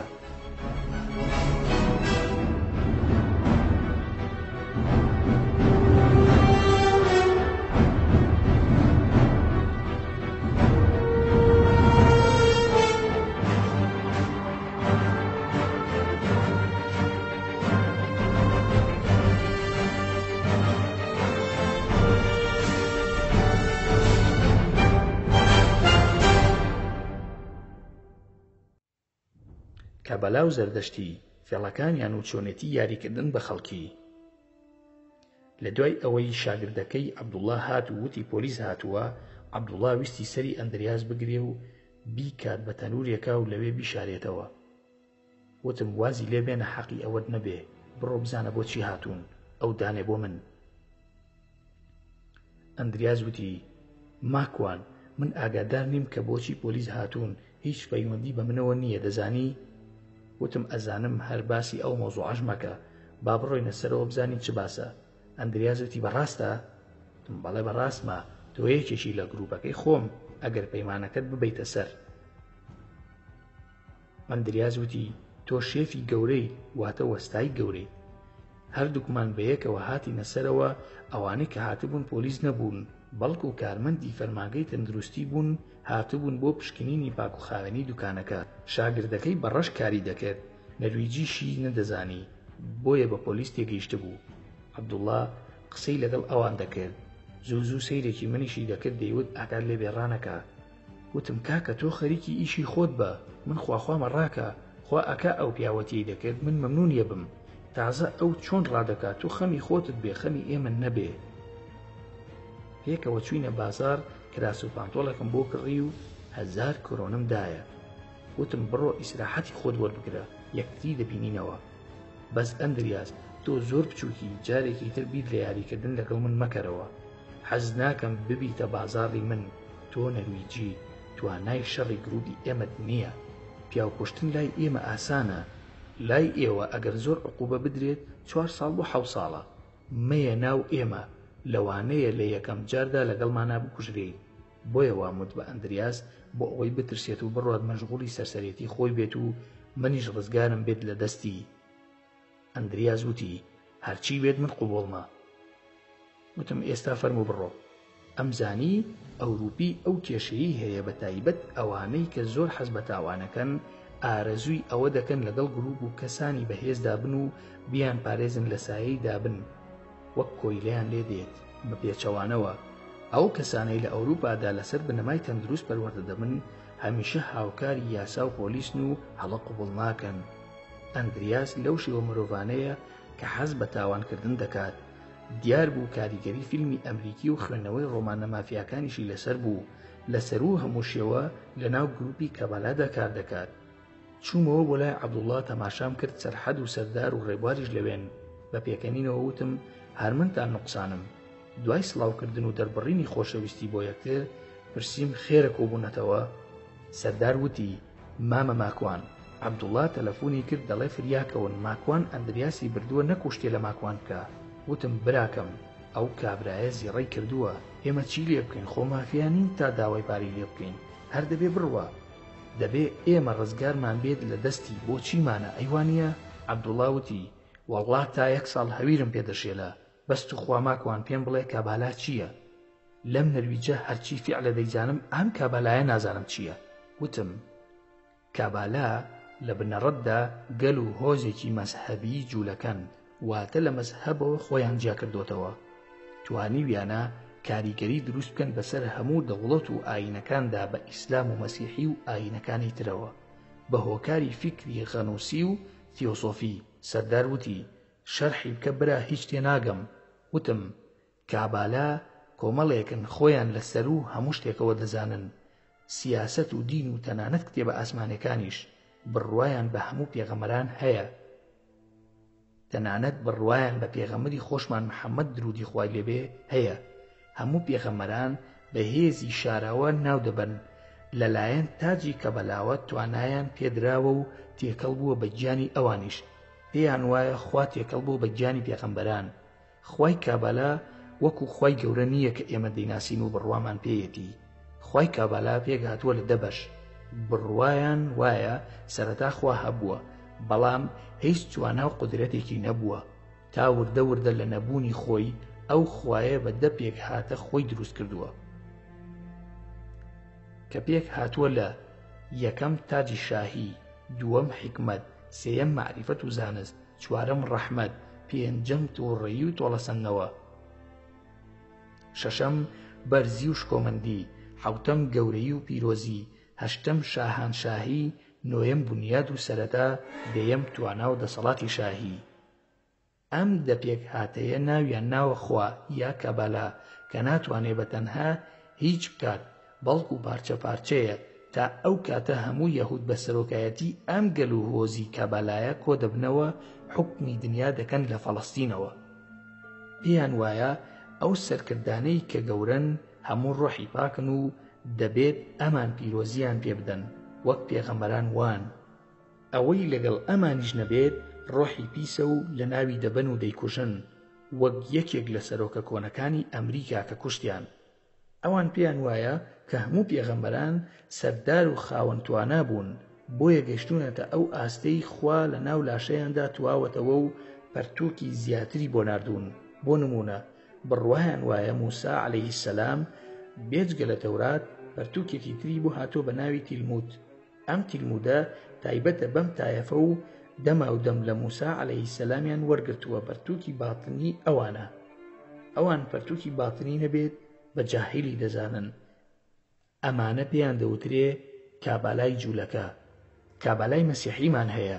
ئەم جۆرە تایەفەیە بڕوایان وایە بێجگە ئەو پەرتووکەی کە بۆ عیسا عەلەیهی سەلام هاتووە، واتە ئینجیل، 12 حەواری هەبووە دەما و دەم فێری پەرتووکی باتنی کردوون. ئەویش ئەو تیۆسۆفیەیە لە ڕێگای گەورەترین ئافرەتی ساحیرەوە لە ساڵی 1831 لەدایک بووە. ناوی هیلانا پترۆفینا پلافاتسکیە. خەڵکی ڕووسیایە و لە ساڵی 1891 بە هەلاکەت چووە. ماوەی 20 ساڵی ژیانی نادیار و لە پڕ دەردەکەوێت. کۆمەڵێک دروست دەکات بە ناوی کۆمەڵەی فریاکەوتن، یا لە هەر وڵاتێک ناوێکی لێنراوە. توانی لە سووریا و قاهیرە و ئەمریکا و هیندستان و ئێران و ئەوروپا و رووسیا زۆرترین خەڵک کۆبکاتەوە. زۆربەی وڵاتانی جیهان گەڕاوە، چۆتە تبت و لەوێ گوایە لەگەڵ ڕۆحانی قسەی کردووە، کردویانە بە نوێنەری خۆیان بە فەلسەفەی تیۆسۆفی و زیاد لە 10 ساڵ خەریکی بڵاوکردنەوەی ئەم بیر و بۆچوونە بووە. پێیان وایە کە بنەمای هەموو ئاین و فەلسەفەیەک تیۆسۆفیە. سەرحەد وتی ئەی بێ زەحمەت تیۆسۆفی چییە؟ وتم تیۆ واتە ئەڵڵا، سۆفی واتە حیکمت، واتە حیکمەتی ئەڵڵا. سەردار وتی ماکوان کابالە لە ناو ئیسلامدا هەیە؟ وتم بەڵێ بەدڵنیایی هەیە. کابالای جوولەکە و مەسیحی ئێتراف بە کابالای ئیسلام دەکەن، دەڵێ ئەوە ئیسلامی ڕاستە. ئەویش تەنیا ئێتراف بە شیعە دەکەن، هەروەها دەڵێن قورئان بۆ محەممەد هاتووە. ئەویش عەلی فێری باتناتی ئیسلامی کردووە و پەرتووکەکەی داوەتە دەست ئەو تا سەردەمی محەممەدی مەهدی دێت. ئەوانیش باتنی دەزانن و ئەهلی کابالان ئیمامەکانیان فێری باتنی دەکەن.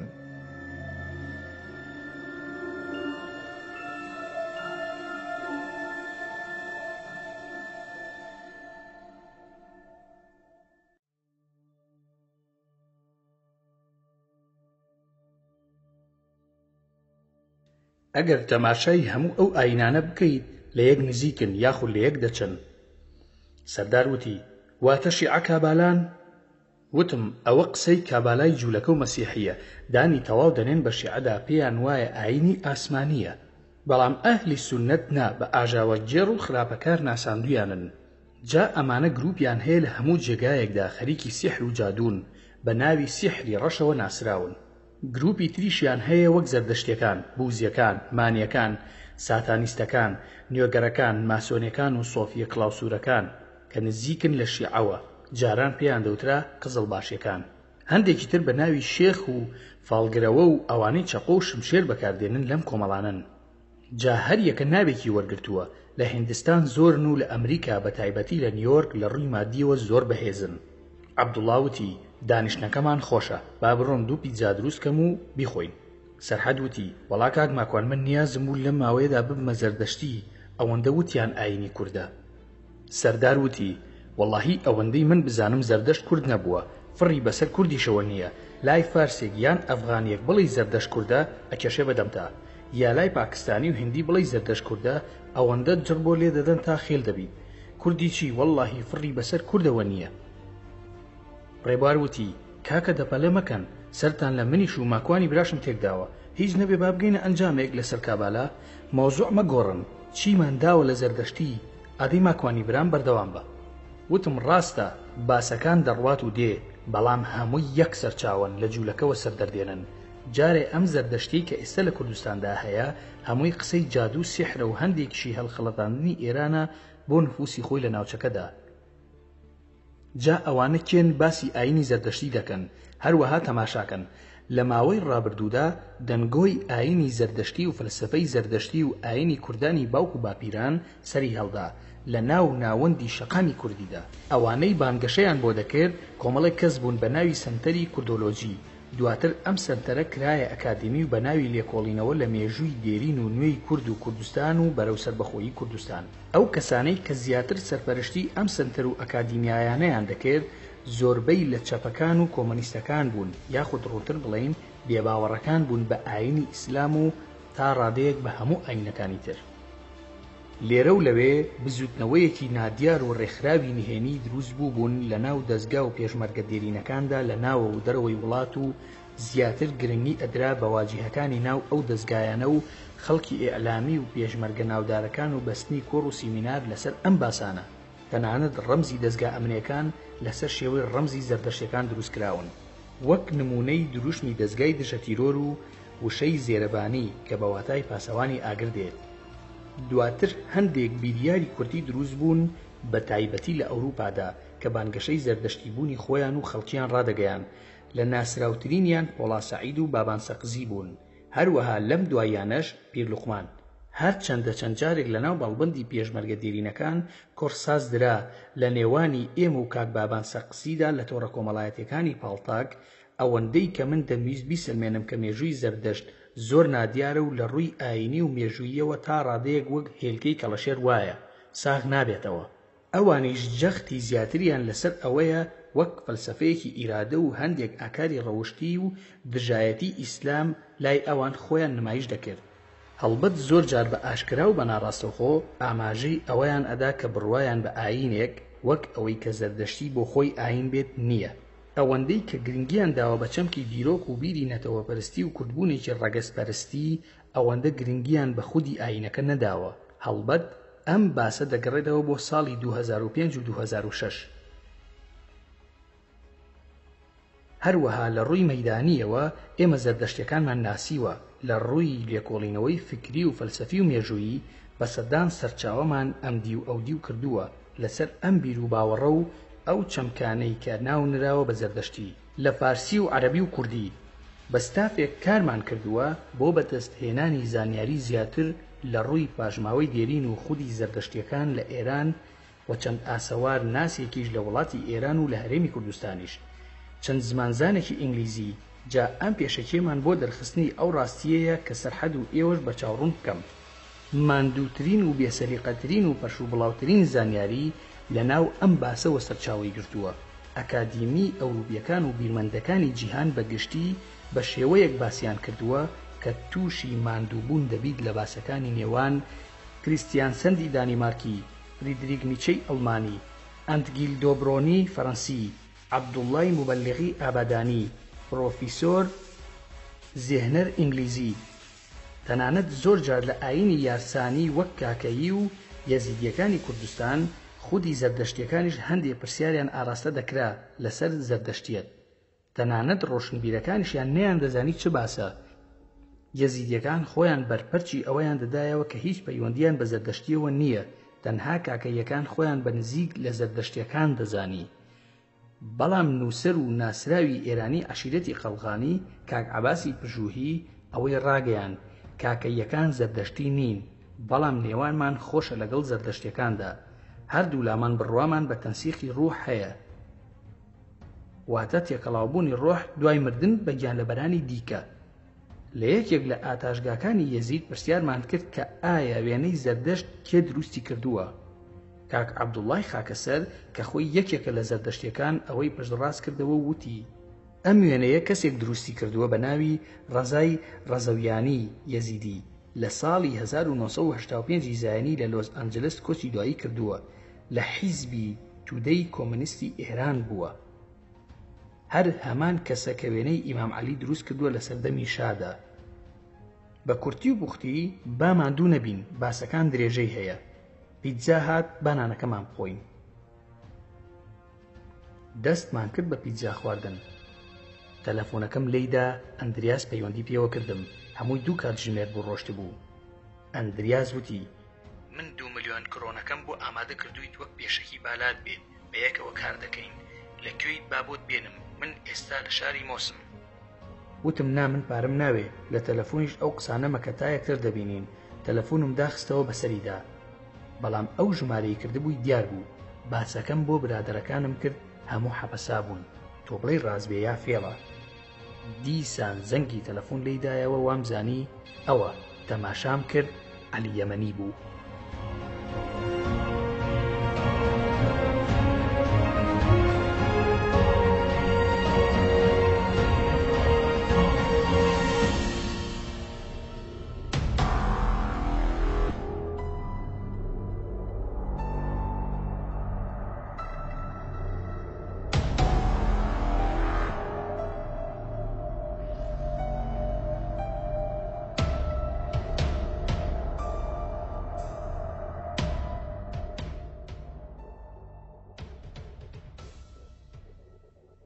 وتی ماکوان، پێویستە هەواڵێکی ناخۆشت بدەمێ. وتم خێر. وتی هاوڕێکەمان کە تۆ بینیوتە کوژراوە و لە ژیاندا نەماوە. وتم حەسقیل؟ وتی بەڵێ. وتم ئێستا لەکوێی عەلی؟ وتی لە فرێدرێکیستادم. وتم چۆنت زانی؟ وتی شێخوجدی پێیوتم. خواحافیسی کرد و تەلەفۆنی داخستەوە. وتم لا حول ولا قوة إلا بالله. عەبدوڵڵا وتی چی بۆ ماکوان؟ سەردار وتی براکەم کێ مردووە؟ سەرحەد وتی ڕەفیقمانە تا تەعزیە بۆ دابنین. دەوەرە چیان بۆ باسکەم، چیان پێ بڵێم کێ مردووە. خۆشم تاسا بووم، نەمەزانی چی باسکەم، هیچم نەوت. بۆ سێیەم جار تەلەفۆنەکەم زەنگی لێدایەوە. ئەم جارەیان سەیرانخان بوو. وتی ماکوان، ئاگادار بە هێرۆ ڕای کردووە لە نەخۆشخانە. ئەم جارەش وتم لا حەولە وەلا قووەتە ئیلا بالله.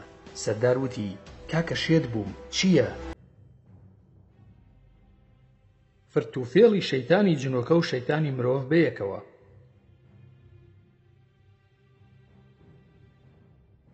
لە دوای ئەوەی باس و خواستەکانمان لەگەڵ هاوڕێکانم چڕ کردەوە لەسەر کابالا و زەردەشتی و تیۆسۆفی، 3 تەلەفۆن کرا لەلایەن ئەندریاس و عەلی یەمەنی و سەیران خان.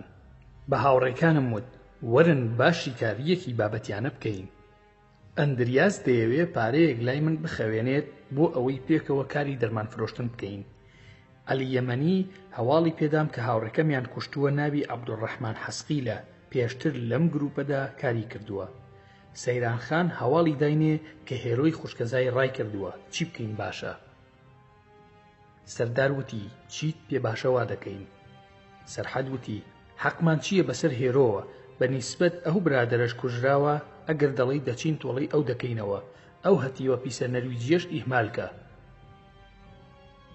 عەبدوڵڵا وتی من دەڵێم بڕۆینە لای ئەندریاس و پارەکەی لێوەرگرین و هێرۆش لەوێ دەبینین، تەسلیمی نەخۆشخانە و کەسوکاری دەکەینەوە. بۆ ئەو کاک عەبدوڕەحمانەش چی دەڵێن من ئامادەم، حەقکردنەوە دەڵێن، سوڵح دەڵێن، من لە خزمەتداندام.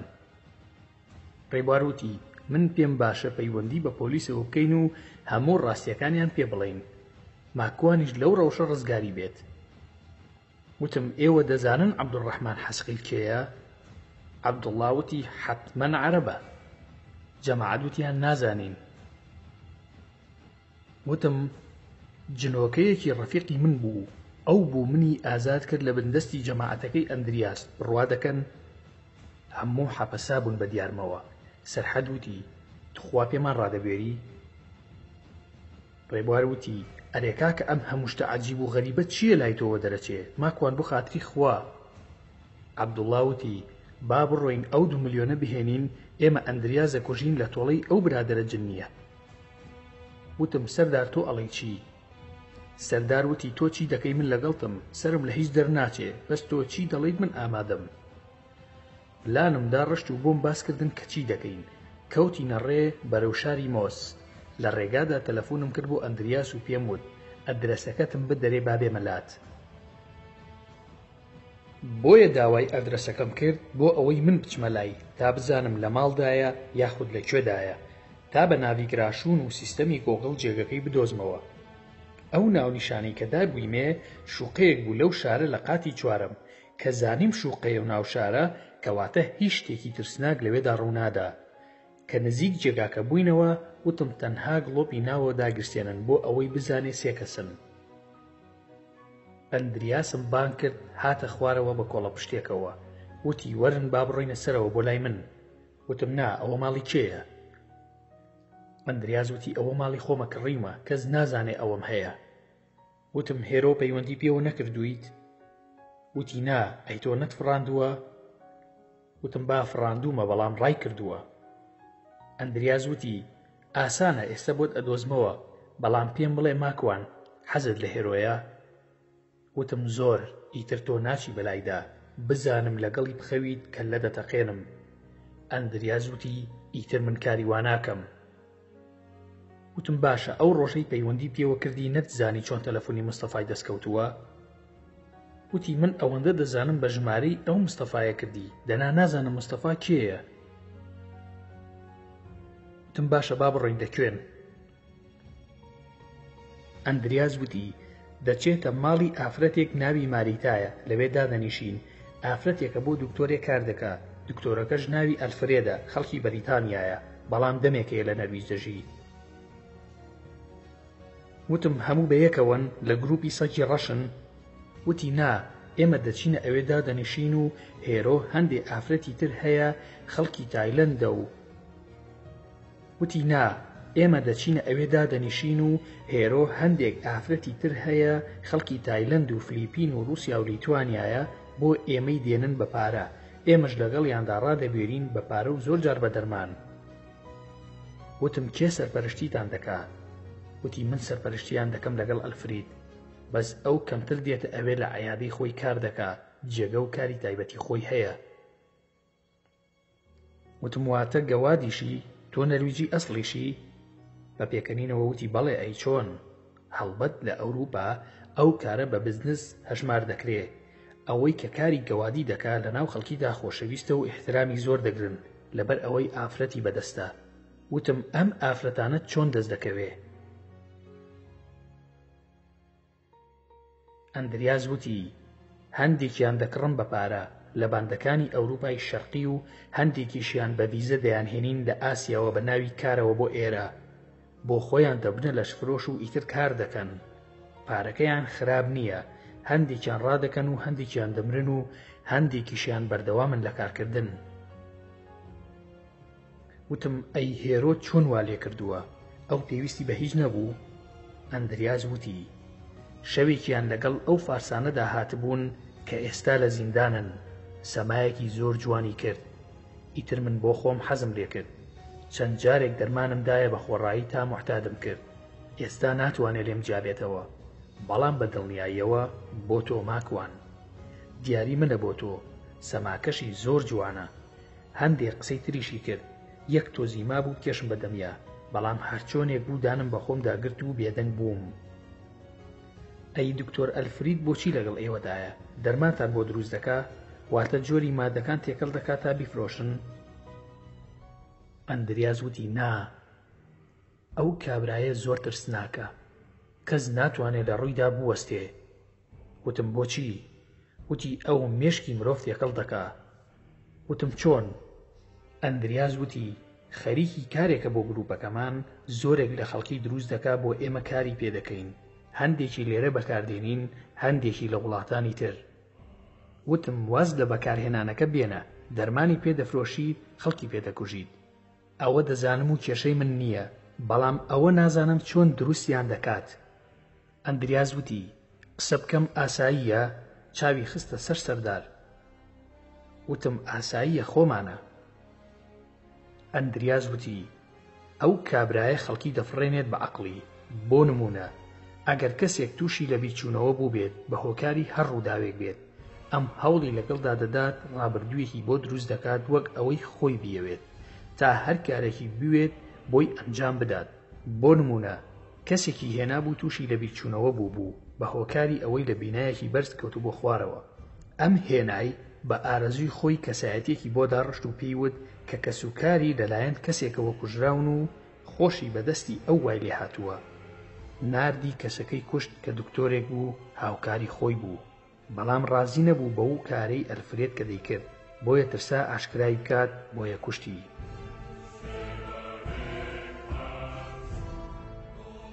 چەند کەسێکی ترمان هەیە کە لە ڕووداوی هاتوچۆ تووشی فەرامۆشی بوون لە وڵاتانی تری ئەوروپیەوە هێناونی مێشک و بیری هەمویانی داڕشتوتەوە بەو شێوەی کە خۆی دەیەوێت. چەند کەسێکی ترمان هەیە کە لە ڕووداوی هاتوچۆ تووشی فەرامۆشی بوون لە وڵاتانی تری ئەوروپیەوە هێناونی و مێشک و بیری هەمویانی داڕشتوتەوە بەو شێوەی کە خۆی دەیەوێت.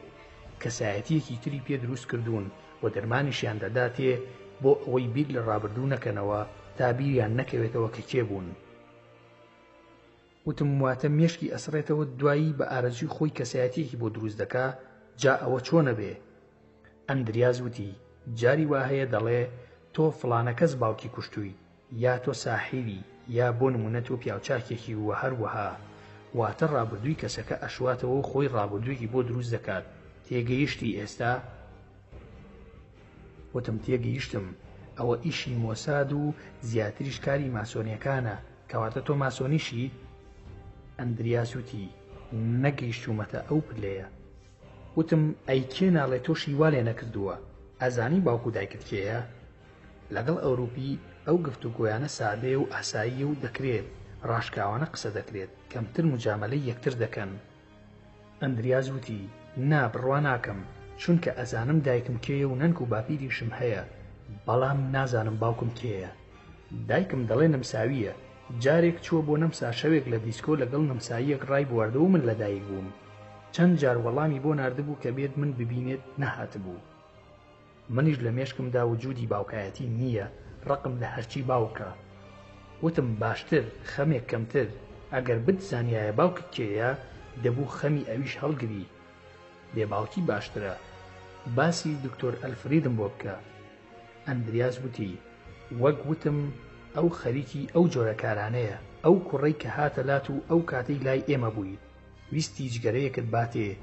ئەو لەو جۆرانەیە لە ڕووداوێکدا سەری ئازاری پێگەیشت بوو، تووشی فەرامۆشی بوو لای خۆی چارەسەری کرد، هەموو مێژووی سڕیوەتەوە، ئێستا کردوێتی بە پیاوکوژی خۆی، ڕقی لە دکتۆرێ بوو. ئەم کوڕەی بۆ نارد، دکتۆرەکەی پێکۆشت. پێی وتبوو ئەو دکتۆرە ئەوەیە هەموو زاکیرەی تێکداویت و ژنەکەت و دوو مناڵەکەی کوشتووی.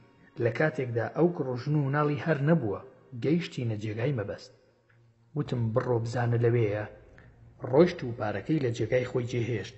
خێرا من و سەردار تەماشامان کرد، پڕ بوو لە پارە. وتم لە جێگای خۆیدا بۆی دانێنەوە.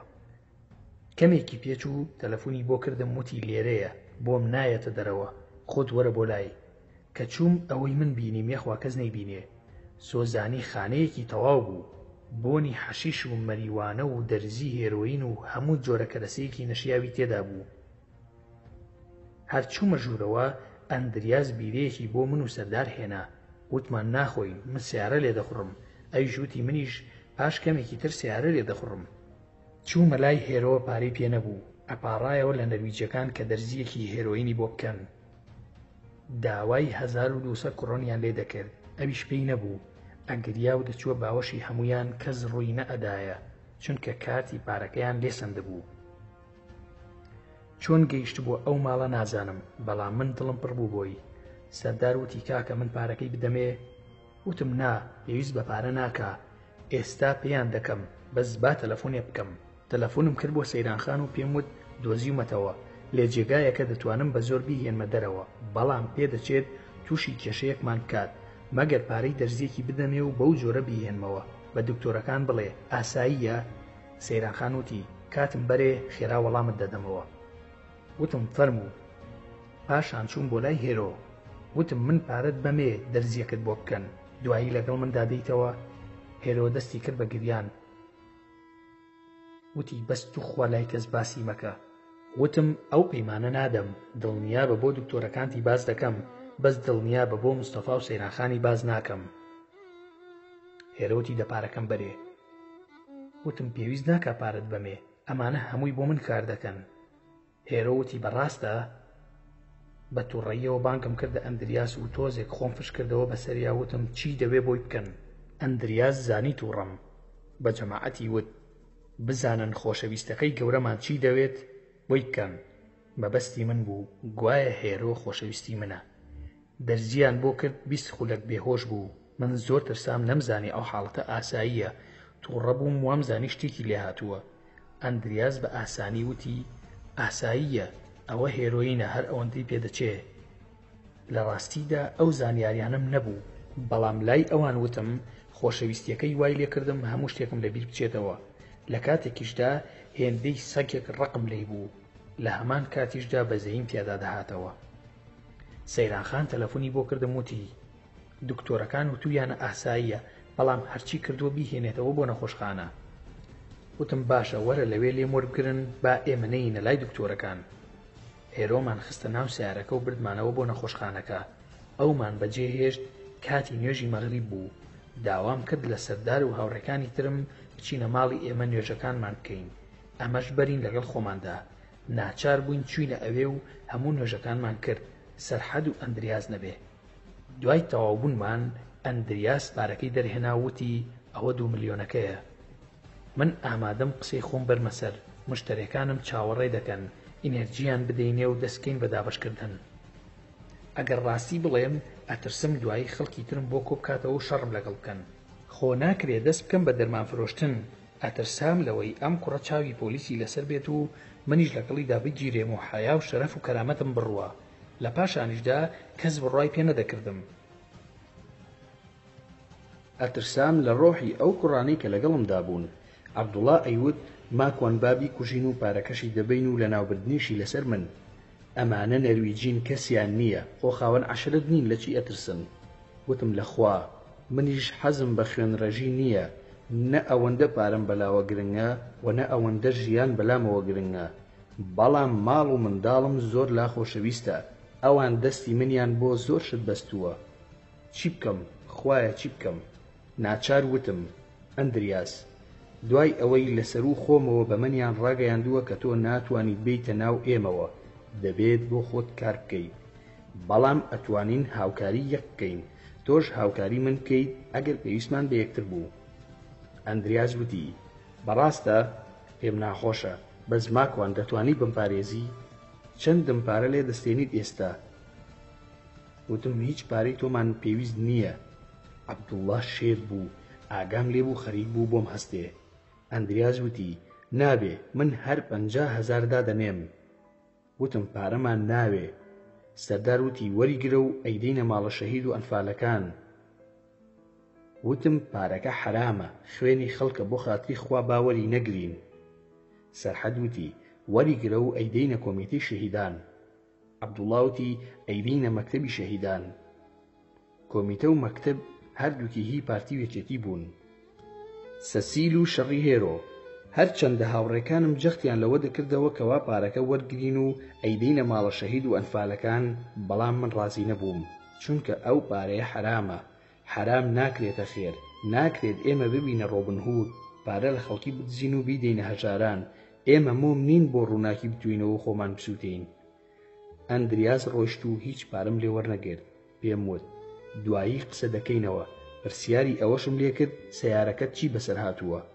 ئەندریاس وتی سوپەر بیمەم هەیە، بێخەم بە سەیارێکی نوێم بۆ دێنن. وتم چیت وتووە بە بیمە؟ ئەندریاس وتی خۆم هەموویم حەل کردووە، خەمت نەبێ، وتومە دز وای لێ کردووە. وتم باشە، ئەو پارەیە سەیارێکی نوێی پێ بکڕە و دیاری منە بۆ تۆ، من پارەم ناوێت. ئەو ڕۆیشت و ماڵ ئاواییمان لێ کرد. عەبدوڵڵا وتی کاکە وەڵڵا وا نابێ، دەبوو لێت وەرگرتایە. وتم عەبدوڵڵای برام ئێمە مافیاین، ئەگەر واکار بکەین ئەی خواناسیمان، ئەی قیامەتمان، ئەی ڕێز و حورمەتمان، ئەی ئەو هەموو قسە زلەی کە دەیکەین، کاکە گیان خۆ دەبێت جیاوازمی لە خەڵکی تر.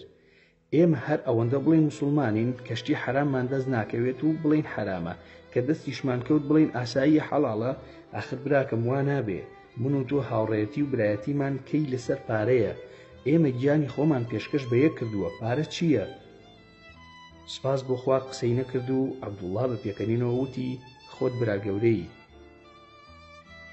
ڕێبوار وتی بە قسەی من کە ماکوان با بڕۆین ڕاستیەکان لای پۆلیس بدرکێنین و هەموو شتێک بڵین. دڵنیا بە من ناترسم و ترسیش لە دڵمدا نییە. خۆشت من باش دەناسیت، بەڵام هەز دەکەم بۆ تۆ باش نییە. ئێمە گەشتوینەکە بنج و بناوانیان با بە پۆلیس بڵین، لە ڕووی ئەمنیشەوە بۆ تۆ باشترە، سومعەی تۆش پارێزراوترە بێت. من یەکەم شاهیدی ژەبم بە یەکەوە چین. سەرحەد وتی ئیهمالیان کە هیچ نییە، ئەوانە زیڕەیان کردووە. بەڵام من قسەکەی ڕێبوارم زۆر پێپەسەند بوو. ڕازی بووم بەوەی بڕۆم سکاڵا تۆمار بکەم.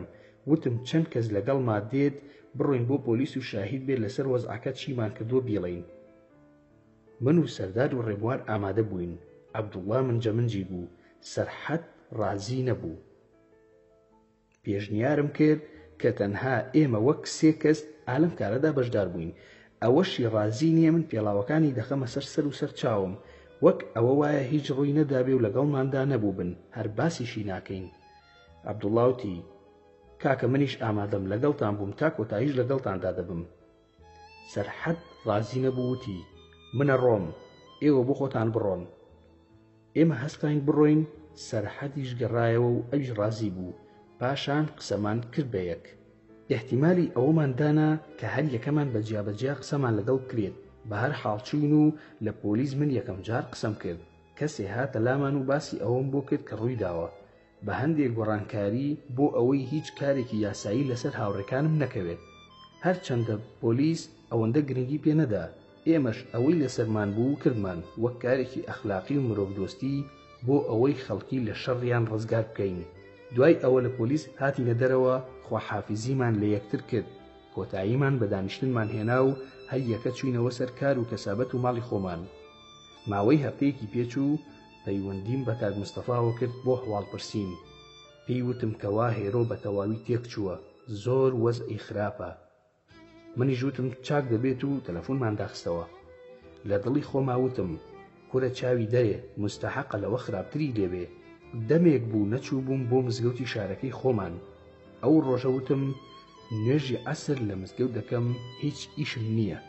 بەرەو مزگەوت کەوتمە ڕێ تەماشا دەکەم عەلی یەمەنی قورئانە خوێنێ سەلامم کرد و دەمێ بوو یەکتریمان نەبینی بوو وتم ئەخی العەزیز لەسەر وەزنی ئازیز چۆنی براکەم باوەشمان کرد بە یەکدا دوای نوێژ لە مزگەوت دانیشتین و دەستمان کرد بە قسە و باسەکانمان ئەوەم لێپرسی چۆنت زانی و عەبدوڕەحمان حەسقیل کوژراوە شێخ وجدی نەیوتووە چۆن کوژراوە هەواڵەکە چۆن هاتووە عەلی وتی شێخ وجدی وتی کە گوایە لە کاتی سەفەرکردندا زەفەریان پێ بردووە کوشتویانە و هەردوو مناڵەکەشیان کوشتووە بەڵام تۆڵەیان سەندوونەتەوە دیاریەکی بۆ تۆ داناوە بە هاوڕێکانیان ناردوێتی بۆ لای شێخ وجدی لەلایەن ئەوانەوەیە وتم چییە دیاریەکە نازانی چییە عەلی وتی نازانم هیچی پێ نەوتوم وتم خوا عەفوتکە چۆن ناپرسی چییە ئاخر خەڵک دیاری بۆ بێت لە مرۆڤەوە خۆی ناگرێ خێرا ئەبێ بزانێت چییە دیاری لە جنۆکەوە بێت ئەگەر بەردیش بێت هەر خۆشە بزانم چییە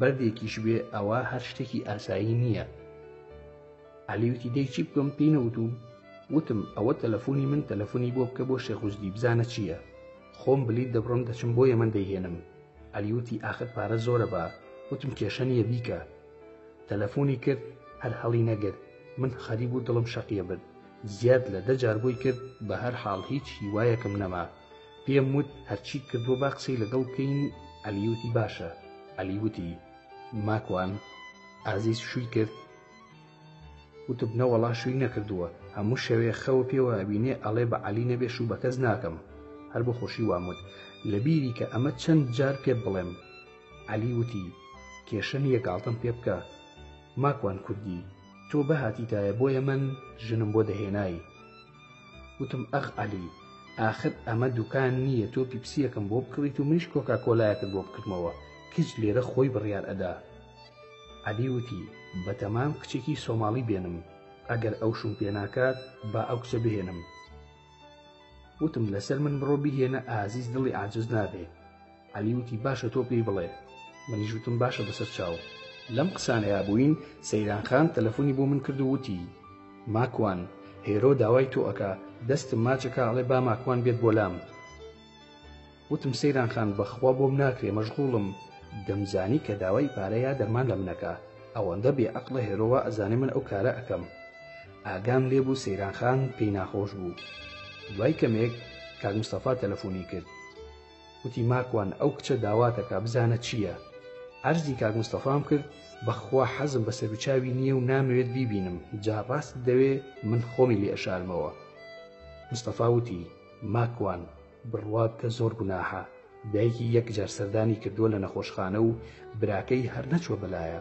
تەنها سەیرانە لە ڕای خوا دەچێت بۆ لای من جارێک سەردانم کرد بەخوا دەستم کرد بە گریان بۆی مادەم داواتەکە بڕۆ لەبەر خاتری خوا وتم من ئەزانم بۆچی داوامەکە بۆ ئەوەی پارەی بەمێیا دەرمانی بۆ پیا بکەم ئەوەش بە من ناکرێ مستەفاوتی بڕوا ناکەم ئەوە بێت خۆتە زانی بەس بە قسەم کە بڕۆ وتم لەبەر دڵی تۆ دەچم بەس ئەمڕۆ نا لە مەجالێکی ترا لەگەڵ عەلی خواحافیزیمان کرد و هاتمەوە بۆ ماڵەوە بۆ بەیانی پۆلیس تەلەفۆنی بۆ کردم وتیان ماکوان تا پۆلیس وەرە وتم ئێستا داوایان کرد هەر ئێستا ئەگەر لە کار نیت وەرە وتم نا لە کار نیم هەر ئێستا دێم کە چووم دوو کەس چاوەڕێیان دەکردم لە ڕێسێپشنەکە تەعاروفمان کرد و منیان بردە ژوورێک و وتیان قاوە ناخۆیت وتم نەخێر سوپاس وتیان نەزانی بۆچی بانگمان کردوویت وتم نەخێر پۆلیسەکان دەستیان کرد بە قسەکردن و وتیان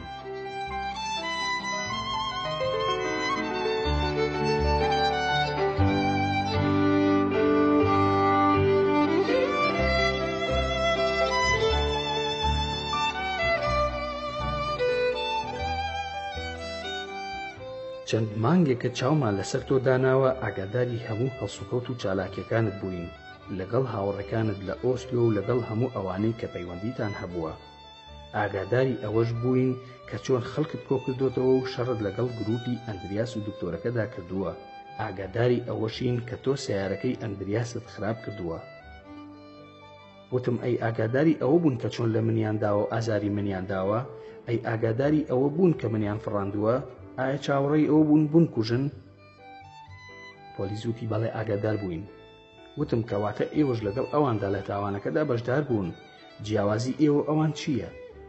پۆلیس بە پێکەنینەوە وتی نا بەو شێوەیە نییە کە تۆ بیری لێ ئەەکەیتەوە.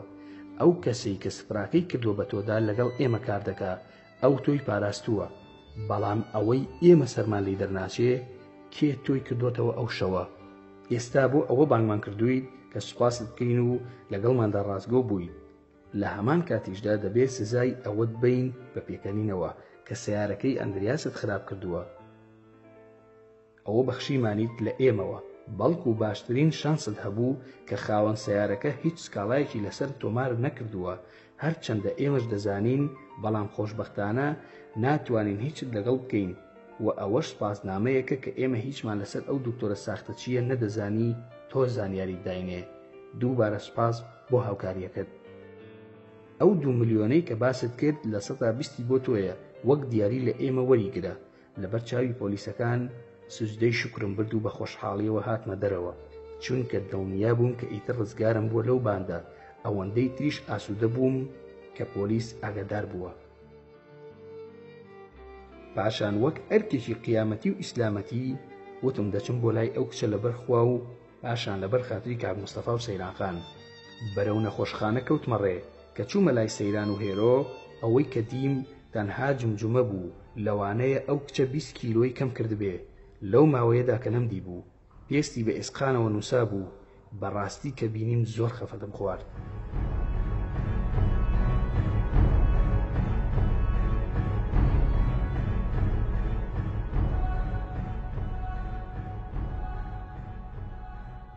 وتم سەیرانخان ئەوە بۆ وای لێ هاتووە؟ سەیرانخانتی ماکوانجیان شەوانە قسە زۆرەکات، تۆ بڵێ جنۆکەی تیانە بێ؟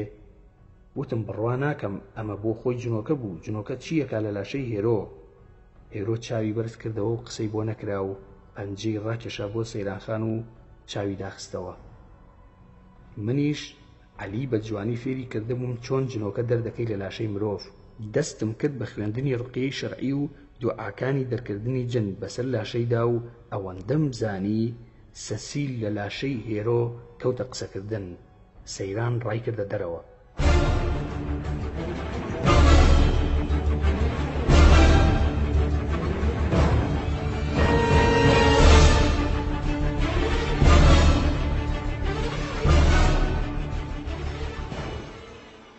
سەسیل و هێرۆ دۆزینەوەی کەسایەتی سەسیل.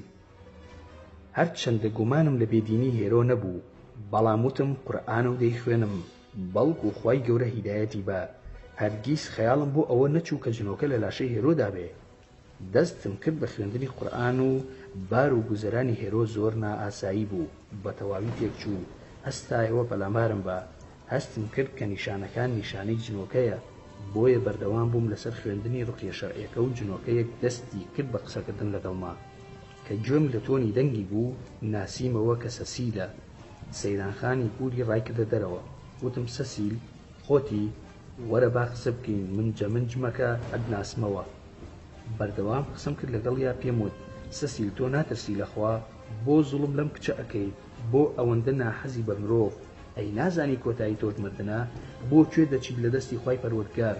تۆ لە کەونی خوادای ناتوانی خۆت بشاریتەوە لە مردن، بۆ ژیانی خۆت تاڵ کردو بۆ شەیتانێکی مەلعون، خۆت دوورخستۆتەوە لە ڕەحم و بەزەیی پەروەردگار. سەسیل وتی مژدەیەکی خۆش ماکوان، هێرۆ تووشی ئایدز بووە. وتم لا حول ولا قوة إلا بالله. خۆشحاڵی؟ سەسیل وتی هەر شتێ تۆ ئازار با منەیکەم، چونکە زۆرترین زەرەر کە کردومانە بە دەستی تۆ بووە، ئەزانی؟ وتم ئەی سوپاس بۆ خوا، بەڕاستی خۆشحاڵت کردم. پێم بڵێ خۆ تۆ بە تەماوی من کەی بە شێخ و خۆت بە ڕوحانی نیشاندا و دەموچاوت زۆر جوان هاتە پێش چاوم، ئەوە بۆ دوای بووی بە شەیتان. وەرە دەرەوە لە لاشەی ئەو کچە داماوە، ئەچینە دەرەوە قسە ئەەکەین، ئازاری ئەو کچە مەیە. وەرە بزانم ڕێ ناکەوین؟ سەسیل وتی ئەگەر بە یەکەوە ڕێ بکەوین، هێرۆشی بۆ چاکەکەمەوە لە نەخۆشیەکانی. وتم دەوەرە دەرەوە لە لاشەیدا خۆ دەتوانم بە ئاەتێ بسووتێنم، بەڵام کارم پێتە. وەرە دەی دەنا بەجێ دێڵم و ڕوقیە شەرعیەکەش دەخوێنم و دەرە دەکەم، بەڵام ئەمەوێ قسە لەگەڵ بکەم، چونکە ئەمزانی ئاەتەکان کاریگەری لەسەر هێرۆ دروست ناکا و هیچم بۆ ناکرێ، لەبەر ئەوەی قورئان شیفای ئیماندارە نەک بێدین و کافر. خوای گەورە دەفەرموێت وننزل من القرآن ما هو شفاء ورحمة للمؤمنين ولا يزيد الظالمين إلا خسارا. آية 88 سورة الإسراء. واتا ئێمە لە قورئان ئاەت و سوورەتانێک دادەبەزێنین کە ببێتە هۆی شیفا و چارەسەر بۆ نەخۆشیە دەرونی و جستەیەکان، هەروەها ڕەحمەت و میهرەبانیش بۆ ئیمانداران. بەڵام بۆ ستەمکار و خوانەناسان جگە لەوەی کە دەبێتە زەرەر و زیان بۆیان هیچ بەهرە و سوودێکی لێ نابینن. کەواتە قورئان تایبەتە بە ئیماندار، بەڵام بۆ بێدین دەتوانرێ بە هەنگوین چارەسەر بکرێ. ئەوی شێوەی تایبەتی هەیە، چونکە هەنگوین شیفایە بۆ هەموو خەڵکی. خی گەورە لە قورئاندا ئاماژەی پێکردووە بۆ هەموو خەڵکی، نەک تەنها مسلمان. يخرج من بطونها شراب مختلف ألوانه فيه شفاء للناس. آية 69 النحل. واتجا لناوسكي أو هنگانوا شليك الرنگ جیاواز دێتە دەرەوە کە شیفایە بۆ زۆر نەخۆشی بۆ خەڵکی. سەسیل وتی: من لە لاشەی هێرۆیە بەهێزم، تۆ هیچت بۆ ناکرێ، ناتوانی من بهێنیتە دەرەوە و نەمنیشت بۆ دەسووتێ. من دێمە دەرەوە بە مەرجێک هیچ نەخوێنی، با قسە بکەین. وتم باشە، هیچ ناخوێنم. وەرە دەچم لە کەناری ڕووباری شار چاوەڕێت دەکەم. چوومە دەرەوە خێرا بۆ لای سەیرانخان وتم: هەرچیت کردووە با هێرۆ مسلمان بێت و شایەتمان بهێنێ و بە ڕازگۆیی مسلمان بێ.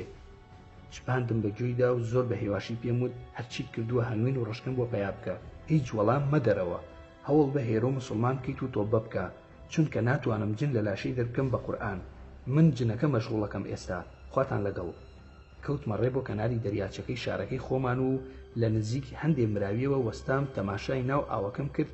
نزیکی 10 خولەک چاوەڕێم کرد لەسەر شێوەی یەکەم جاری هات.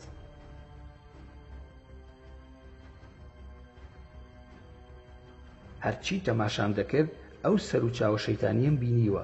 ڕاستە کە یەکەم جار تەماشام کرد هەڵخەڵەتام، بەڵام ڕۆژ بە ڕۆژ دەموچاوی قێزەون دەبوو لەسەر ئەو شێوەیە کە دەمبینی. سەسیل وتی: ماکوان، چیت دەوێ بۆت دەکەم، چیت پێخۆشە داوای بکە بەو مەرجەی یەکەوماندا کار بکەیت. وتم باشە، مسلمان بە. چی ئەوەی بۆت دەکەم، گوێ بۆ شەرعی خوا بگرە. ئەوەی تۆ ئەتەوێ پەیمان بێ بۆت بکەم. تۆ داوای شتێکم لێ دەکەیت، منیش داوایەکە لێ دەکەم بیکە. کە بە قسەم ناکەیت ئیتر منیش بە قسەت ناکەم. سەسیل وتی: ئەوەی باسی یەکەی من و تۆ دژ بە یەکن نابێت. وتم بۆ نابێ؟ ئاساییە، تۆ وەرە ناو ژیانی ئێمە و مسلمان بە و منیش دەچمە ناو ژیانی ساحیرەکان، ئەمە نابێ؟ سەسیل وتی: ئەوە نابێ ماکوان، بەڵام ئەگەر پێت خۆشە دەتکەینە دەسەڵاتداری وڵاتەکەی خۆت.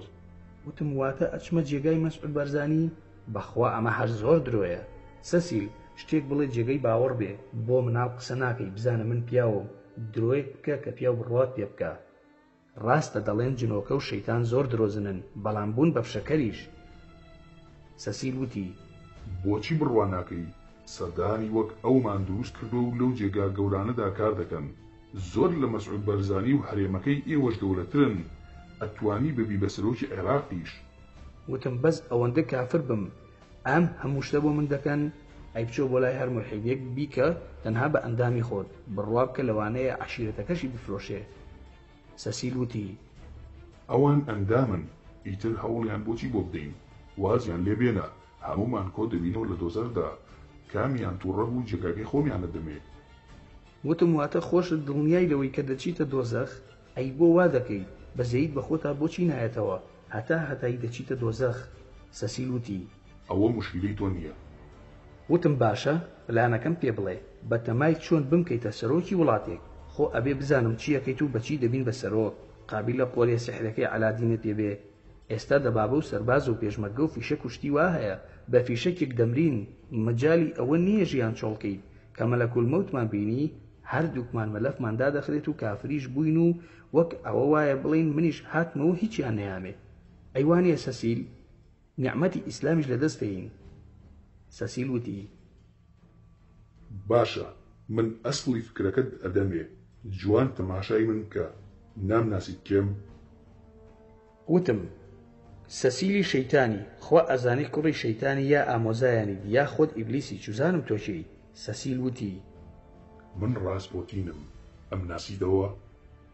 وتم وەڵاهی ڕاست دەکەی، ئەڵێم خوایە ئەم سەر و چاوم بینیوە، برایان تۆ تاوانباری و شەڕەنگێز و پیسی، ئەوە بەڕاست بۆ تۆ ئەوی سەسیل. سەسیل وتی: ئەو مردووە، من کەسایەتی ئەوم دروست کردووە دوای کوشتنیشی لەسەر لاشەی ئەو خۆم نیشانی تۆ خەڵکی تریژە دەم. وتم جاخۆ زیاتر لە 100 ساڵە ئەو ساحیرە پیسە مردووە ئەزانی بۆ هۆکاری کوشتنی ملیۆنەها خەڵک تۆ ئەتەوێ بمکەیتە خزمی قەیسەر وەک ئەو بم بە دەردەکەی ئەوم بەری. سەسیل وتی تۆ بۆ وا بیر ناکەیتەوە کە خوانیە وەک مولحید بژی بۆ ڕاستپۆتین کەم خۆشیە هەمیشە جوانترین ئافرەتی لەبەردەست بوو هەموو کڵێسای ئۆرتۆدۆکسی لێی دەترسا شیفای نەخۆشی ئەدا بێجگەلەوەی کە هاوڕێی خودی قەیسەر بوو زۆرترین نفوسی هەبوو ئیتر بۆ ناتەوێ پلانی ئەوت بۆ بەکاربێنین و وەک ئەو بژی. وتم باشە قوبوڵمە بەمەرجێ تۆ موسڵمان بیت و بە شەرعی خوا ڕازی بیت. سەسیل وتی بیان و دەکری ماکوان. وتم تەنها پێم بڵێ کاتێ ئەو ڕاهی بە سەرسەری و فاجر و فاسقە شیفای خەڵکی ئەدا هیچ نەخۆشێک لە ژێر دەستی دەرنە ئەچوو چاک ئەبەوە پێم بڵێ ئەوە چی بوو. وتی ئەوە زانستە تۆش فێرەکەم ئەگەر ئارەزوت بێ بە ناوی دین دیکەیت ئەدەوێ ببیت بە ڕاهیب تەنانەت داوای پێغەمبەرایەتیش بکە. ئەو زانستت فێر دەکەم دەتوانیت هەرچی کەس هەیە شیفای بیت. وتم سەسیل تۆ خۆت باشە زانی من تا شتێ نەبین و تاقی نەکەمەوە هەرگیز قسەی لەسەر ناکەم. ئەمەی تۆ ئەیڵەی قومارە. سەسیل وتی بۆ قومارە تۆ داوای پلانت کرد باشترین پلانت ئەدەمێ خۆشەویستترین کوڕی کام سەرکردە و دەسەڵاتدار دەڵێی نەخۆشی دەخەین و تۆ بڕۆ چارەسەری بکە بە ناوی دینەوە نفوز و پێگەی خۆت بەهێز بکە هەر وەک ڕاستپۆتین ئیتر ئەوەندە قورس نییە. ڕاستە پلانەکە زۆری ئەوێ بەڵام ئێمەش لەگەڵتین و هاوکاری تەواوت ئەەکەین. وتم سەسیل باشە پێم بڵێ بۆ حەسقیل دیار نییە. ئەمویست بە پرسیارکردن دوای بخەم بەڵکو سەیرانخان هێرۆ مسڵمان بکات و تۆبەی پێ بکە. سەسیل وتی ناردوومانە بۆ جێگایەکی تر کار دەکا. وتم بەخوا ڕاستە جنۆکە درۆزنە ڕاستم پێ بڵێ. زیندان لای ئێمەیە چونکە موسڵمانت کرد. وتم باشە ئەتوانم بیبینم بانگی بکە بەڵام فێڵم لێ نەکەیت چونکە ئەو موسڵمان بووە من هەموو زیکرەکان خوێنم ئەو لە تەلیسم ئازاد بووە وەک تۆ نییە کۆی لی شەیتان بێت. سەسیل وتی باشە بەڵام منیش کارێکم بەوێ بۆم بکە. وتم چییە؟ فێر بکەرە قورئان و بە شەقی هەڵدە. وتم شتی وا ناکەم سەرت دای لە نوکی پێڵاوەکانی من و شەق لە دەمت هەڵ ئەدەم هیچ و پوچ. باشە تووڕەمە بە تەنها فێکی تێکە شەقی پێ هەڵمەدا. وتم وامەکە قورئان نوری چاوی ئێمەیە بڕۆ ملە پشکێنە هەر قسە لەگەڵ ناکەم. سەسیل وتی تووڕەمە بە باشە بیسووتێنە یا بیدڕێنە.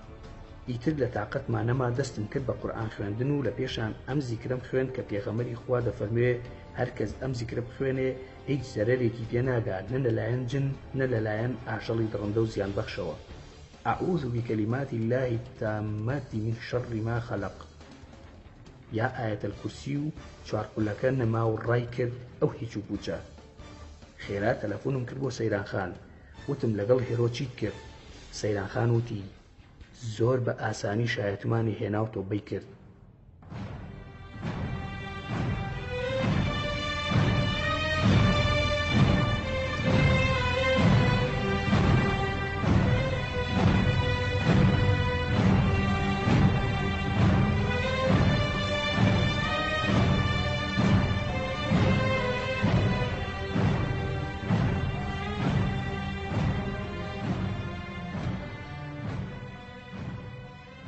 وتم ئەگەر ئەتوانێت با بڕوا خۆی پشووە دەست بکە بە نوێش ئەگەر نەیزانی فێری بکە منیش دوای نان خواردن دێمەوە بۆلاتان. سەیرانخان وتی بەسەر چاو بەڵام ماکوانگیان دەست لە هێرۆ هەڵمەگرە زۆر گوناحە. وتم خوا ئاسانی بکە. تەلەفۆنم کرد بۆ عەلی یەمەنی وتم ڕاکە خەبەرێکی خۆشم پێ بۆت نەوەستی. خێرە ماکوان. وتم نەوەستی ڕاکە زۆر مهمە. عەلی هات بە سەیارەوە وتی خێر. وتم بەچی تێگەیشتویت هەواڵەکە؟ وتی ئازیز ڕازی بووە؟ وتم نەوەڵا لەوە خۆشترە هێرۆ مسڵمان بوو شایەتمانی هێناوە وەزعەکەم بۆ باس کرد کە لە سەرەتاوە چی ڕوویداوە لەگەڵ سەسیل تا کۆتایی. عەلی وتی بۆم باس پێ ڕاستپۆتین کێیە؟ وتم گریگۆری یافیمۆڤیچ ڕاستپۆتین ئینگلیزی لە 22 کانونی دووەمی ساڵی 1869 لە گوندی پۆکرۆفیسکۆی لە سیبریا لەدایک بووە. قەشەیەکی داوێنپیس و فێڵباز بووە. لە جوتیارێکی کۆلکە خوێنەوار گەیشتووەتە ناو ماڵ و خێزانی قەیسەری ڕووس لەژێر پەردەی ئاینی نەسرانیدا ئەوەی نەکراوە کردوێتی. بەدەیان وەزیر و ژەنەڕاڵ و فەرمانبەری گەورە و خاوەن پلە و پایەی ڕژێمی لەگەڵ بووە. بەوە ناسراوە کە هێزێکی لە ڕادەبەدەری هەبووە کە هێزی مغناتیسی چاوێتی، بەڵام من پێم وایە سیحرە و جنۆکە کاری بۆ کردووە، سەسیلیش دانی بەوەیە نا. ئەو وای لە قەیسەری رووسیا تێگەیاندبوو کە دەتوانێت پێشبینی هەموو شتێکی بۆ بکات، تەنانەت لە یەکێ لە پێشبینیەکانیدا بۆ قەیسەری نووسی بوو ئەگەر هەر کەسێکی خزمت بمکوژێ لە ماوەی 2 ساڵدا هەموو کەسوکار و وەچەکانت بەدەستی میلەتی ڕووس دەکوژرێنەوە.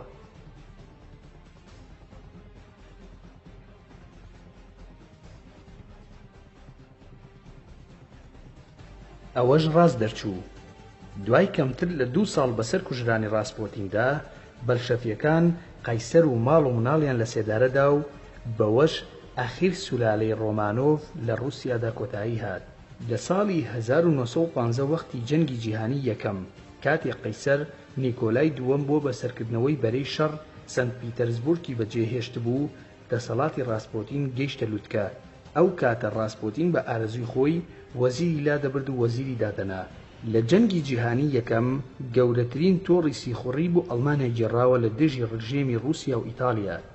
بە بەرژەوەندی ملیۆنەها خەڵکی کەساس و برچی و ڕەش و ڕووتی میلەتانی ژێر چەپۆکی قەیسەری کردووە.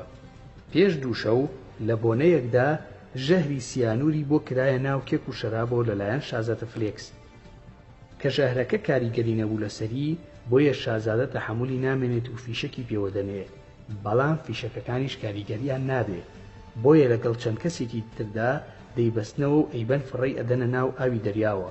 لە ئاوەکەدا خنکا و مرد. بەپێی سەرچاوەیەک وا پێ ئەچێ کە لەلایەن بەریتانیاوە کوژرا بێ، چونکە ئەو کاتە ڕاسپۆتین لەو پەڕی کاریگەریدا بوو، خەریک بوو قەناعەتی بە قەیسەر ئەکرد یەکلایەنە لەگەڵ ئەڵمانیا ڕێبکەوێ و ئاشتی بکە. ئەمەش مانای شکستی بەریتانیا بوو لە جەنگەکەدا. دەرەنجام لە 20 کانونی یەکەم لە ساڵی 1916 دەکوژرێ.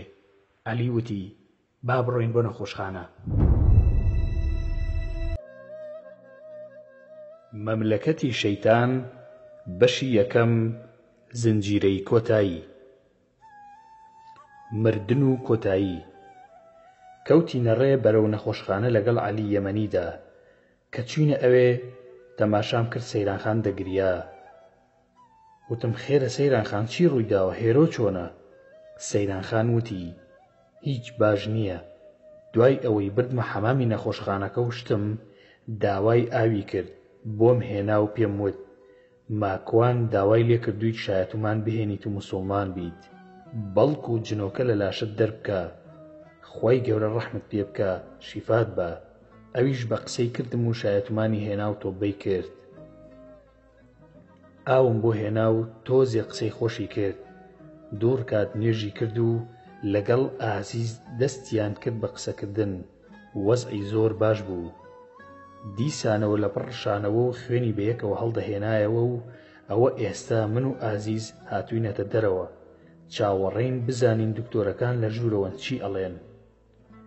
وتم ئەی هەنوین و ڕشکەکەت پەیا کرد؟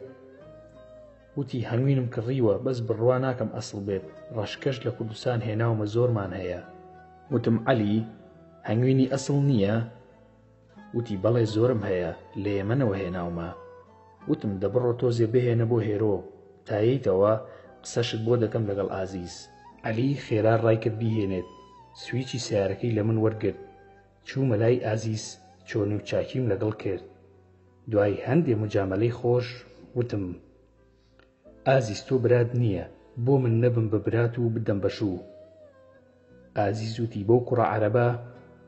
وتم بەو کاک عەلی یەمەنیە، هەتا بڵێ قۆز و کوڕی چاک و خواناسە.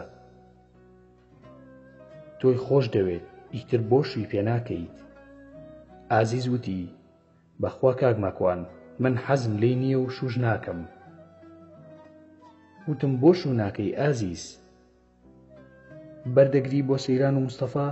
تۆ حەزت لەو نییە عەلی حەزی لە تۆیە نابێت؟ ئازیز وتی ئاخر کاک ماکوان، خۆشەویستی بە یەکلایەنە نابێت. اینجا ئەو کوڕە من نایناسم، ئایا تەبیعەتی لەگەڵ منە گونجێ؟ وتم بەخوا ئەوەنەی خۆشەویت هەرچی بڵیت بە قسەتەکە. ئازیز وتی بەخوا ناتوانم شووی پێ بکەم ببوورە. وتم باشە من یەک تەکلیف لە تۆ دەکەم، بڕۆ خۆت قسەی لەگەڵ بکە کە هاتەوە قەناعەتی پێ بکە کە ناتوانیت لەگەڵ ئەو ژیان بەریتە سەر بۆ ئەوەی چاوەڕێت نەکا و منیش ئەوەندە ئیحراج نەبم لە نێوانی تۆ عەلی. لە ڕاستیدا من عەلیم زۆر خۆشەوێ باشە؟ ئازیز وتی ئاخر چی پێ بڵێم؟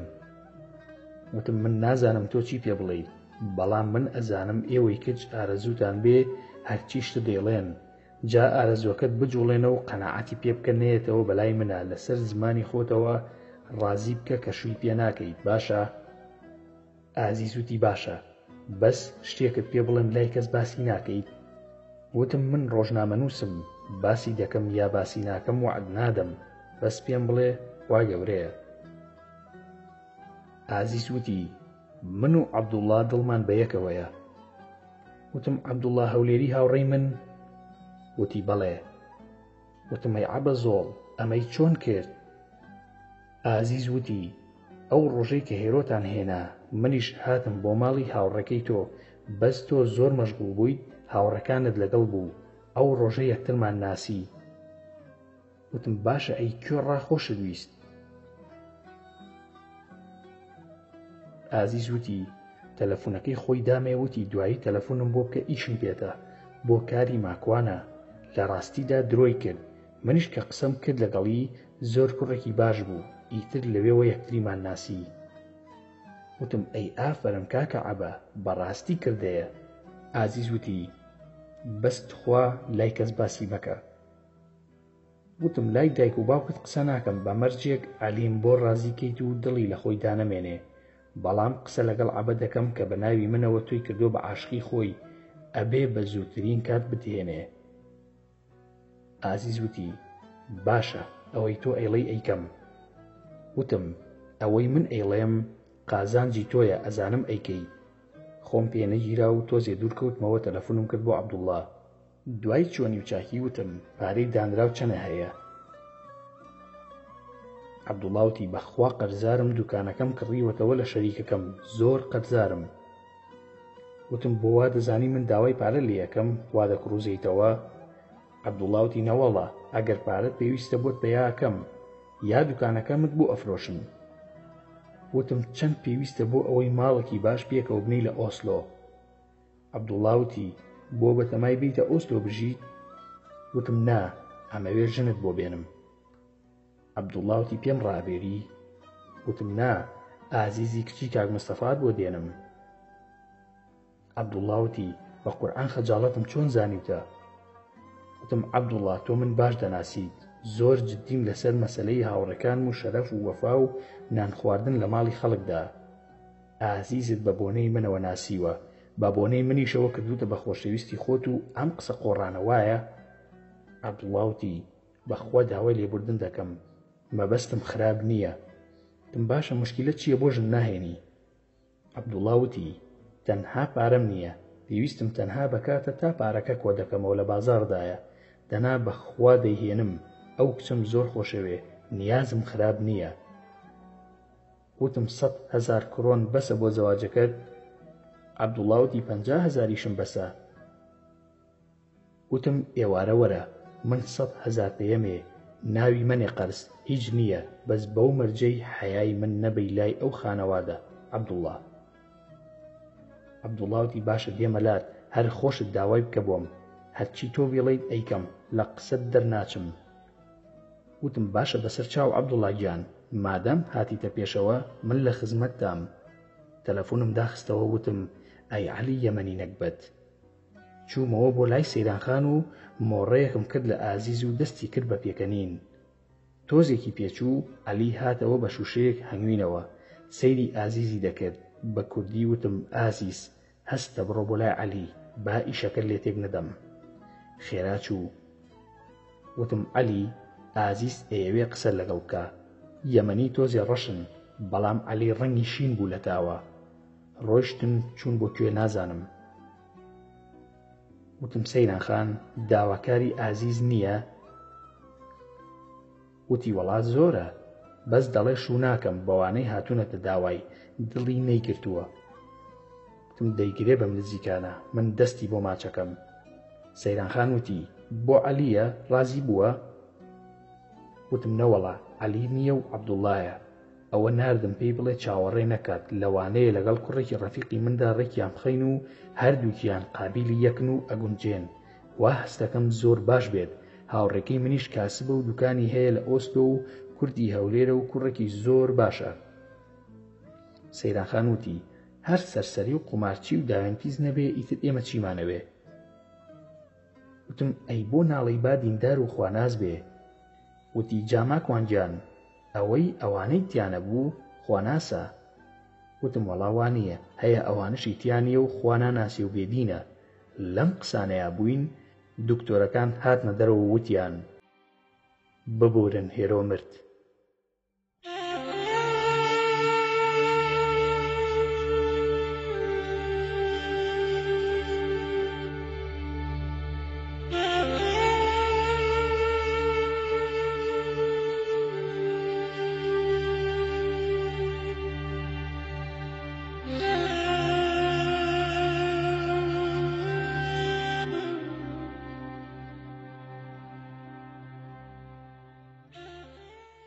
ئەوەی لە دەسەڵاتمان بوو کردمان بەڵام بەداخەوە نەمانتوانی ژیانی ڕزگار بکەین. نەخۆشی ئایدزەکە زۆر لاوازی کردبوو.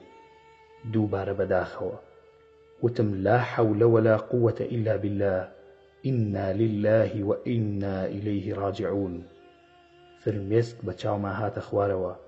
زۆر حەزم دەکرد بچمە لای لە دوای ئەوەی کە تۆبەی کردووە و قسەی لەگەڵ بکەم. خێرا چوومە سەری و دوعای خێرم بۆ کرد. زۆر بێتاقەتی بووم. زانیم کۆتایی ژیانی خوای گەورە پاکی کردەوە و بە ئازار و ناڕەحەتی و نەخۆشیەوە بە تۆبە و بە پاکیەوە گەڕایەوە بۆ لای خوای خۆی. زۆر حەزم دەکرد ببوایەتە ئافرەتێکی بانگخواز چونکە دوو زمانی بەباشی دەزانی ئینگلیزی و نەرویجی. بە هەر حاڵ من و سەیران تێر و پڕ بۆی گریاین. تەلەفۆنم کرد بۆ عەلی بچێ لە مزگەوتی خۆمان کفن بهێنێ. نەخۆشخانە وتیان کفرمان هەیە.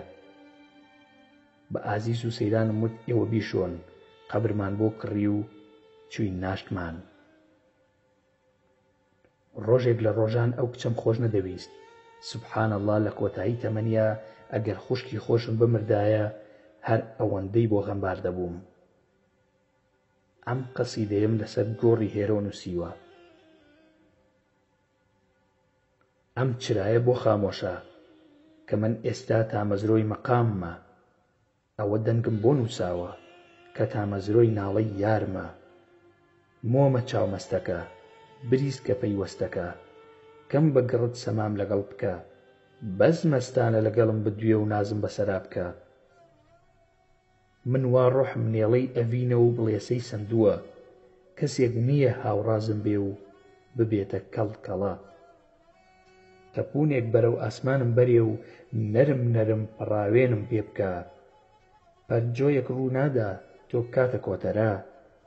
یان بۆ جارێک ببیتە ڕازم ئەی شڵێوە کەم بگری بە دیارمەوە. من پەژموردەی خەم و سەر و قژم ببینە ژاکاوم و چاوەڕوانم بە. مۆمە ئێسک سووکە ماکسیە چرچۆڵ لە بەرەکە.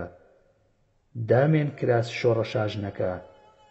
ئامۆژگاریم بکە وا زەریایەک ئەم شەو لەناو مندا نغڕۆ بووە. ئەم گەردوونە لەم ژوورەمدا نامۆ بووە. خجڵ نزک لەگەش بووم بە تۆوە.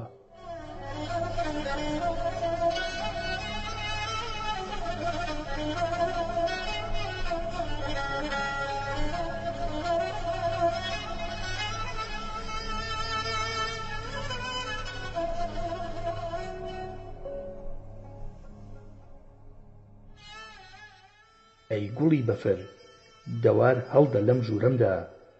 دیرۆک بکە لەگەڵ مندا. تارمایی ڕۆحم لەگەڵ لاشەم بەسەر تۆوە ئەی مۆم پاساریە. لە پەنای پاساردا ئەم شەو پشکۆی یادگاریە. ئاگام لێتە تاوی فرمێسکت تک تک دەکەیتە خوار وەک عەزیزی. بارۆڤەی ئەلهام وا خەریکە بپشکوێ بۆ مەرگ.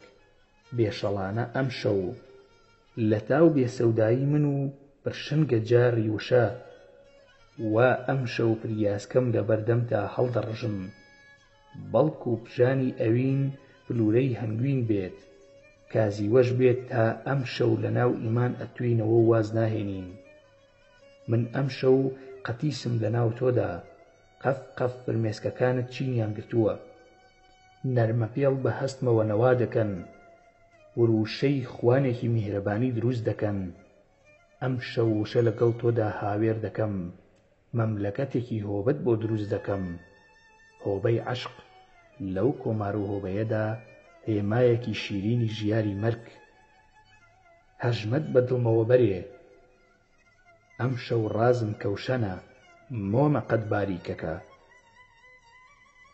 لەگەڵ تۆدا لە بەهاری وشەدا شەوینە شالورم ئەم شەو کەناریش لە ئاسما بێدەنگە ئەم شەو گیانم تیژی خەمە دەندەکانم دەرکەوتووە منیش وەک تۆ فرمێسک لە چاوم دەبارێ لاشەم وا بۆتە زنار ساپیتەی ژوورەکەشم بەسەر ماوا دەبارێ شەم چەشنی نییە و نەتۆرەی لێم باگوڵی بەفر نەبێتە میوان ئەنگوستیلەکەم دەکەم بە قەدی تۆدا لایەقی تۆیە ماڵبەندی مێرگزە جار بۆ من تۆ چلچرای پڕ ئاوێزەی چڵۆپکی ڕووناکی و تیرێژی منی داڕشتنی هەموو خەمەلاسارەکانی منی مۆم من ئەم شەو هەر سیا چەمانەت بۆ دەڵێم بەیات و سەبا بە دەور تا دەگەڕێنم هەرچی خەممە ئەم شەو لەگەڵ گڕەبێنازەکەت دەیسووتێنم من ئەم شەو نازت دەکێشم کەسێک نییە هاوڕێم بێ لە تۆ زیاتر کەسێک نییە ڕووناکیم بێ بەجێم مەهێڵە ئەم هەموو ناڵەیەم بۆ تۆیە کەچی وا لارەمل کەوتی پرتەپرت کەوتینە ناو فرمێسکی خۆت بەجێت هێشتم کوا ڕووناکیت ئەوانەی وەک تۆ ناسکەن ئەگەرچی شعریشتان بۆ بنووسم لە کۆتایی بەجێمان دێڵن و نامان ناسن ئەوەش مۆم و عەشق بۆ یەکتری دەتوێنەوە ئازیزانیان بەجێ دێڵن هەڵبژێرە کامیان تەوێ ژوورە تاریکەکەی من یا مۆمێکی ئایاری بەژن بێبن ئەمە عەشقە یا گۆڕستانی مۆمە هیچیان فەرقیان نییە بۆ من ماوەی مانگێکی پێچوو عەبدوڵڵا هات بۆ لام وتی با بڕۆین بۆ لای کاک مستەفا داوای ئازیزم بۆ بکە چوین و باسەکەمان لە خزمەتی کاک مستەفادا کردەوە کاک مستەفا ڕازی بوو سوپاس بۆخوا من دەستم بۆ عەبدوڵڵا ماچ کرد و مەجلیس خۆش بوو ئیتر وتمان بڕیاری خۆتانە و کەی دەیگوێزنەوە دوای 2 هەفتە عەبدوڵڵا تەلەفۆنی بۆ کردم لە میسر وتی هیچت ناوێ بۆت بێنم لە میسر منیش هەر کتێبم پێویستە داوای کتێبم لێ کرد بەلامەوە سەیر بوو وامەزانی چووە بۆ کەرەستە و ئەشیای دوکانەکەی لە مسر بکڕێت وتی ئەوە ئازیزیش سەلامە لێ دەکا چوون بۆ مانگی هەنوێنی منیش بە خۆشحاڵیەوە تەنها پیرۆزباییم لەسەر بوو بەڵام زۆر دڵم بە عەلی ئەسووتا تەلەفۆنم بۆ کرد وەک وەفایەک وتم عەلی ئەم ئێوارەیە داوەتی منی چییە خۆی عەلی وتی حەزم لە فەلافلە منیش بە کوردی وتم ئاخر بۆیە ئازیز شووی پێ نەکردی عەلی وتی تێناگەم باسی چیەکەی وتم ئەڵێم وەرە با ڕۆحی عەزیزی خۆمت پێشکەشکەم فەلافل چییە دوای چەند مانگێ عەبدوڵڵا تەلەفۆنی کرد وامزانی عاجز بوون لەگەڵ خێزانی دەنگی زۆر هێواش و نەرم بوو لە دڵی خۆما وتم بەخوا شەڕیان بۆ لەگەڵ ئازیز دوای چۆنی و چاکی وتی ماکوان مامە مستەفام ئەمری خوای کردووە وەرە بۆ تەعزیەکەی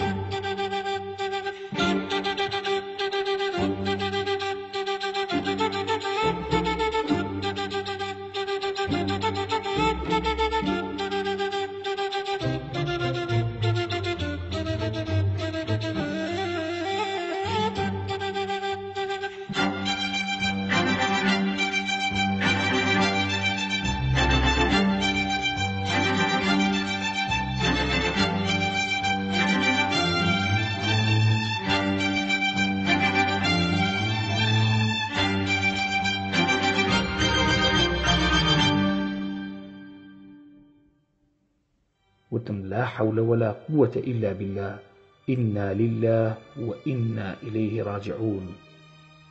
کاک مستەفاش خوای گەورە بردیەوە بۆ لای خۆی.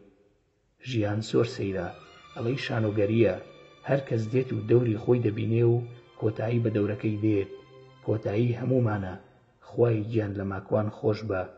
ئەگەر لە شانۆکەتدا کارکتەرێکی باش نەبووم.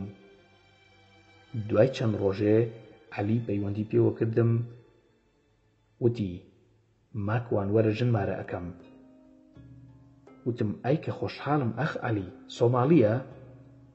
عەلی وتی نا، نەرویجیە. وتم عەلی لە دیسکۆ پەیات کرد؟ عەلی وتی نەوەڵا، لە مزگەوت بۆیان دۆزیمەوە. نەرویجیەکی سەلەفیە و نیقاب دەکا و دەڵێ بە مەرجێک شوت پێ دەکەم بچین لە یەمەن بژین. وتم چیت پێویستە بۆت بکەم عەلی برام؟ عەلی وتی وجودی خۆت. عەلی ژنی هێنا، مستەفا مرد، ئازیز شووی کرد و هێرۆژ مرد، سەسیل ماوە، ماکوانیش ماوە. جارێ ململانەی بەردەوامە. ئەمە کۆتایی نییە، بەڵکو سەرەتایە.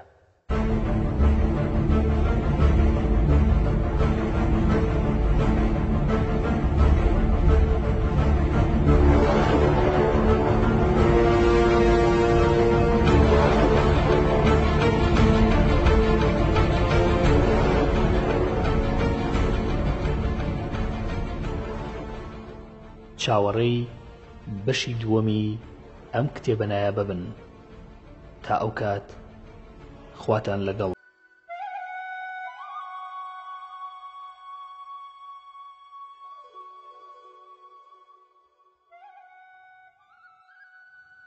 ئەو کەسانی کە جنۆکە دەچێتە لاشەیان دیاردەکانی زۆر نزیکە لەو کەسانی کە تووشی نەخۆشی دەرونی بوون. بەچیدا لە یەکتر جیایان دەکەیتەوە تاکە شاڕێگەیەک خوێندنی قورئانە. زۆر جار قورئان خوێندنەکە ڕاستەوخۆ جنۆکەکە لە لاشەی کەسەکەدا دەخاتە قسە و هەندێ جاریش پێی دەچێ. لە کەمترین ماوەدا 10-20 خولەک لە خوێندنی ئاەتەکە ڕاستەوخۆ هەست بە نەخۆشەکە دەکەیت کە بە تەواوەتی دەگۆڕێت و هەوڵی پەلاماردان یاخود ڕاکردن ئەدا. هەندێ جاریش ئاساییە، هیچ هەستێکی نییە، تەنها بە چاو تەماشا دەکات لە پیاوان زیاتر کە تووشی ئەو حاڵەتە دەبن. ئەوەی کە قورئانەکە دەخوێنێ سەرەتا دەیانەوێت ئیحراجی بکەن، دەست دەکەن بە جڕلێدان. ئەوەش شەیتان و جنۆکەکانە وا دەکەن بۆ ئەوەی مەجلیسەکە بخەنە پێکەنین و لە جەوی ئیمانی دەرچێ. هەندێ جار بە زمانی جیاواز لە کوردی و عەرەبی و فارسی قسە دەکەن، وەک ئیسپانی و پورتوگالی و زمانی تری بیانی، چونکە زۆرێک لە زمانەکان شارەزان. لە حاڵەتی وا ئەبێ بە ئاسایی وەری بگریت و هەوڵ بیت بە زمانی قورئان قسەی لەگەڵ بکەیت. ئەگەر هەر تێنەگەیشتی ئەو کاتە کەسەکە کە ڕوقیەی شەرعی دەخوێنێ بەردەوام دەبێت لە خوێندنی ئەسکارەکان و ڕوقیەکە تەواو دەکا و گوێ بەوە نادا. هەندێ جار بە قسە و گاڵتە و گەپی قۆڕ مەجلیسەکە تێک ئەدەن و سەرقاڵت دەکات لە ڕێگای نەخۆشەکەوە. ئەوەی کە قورئان دەخوێنێت و ڕوقیە شەرعیەکە دەکات دەبێت نەهێڵێ مەجلیسەکە یا ئەو خەڵکەی لەگەڵیدان کەونە پێکەنین و قسەی بێمانا و وەڵامدانەوە. بە ناوی خوا دەست پێ بکات و بە سەڵاوات لەسەر پێغەمبەری خوا درودی خوای لێبێت. ئەو دەست دەکات بە خوێندنی قورئان، بە پەناگرتن لە خوای گەورە لە شەیتان دەست پێ دەکات. هەندێ ئافرەت کە جنۆکە لە لاولاشەیاندایە باشترە ئافرەت دەری بکات، بەڵام بە هۆکاری ئەوەی ئافرەتان ترسنۆکن کەمتر دەتوانن ئەو کارە ئەنجام بدەن. هەرچەندە لە ناو سۆماڵەکاندا ئافرەت هەیە ئەو کارە دەکا. ئەگەر پیا بوو باشترە دەموچاوی ئافرەتەکە داپۆشێ، بە هۆکاری ئەوەی جنۆکە لە لاشەی ئافرەتەکەدا پەلاماری عەورەتی پیاو ئەدا و ئیحراجەکە. زۆر جار خانەوادەکان ئیحراج دەبن دەبێ بە ئاسایی وەری بگرن و لە نەخۆشەکە نەدرێ یا تووڕە نەبن لێی، چونکە ئەو بەو کارانە ئاگادار نییە، یان دەیانەوێ هەستی ئەو پیاوە بۆ ڕوژێنن لە ڕووی سێکسیەوە کە قورئانەکە دەخوێنێ. باشتر ئەوەیە کە مەحرەم لەلایەندا بێت، وەک باوک یان برایە دایک یا هەر کەسێکی تریان بێت. ئەو کەسانەی کە داوا دەکەن بە تەنهایی لەگەڵ ئافرەتدا بن ئەوە ساختەچین، دەست درێژی دەکەنە سەر ئافرەتەکە، خۆی لەگەڵ شەیتان و جنۆکە دەستی تێکەڵ کردووە. هیچ پێویستی بە تەنهایی نییە. ئەو کەسەی کە کارەکە دەکات باشترە بە ڕۆژوو بێت، ئەگەر نەیتوانی باشترە دەستنوێژی هەبێت ئینجا دەست پێ بکات. نابێ بترسێت و سیر و پیازی نەخواردبێ باشترە. نابێ هیچ ترسێک لە دڵیدا بێت لە کاتی کارەکەدا، چونکە ترس دەبێتە هۆکاری ئەوەی کە جنۆکە یاخود شەیتانەکە هەستی پێ بکات لە لاشەی کەسی دووەمەوە بچێتە ناو لاشەی ئەو کەسەی ڕۆقیە شەرعیەکە دەخوێنێ و ئەنجامی نەدات. پاشان لە ژوورێکدا ئەو کارە بکات هیچ جۆرە ڕسمێکی ناشەرعی تیا نەبێت، وەک وێنەی تەواوی مرۆڤ. مەبەستم وێنەی تەواوی لاشەی مرۆڤە، واتە وێنەی کامل، چونکە وێنەی لاشەی مرۆڤ بە تەواوی جائیز نییە و حرامە. ئەگەر تەنها سەری بێت یا لاشەی نوقسان بێت ئەوە ئەو وێنەیە جائیزە، ئەویش بەڕای هەندێک لە زانایان. بە هیچ شێوەیەک بخورد نەسووتێنن بۆ بۆن و پیرۆزی، ئەوە حرامە، چونکە شەیتان و جنۆکە حەزیان بەو بۆنەیە، هەرچەندە بۆنەکە زۆر خۆش نییە، بەڵام جنی و شەیتانەکان حەزیان پێیەتی. ئەو کەسەی کە جنۆکە دەردەکات پێویستە پاک و خاوێن بێت، جلوبەرگی جوان بێت و بۆنخۆش بێت، لەبەر ئەوەی جن و شەیتانەکان لە پاکی ڕادەکەن. ئینجا دەست دەکەی بە خوێندنی و هەموو کەس دەتوانێت بەکاری بهێنێ بۆ خۆی و بۆ ماڵ و منداڵ تایبەت نییە بە کەسێک یا بە شێخێک یا بە مەلایەک، بەڵکو گشتیە هەموو کەسێ ئەتوانێت بەکاری بهێنێ. وەک من دەستم پێکرد بۆ هێرۆ، بەم شێوەیە دەستم پێکرد سەرەتا. سەرەتای سوورەتی بەقەرە تا ئایەتی 10. پاشان هەمان سوورەت تەنها ئایەتی 101. هەمان سوورەت کۆتاییەکەی. ئەگەر ئەم ئایەتانە چەند جارێ دووبارە بکرێتەوە زۆر باشە. بە زووترین کات بەم ئایەتانە نەخۆشەکە دەکەوێتە حاڵەتێکی ناتەندروست و لە ئاسایی بوون دەردەچێت. بەڵام ئەگەر هیچ ڕۆی نەدا و دڵنیابوون لەوەی کە هەر جنۆکەی تێدایە نابێ وازی لێ بهێنرێت، بەڵکو بەردەوام دەبێت. سوورەتی قولەکان دەخوێنرێت کە بریتیە لە 4 سوورەت. بەم شێوەیە تەرتیبەکەی دەخوێنرێت بە دوای یەکدا. یەکەم سوورەت الکافرون، دووەم سوورەت الإخلاص، سێەم سوورەت قل أعوذ برب الفلق، چوارەم قل أعوذ برب الناس. ئەگەر کەسەکە جنۆکەی تێدا بێت بە دڵنیاییەوە دەکەوێتە حاڵەتێکی زۆر نەئاسایی و هەوڵ ئەدا ڕاکات، بەلاقاژێ دەکات، هەز بە ترس دەکات. پێویستە کەسەکە بەهێز بێ. ئەگەر زۆر بەهێز نەبوو لە چاو نەخۆشەکەدا خەڵکی تر هاوکاری بکات. لەو حاڵەتەدا دەست کە بە قسەکردن ڕوو و نەخۆشەکە ئەشێ سەرەتا کەسەکە خۆی وەڵام باتەوە، بەردەوام بە لەگەڵیا تا ئەو کاتی دەنگێکی نەئاسایی لە دەنگی ئەو پەیدا دەبێت. ئیتر ئیعتراف دەکات، دان دەنێ بەوەی کە جنەکەیە. هەندێک جن هەیە شەرمنە و دەنگی نزمە، لەگەڵی بەردەوام بە تا دەکرێتەوە لەگەڵتا. بۆ ئەوەی دڵنیابیت لەوەی کە ڕاستەخۆ جنۆکە لە لاشەیدایە و بتوانی جای بکەیتەوە لە نەخۆشی دەرونی، ئەشێ نەخۆشەکە دەنگی خۆی بگۆڕێ بۆ ئەوەی سەر لێ تێک بچێ. هەندێشتی تایبەت بە نەخۆشەکە وەرگرە لە کەسوکاری کە تەنها هاوسەرەکەی یان دایکی یا باوکی بیزانن، پرسیار کە بەنهێنی سپێنە بەگوێیدا. ئەگەر زانیان ئەوە ئەشێت دەنگی خۆی بێت، بەڵام ئەگەر نەیان زانی ئەوە جنۆکەیە، چونکە عیلمی غەیبیان نییە. دەبێت شتی زۆر تایبەت بێت، نابێ گشتی و کاری ڕۆژانە بێت کە بیکات، یاخود بە پێچەوانەوە شتێک دەڵێ کە نەخۆشەکە نایزانێ. بۆ نمونە دەیبیتە ماڵی کەسێکی تر لە ژوورەکانی سەرەوە پرسیاری لێ دەکەیت. پێشتر پێویستە خۆت بزانی چی تێدایە و یان ژێرزەمینەکان چی تێدایە. خۆت دەبێت دڵنیابیت لەو شتانەی کە لە ژوورەکەدایە. ئەگەر زانی ئەوە جنۆکەیە، چونکە ئەوان زۆر سەریعن و زۆر خێرا دەچن و دێنەوە، دەزانن چی تایە. پاشان کە کەوتیتە قسەکردن لەگەڵیا، نابێ هیچ بترسید. هەست بەوە بکە کە بە تەلەفۆن قسە دەکەیت یا سکایپە یاخود زۆر بە ئاسایی وەری بگرە. هەندێک جار تێبکەنی باشترە، بەڵام نەک قاقا زەردەخەنە. هەست بکە تۆ بە توانایت وا لێیان ناترسید. پێی دەڵێی وەرە دەرەوە لە لاشەی ئەم مرۆڤە، تۆ زۆڵمی لێ دەکەی. ئەوە جێگای تۆ نییە. جنۆکە و شەیتانەکان سروشتیان وایە زۆر درۆزنن. اینجا ئەوان پرسیار لە تۆ دەکەن بۆ ئەوەی مێشک و سەرنجی تۆ ڕاکێشن و مەشغوڵت بکەن. نابێ بە هیچ شێوەیەک مەشغوڵت بکەن. خۆت توانای ئەوەت هەبێ کە بیهێنیتە ژێر ڕکێفی خۆت و بە تووڕەییەکی ئاسایی پێی دەڵێیت زوڵم مەکە و وەرە دەرەوە لە لاشەیدا. ئەگەر نەی خوای گەورە ئەتسووتێنێ.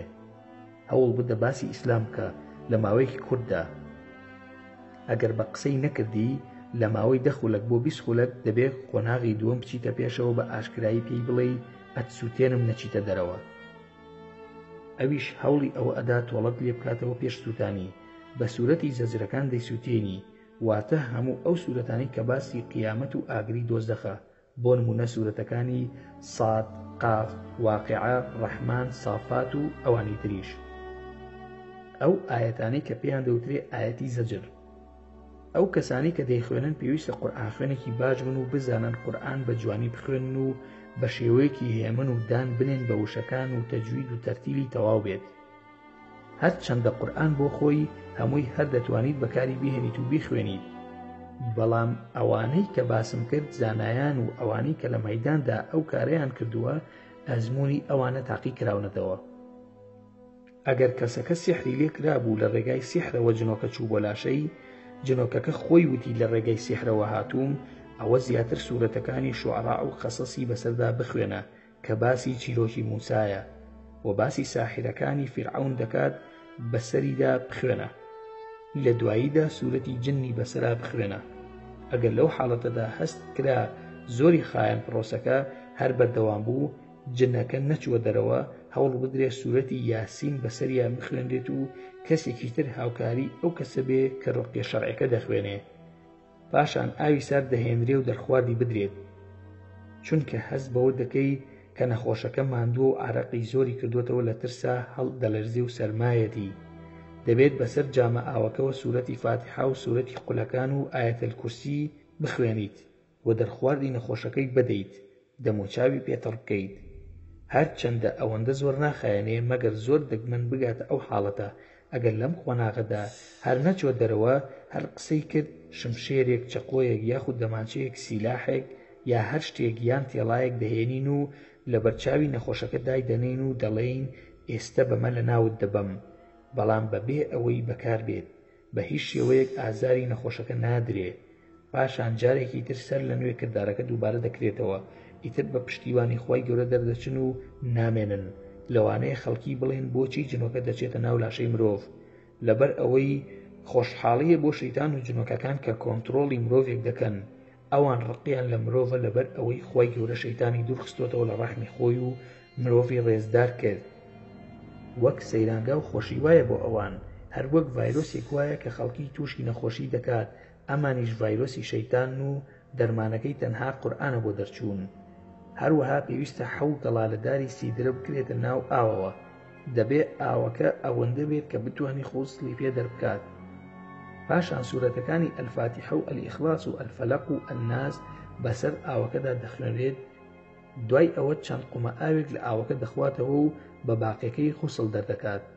ئەگەر گەڵاکە دەست نەکەوت، ناوی هەر گەڵادارێک کە لە قورئان هاتبوو لە میوەکانی بەهەشت بوو، وەک گەڵای هەنار و مۆز و مێو و زۆری تر، دەتوانرێت بەکار بهێنرێت، بەڵام باشترینیان سیدرەیە. هەندێک دیاردەی واقعیەتان بۆ باس دەکەم لە شاری سلێمانی ڕوویداوە. لەوانە خانەوادەیەک لە ماڵێکی خۆشدا دەژیان لە شاری سلێمانی. ئەم ماڵە گیرۆدە بوون بەدەست ئەوەی هەموو ڕۆژێ ماڵەکەیان کۆ دەکردەوە، بەڵام دووبارە دایان دەپژاند بەسەر یەکدا و بە ماجیک و قەڵەم لەسەر دیوارەکان دەنووسرا: دەبێت هەمووتان شێت بکەین و لە ناوتان بەرین. ئیتر وایان لێ هاتبوو ژیانیان لێ تاڵبوو بوو، هەرچی جلوبەرجیان بوو لە ناو کەنتۆر و بۆفیدا دەهاتە دەرەوە و قاپ و قاچاغیان بڵاو دەکرایەوە و دەشکا. پەیوەندیان کرد بە برایەکمان لە سلێمانی، چوو بوو کە تەماشای حاڵەتەکەی کردبوو، هیچ ڕووی نەدابوو. پێی وتبوون با دانیشین لە قاتی خوارەوە و بزانین چی ڕوو ئەدا.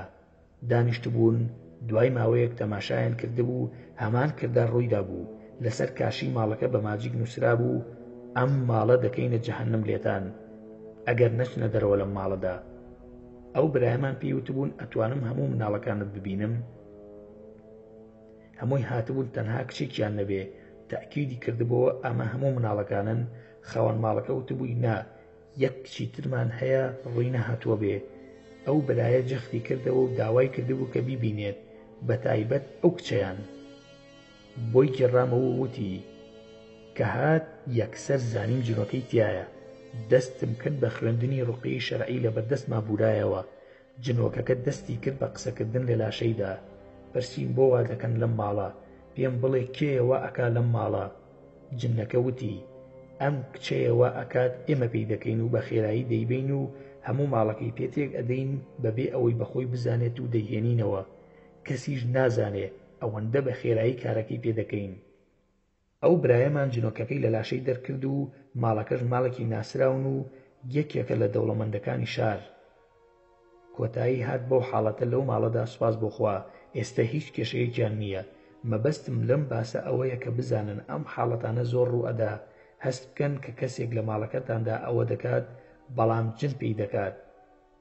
ئینجا خەڵکی زۆر بەملاو بەولادا بە خێرایی دەبن بەبێ ئەوەی بەخۆی بزانێ. حاڵەتێکی تری بۆ گێڕامەوە کە ڕوویداوە هەر لە شاری سلێمانی. لە ماڵێک هەموو بەیانیە پێش ئەوەی هەستن لە خەو نان ئامادە کراوە و چا لێنرا و هەموو شتێک ئامادەیە. ژن و پیاوەکەش دەڵێن ئاگامان لە هیچ نییە. ئەو برایەمان وتی بە پیاوەکەم وت هەوڵ بدە شەوێک نەخەویت چاو بخەرە سەر چێشخانەکە. ئەو پیاوە تەماشای کردبوو لە خێراییەکی بێوێنەدا ژنەکەی هەڵدەستێ هەموو شتەکان ئامادە دەکات و دێتەوە دەخەوێ بێ ئەوەی ئاگای لە خۆی بێت. دوای ئەوە ئەو برایەمان دەڵێ ئەویش دەچێت دەڵێ ژنەکەی جنۆکەی لە لاشەدایە و دەری دێنێت و حاڵەتەکە کۆتایی دێ. ئەو جنۆکەیە لە لاشەی ئەو ژنەدا بوو جنێکی موسڵمان بوو. هەر حەزی کردبوو خزمەت بۆ ماڵە بکات، بەڵام ئەو برایەمان وتی بە قسەی کردم و دەرچوو زۆر بە ئاسانی. زۆر جار جنۆکە دەچێتە دەستی نەخۆشەکە، پیاوان یا چەند پیاوێک بە ئاسانی بۆیان ناجوڵێ. یاخود قاچی ئەم حاڵەتە ڕوو ئەدا ئەگەر ئەوەندە بەهێز بوو نەخۆشەکە بزانن ئەوە جنۆکەیە. پاشکۆی باس یەکێک لە شێوازی پەروەردەی مرۆڤ یاخود بنیادنانی مرۆڤ لەسەر بنەمایەکی ئایدۆلۆژی و یان ڕوونتر بڵێم کاریگەری دروستکردن لەسەر ناخی مرۆڤەکان ژێرخانێکی مەعریفی پێ ببەخشێت لە زمانی فکردا پێی دەوترێ ئەبستمۆلۆژیا. پێویستە قسە لەگەڵ ناخی بکەیت تا بتوانێت لە ڕێگای ئەو شێوازەوە پەیامی خۆت تێبگەێنیت. ئەوەی لە مێشکیدا چەسپاوە بیسڕیتەوە و ئەودەیتی زانیاری بکەیت لە مێشکی بەرامبەردا بەو شێوەی تۆ ئەتەوێ. ئەمەش بە زانستێکی نوێ دەبێت کە ناوی بیردۆز و مۆدێلێکی ڕەفتاری مرۆڤ پەیوەندیەتی لەسەر بنەمای تێگەیشتنی زمانەوانیە. بە کورتکراوەیی ئینگلیزی ئەم زانستە نزیکەی 35 ساڵە دامەزراوە. ناسراوترین زانای ئەم بوارە هەیملتۆن ئەریکسۆنە، خەڵکی ئەمریکایە و لە نەژادی جوولەکەیە. ئەم شێوە ئوسلوبێکی گرنگە بۆ تێگەیاندنی بەرامبەر بەبێ ئەوەی داوای لێ بکەیت خۆی شوێنت دەکەوێ.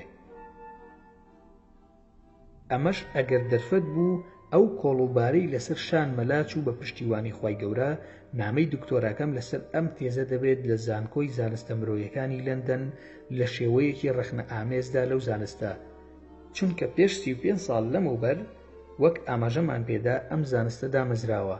ئەکادیمیایەکی ئاسمانی بە ناوی ئەکادیمیای محەممەد درودی خوای لەبێ ئەو پەیام و میتۆدەی فێری موسڵمانان و مرۆڤایەتی کرد بە گشتی لە ڕێگای پەیامەکەی خۆی پەروەردگارەوە لە زانکۆی پێغەمبەرایەتیدا بە ناوی ئەلقورئان. خوای گەورە لە سوورەتی ئەلعەراف ئایەتی 176 دەفەرمێ ئەم جۆرە بەسەرهاتانە بگێڕەرەوە بۆ ئەوەی دابچڵەکێن و بیر بکەنەوە.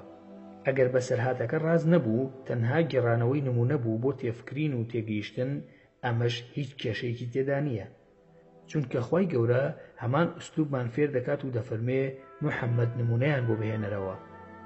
وەضرب لەهم مەثەلەن. جا ئەم ئوسلوبی نمونە و مەسەلەیە لە ناو قورئاندا زۆرە و واتا واقع نییە، بەڵکو تەنها نمونەیە بۆ تێگەیشتن. ئەم شێوازانە هەمووی خوای گەورە لە سەرەتای هاتنی ئیسلامەوە وەک زانستێکی پەروەردەیی هەموو کۆمەڵگای جاهیلی ئەو سەردەمەی گۆڕیوە بە قورئان. ئامانج لە باسی مەملەکەتی شەیتان ئەوەی لای نووسەرگرنگە زانیاری ناو باسەکەیە، زانیاری تەندروست بدەین بە خەڵکی لەسەر ئەو باسانەی شەیتان و جنۆکەکان کە هەمووی باسی بیر و باوەڕە لە باوەڕەوە سەرچاوەی گرتووە. هەوڵمان داوە کە خوێنەر بە چاوی مەخلوقێکی ئاسایی تەماشای جنۆکە و شەیتان بکات و کاریگەریان بزانێت کە وەک ڤایرۆسێکە، بەشتنی بە ئاو سابوون و دەرمانی تایبەت لە ناو دەچێت. جۆرێکە لە مەخلوق هاوشێوەی ڤایرۆسە دەچێتە ناو لاشەی مرۆڤ، ئەمەیان بە سابوون و دەرمان لا ناچێت، بەڵکو بە زیکری خوای پەروەردگار و دینداری و خواناسی لە ناو دەچێت. ئامانجەکەم ئەوە بوو زیاتر کە پێتان بڵێم کە تۆی مرۆڤ بەهێزتری تۆ خوای گەورە ئەم کەونەی مسەخەر کردووە لە بەردەستی تۆدا و تۆ خەلیفەیت و ئەوان هیچ بەدەستن. کاریگەری باسەکە هەوڵمانداوە لە باسەکەدا خەڵکی زیاتر دیندار بێتەوە و خواناسیەکەی بەهێزتر بکات و ئیمانی زیاتر بتەو بێ بە پەروەردگاری و ئاڵای یەکتاپەرستیەکەی هەمیشە بشکێتەوە، دوور بکەوێتەوە لە شیرک و سیحر و نوشتە و جادو و سەرفکردنی پارە و سەروەت و سامان لە شتی پڕوپوچدا و دوورکەوتنەوە لە خوڕافات و قسەی بێمانە و بەتاڵ. پاشان ویستومانە ڕاستەوخۆ خۆتان مامەڵە بکەن لەگەڵ واقعی ناو باسەکەدا تۆ دەست بدەیت لە جنۆکە و خۆت دەری بکەیت. وا هەرچ بکەی خۆت وەک خوێنەر کارەکتەری ناو باسەکەیت، لە هەمان کاردا فێر بکەین کە چۆن مامەڵەی لەگەڵ بکەیت. گۆڕانکاری لە واقعی ژیانی ڕۆژانەتدا. ئەو کەسانی کە ترسنۆک بوون لە دوای خوێندنەوەی ئەم باسە ئازادە بن لە بەرامبەر جنۆکە و شەیتانەکان و جادوبازەکان. ئەم باسە وای لێکردووە گۆڕانکاری پێدەکات هەست بە ئازابوونی خۆی و زاڵبوونێتی بەسەریاندا و لاوازی ئەوانی بۆ دەردەکەوێ. ڕۆژانە هەوڵی ئەوە بدات کە بەردەوام بێت لەسەر زیکرەکان و مێشک و هزری فراوان بێت لە ئاستی ئەو ساحیر و جادوبازانە و ئەوانەی کە لە کۆڵاندا خەریکی قاوەگرتنەوە و نوشتن، بۆ بە ناوی شێخ و مەلا سەرقەڵەمانە لە خەڵکی وەربگرن، بە دەستوخەتێکی شەڕەپشیلە تەنها بۆ وەرگرتنی پارە لە خەڵکی و هیچی تر. هەستمان بەوە کردووە کە گۆڕانکاری ڕوویداوە لە ناخی خوێنەردا بەوەی کە دەزانێت ساحیر چییە و جایان دەکاتەوە لە پیاوچاک و خواناسەکان. لە هەمووی گرنگتر حەزکردنە بە خوێندنەوە و زانیاری زۆر و شیکارێکی کەم کە خۆی بڕوات ماندوو بێت و هەوڵی جددی بات بۆت بە دەستخستنی زانیاریەکان. ئایا ئەم باسە ڕاستە؟ بە دڵنیاییەوە ئەم باسە هەمووی واقعیە و ڕوویداوە و هیچ خلافێکی تیان نییە، بەڵام ئەوەی کە ناڕاستە ناوی کەسایەتیەکان و گۆڕینی جێگە و مەکانیانە بۆ ئەوەی کاریگەری کۆمەڵایەتی لەسەریان دروست نەبێت. هەموو ئەوانی کە باس کراوە لە جنۆکە و شەیتان و کارەکتەری باسەکان بە دیکۆمنت و قسە و باسی خۆیان لە بەردەستی نووسەر هەیە. ئەوەی دەیەوێت سوودی لێوەربگرێت بۆ لێکۆڵینەوە و باسی ئەکادیمی ئەو کات دەتوانێت داوای بکات لە ڕێگای دەستگایەکی ئەکادیمیەوە ئێمەش هەموو سەرچاوەکان بخینە بەردەستی و پێی بڵێین ئەمە ئەسڵ و بنەڕەتی باسەکانە و ئەمەش دیکۆمنتەکانمانە، فەرم و باس و خواستەکانی خۆتی پێ بکە. بەڵام تەنها لەبەر حورمەتی کەسایەتیەکان ناوەکان و جێگە و کاتەکان بگۆڕە بۆ ئەوەی نەناسرێتەوە لە ناو کۆمەلگادا و کاریگەری خراپ لە دەرونی خەڵکیدا دروست بکات و لە ئەوانش ببێتە کارێکی قورس و بە چاوێکی ترسناک تەماشا بکرێن. لە دوعای خێر بێبەشمان مەکەن. ئەفەتەذکڕون ما ئەقول لەکم وأفوض أمري إلى الله إن الله بصير بالعباد. واتە جا لە ئایندەدا ڕۆژێک دێت ئەم قسانەی منتان بێتەوە یاد و ئێستاکەش من بۆ خۆم کاروبارەکانم دەدەمە دەستخوا و پشت بەخوا دەبەستم، چونکە بێگومان خوا بینایە بە بەندەکانی.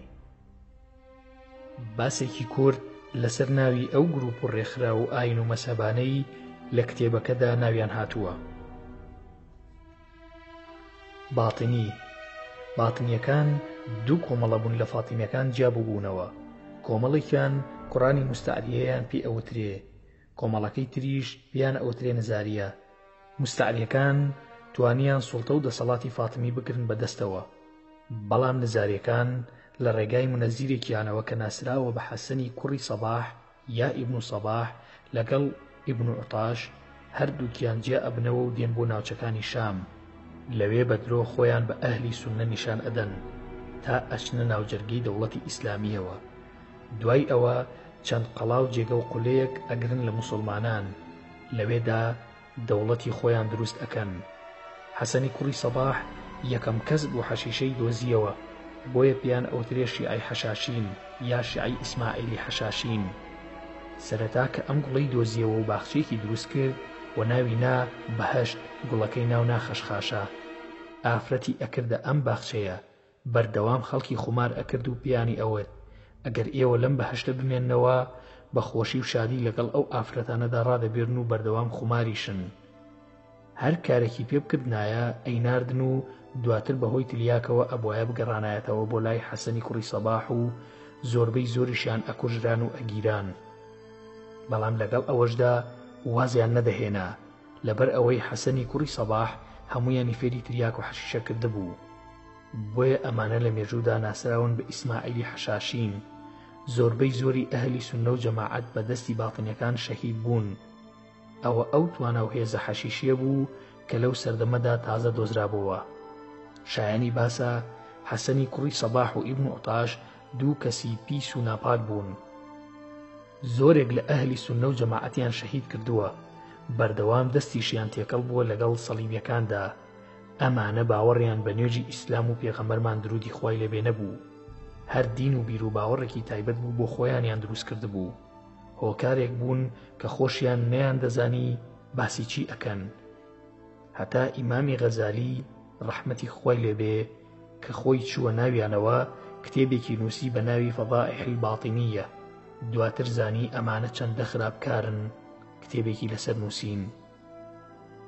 غەنووسی گنۆستیسم تێکەڵکراوی کۆمەڵێک باتیناتی ئاینەکانی هیندستانە. هەروەها تێکەڵاوی فەلسەفەکانی ترە. هەمووی تێهەڵکێش کراوە لە ڕووی عیرفانیەتەوە ناونراوە بە گەنووسی. ئەم ناوە نوێیە بووی داتاشراوە. کۆکراوەی ئاینە بتپەرستیەکانی هیندستانە.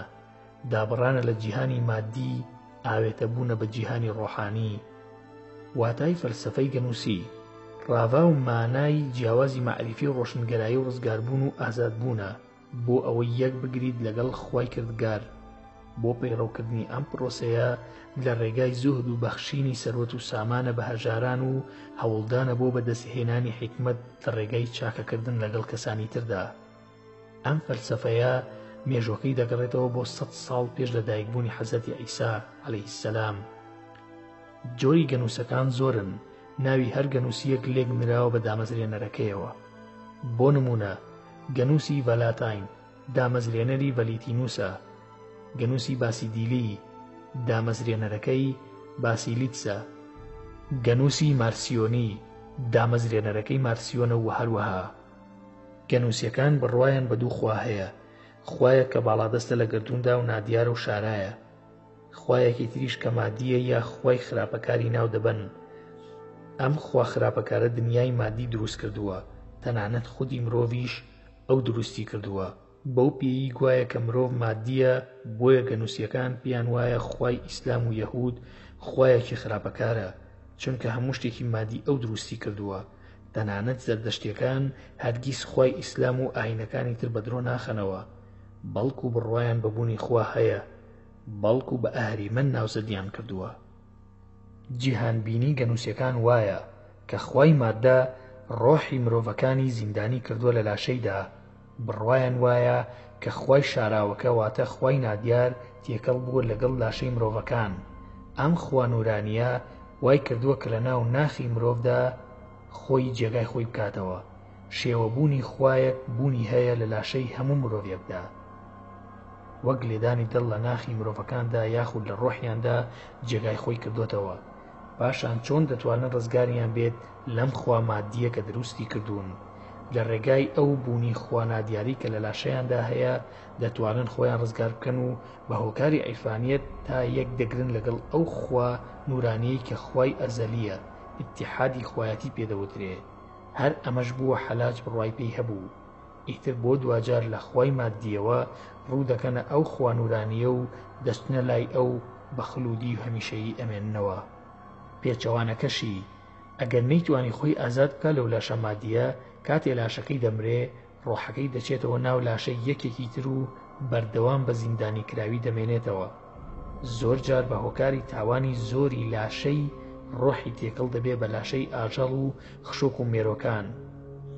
ئەوانەی کە باش بوون و فریای خۆڕزگارکردن نەکەوتون دەبنە باڵدار و باڵندەکان ڕۆحیان لە لاشەی ئەواندا زیندانی دەبێت. ئەم پرۆسەیە بەردەوام دەبێت تا ئەو کاتەی مرۆڤەکان خۆیان ڕزگار دەکەن لە ڕێگای خۆی نورانیەوە بە چاکە و عیرفانیەت، یان ڕۆحیان زیندانی دەبێت لە لاشەکاندا، یان ڕۆحیان زیندان دەبێت لە لاشەکاندا. نوێگەرەکان قوتابخانەی مەزهەبی نوێگەری لە سەرەتای سەدەی 19ەوە دامەزراوە، بەڵام پێشتر کاری بۆ کرابوو لەلایەن زانا و بیرمەندانی ڕۆژئاواوە. پێناسەی ئەم قوتابخانە فکریە ئەدەبیە ئەوەیە لەسەر بنەمای فکری مارکسی و فرۆیدی و وجودی و داروینیە، زیاتر لەسەر بنەمای فەلسەفی ئەدەبی سریالی و ڕەمزیەکانە، واتە کار دەکات بۆ نەهێشتنی هەموو جۆرە بیر و باوەڕێکی ئاینی و لە ناوبردنی دەستوری دینی و هەموو شەریعەتێک، جا ئاسمانی بێ یاخود لەسەر زەوی، سنوور تێ دەپەڕێنێت بە هەموو کلتور و بەهایەکی ڕەوشتی و ئاکاری کۆمەڵایەتی، گرنگی تەنها بۆ خۆشی و ئازادی ڕەهاکان دادەنێت بۆ مرۆڤ، ڕۆحێکی شۆڕشگێڕی ئەداتە خاوەن مەسهەب و هەڵگری فیکرەکە. ئەم مەسهەبە فکریە لە فەڕەنسادا دروست بوو لەسەر دەستی چەند ئەدیبێکی فەڕەنسی ئەلمانی بێدین لە پاریس، لە بەناوبانگترینیان ئەمانن: شارل بۆدلێر 1821 بۆ 1867. ئەم بیرمەندە ئەلمانیە لە سەرەتای بانگەشەی نوێگەریەوە بانگەشەی ئازادی سێکسی و نەمانی هیچ جۆرە بەهایەکی ڕەوشتی کرد و خاوەنی دیوانی گوڵە شەرخوازەکانە، وەرگێڕاوە بۆ زمانی فارسی و عەرەبی و زۆری تر لە زمانەکانی جیهان. گوستاف فلۆبیر 1821 بۆ 1880. یەکێک لە وتەکانی ئەم بیرمەندە و ئەدیبە ئەلمانیە ئەوەیە دەڵێت خراپترین و قەبیحترین کار هاوسەرگیریە. مالەڕامیە 1842 بۆ 1898. شاعیرێکی ڕەمزی فەڕەنسیە. پاشان لە ڕووسیا زیاتر گرنگی پێدرا لەلایەن ئەدیبی ناسرا و مایکۆفسکی، بانگەشەی لە بازدان و بەسەر ڕابردوودا و دەرچوون بەرەو داهاتووی کرد.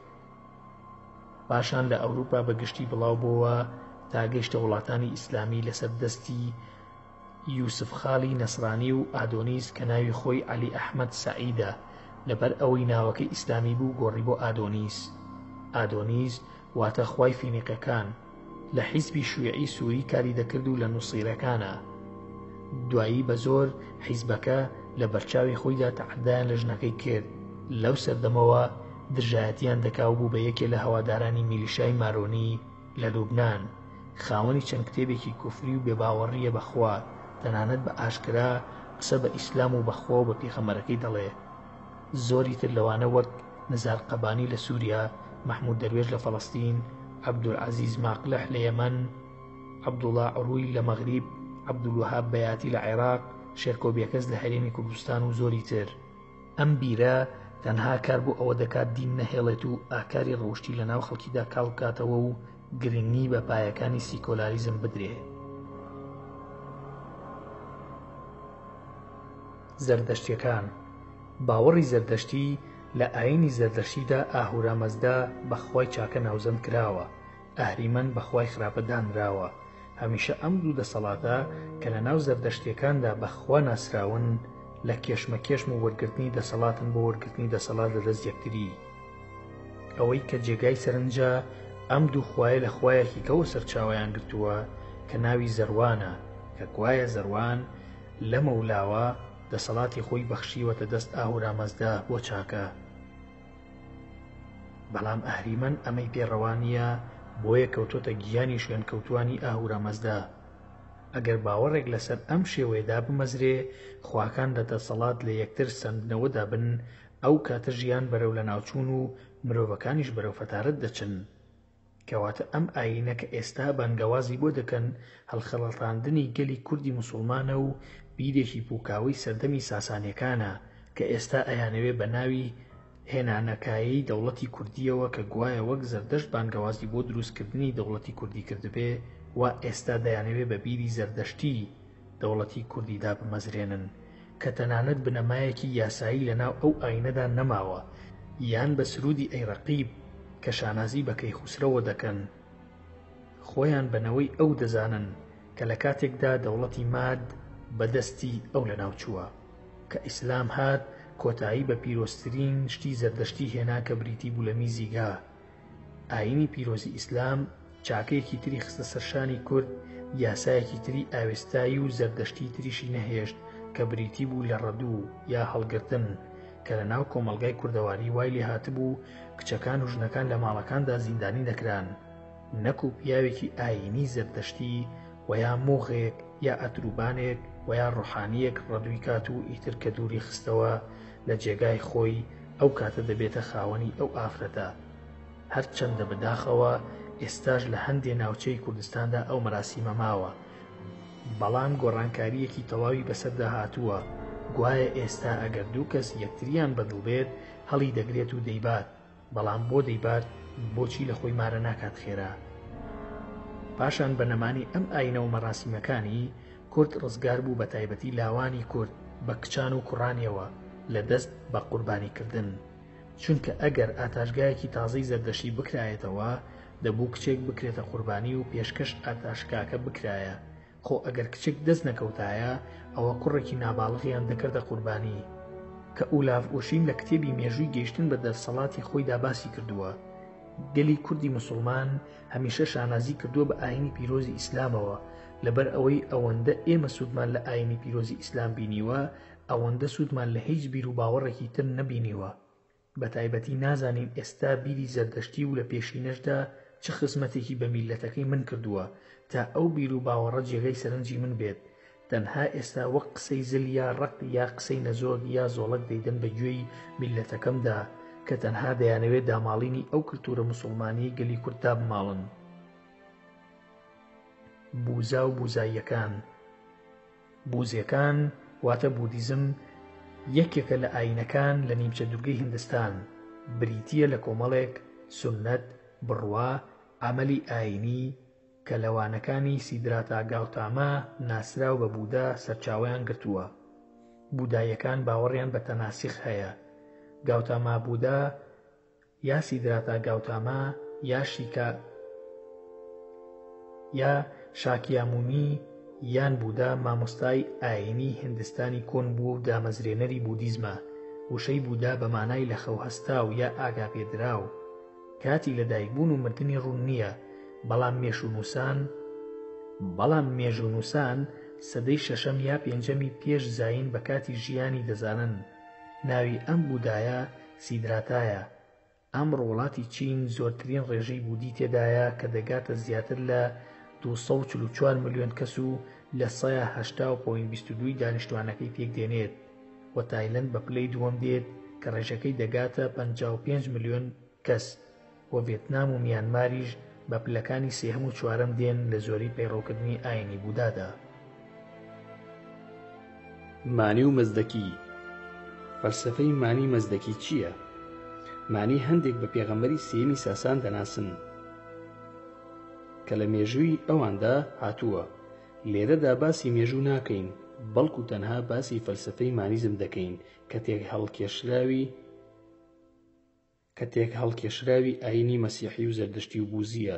ئەم بیر و باوەڕە وەک مەزهەبێکی زەردەشتی وا بوو، بۆیە تا ڕادەیەک موغەکانی زەردەشتی قبوڵیان کرد.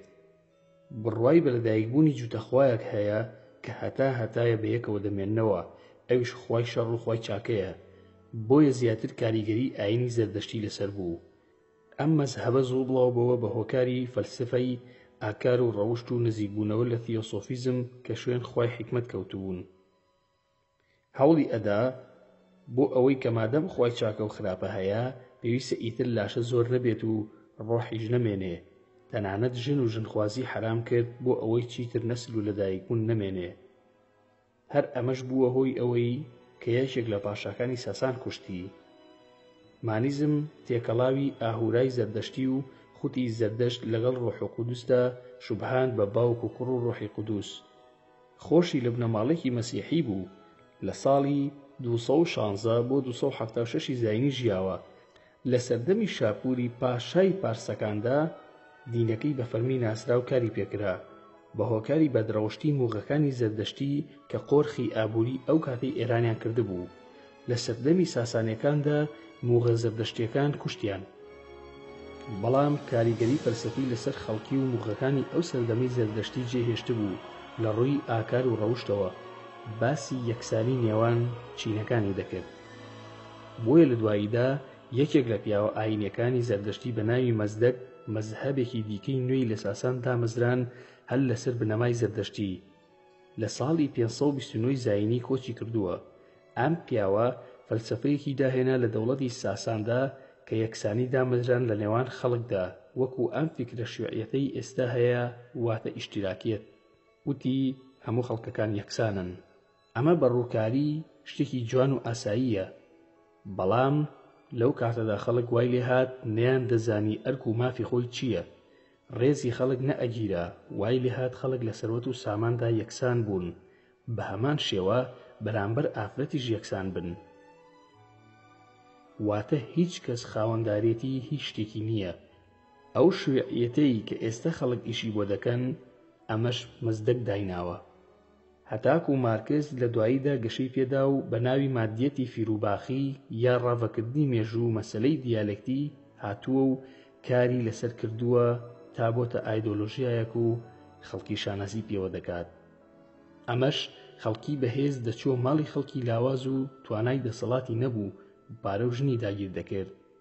شوێعیەت بوو بۆ دینی سەردەمی کیسرا بە ناوی قوبادەوە بوو. لەو سەردەمەدا شتێک دروست بوو لە ناو یاسای زەردەشتیدا بە ناوی ڕەدوو بردن و فڕاندنی ئافرەت یاخود مڵکدارێتی. دکتۆر ڕاغب ئەسیراجانی لە کتێبی سیرەت الرەسوول و بیناء الئومەم ئەڵێ ئەگەر مەزدەک بە هۆکاری فەلسەفەوە تیۆری شووعی فارسی بیرۆکەکەی بڵاو کردەوە، مانی لە ڕێگای وێنە کێشانەوە لەسەر بەرد و تاشینی پەیکەر پەیام و دید و تێڕوانینی دەخستە ڕوو. بۆیە لە وێژەی کلاسیکی کوردیدا ناوی مانی وەکو نیگارکێشێکی گەورە هاتووە. لە یەکێ لە شێعرەکانی نالیدا ئاماژە بە ناوی مانی کراوە وەک وێنەکێشێکی گەورە و بەناوبانگ. هەروەها سالمیش باسی کردووە. نالی دەڵێ مانی نیەتی قووەتی تەسویری برۆی تۆ، ئەم قەوسە بە دەستی متەنەفیز نەکشاوە. سالم دەڵێ بۆ خەیاڵی نەقشی تۆ مانی لە من کەودەنترە، ڕەنگی خامەی کردگارە سەنعەتی تەسویری تۆ. هەروەها سالم دەڵێ بەجووز مانی مسەویر قەوسی ئەبرۆی وی نەکێشاوە، کە مانی نەقشی کێشابێ دەبێ هەروە کە مانی بێ.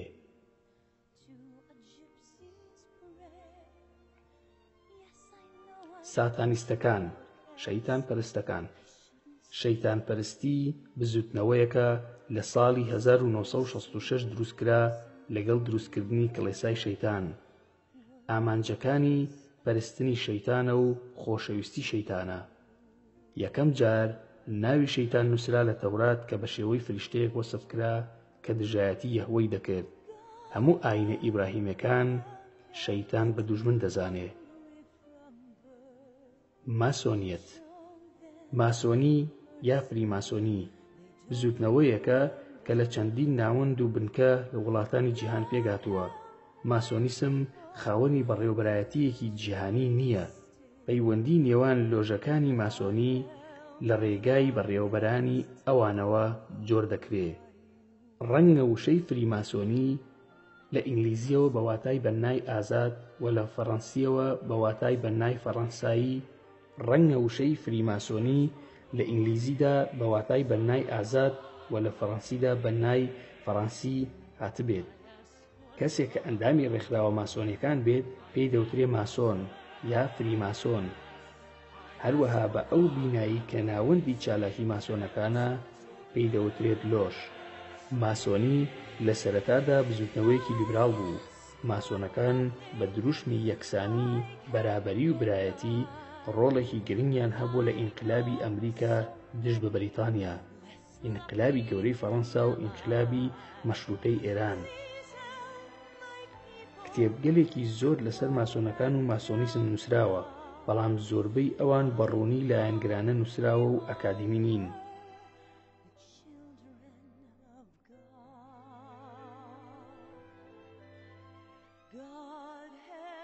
قزڵباشەکان. سۆفیە کڵاوسوورەکان. قزڵباش واتە کڵاوسوورەکانی شیعە. ئەمانیش جۆرێکن لە شیعە، زۆر نزیکن لە سۆفیەکانەوە. ئەم قزڵباشیانە لەگەڵ شیعەدا ئەوەندە نەخوێندەواری و خوراافاتیان بڵاو کردەوە تاوای لێهات هەموو ناوچەکە بوونە شیعە. سەربازەکانی ئیسماعیلی سەفەوی زۆر خوێنڕێژ بوون. خەڵکیان بە ئاگر و ئاسن فەرمانڕەوایی دەکرد. لەگەڵ ئەوەشدا شا ئیسماعیلی سەفەوی پیاوێکی تاغوت و دیکتاتۆر بوو کە هاوشێوەی حەجاجی کوڕی یوسفی سەقەفی بوو. لە فەرمانڕەواییکردندا بگرە زۆر خراپتر، چونکە هەموو سەربازەکانی دەبوو سوزدەی بۆ بەرن. زەردەشت کێیە؟ زەردەشت لە ڕاستیدا بە چەند ناوێک لێک دراوەتەوە، بە وشەی زەرد یا ئەستێرەی زێڕین، یا پیر و یا دەسەڵاتی زێڕین، یا خاوەن وشتر یان گەشاوە باسییان لێوە دەکرێت. مێژوونووسان وا دەیگەڕنەوە کە زەردەشت کوڕی پیاوێکی جوتیار بووە لە ڕەگەز و ڕەچەڵەکی ئاری بووە، لە بنەڕەتدا ناوی زراوسترە یا زراتشترە، واتە خاوەنی وشتری زەرد یان وشتری کۆن یاخود پیر دێت، واتە خاوەنی وشتری زەرد یان وشتری کۆن یاخود پیر. لە ڕاستیدا مێژووی لەدایکبوونی زەردەشت زۆر ڕوون نییە، بەڵام مێژوونووسان دەیگەڕێنەوە بۆ 660 پێشزاین. لە ئازەربایجان لەدایک بووە، بنەماڵەکەی ئەسپیامایە کە لە ڕەچەڵەکدا هەموو ئارین. باوکی زەردەشت ناوی پورشاسپای ئازەربایجانە، دایکی زەردەشت ناوی دغدوو یان دگدووە، خەڵکی ڕەمی ئازەربایجانە. خێزانی سێیەمی زەردەشت ناوی هۆیۆی بووە کە کچی پاشای ناوداری فارسەکان فریشا ئوشتری برای جاماسب بووە. زەردەشت لە تەمەنی 15 ساڵیدا دەستی بە خوێندن کردووە لای مامۆستایە کە ناوی کوشتی بووە. سیر لەوەدایە کە ئەم ناوە بەکار هاتووە بۆ مەراسیمی پشتیوان بەستن لە ئاینی زەردەشتیدا، تا تەمەنی 20 ساڵی بەردەوام بووە لەلای. لە دواییدا زەردەشت دایک و باوکی و خێزانەکەی بەجێهێشتووە گەڕاوە بە جیهاندا، یان دەڵێت کەسێکی گۆشەگیر بووە لە چیاکان و ئەشکەوتەکاندا ژیانی بردووەتە سەر. لە تەمەنی 30 ساڵیدا بە پەیامبەر خۆی ناساندووە، بانگ هێشتی بۆ پەیامبەرێتی و ئاینەکەی کردووە. مێژوونووسان دەڵێن لە کەناری دەریای دیتا لە نزیک نیشتیمانەکەی خۆی لە ئازەربایجان لەلایەن فریشتەیەکەوە کراوە بە پەیامبەر، و ئەو فریشتەیە ناوی هومەن یا بەهمەنە، واتە لە زمانی پارسی کۆندا بە مانای بیری چاکە هاتووە. لە دوای 8 ساڵ پەیامبەرایەتی لەگەڵ 6 فریشتە ناسراوەکەی ئامشاسپندان وتوێژی کردووە. لە دوای 10 ساڵی تر پەیامبەرایەتی مێژوونووسان دەڵێن خەڵکی زۆر ئازاریان داوە، تەنها یەک کەس باوەڕی پێدێنێت، ئەویش نزیکی خۆی بووە، یا دەڵێ ئامۆزای خۆی بووە کە ناوی میندینیمون هابووە. لە پاشاندا سەری خۆی هەڵدەگرێ و ڕوو دەکاتە ئەوروپای ئێستا، لە ناو یۆنان و ڕۆمەکان دەست بە بڵاوکردنەوەی ئاینەکەی خۆی دەکات. زەردەشت لە ناو یۆنانەکاندا بە زۆرۆئاسترس زەردەشت لە ناو یۆنانەکاندا بە زۆرۆئاسترس ناسراوە، و لە ناو ڕۆمەکانیشدا بە هەمان شێوە پێیان وتووە زۆرۆئاستر. کارناسی فەڕەنسی ئاوێستا جیمز دارمێستەر دەڵێ لە دوای جێهێشتنی زەردەشت لە ناوچەکەدا توانی ڕۆمەکان و یۆنانیەکان ڕێک بخات و کۆکیان بکات لەسەر خوایەک کە لە زەردەشتدا دایان تاشی ناویان ناهوم کە لە شێوەی مرۆڤدا بوو. کرن مێژوونووسی فەڕەنسی دەڵێ زەردەشت پەیامبەر نەبوو، بەڵکو ڕۆشنبیرێکی ڕووناکپەرست بوو، لە گەڕانەوەیدا بۆ خۆرهەڵات ناونرا بە خوای خۆر. ئەفلاتون بە ڕاشکاوانە باسی زەردەشتی کردووە، ئەو بە فەیلسوفێکی پارسو هەندەکانی دەزانێ و بە دامەزرێنەری ئاینی مەزئیەستنای زادیوە کە تا ئێستاش لە هەندستان و ئێراندا ئەو ئاینە ماوە. برۆسۆس زەردەشت بە پاشایەکی خوازراوی پارس و مادەکان دەزانێ. مێژوونووسە بەناوبانگەکانی جیهان هەموو لەسەر ئەوە کۆکن کە زەردەشت خەڵکی ئازەربایجانە و مێژوونووسەکانیش بریتین لە براتلمە، مۆلۆن، سیستان، گلتزهیر، جاکسون و پیریتیا. بەڵام ڕایەکی کە هەیە کە دەڵێن زەردەشت خەڵکی شاری ڕێیە، واتە تارانی ئێستا. بە زمانی ئاوێستایی باسی کردووە بە شاری تارانیان وتووە ووخ، و بە زمانی پەهلەوی پێی دەڵێن ڕکا کە کوایە سەردەشت لەوێ لەدایک بووە. ئەو مێژوونووسانش بریتین لە ئەفلاتون، دیۆجین لەگەڵ هەرمودرس کە قوتابی ئەفلاتون بووە، و هەر ئەوانیش وشەی زەردەشتیان لێکداوەتەوە بە مانای ئەستێرەی زێڕین یان نیاسپاک، و یان بە زەوی کێڵەرێکی باش لێکیان داوەتەوە. لە ناو مێژوونووساندا تەنها مێژوونووسی ئەڵمانی کە ناوی دۆمارێنیە دەڵێ زەردەشت خەڵکی باڵخی ڕۆژهەڵاتی ئێرانە یا ئورمیە، و زەردەشتیشی بە مانای سووتان و گەشاوە ناوزەند کردووە. لە پاش گەڕانەوەی بۆ ناو ماڵبەند و زێتی باو و باپیرانی وەک پێشتر ئاماژەمان بۆ کردبوو لە هەرێمی خۆرهەڵاتی ئێران گەیشتە بارگای پاشای ئەو هەرێمە کە پاشای پارسەکان بوو، ناوی ویشتاسپ بوو. زەردەشت بەهۆی زیرەکی و لێوەشاوەی خۆی توانی لە دەسەڵاتی ئەو پاشایە جێگەی خۆی بکاتەوە تا 2 ساڵ بنهێنی کاری کرد تا ئەو پاشایە بهێنێتە سەر بیرروبۆچوون و ئاینەکەی خۆی. بەڵام دەسەڵاتداران و فەرمانڕەوایان و پیاوانی ئاینی ئەو دەڤەرە زۆر دژایەتی زەردەشتیان دەکرد. دوای ئەوەی زەردەشت کچەکەی خۆی دا بە ویشتاسپ کە بە تەمەن 48 ساڵ لە کچەکەی زەردەشت گەورەتر بوو، تەواوی هێز و دەسەڵاتی خۆی خستە ژێر دەستی زەردەشتەوە تا ئاینەکەی بڵاو بکاتەوە. خۆشی بڕوای پێهێنا و ئاینی زەردەشتی بووە ئاینی ڕەسمی ئێران و بۆ بڵاوکردنەوەی ئەم ئاینە کەوتنە جەنگ و کۆششکردن لە ماوەی 20 ساڵدا خەریکی بانگەواز و داگیرکردنی وڵاتانی چواردەوریان بوون کە زەردەشت تەمەنی گەیشتە 77 ساڵ لە جەنگێکدا بەرامبەر بە تورانیەکان و مادەکان کە لە ڕاستیدا سەرکەوتن بەسەریاندا، پارسەکان توانیان مادەکان و تورانەکان تێک بشکێنن و زەردەشت لە تەمەنی 77 ساڵیدا یەکێک بوو لە سەرکردەی ئەو لەشکرانە بە دەستی تورانەکان کوژرا. یارسان کاکەیی. یارسان بە ئەهلی حەق یا کاکەیی ناسراون، تایەفەیەکی تایبەتن کە هەڵگری بیر و باوەڕی ئاینی جیاوازن لەگەلێک شوێنی کوردستاندا بڵاون، بە تایبەتی لە کرماشان و گەرمیان. کاکەیی دانیشتووی کەرکووک و لێواری زێدی نێوان هەولێر و مووسڵن. سارەلوو و شەبەک ئەمانە هەموو بە بنەچەی هۆز و زمان و بیر و باوەڕ دەگەنە یەکتر. شوێنەکانی نیشتەجێبوونی ئەهلی حەق یارسان لە کوردستاندا لە کۆنەوە تا ئەم سەردەمە هەندێک گۆڕانکاری بەخۆیەوە دیوە، بەڵام ئەوەی کە هەمووان لەسەری تێداگری دەکەن ئەوەیە کە لە سەرەتادا ئاینی یارسان لە ناوچەکانی هەورامان و شارەزور و لوڕستان بڵاو بۆتەوە و گەشەی کردووە. جا دواتر گەشتونەتە ناوچەکانی تری کوردستان و ئێران. بە بۆچوونی هەندێک لە مێژونووسان ناوی یارسان کورتکراوەی یارسوڵتانە و مەبەست لێی سوڵتان سەهاکە، بە فارسی سوڵتان ئیسحاق، کە ڕێبەرێکی دیاری ئەم بیر و باوەڕەیە لە کوردستان. یاخود یارسان بە واتای شوێنی یار یا موریدانی ئەهلی حەق دێت.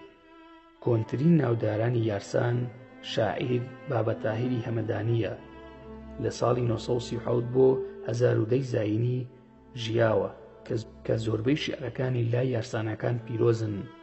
هەندێ لە دێڕە شیعرەکانی خراوەتە ناو نووسراوی هەرە پیرۆزی یارسان.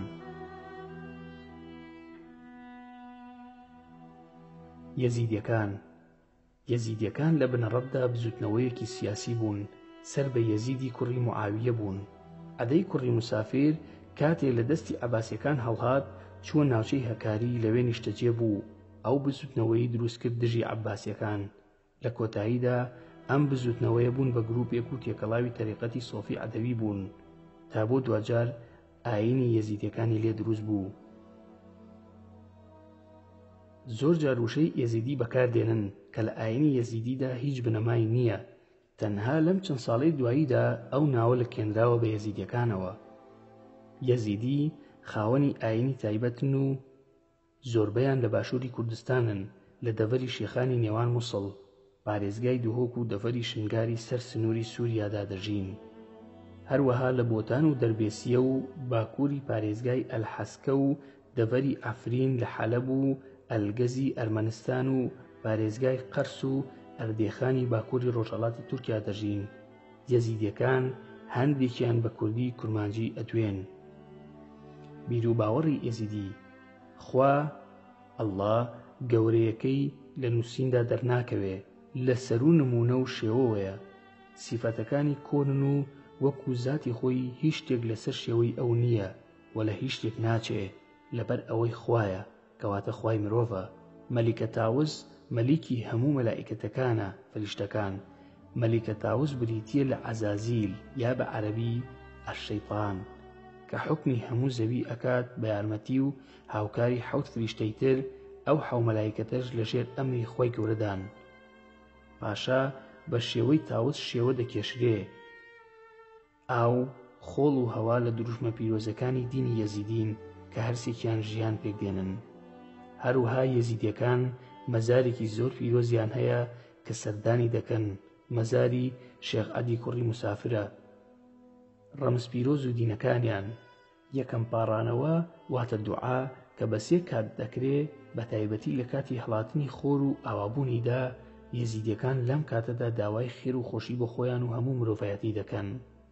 یەزیدی وەکو دیانەت ڕێگە و شێوازی تایبەتی خۆیان هەیە لە کاتی بەجێگەیاندنی نوێژ بۆ خوا و کە بە زمانی ئاریکۆن پێی ئەڵێن خودێ یا ئێزدان، کە کۆمەڵێک دوعای لێ ئەکەن بە تایبەتی لە کاتی هەڵاتنی خۆر و نیوەڕۆ و کاتی خۆر ئاوابووندا.